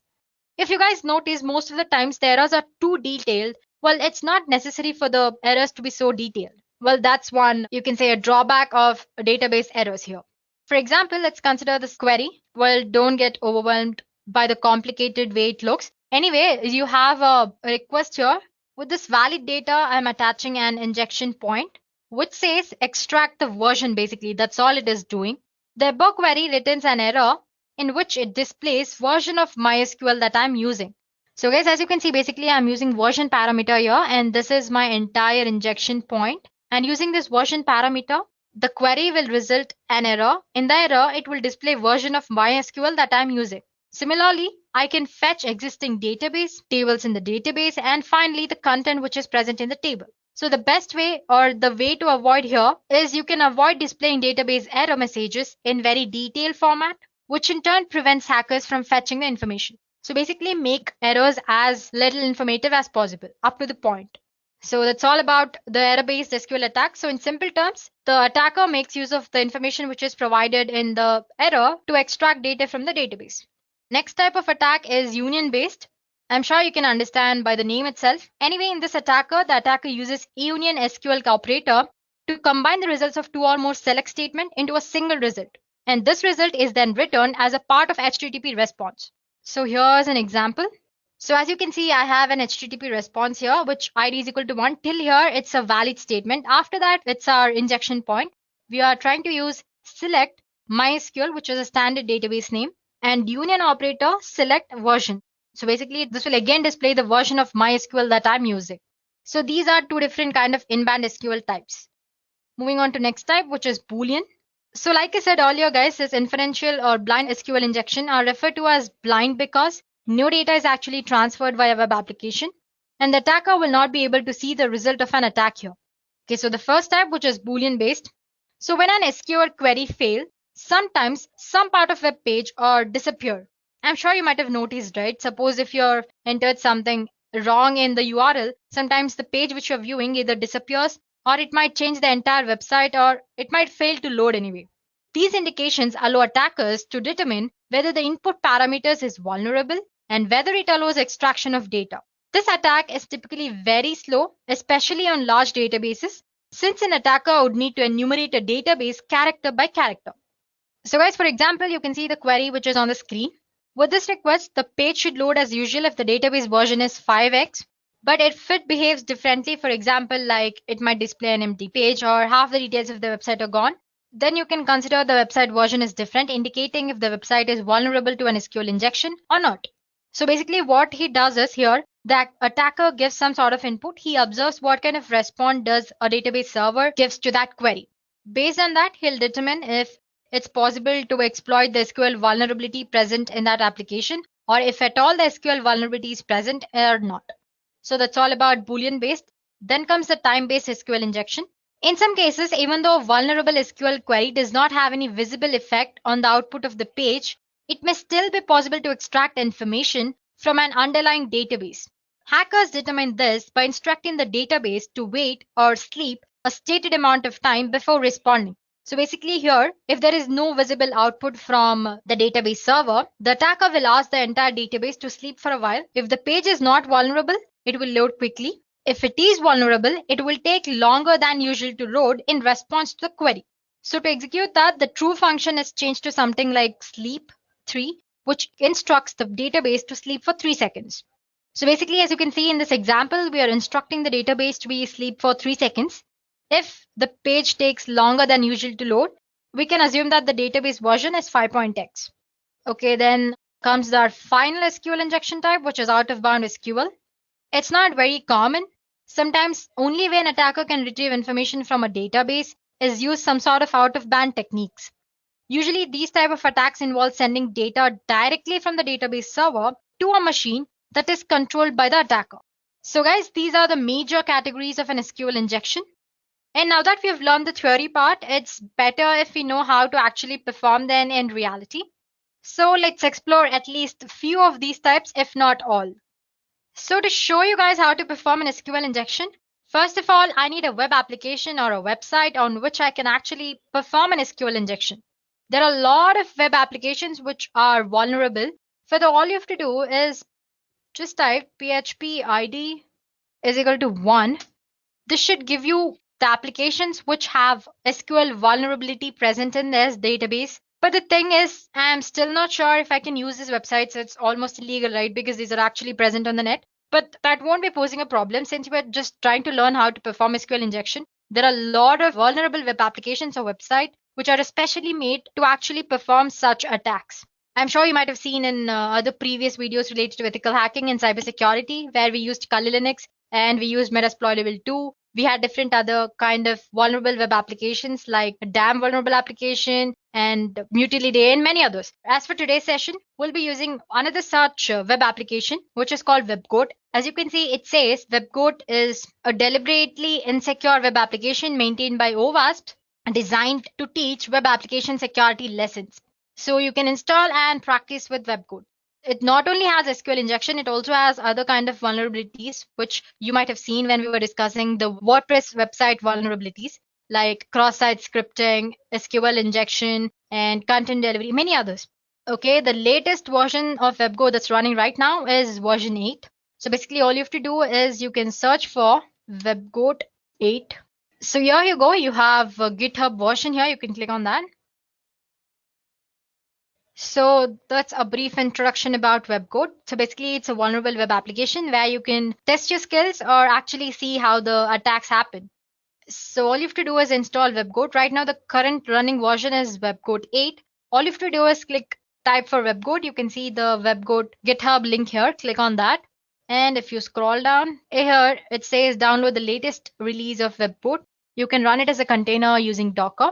Anyway, you can just click on this. And there you have your jar file. Just click on that, it'll be downloaded. I already have it downloaded. You can store it in your favorite folder or the folder which you access very easily. So one more point is that there's a prerequisite which you need to have to use WebGoat, which is your Java, latest version of Java. So let's say cmd command prompt. Let me just check if I have Java version. So as you can see, I have latest version, which is Java 11.0.2. So if you have older versions, delete them or just update them to the new version. And sometimes it also says that to actually use WebGoat, you need to have Tomcat, but it runs without Tomcat as well, as when it comes with the pre-installed JVM and Tomcat. But to be on the better side, please do make sure you are using JVM. Okay, guys, I have my WebGoat stored in my D folder. So all I have to do is and dir. Let me maximize the screen for you guys. So here you go. You can see my WebGoat jar file here. So now to start using that, all you have to do is java -jar and WebGoat. Let me just press tab. There it goes. Click enter. Well, it starts a WebGoat application for us. It might take about like half a minute.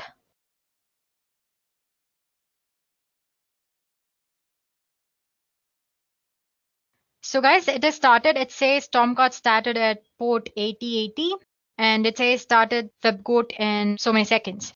As in it says it took so many seconds to actually install at the start the WebGoat application. Now we go back to a browser. Here I type for localhost. Okay, that's WebGoat login page. So guys, here we go. We are into the application. Well, if you haven't registered, if you're using it for the first time, all you have to do is click on this register new user and create a username and password.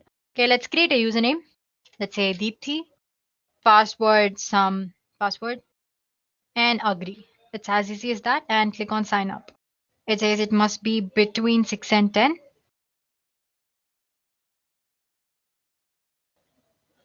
So yeah, and I'm gonna say save. Here you go. This is the WebGoat application. As you can see, it's a deliberately insecure application that allows interested developers just like you to test vulnerabilities, which are commonly found in Java-based applications that use common and popular open source components like SQL and other components. So you have different other kinds of vulnerabilities here as well discussed. You have insecure deserialization, you have access control flaws, you have cross-site scripting. Under that, you have different categories.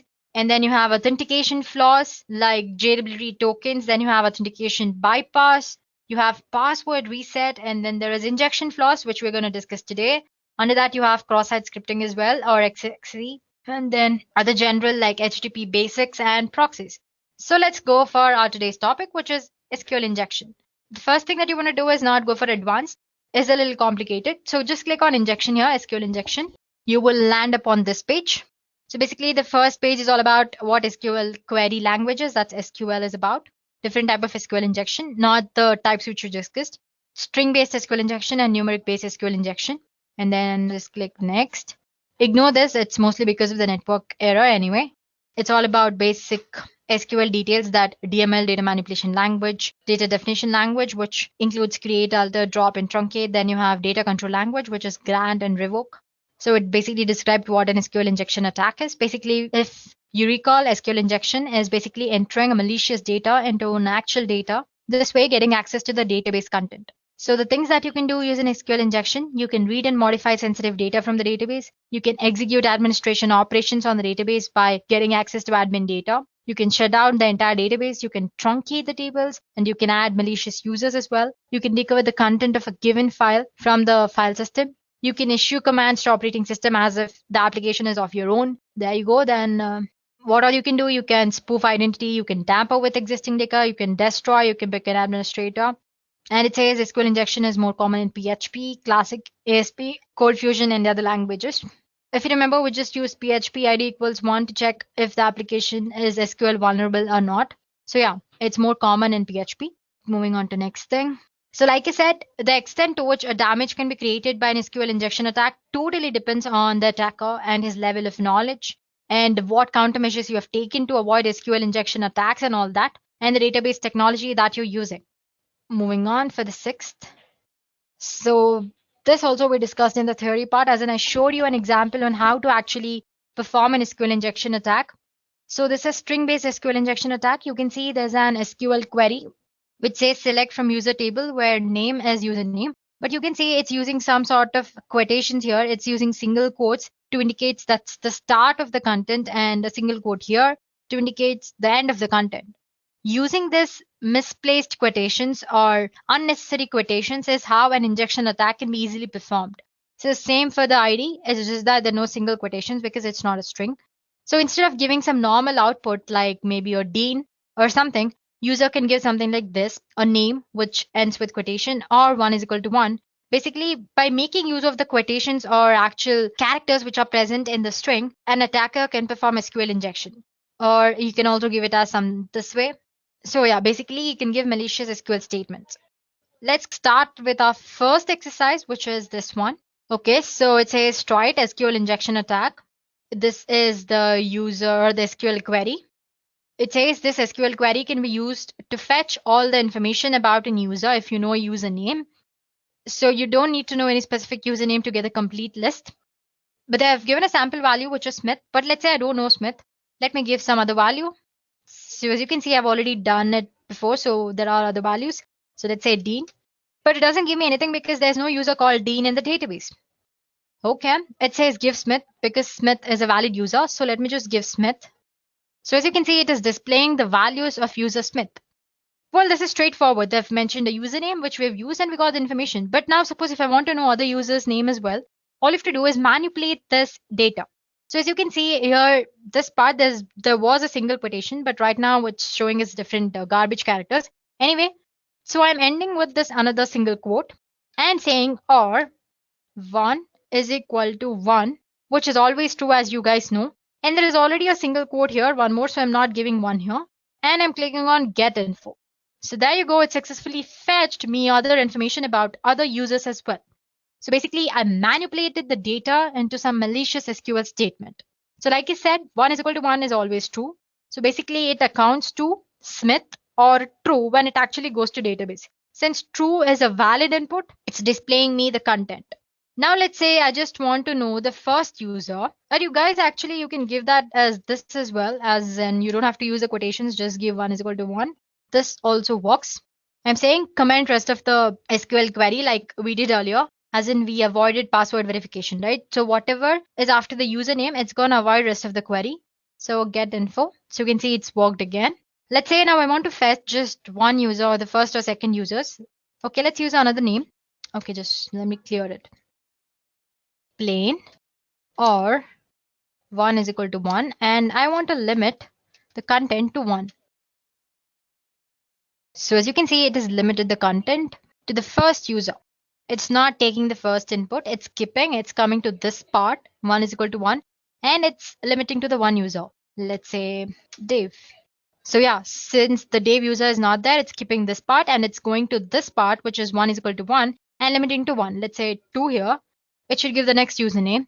Let's say 5 users. So there you go. Similarly, the way you want using malicious SQL statement, you can manipulate and get the data.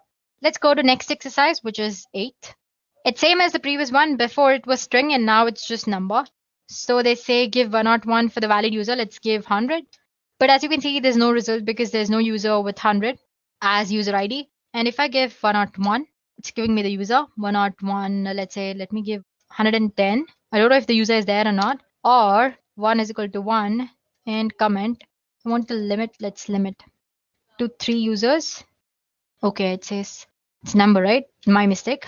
So yeah, it's displaying 3 users. So guys, this is a simple explanation of an SQL injection attack, or you can say an error-based injection attack. Now moving on to next exercise. So this is a basic SQL injection. Now going to advanced. Again, click on the first. It says the purpose of this lesson is to combining multiple SQL techniques and use blind SQL injection as well. Okay, I'm going to click on one here. That's one. Second one, like we discussed, if you have misplaced special characters in your SQL statement, using that you can make use and you can extract data. For example, we used comment character to comment rest of the SQL query. We have colon, which command, or see, as you can see, it says star select from users and the command drop table users. Basically, I'm using 2 queries here. One is to select display all the users, which is a valid according to the given form details. And next statement or the injection I'm adding is drop table users. And then you have concatenation plus is again the concatenation, string without quotes and all that. Let's get with our third exercise. It says try it pulling data from other tables. It says one of the table in WebGo database is user system data, which has a username of character, password, which is again a character, and a cookie, which is again a character. So the first thing that we have to do is execute a query to union or join these two tables. The other table was users, if you've forgotten. Let me just take you back to the exercise. As you can see, the first table is users, which I've used in this query. So going back to advanced, we were in this exercise. So yeah, we need to join users table as well as user system table, or do whatever you want. But the final thing they want is see if we can fetch Dave's password. Dave is one of the user. So guys, like I said earlier, the union operator is used in SQL injection to join a query. And the result of this forged query will be joined to the result of actual query.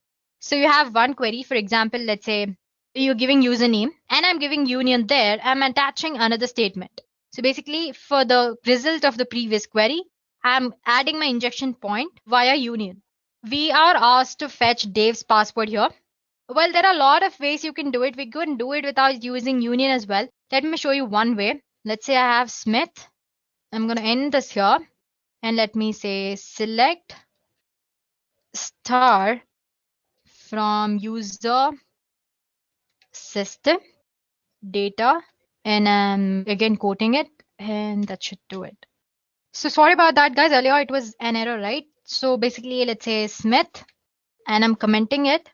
And then I'm giving select star from user. What is the table name? System data in the query and comment the rest. So as you can see, it has fetched the password of Dave. This is one way of doing it. But then we explored error-based SQL injection earlier. Now I want to show you how to use union command to extract or to perform this exercise. Anyway, so basically, like I said earlier, again, you can use union to combine two results. So the first thing you need to do is you need to know the number of columns in your user tables. For that, the simple thing that you can do is Smith. You can use group by or order by. Both of them works fine. I'm using order by 1 and let me comment it. It is giving me some sort of output. So I can say number of columns is more than 1 or actually 1. Let me try one more. 2, comment. It's still giving output. Let's give 3, 4, 5, 6, 7. It's still giving me output. Let me try go for 8. Yeah, as you can see, when I've given till 8, it says invalid order by expression. It's because, as you can see, if I give 7, the number of columns here is 7. User ID, that's 2 first name, 3, 4, 5, 6, and 7. Total number of columns is 7. And when I give it 8, it's giving me error because the number of columns are just 7. So this way, based on the error it's displaying, you can actually extract data, or you can actually know. So now that we know there are 7 columns, I'm going to use union statement. Remember guys, when you're giving union, in the select statement, the number of fields or the number of columns that you're giving should be the same number of columns as in the users table. That's 7. That's why we found the number of columns. The values are needed because the two queries must have equal number of columns in order to avoid syntax error. If you have like 5 columns in your second table, and if you have 7 columns in the first table, the union won't happen properly and you're going to get a syntax error. To avoid that, we found out the number of columns so that you can manipulate it in the query. For example, let's say Smith, and now the union select user ID, 7 columns, user ID, then password. Let's give username as well, username, password, then cookie. Make sure the data types is right as well, matching, then cookie, then user ID. Let me just count. So I have 1, username 2, that's 3, password 4, 5, 6 the field, and 7 user ID. From which user table? That's user SYSTEM system. Sorry about the mistakes, guys. Data, and comment the rest of the session. Now if I give get info, as you can see, it is fetching the information. So basically we used union operator. We combined that with actual query, which was name. So basically we gave Smith as the username. Along with that, we attached our next query, which is select. We found there are 7 columns in our user tables. Since we're using union, we're adding 7 tables in the query as well and asking it to display the information. So as you can see, it displays Dave password, which was same as before. That was when we performed Smith in the query, and select star from user data system data. Okay. So as you can see, the password now and the password earlier was also different, as in same. Sorry about that. Now if I give this to check pass W0 and then I have R and capital D. So it says, congratulations, you have successfully completed the assignment. There you go, guys. I've showed you error-based SQL by finding out number of columns and in the simple SQL as well. After that, we also learned how to use union operator to extract the data. So like I said, we have learned at least 2 types of SQL injection attacks here. Then going to next one, it says blind SQL injection attack. We've already learned about blind SQL injection attacks. Basically, no output, or an attacker can't actually see the database input here. So basically, the attacker determines the answer or the data he wants based on the application's response to the query he gives. And the next part is about difference. So it says in a normal SQL injection, error messages from database are displayed and given enough information to find out how query is working, or similarly in the case of union-based SQL as well. So in case of this blind SQL, nothing is displayed. You will start asking questions based on true or false statement, and depending on the response the system or database server gives to you, you determine what kind of attack can you actually perform. So for example, you have this SQL query and it'll change to URL in this form. That's HTTP. This is the query is equal to 4 and 1 is equal to 1. This will be translated to this form. You know the website is vulnerable for a blind SQL injection. But if the browser responds with page not found or something else, you know that a blind SQL injection might not work or that there is no vulnerability present in that application. Similarly, you can go ahead and change 1 to 2, which will not return anything because obviously the query returns false, which 1 is not equal to 2, right? So basically it equates to some content or data and false. Now, how do we actually take the advantage of above true or false thing? So here you go. I have my actual data, which is http myshop.com, article is equal to 4. And this is my injection point substring. I'm trying to find database version here. Similarly, you can also find the number of databases present, the database's names, tables present in database, and actual content of the database and all that.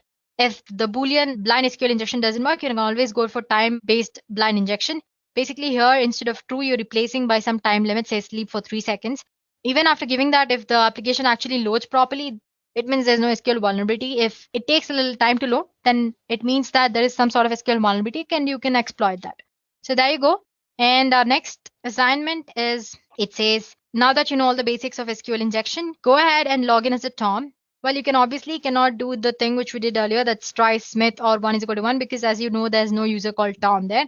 So guys, go ahead and try this exercise on your own and see if you have understood the concept properly. If not, you can always post in the comment section below and we'll get back to you guys. So as for this session, this is more than enough. We have explored the basic SQL injection as well as advanced. So there you go, guys. Now you know what SQL injection attack is and how an actual SQL injection is performed in reality. So the first step you do is to discover SQL injection vulnerabilities by routinely testing your application using both static testing as well as dynamic testing. Secondly, you avoid and repair SQL injection vulnerabilities by using parameterized queries.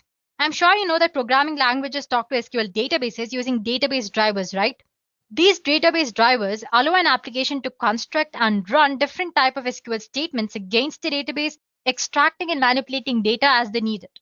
And these parameterized statements make sure that the parameters or the input which user gives passed into SQL statement are treated same way as the data rather than a part of SQL command. So what I'm saying is that earlier I said that all you have to do in SQL injection attack is insert malicious data into a actual proper data, right? So, and this malicious data is treated as an SQL statement. So if you used parameterized queries, this malicious SQL code won't be treated as an SQL statement. Instead, it will be treated equal as some data, input data. And there's one more way you can protect against SQL injection. Many development teams prefer to use object relational mapping or ORM frameworks to make the translation of SQL result sets into code object more seamless. And then comes the third thing, which if you are unable to use parameterized queries or a library that writes SQL for you, the next best approach is to ensure proper escaping of special string characters. So basically, you can use escape characters in your data. Well, escape symbol characters is a simple way to protect against SQL injection attacks, and many languages have standard functions to achieve this. You can enforce principle of least privilege. Application should ensure that each process or software component can access and affect only the resource it needs. as in it can't access the other data which is not actually related to it. Well, you can think of it in the same way that only certain bank employees have the access to the actual vault. So applying this restricted privileges can help mitigate a lot of risk around injection attacks. Sensibly designing access management in this way can provide a vital second line of defense. So no matter how an attacker gets access to your system, it can mitigate the type of damage that they can possibly do. And finally, you can use a web application firewall. Well, they're not as effective as other measures, but they can help you identify SQL injection attempts and sometimes help you prevent SQL injection attempts from reaching the application as well. So guys, SQL injections are popular attack methods for cybercriminals. But by taking proper precautions such as ensuring that data is encrypted, performing security tests, and by being up to date with patches, you can take meaningful steps toward keeping your data very secure. There are a variety of ways an hacker may infiltrate an application due to web application vulnerabilities. So guys, stay informed and stay alert. No matter how an attacker gets access to your system, it can mitigate the type of damage that they can possibly do. And finally, you can use a web application firewall. Well, they're not as effective as other measures, but they can help you identify SQL injection attempts and sometimes help you prevent SQL injection attempts from reaching the application as well. So guys, SQL injections are popular attack methods for cybercriminals. But by taking proper precautions such as ensuring that data is encrypted, performing security tests, and by being up to date with patches, you can take meaningful steps toward keeping your data very secure. There are a variety of ways an hacker may infiltrate an application due to web application vulnerabilities. So guys, stay informed and stay alert.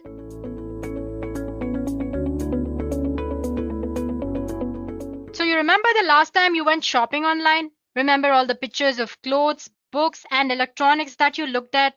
What if I tell you that those images weren't really for you? What if those pants you were looking at were really detailed blueprints of military installments? You would never know, right? This is the nature of steganography.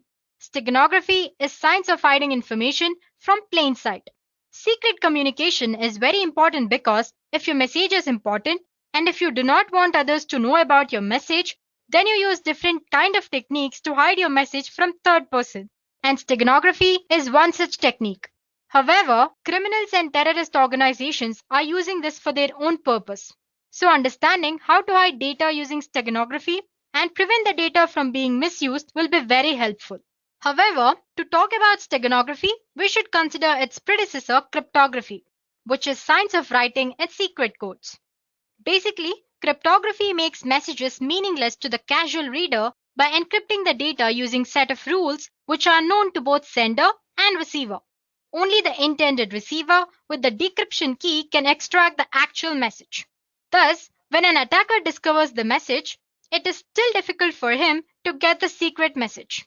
If cryptography is a strong way to encrypt and secure a communication, then why do we need a new technique?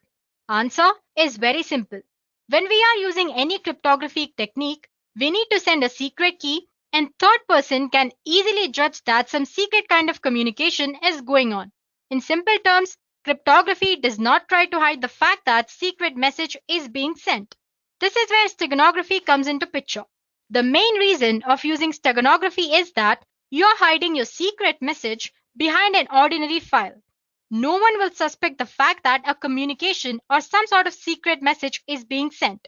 People will generally think it is an ordinary file and your secret message will go without any suspicion. Unlike cryptography, which conceals the content of a secret message, steganography conceals the very fact that message is being communicated. So if I have to define steganography, it is an ancient art of covering messages in a secret way such that only the sender and the receiver knows the presence of the message. Well, now if you're thinking steganography is a brand new method, then you are mistaken. Steganography is an ancient practice. The word steganography is derived from Greek word steganos, meaning hidden or concealed, and graphen, which means writing or drawing. Before moving further, let's get a glimpse of how steganography evolved from past. The concept of steganography was first introduced in 1499, but the idea itself has existed since ancient times. There are stories of a method being used in Roman Empire whereby a slave choosing to convey a secret message had his scalp shaved clean and a message was tattooed onto his skin. When the messenger's hair grew back, he was dispatched on a secret mission. On the other end, the receiver shaved the messenger's scalp again and read the secret message. Well, that was one way of doing it. Demaratus, the king of Sparta, sent a secret message on tablet covered with wax. When it was received at the other end, the wax was scraped off to recover the message. Another oldest and the most fascinating and common way to hide message is to use invisible inks. The actual message can be made visible if document was heated gently. Next came the null cipher. Null cipher refers to the method of encrypting where plain text is mixed with actual message. Next was hiding data in the images. Microdots were used to conceal a message. A microdot is a simple text or an image which is reduced in size to hide its contents. And this microdot or the images or the text which are present in a microdot are then read using magnifiers. Apart from these techniques, there were others as well, like spread spectrum, semograms, etc. So like I said earlier, steganography is an ancient practice. The majority of today's steganographic systems use multimedia objects like image, audio, video, etc. as cover media. Well, if you don't know what I mean when I say cover media, don't worry about it. You will know more about it as we progress through this session. But for now, cover media is a place where you actually store your hidden information or you store your secret information. So based on the type of cover media, steganography is divided into multiple types. To begin with, we have text steganography. Text steganography is hiding information inside the text files. It involves things like changing the format of existing text, changing words within a text, generating random character sequences, or using some sort of context-free grammar to generate readable text. Well, there are different methods to hide data in text. Some of the popular ones include format-based method, random and statistical generation, linguistic method. Moving on, we have image steganography. This is nothing but hiding data in an image. It's one of the most popular way of hiding data because in image, there are huge number of bits present in digital representation. So it's easy to store or hide data in an image. There are a lot of ways to hide your information inside an image. Common approach includes LSP steganography, which we'll be discussing in detail later. And then there is masking and filtering, some sort of encryption techniques, and many others. Moving on, audio steganography. It sounds according to its name. In audio steganography, secret message is embedded into an audio signal, which alters the binary sequence of corresponding audio file. Then there is video steganography. In video steganography, you can hide any kind of data in digital video format. The advantage of this type of steganography is that large amount of data can be hidden very easily.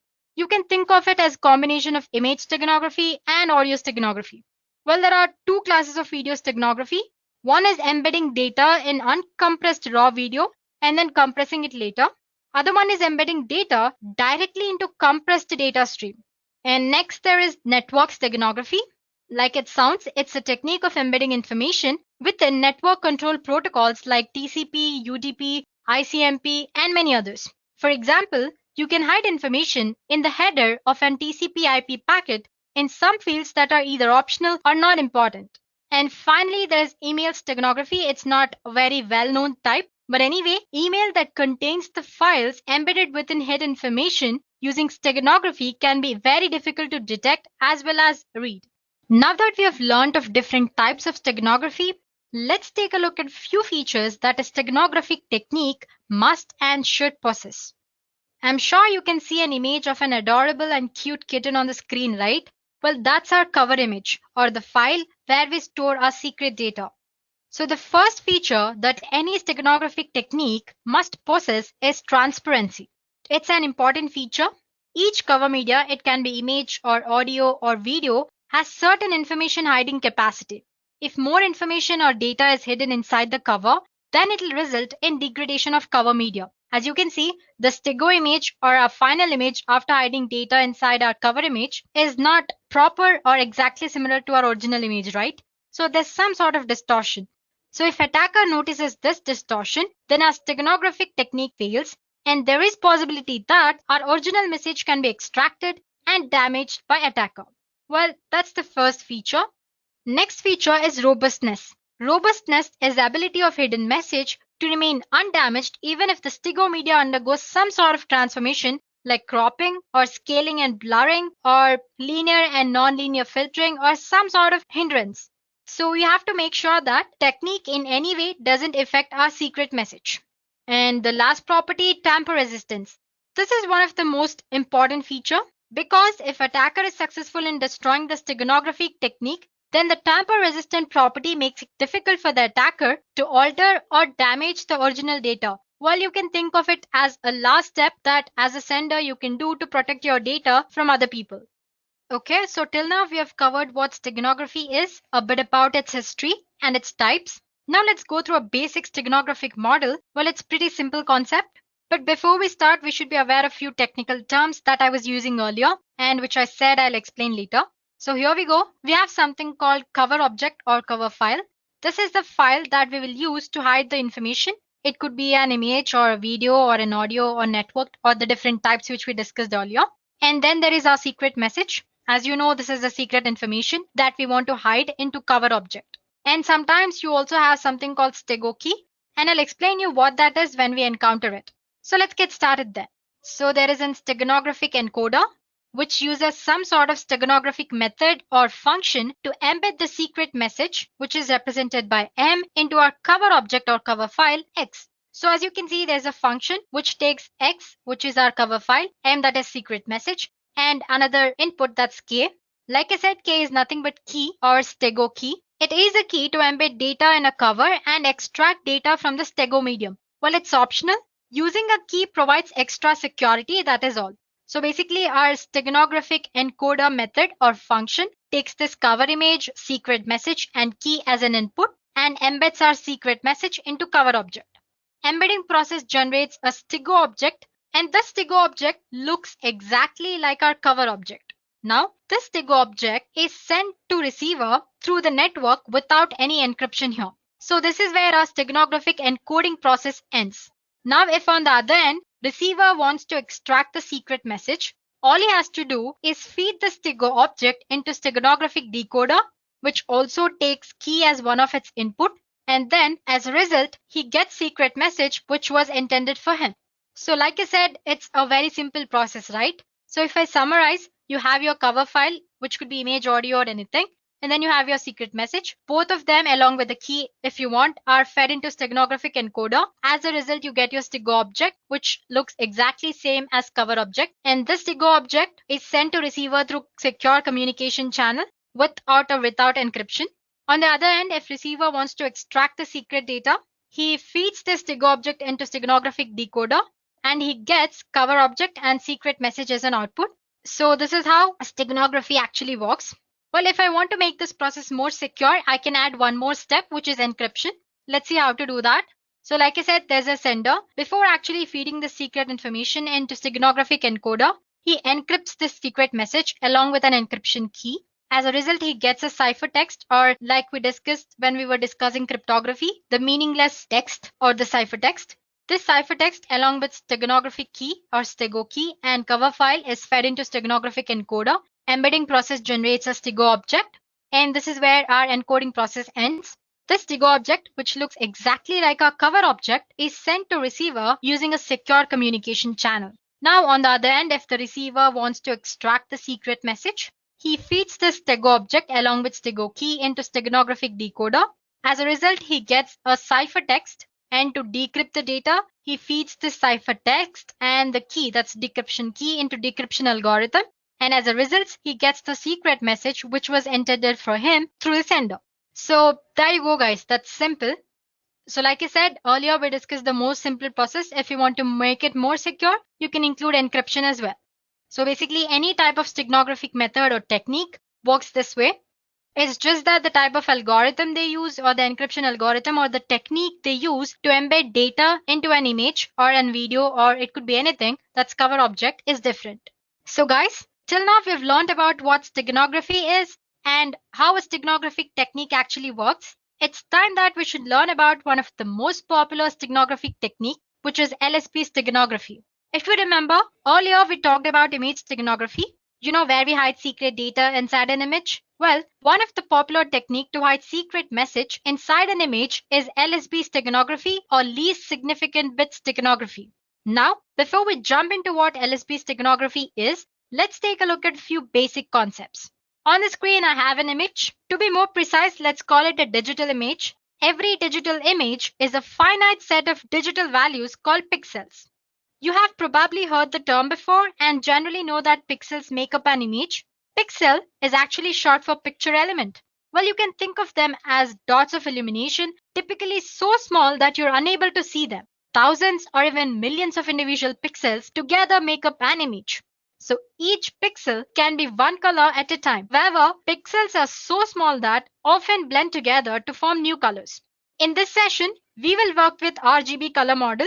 The RGB color model is an additive color model in which red, green, and blue light are combined together in different ways to reproduce a broad array of colors. And each of these can be represented using a binary code. So like I said, I have three values which are R, G, B, that's red, green, and blue.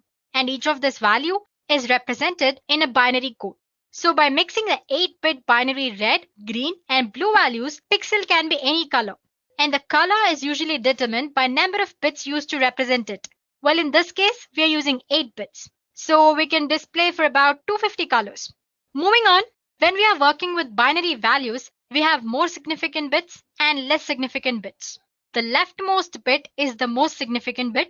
On the other hand, rightmost bit is the less significant bit. Now, if we change the leftmost bits, that is most significant bit, it will have a large impact on final value.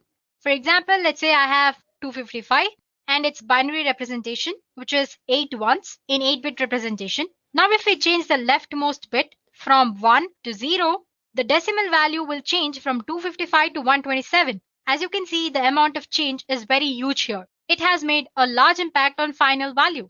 On the other hand, the rightmost bit is the less significant bit. Now, if I change the rightmost bit, it will have less impact on final value.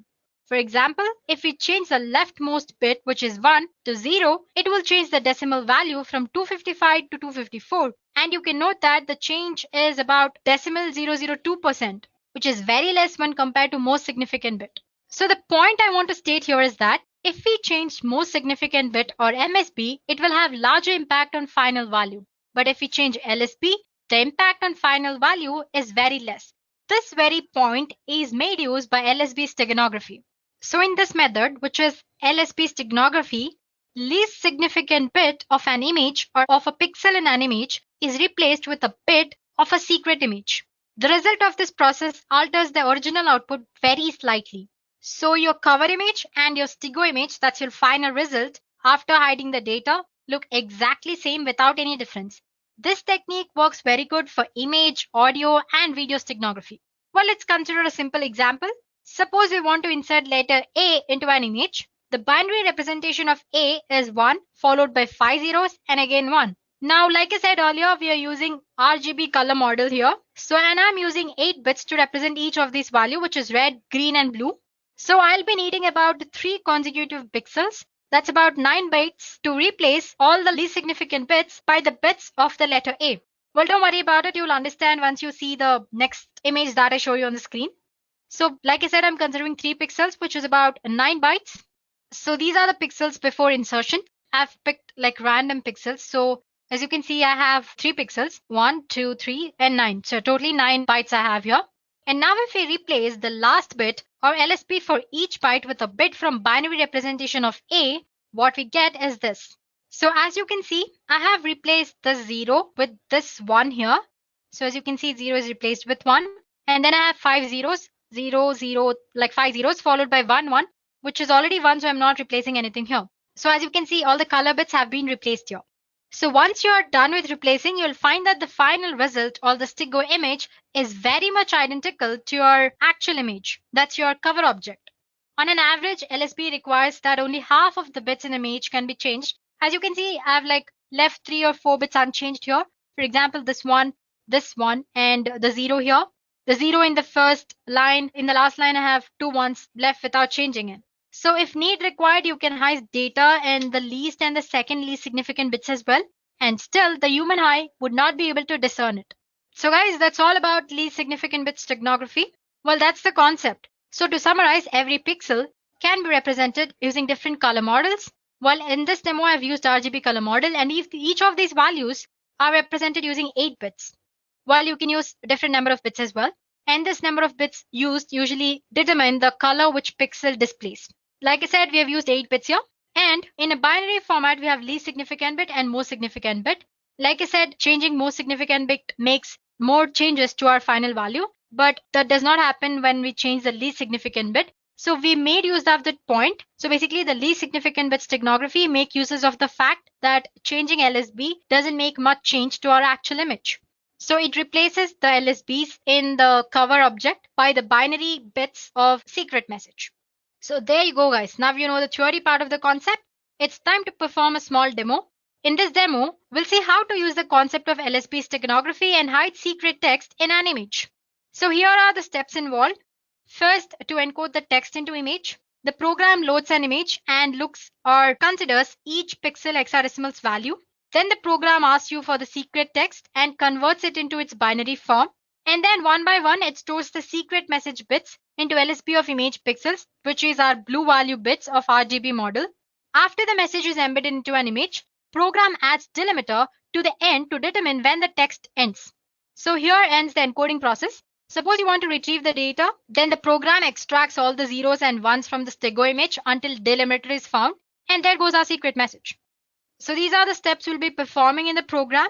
So guys, this is what a program does. Well, to summarize, it takes our image, it converts that into hexadecimal values, it takes our secret text and converts it into its binary value, then replaces the LSB of cover image with the bits of secret message. Once it does that, it adds some delimiter at the end so that we know that this is where the text ended. So this is how encoding is done. Suppose you want to retrieve the message, all you have to do is extract zeros and ones from the stego object and convert the binary form into string format. That way you can get your secret message, or the receiver can extract the secret message. Well, I'm using the code which I found in GitHub. And suppose if you guys want to experiment as well, please do post your email IDs in the comment section below and we'll get back to you with the code. Now let's get started with the demo. So guys, I'll be using my Ubuntu system here. So as you can see, I have a code. Let me show it to you guys. I have code here and I have certain images of different formats. I have one of JPG and one of PNG as well. Okay, let me delete this file, move to trash. So going back to terminal, let me show you guys the code first. The file name was hide py.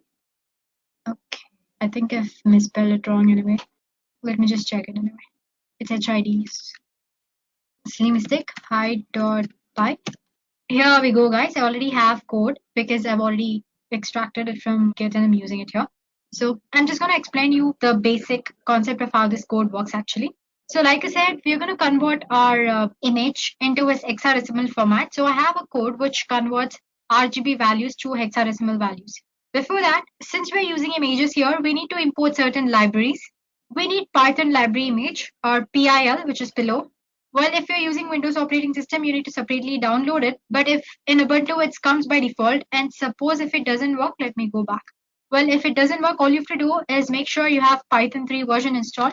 For that, check Python 3 version and make sure you have pip installed. Again, you can check using version command itself. Okay. So as you can see, I have pip installed. And suppose if you don't have, please do install it. The command is simple. All you have to do is the sudo apt install python 3 pip. That's it. Just click enter and it'll install. I'm not doing it again because I already have it installed like you guys saw. And once you've done that, to install pillow, sudo pip install pillow. That's all. And then it'll work. That's just the way of installing pillow library. Let me clear the stuff. Let's go back to program. So since we're using images, like I said, we need to use certain libraries. Here we'll be using pillow library. So if you get an error while using this program, please do install pip and pillow. So getting back to program, like I said, here we're using an image and converting that to its hexadecimal format. And similarly, while retrieving it, we're using the inverse function of it. And our secret message, which is in string format, we're converting it to binary and binary to string. And then there is encode. Basically, it goes through the hex code and places the binary bit of a secret message into the hex code. Similarly, the inverse program is decode. It'll decode the hex format. First, it'll check if for the zeros and ones, and then it pulls the data from that. So basically, we have 4 main functions here, which is encode, decode, hide, and retrieve. Like I said, encode and decode. Like I said earlier, it checks for the hex code hexadecimal code and then replaces the bits. And decode, it checks if the hex code has zeros and ones, it'll extract the data. If hex code doesn't have any zeros and one, it'll return none. So there you go. Now these are the basic functions, and then comes the complex function, which is to hide a message. I have a hide function here. Just go through it. It's very simple. So basically, as you can see, this hide function, it takes file name and message. It opens the image library where it gives the file name as input and then converts the message from string format to binary format and adds the delimiter as we discussed in the theory part of the session, so that while extracting, you know that you've reached the end of the text. So basically, first it checks if our image is in RGB format or not. If it doesn't, and then it converts to it. And then there it goes. And basically, it takes each and every bit, checks if the bit is in proper format, if the actual bit of the secret message can fit into this and all that, and then replaces the bit. And once it has encoded the secret message completely into our image, it returns a message saying completed. If the mode of the image or if your file doesn't exist, and for all that, it returns a message saying incorrect image mode, couldn't hide. Now, the retrieve function is as very simple, the most simple one. It's taking the file name from which you'll have to extract the data. If it checks first, it checks if it's in the RGA format. I mean, that's red, green, blue format. And if it's not, it's going to convert into it properly. And from there, it's going to extract the data. And then it retrieves all the zeros and ones until it finds delimiter. Once it has found the delimiter, it gets to know that it has reached the end of the text, and then it displays the message success. Otherwise, it will give you an error message. Finally, we have our main function. So basically, we're going to give like string. You have switch option while writing code, right? Either in Java or C++ anyway. Just like that, I'm going to give a code. Well, it's not going to display to the user, but anyway, it's in this code. According to the code, you need to use a command like Python, the file name, as in the file name and which contains the code, -e to embed the data, and the image and the text which has to be embedded and all that. Oh, we'll get to know when we actually perform the demo. So let me just summarize what we've learned in the code again. So just basically go through it. It's very simple. So like I said, we are using Pillow, a library. For that, we need to install it properly. If not, the program doesn't work. So make sure you have Python, and after that, install pip, and through pip, install Pillow.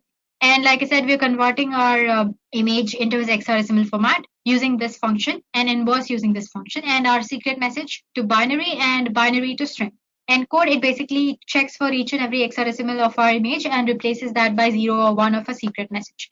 And then you have decode. It checks if the hexadecimal code has zeros or ones. If it does, it extracts the data. Otherwise, it returns none. And then there's our hide image, which actually embeds the data into our image.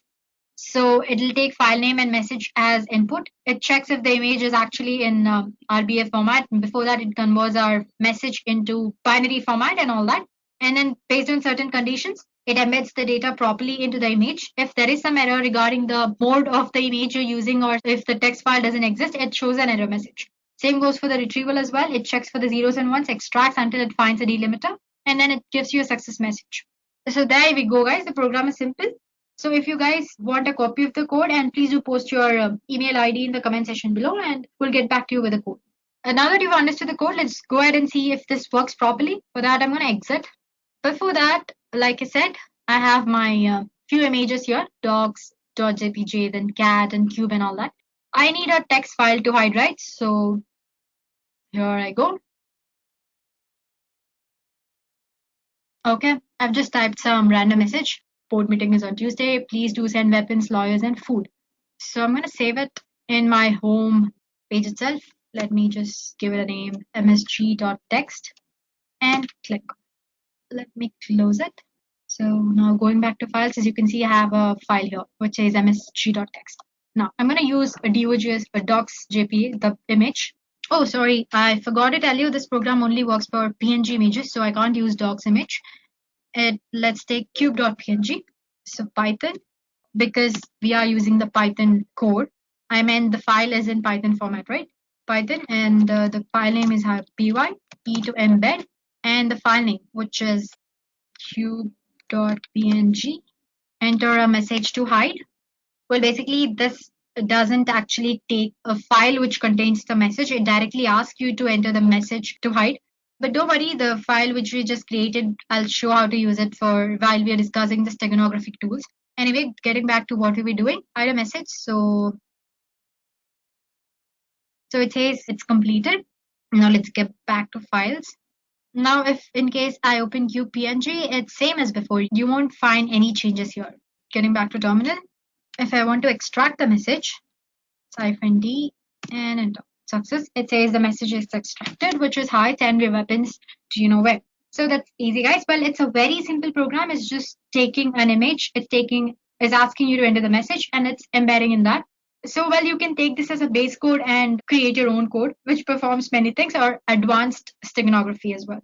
So basically, to summarize, in this program, what we did was we converted our secret message into its binary form, and we took the bits in the binary code and replaced the least significant bits, or the blue color bits, of RGB color model by these bits of secret message. So basically, we're replacing the least significant bits so that our cover image, that's cover object, as well as our Stigo object, both are same and look identical. Now let's get back to PPT. So guys, earlier we discussed about the ancient steganographic methods.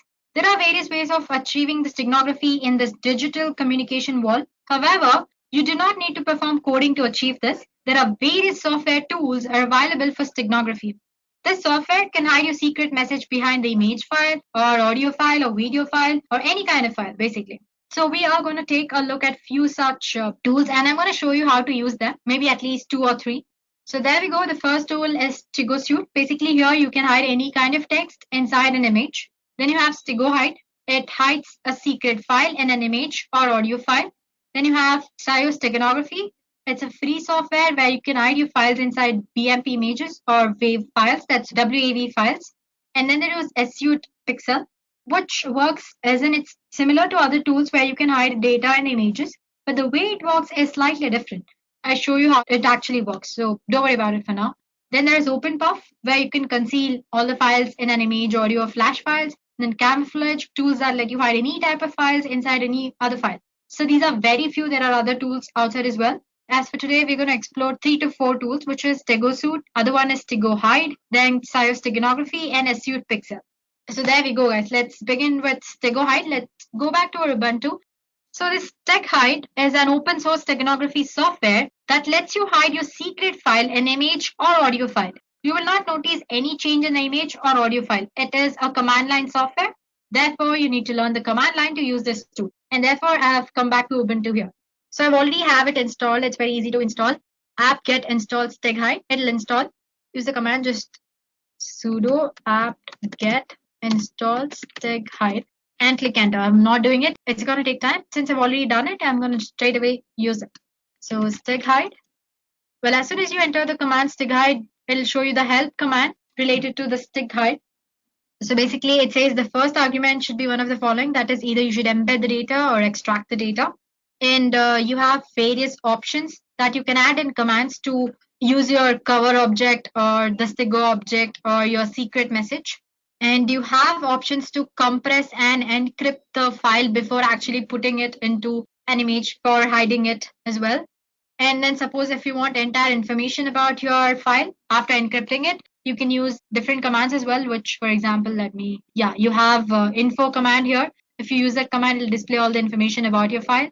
And when you're trying to embed data, it'll ask you for a passphrase. Basically, it's nothing but just like key. You can think of it as a key or a password. Basically, it's making sure that you're the right user who has hidden the data or extracting it. So, well, to make it easier for people using it, they also have given few examples here. So, usually the command begins with Steg Hide, the command name, and embed to embed the file. -cf refers to your cover object. It's the name of your cover object. And then you have your secret message. And for that, you're using -ef. Let's do that. So Steg Hide, embed. Before that, let me go back to files. So I'm using this docs JPG and the message.txt, which we created earlier. Embed -cf. So that's docs.jpg and -ef, which is our msg.txt, right? Cool. It says enter passphrase, which let's say ABCD. It says embedding and it's done. Now to check if it's done that properly or not, let's go back to files. I'm going to move it to desktop. Click on enter. Cool. Now let's go back to desktop. Here is our file. Now to extract, I'm using extract command. Before that, I need to go to my desktop, right? Because that's where my file is stored. Here we are, and Steg Hide extract. SF is what you use to extract your stego file. You can see it in the help session. And the name was docs.jpg. It's asking for the passphrase, more for security purposes. So it says extracted to message.txt. Now to check the file, you need to go back to desktop because that's where our file should be. And if you open that with editor, there you go. We have successfully extracted the data from the image. Now let's try a few other commands. Let me come back. Okay, let me try it here. Tag hide. What was that? Info command, right? Info. And let's say, so as you can see, it's extracted the information about the file. It's in format, its capacity, and it says you want to get information about the emitted data as well. Why? Could not extract any data with the data phrase because already extracted the secret message from that file. Well, if you hadn't extracted, then maybe it would have showed the embedded content as well. So that's how you use a steg guide. You have multiple other options as well. Like for example, when you're trying to embed, it asks you for the passphrase, right? Instead, if you don't want it to ask like this, you can use -p command and enter the passphrase. You can add it in the command itself here. And then it actually skips that step and actually goes back to this embedding message done step. So yeah, that's all about steg hide. Now let's go back to other tools. So the next tool we'll be using is a Stego Suite. It is a free steganography tool which is written in Java. And with Stego Suite, you can easily hide in confidential information and image files. So I have a file called sample here. I have certain images. It's in JPG format. It's a BMP file. And then there is a PNG file as well. So first tool that we're going to explore is Stego Suite. So Stego, yeah, there we go. This is the Stego Suite tool. It looks very simple. Basically, there's nothing here. So click on File, Open, and select the file in which you want to embed the text or the secret data. Let's go back to sample, and here I'm using this PNG image. Open. Here it's ask you for the text which you want to embed in the image. So this is the secret text I want to hide. If you want, you can give the password and embed. It says embedding completed. The file is saved to desktop sample image embed.jpg. Let's go back and check sample, and here we go. You have an image and properties. It's a JPG file. Let's try opening it. There you go, guys. It looks similar to our actual message. Well, it doesn't look different at all, but the data is actually hidden inside it, right? To know that, all you have to do is let's just rename this. Let's say image E. That's the embedded format of our image. It says the image is open. Okay, I'm gonna close Stego Suite. So yeah, you can see the image here. Let's rename it image E. Now, if you want to retrieve the message, Stego Suite, file, open, select the file in which the text was embedded, which is image E, and open. Enter the password, which is and extract. So as you can see, it has extracted the text message, which earlier I hid into the image. Hey, this is a secret test I want to hide. Well, go ahead and try to use it. It's fun. It doesn't have any other functionalities apart from these. It's a very basic, simple tool. Let's go to our next tool, which is Solids-Steganography. Well, it's a free software that can be used to hide secret files in BMP, that's bitmap images, or WAV files. Use of this tool is very easy. You can just open the software, load any BMP image or WAV file to its interface, and then add a file which you want to hide. And this also supports encryption, multiple formats. Well, instead of telling all this to you, let me just show it to you. So as you can see, I have it already installed. It's just one-step installation. And to add the file, as in to encode, you need to click on this add files option. To extract, you can use this. First, let's try to add files. So the first name, all you have to do is load your BMP or WAV file. And sample, I have one BMP image. I'm gonna load it, open. Well, as you can see, this size is slightly bigger. Click on next here. So now that you've loaded your cover image, you'll have to load the image or the file which you want to store in this cover image. For that, you click on add file option here. Let's say I want to store this image. Let's try open and next. So as I said, it shows different encryption formats here. So you can select from various algorithms like RC4. Then you have triple DS, DS, triple DS with 1112 and many other formats. And it's asking for the password. Give some password. Click on next. So the embedding is done. It's asking you to name the file. Let's say bird and save. So the final file is similar to the actual BMP image. You can't make out any changes, right? But there is a secret data which is hidden inside it, which is another image. Now let me close, finish. Let's try to extract it. Click on this extract files and load the source file, which should be a bird. Then open, next. It's asking for the password, so A, B, C, D, that's what I'd give it. And extract file, image2.j, save. File extract successful, okay. Finish. Let's go back to the location and see. So here we go. We had tried to store this image2 in the bird, but after that we tried to extract it. So there we go, guys. The image has been successfully extracted. This way you can store any kind of file. It can be your Excel file or Word file, document file or PowerPoint file or image or anything. So that's your Xios steganography tool. So like I said, you can add the files, but to extract the message, you'll have to start using this file from the beginning again. Then let's go back to our next tool, which is Issued Pixel. It's here. Let me just check. I have installed it. I'm gonna extract all. Let's store it in our desktop. And okay. Now, if we go to desktop, this is our application, Pixel. Click on that. So guys, even this is a tool where you can store any kind of hidden information, but it has a different approach when compared to other tools. It uses image file as a key to protect your hidden text inside an image. That is, to hide and unhide text inside an image, you need to enter another image as a key. So as you can see, you have three images here: original image, that's your target image, and delta image, which acts as a key. Instead of giving some password or anything, it takes another image as a key or passphrase. So open original image, desktop, let's go to samples. Let's try fly. Now you need to enter the message, hi. This is the text I want to hide. And here I'm clicking on encrypt message. Save image. Let's try and save it somewhere else, desktop. Let's store it in the documents. File name, my image, and save. Now let me open the thing again, or you can just say reset, exit here. Now if I open the application again, let's try to extract what we just hid.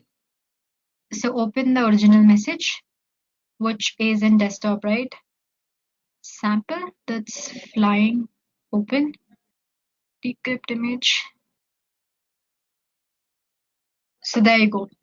So let me show it to you again. All you have to do is reset, click on the open original image, give the original image which you try to encrypt, that would be flying, and open, and then say decrypt image. So like I said, it uses an image as a key to extract or hide anything inside your image. And now give your actual image as in the encrypted encoded image or your stego image, and click on open. Yeah, and just say yes. So as you can see, it has extracted the data which I was trying to hide. So I'm sure you might have observed, right? The way it functions is slightly different from other steganographic tools, right? Sample, that's flying, open, decrypt image. So there you go. So let me show it to you again. All you have to do is reset, click on the open original image, give the original image which you try to encrypt, that would be flying, and open, and then say decrypt image. So like I said, it uses an image as a key to extract or hide anything inside your image. And now give your actual image as in the encrypted encoded image or your stego image, and click on open. Yeah, and just say yes. So as you can see, it has extracted the data which I was trying to hide. So I'm sure you might have observed, right? The way it functions is slightly different from other steganographic tools.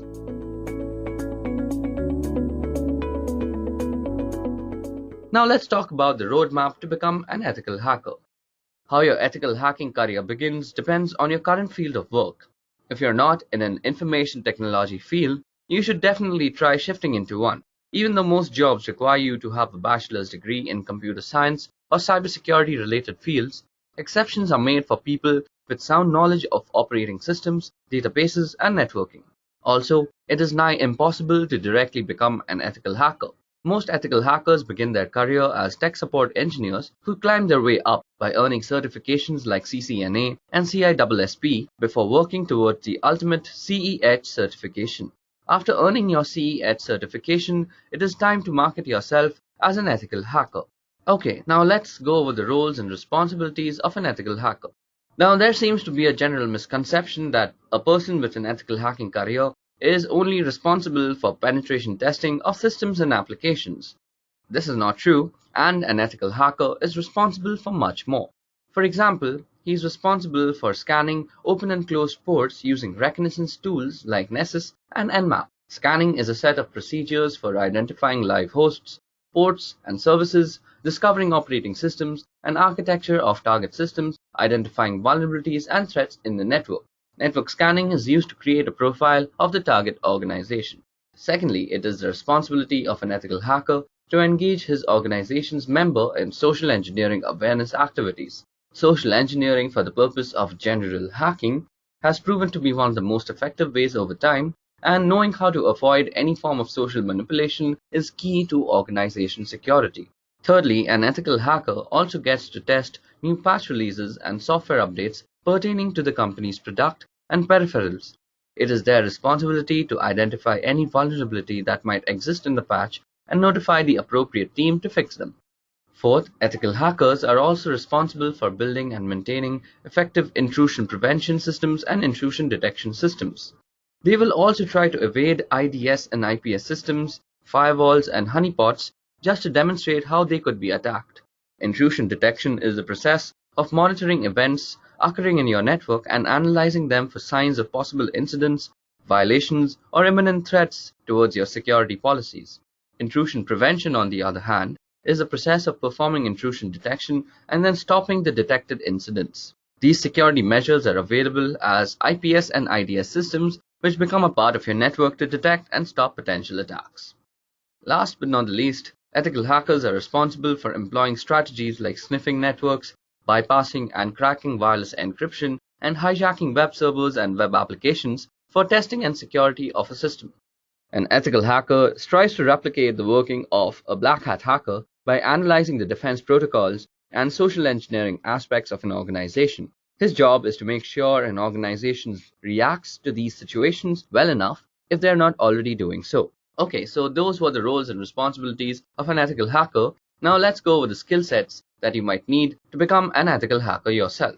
Now, a person with an ethical hacking career is expected to be proficient in database handling, networking, and operating systems, and also have excellent soft skills as they need to communicate problems regarding security to the rest of the organizations. Other than these generalized skill sets, an ethical hacker also has to have a good grasp on the following skills that we're going to discuss now. Now, the first skill is network traffic sniffing. Sniffing is the process of monitoring and capturing all the packets through a given network using sniffing tools. It is a form of tapping phone wires and to get to know about the conversation. It is also called wiretapping and applied to the computer networks. Next, ethical hackers should also know how to orchestrate different types of network and database attacks, as their main job is to predict black hat hackers, and to do this, one must be able to think and act like a black hat hacker. Third, ethical hackers have to deal with different kinds of operating systems on a daily basis, with Linux being the daily driver. So, it is obvious that an ethical hacker needs to have an in-depth knowledge of the working of operating systems in general. For example, they should know how to look for exploits in buffer vulnerabilities. Next, ethical hackers also have to deal with different kinds of database formats, whether it be SQL, PostgreSQL, NoSQL. An ethical hacker at least needs to have a general knowledge of their working and architecture. Fifth, an ethical hacker should also be proficient in cryptography and cryptanalysis, which is basically the deciphering of ciphertext without knowing the key. This is also the fundamentals of password cracking using different methods like brute force, dictionary attacks, rainbow table attacks, and so on. Now, ethical hackers generally are endowed with the responsibility of network traffic monitoring. Therefore, they must be proficient in intrusion detection and prevention techniques, session hijacking knowledge, and an overall in-depth knowledge of networking in general. Last but not the least, ethical hackers also need to make custom softwares to tackle the use case specific security flaws that might be affecting the company. Now, this requires a general knowledge of programming languages so that you can execute the solutions to the problems that you find in the organization. Above that, programming will also help you automate a lot of tasks that would generally take a lot of precious time. Apart from all this, an ethical hacker must be a creative thinker because black hat hackers are constantly coming up with ingenious ways to exploit the system, and it is an ethical hacker's job to predict and prevent such breaches. Now let's talk about the job trends that is in ethical hacking industry. Now, as I had discussed in the beginning of this video, cybersecurity has emerged as a high growth field of 2017 and possibly of the entire decade. During the 5 years between 2012 and 2017, listings of cybersecurity jobs increased by a whopping 75% according to the analysis made by Bureau of Labor Statistics. Now, this has led to a lot of unfilled positions, so jobs are plenty and they pay well too. Now, let's go with the companies that are hiring ethical hackers. Now, an ethical hacker finds a job in any company which has an internet-facing site or anything to do with the web. These include college institutions like MIT, and even private companies ranging from logistics services to data warehousing companies, for example Wipro, Ernst & Young, Infosys, and even IBM.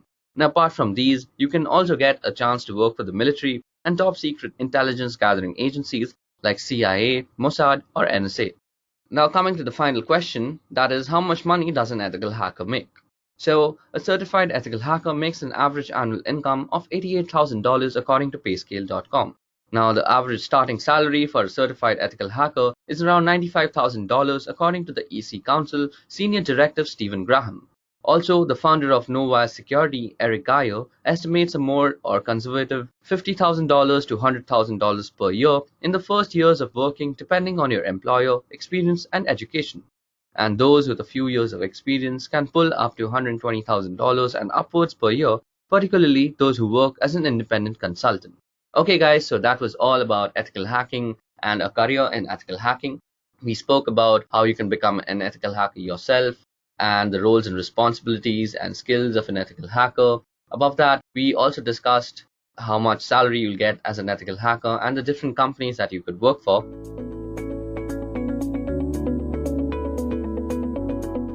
So the first question is, what do you mean by cybersecurity? So as an interviewee, I'd expect that the candidate should first tell me the need for cybersecurity, his views on cybersecurity. So the candidate should be like this. Today's generation lives on the internet, and we general users are almost ignorant as to how those random bits of ones and zeros reach securely to our computer. For a hacker, it's a golden age. With so many access points, public IPs, and constant traffic, and tons of data to exploit, black hat hackers are having one hell of a time exploiting vulnerabilities and creating malicious software for the same. Above that, cyber attacks are evolving by the day. Hackers are becoming smarter and more creative with their malware, and how they bypass virus scans and firewalls still baffle many people. Therefore, there has to be some sort of protocol that protects us against all these cyber attacks and makes sure our data doesn't fall into the wrong hands. This is exactly why we need cybersecurity. Now, for defining cybersecurity, here goes. Cybersecurity is a combination of processes, practices, and technologies designed to protect networks, computers, programs, data, and information from attack, damage, or unauthorized access. Okay, so moving on to the next question is, what do you have on your home network? So, a home network gives you a test environment for experimentation. Active Directory, domain controller, a dedicated firewall appliance, and a net-attached toaster. As long as you are learning and fiddling with it, that's what matters. I've augmented the router my ISP provided with an Apple AirPort Extreme, which provides better wireless performance to some devices. From there, I've extended the wired part of the network into two parts of the house using 5-port Ethernet switches, my office and living room, each with 4 devices. In the office, I have a network-attached storage device, which provides shared data folders to every device for movies and TV streaming anywhere in the house, as well as backups. In the living room is a range of gaming consoles, a TiVo box, and an Android media player. Despite owning a smart TV, it's not hooked into my network simply because the device we own do a far better job of anything the smart TV offers. Okay, now moving on to the next question is, what is encryption and why is it important? Well, a process of converting data into an unreadable form to prevent unauthorized access and thus ensuring data protection is called encryption.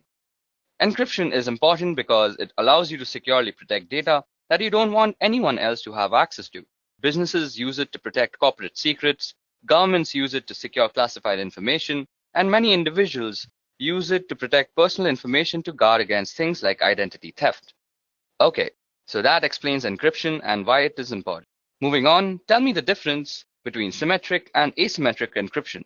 Okay, so if we compare on the basis of keys, Symmetric encryption has the same secret key for both encryption and decryption, whereas asymmetric uses different keys for encryption and decryption purposes.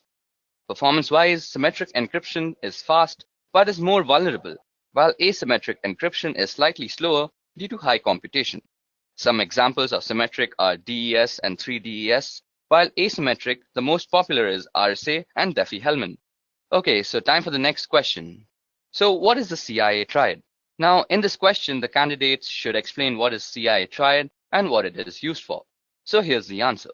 The CIA triad for information security provides a baseline standard for evaluating and implementing information security, irrespective of the system and/or organization in question, where confidentiality is all about making sure that data is accessible only to its intended individual. Measures undertaken to ensure confidentiality are designed to prevent sensitive information from reaching the wrong people while making sure that the right people can in fact get it. Integrity, on the other hand, is all about making sure that data is kept properly intact without it being meddled with in an unauthorized way. Data must be changed in transit, and steps must be taken to ensure that data can be altered by unauthorized people. These measures include file permission and user access controls. On the topic of availability, well, it is all about making sure that data and computers are available as needed by authorized parties. Moving on to the next question is, what do you understand by risk, vulnerability, and threat in a network? Well, threat refers to someone or something with the potential to do harm to a system or an organization. Moving on, vulnerability refers to a weakness of an asset that can be exploited by one or more attackers. In other words, it is an issue or bug that allows an attack to be successful. Last but not the least, risk refers to the potential for loss or damage when a threat exploits a vulnerability. Okay, the next question is, how do you report risk? Well, risk needs to be assessed first before it can be reported. There are two ways you can actually analyze risk. The first is, it can be either quantitative or qualitative. This approach is suitable for both technical and business guys. The business guys will see the probable loss in numbers, while the technical guys will monitor and assess the impact and frequency. Now, depending on the audience, the risk can then be reported. Moving on, how do you differentiate between IPS and IDS systems? Well, first of all, IDS stands for Intrusion Detection System, and IPS is Intrusion Prevention System. Now, IDS just detects the intrusion and leaves the rest to the administrator for assessment and evaluation or any further action. IPS, on the other hand, detects the intrusion and takes necessary actions to further prevent intrusion. Also, there is a difference in the positioning of devices in the network. Although they work on the same concept, the placement is very, very different. Moving on, what do you know about cybersecurity frameworks? Well, cybersecurity framework is a voluntary guidance based on existing guidelines and practices for organizations to better manage and reduce cybersecurity risks. Besides helping associations oversee and decrease probable risks, it was intended to cultivate risk and cybersecurity administration communications among both inner and outer authoritative partners. Most frequently adopted cybersecurity frameworks are PCI DDS, which stands for Payment Card Industry Data Security Standards, the ISO 27001 and 27002, which is the International Organization for Standardization, then CIS, which stands for Critical Security Control, and the most famous cybersecurity framework is NIST. Moving on to the next question, which is, what is weak information security? Well, information security policy is considered to be weak if it does not meet the criteria of an effective one. The criteria include distribution, review, comprehension, compliance, and uniform. Information security is weak if the policy has not been made readily available for review by every employee within an organization, or the organization is unable to demonstrate that the employees understand the content of the policy document. This is when an information security is considered weak. Moving on to the next question is, what's the better approach of setting up a firewall? Okay, so following are the steps you should take to configure your firewall. The first is a username and password. Modify the default password for your firewall device. Next is the remote administration, which will disable the feature of remote administration from the outside network. Then comes port forwarding. For certain applications to work properly, such as a web server or FTP server, you need to configure appropriate port forwarding. Next comes the DHCP server, which is installing a firewall on a network with an existing DHCP server will cause conflict unless the firewall's DHCP server is disabled. Then is logging. Now, in order to troubleshoot firewall issues or potential attacks, you want to make sure to enable logging and understand how to view the logs. last but not the least, we need to actually go through the policies. Now, if you want to have solid security policies in place, make sure that your firewall is configured to enforce those policies. Moving on to the next question is, can you explain SSL encryption? Now, SSL stands for Secure Socket Layer, and it is a protocol which enables safe conversation between two or more parties. It is designed to identify and verify that the person you are talking to on the other end is exactly who they pretend to be. We also have HTTPS, which stands for Hypertext Transfer Protocol Secure, which is actually HTTP combined with SSL, which provides you with a safer browsing experience with encryption. So this is a very tricky question, but SSL wins in terms of security. Moving on, which one is more secure, SSL or TLS? Well, SSL is meant to verify the sender's identity, but it doesn't search for any more hazards than that. SSL can help you track the person you are talking to, but that can also be tricked at times. TLS is another identification tool just like SSL, but it offers better security features. It provides additional protection to the data, and hence SSL and TLS are often used together for better protection. Moving on, what are salted hashes? Well, salt is actually random data. When a properly protected password system receives a new password, it creates a hash value of that password and adds a random salt value. Then the combined value is stored in its database. This helps defend against dictionary attacks and known hash attacks. Example, if someone uses the same password on two different systems and they are being used using the same hashing algorithm, the hash value would be same. However, if someone of the system uses salt with the hashes, the value will be different. Moving on to the next question, which is, how can identity theft be prevented? Okay, so the following steps can be ensured to actually prevent identity theft. First of all, ensure a strong and unique password. Secondly, avoid sharing confidential information online, especially on social media. Third, shop from known and trusted websites only. Fourth, use the latest version of the browsers.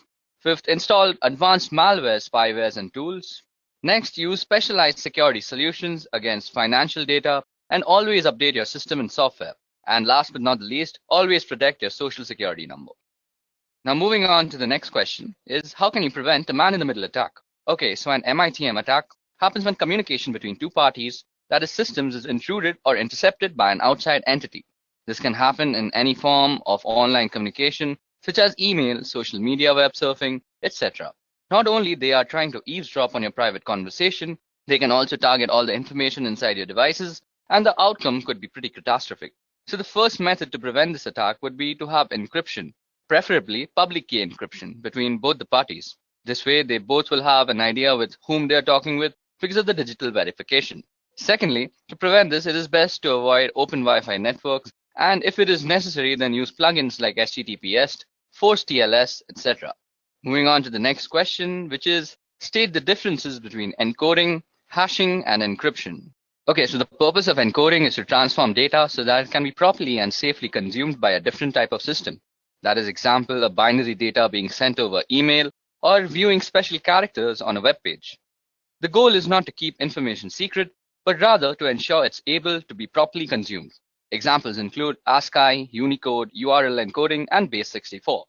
Now, the purpose of encryption is to transform data in order to keep it secret from others. Example, sending someone a secret letter that only they should be able to read, or securely sending a password over the internet. Rather than focusing on usability, the goal is to ensure that data cannot be consumed by anyone other than the intended recipients.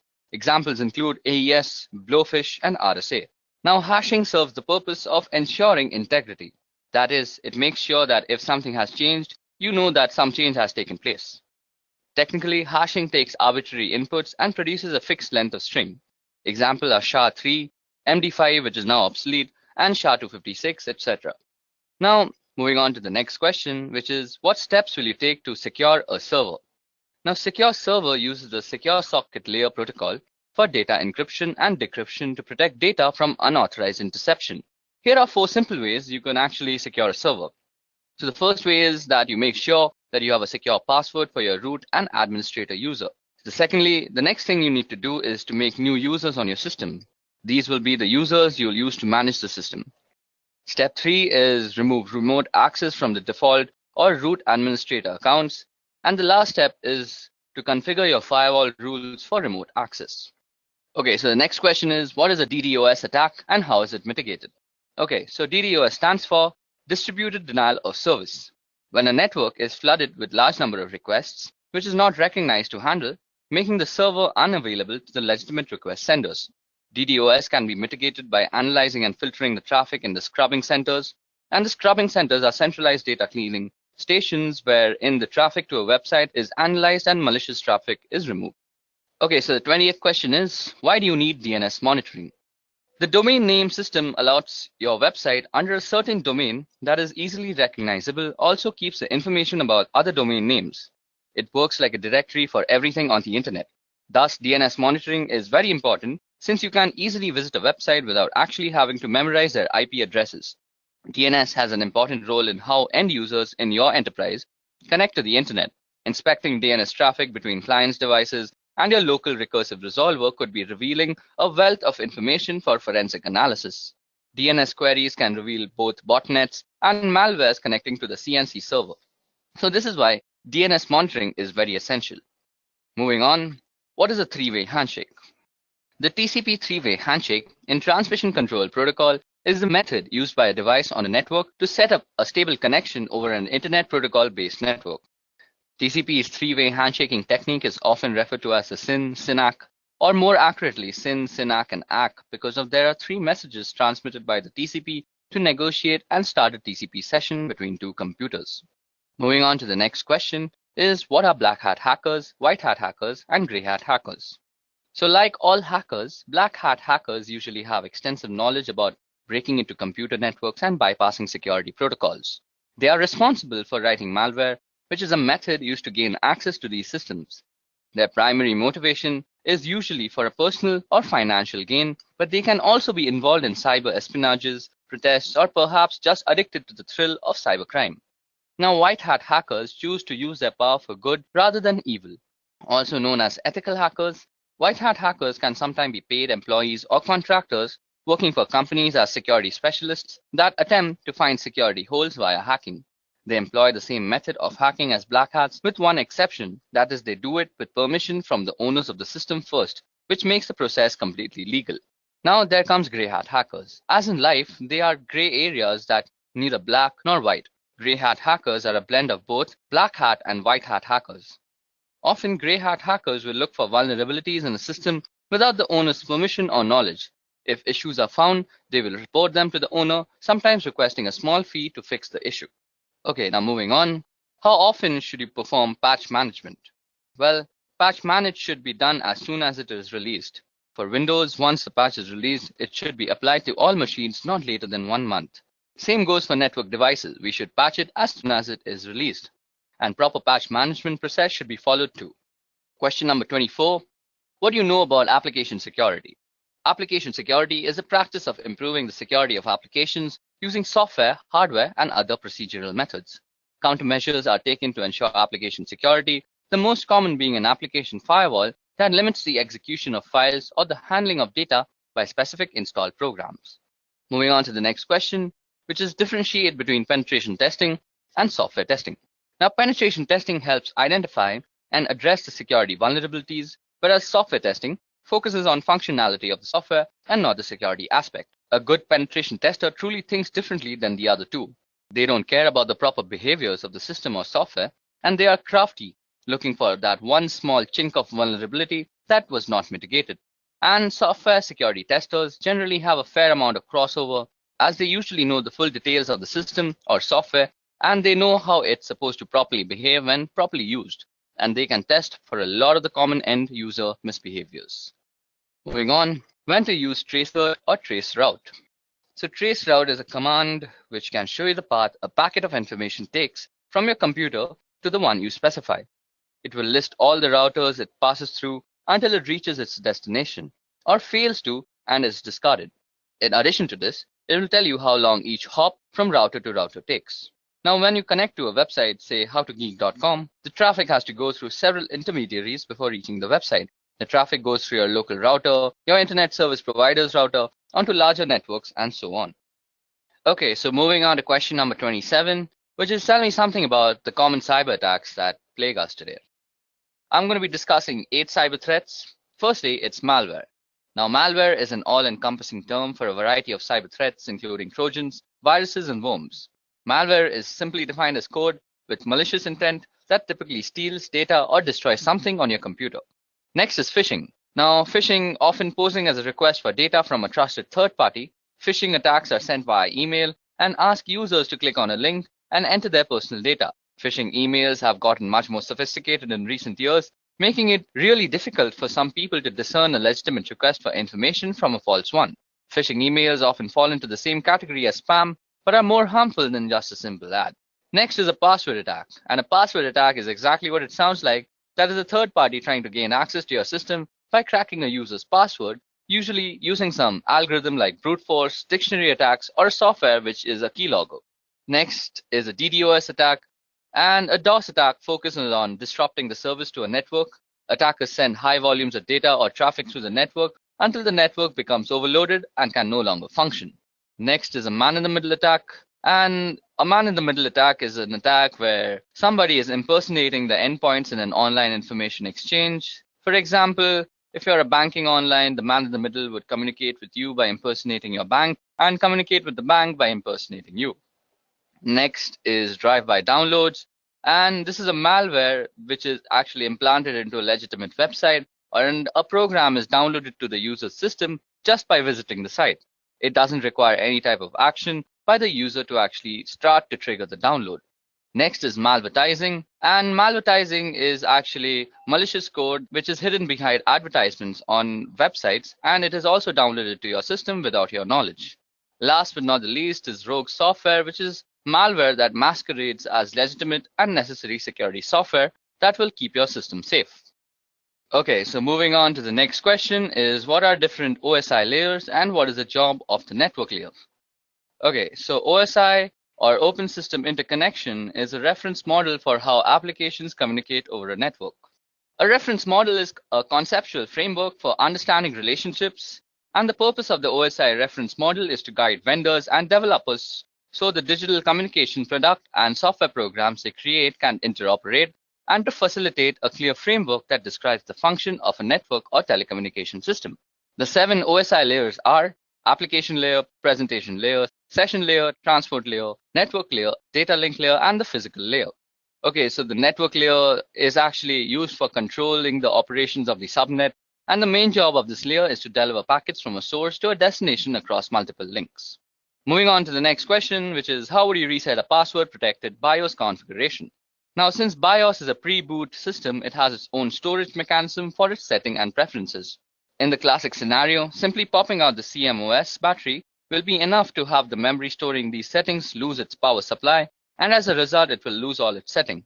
Other times, you'll need to use a jumper or a physical switch on the motherboard. Still other times, you'll need to actually remove the memory itself from the device and reprogram it in order to wipe it out.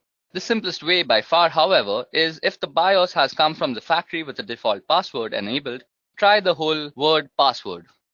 Now for question number 30. What is cross-site scripting, or XSS? Now XSS refers to client-side code injection attacks wherein an attacker can execute malicious scripts, also commonly referred to as malicious payload, into a legitimate website or web application. XSS is amongst the most rampant of web application vulnerabilities and occurs when a web application makes use of unvalidated or unencoded user input within the output it generates. By leveraging XSS, an attacker would exploit a vulnerability within a website or web application that the victim would visit, essentially using the vulnerable website as a vehicle to deliver a malicious script to the victim's browser. Now, what is data protection in transit versus data protection at rest? So the answer to that is that data in transit, or data in motion, is data actively moving from one location to another, such as across the internet or through a private network. Data protection in transit is the protection of this data while it's traveling from network to network or being transferred from a local storage device to a cloud storage device. Wherever data is moving, effectively data protection measures for in-transit data are critical, as data is often considered less secure while in motion.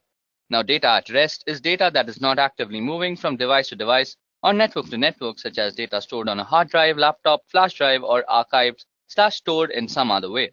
Data protection at rest aims to secure inactive data stored on any device or network. While data at rest is sometimes considered to be less vulnerable than data in transit, attackers often find data at rest a more valuable target than data in motion. The risk profile for data in transit or data at rest depends on the security measures that are in place to secure data in either state. Moving on to question number 32 is tell me the differences between cybersecurity and network security.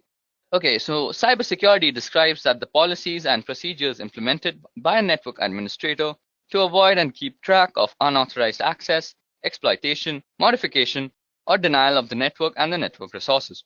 Network security describes the process and practices designed to protect network, computers, programs, and data from attack, damage, or unauthorized access. In a computing context, security includes both cybersecurity and physical security.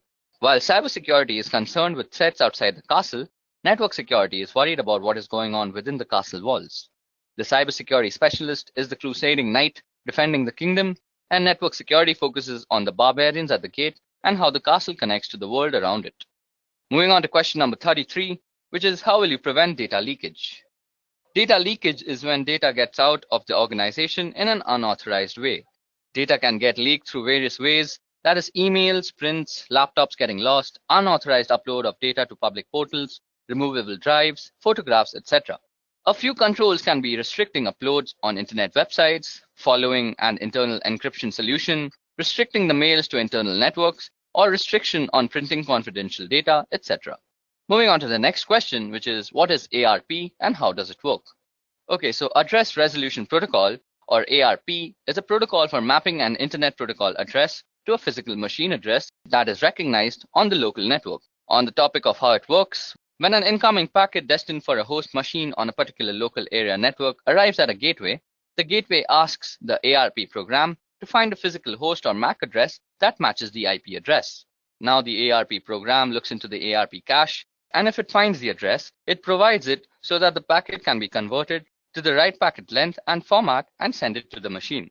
Now if no entry is found for the IP address, ARP broadcasts a request packet in a special format to all machines on the LAN to see if one machine knows that it has the IP address associated with it. So for question number 35 is what is 2FA and how can it be implemented for the public websites? So an extra layer of security that is known as multi-factor authentication requires not only a password and username but also something that only that user has on them. That is a piece of information only they should know or have immediately to hand, such as a physical token.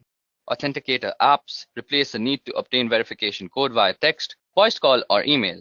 For example, to access a website or web-based service that supports Google Authenticator, the user types in their username and password. That is a knowledge factor. Okay, now time for question number 36, which is what techniques can we use to prevent brute force login attacks? So here the attacker tries to determine the password for a target through a permutation of fuzzing process. As it is a lengthy task, attackers usually employ software such as Fuzzer to automate the process of creating numerous passwords to be tested against target. To avoid such attacks, password best practices should be followed, mainly on critical resources like servers, routers, exposed services, and so on. Okay, so now time for the next question, which is what is cognitive cybersecurity? Now, the applications of artificial intelligence technologies pattern on human thought process to detect threats and protected physical and digital system. Self-learning security systems use data mining, pattern recognition, and natural language processing to simulate the human brain, albeit in a high-powered computer model. This is exactly what cognitive cybersecurity is. So what is port blocking within LAN? Well, restricting the users from accessing a set of services within the local area network is called port blocking. Stopping the source not to access the destination node via ports as applications work on the port, so ports are blocked to restrict the access, filling up the security holes in the network infrastructure. Okay, so time for question number 39, which is what is the difference between VPN and VLAN? Okay, so VPN is related to remote access to the network of a company, while VLAN basically means to logically segregate networks without physically segregating them with various switches. Now, while VPN saves the data from prying eyes while in transit and no one on the net can capture the packets and read the data, VLAN does not involve any encryption technique, but it is only used to slice up your logical network into different sections for the purpose of management and security. Okay, so it's time for question number 40. So the question is, what protocols fall under the TCP/IP internet layer? Okay, so I'll be going through the 5 layers that consist the TCP/IP protocol, and I'll also be listing out the protocols that are inside every layer. So starting with the physical layer, the protocols that reside in the physical layer are the Ethernet IEEE 802.3 and the RS-232 from one of the many protocols. And moving on to the data link layer, we have the PPP protocol, the IEEE 802.2 protocol. Then moving on to the network layer, it's governed by the IP protocol, the ARP protocol, which is basically the address resolution protocol, and the ICMP protocol. Then moving on ahead is the transport layer. Now the transport layer has two main protocols, namely the TCP and the UDP protocols. And last but not least, we have the application layer, which is governed by a multiple of protocols, namely NFS, NIS+, DNS, Telnet, FTP, RIP, SNMP, and various other protocols as such. Okay, so that brings us to the end of the general interview questions that might be asked in any cybersecurity interview. Now moving on to the scenario-based questions. So first, I'll be reading out the scenario, and then I'll ask the questions regarding the scenario too. Okay, so for scenario number 1, we have, you received the following email from help desk. So the email goes as follows. Dear UCSC email user, beginning next week, we will be deleting all inactive email accounts in order to create space for more users. You are required to send the following information to continue using your email account. If we do not receive this information from you by the end of the week, your email account will be closed. So then the email actually goes on to ask the various credentials like name, email login, password, DOB, and alternate email. And then it says, please contact the webmail team with any questions and thank you for your immediate attention. So in such a scenario, what do you do and justify your actions for doing so? Okay, so this email is a classic example of phishing trying to trick you into biting. The justification is the generalized way of addressing the receiver, which is used in mass spam mails. Above that, a corporate company will never ask personal details on mail. They want your information, so don't respond to the mail, instant message, text, phone calls, etc. asking you for your password or other private information. You should never disclose your password to anyone, even if they say they work for the UCSC, ITS, or any other campus organization. Moving on to the next scenario, which is a friend sends an electronic Hallmark greeting card to your work email. You need to click on the attachment to see the card. What do you do and justify your actions? Well, this one has 4 big risks. Firstly, some attachments contain viruses or other malicious programs. So just in general, it's risky to open unknown or unsolicited attachments. Secondly, also in some cases, just clicking on a malicious link can infect the computer. So unless you are sure a link is safe, don't really click on it. Third, email addresses can be fake. So just because the email says it is from someone you know, you can't be certain of this without checking with the person. Fourth, finally, some websites and links look legitimate, but they're really hoaxes designed to steal your information. So what we have to do is actually not click on the email and actually ignore it completely. Moving on to the next scenario, which is one of the staff members in ITS subscribes to a number of free IT magazines. Among the questions she was asked in order to activate her subscriptions, one magazine asked her for a month of birth, a second asked for a year of birth, and a third asked for her mother's maiden name. What do you infer is going on in this situation and justify? Well, all 3 newsletters probably have the same parent company or are distributed through the same service. The parent company or service can combine individual pieces of seemingly harmless information and use or sell it for identity theft. Then it is even possible that there is a 4th newsletter that asks for a day of birth as one of the activation questions. Often questions about personal information are optional. In addition to being suspicious about situations like the one described here, never provide personal information when it is not legitimately necessary or to people or companies you don't personally know. So now time for scenario number 4. Well, in our computing labs and departments, print billing is often tied to users' login. People log in, they print, and then they get a bill. Sometimes people call to complain about bills for printing they never did, only to find out that the bills are indeed correct. So what do you infer is going on in this situation and justify your inference? Sometimes they realize they loaned their account to a friend who couldn't remember his or her password, and the friend did the printing and thus the charges. It's also possible that somebody came in from behind them and used their account. Now, this is an issue with shared or public computers in general. If you don't log out of the computer properly when you leave, someone else can come in from behind and retrieve what you were doing and use your accounts. Always log out of accounts, quit programs, and close browser windows before you walk away from a general public computer. Now moving on to scenario number 5, we have that we saw a case a while back where someone used their Yahoo accounts at a computer lab on a campus. She made sure her Yahoo account was no longer open in the browser window before leaving the lab. Now someone came in behind her and used the same browser to re-access her accounts. They started sending emails from it and caused all sorts of mayhem. So what do you think might have gone wrong here?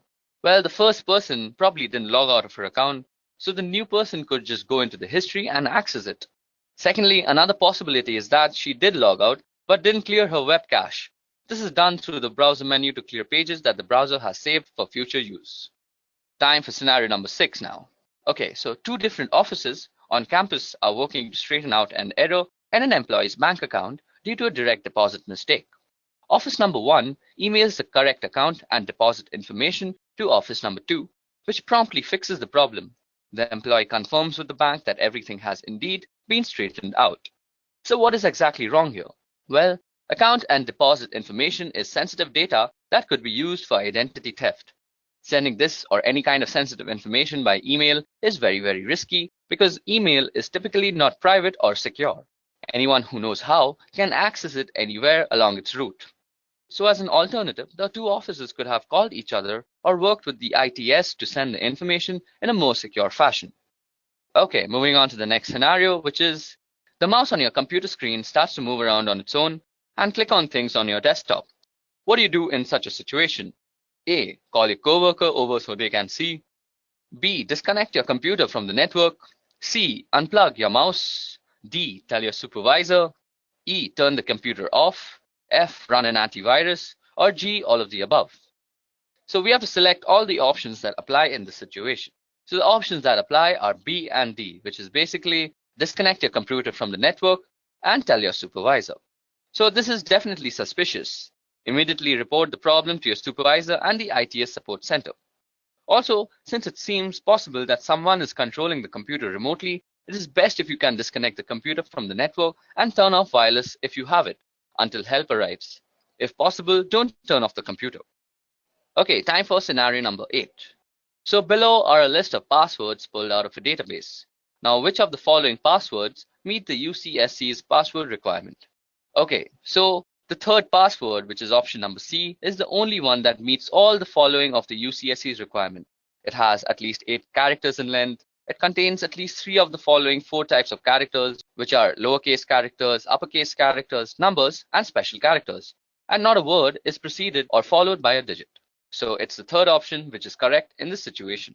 Moving on to the second last scenario we have for today is you receive an email from your bank telling you there is a problem with your account. The email provides instructions and a link so you can log in to fix your account and fix the problem in doing so.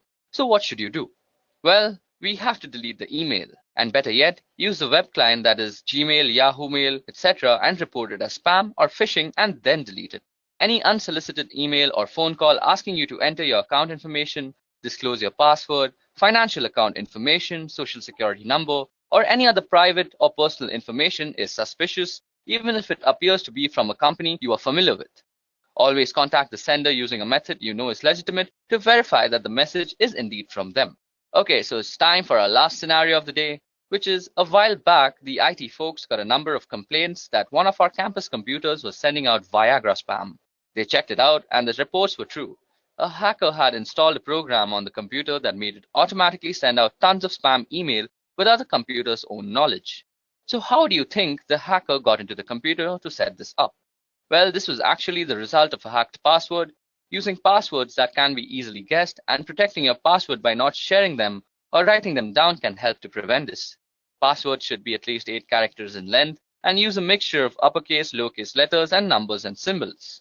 Even though in this case it was a hacked password, other things could possibly lead to this are that out-of-date patches and updates, the lack of an antivirus software or an out-of-date antivirus software, or clicking on an unknown link or attachment, or downloading unknown or unsolicited programs onto your computer. Okay guys, so that was it for the session on cybersecurity interview questions. If you all have any questions regarding any of the questions that were discussed here, please put a comment down below. If you all also want the PowerPoint presentation that's shown out here, you all can also comment for that. And if you all want any other cybersecurity related specific interview questions, please do comment for that. I'll make a video on them soon. That's it from me. Goodbye. I hope you have enjoyed listening to this video. Please be kind enough to like it, and you can comment any of your doubts and queries, and we will reply them at the earliest. Do look out for more videos in our playlist and subscribe to Edureka channel to learn more. Happy learning!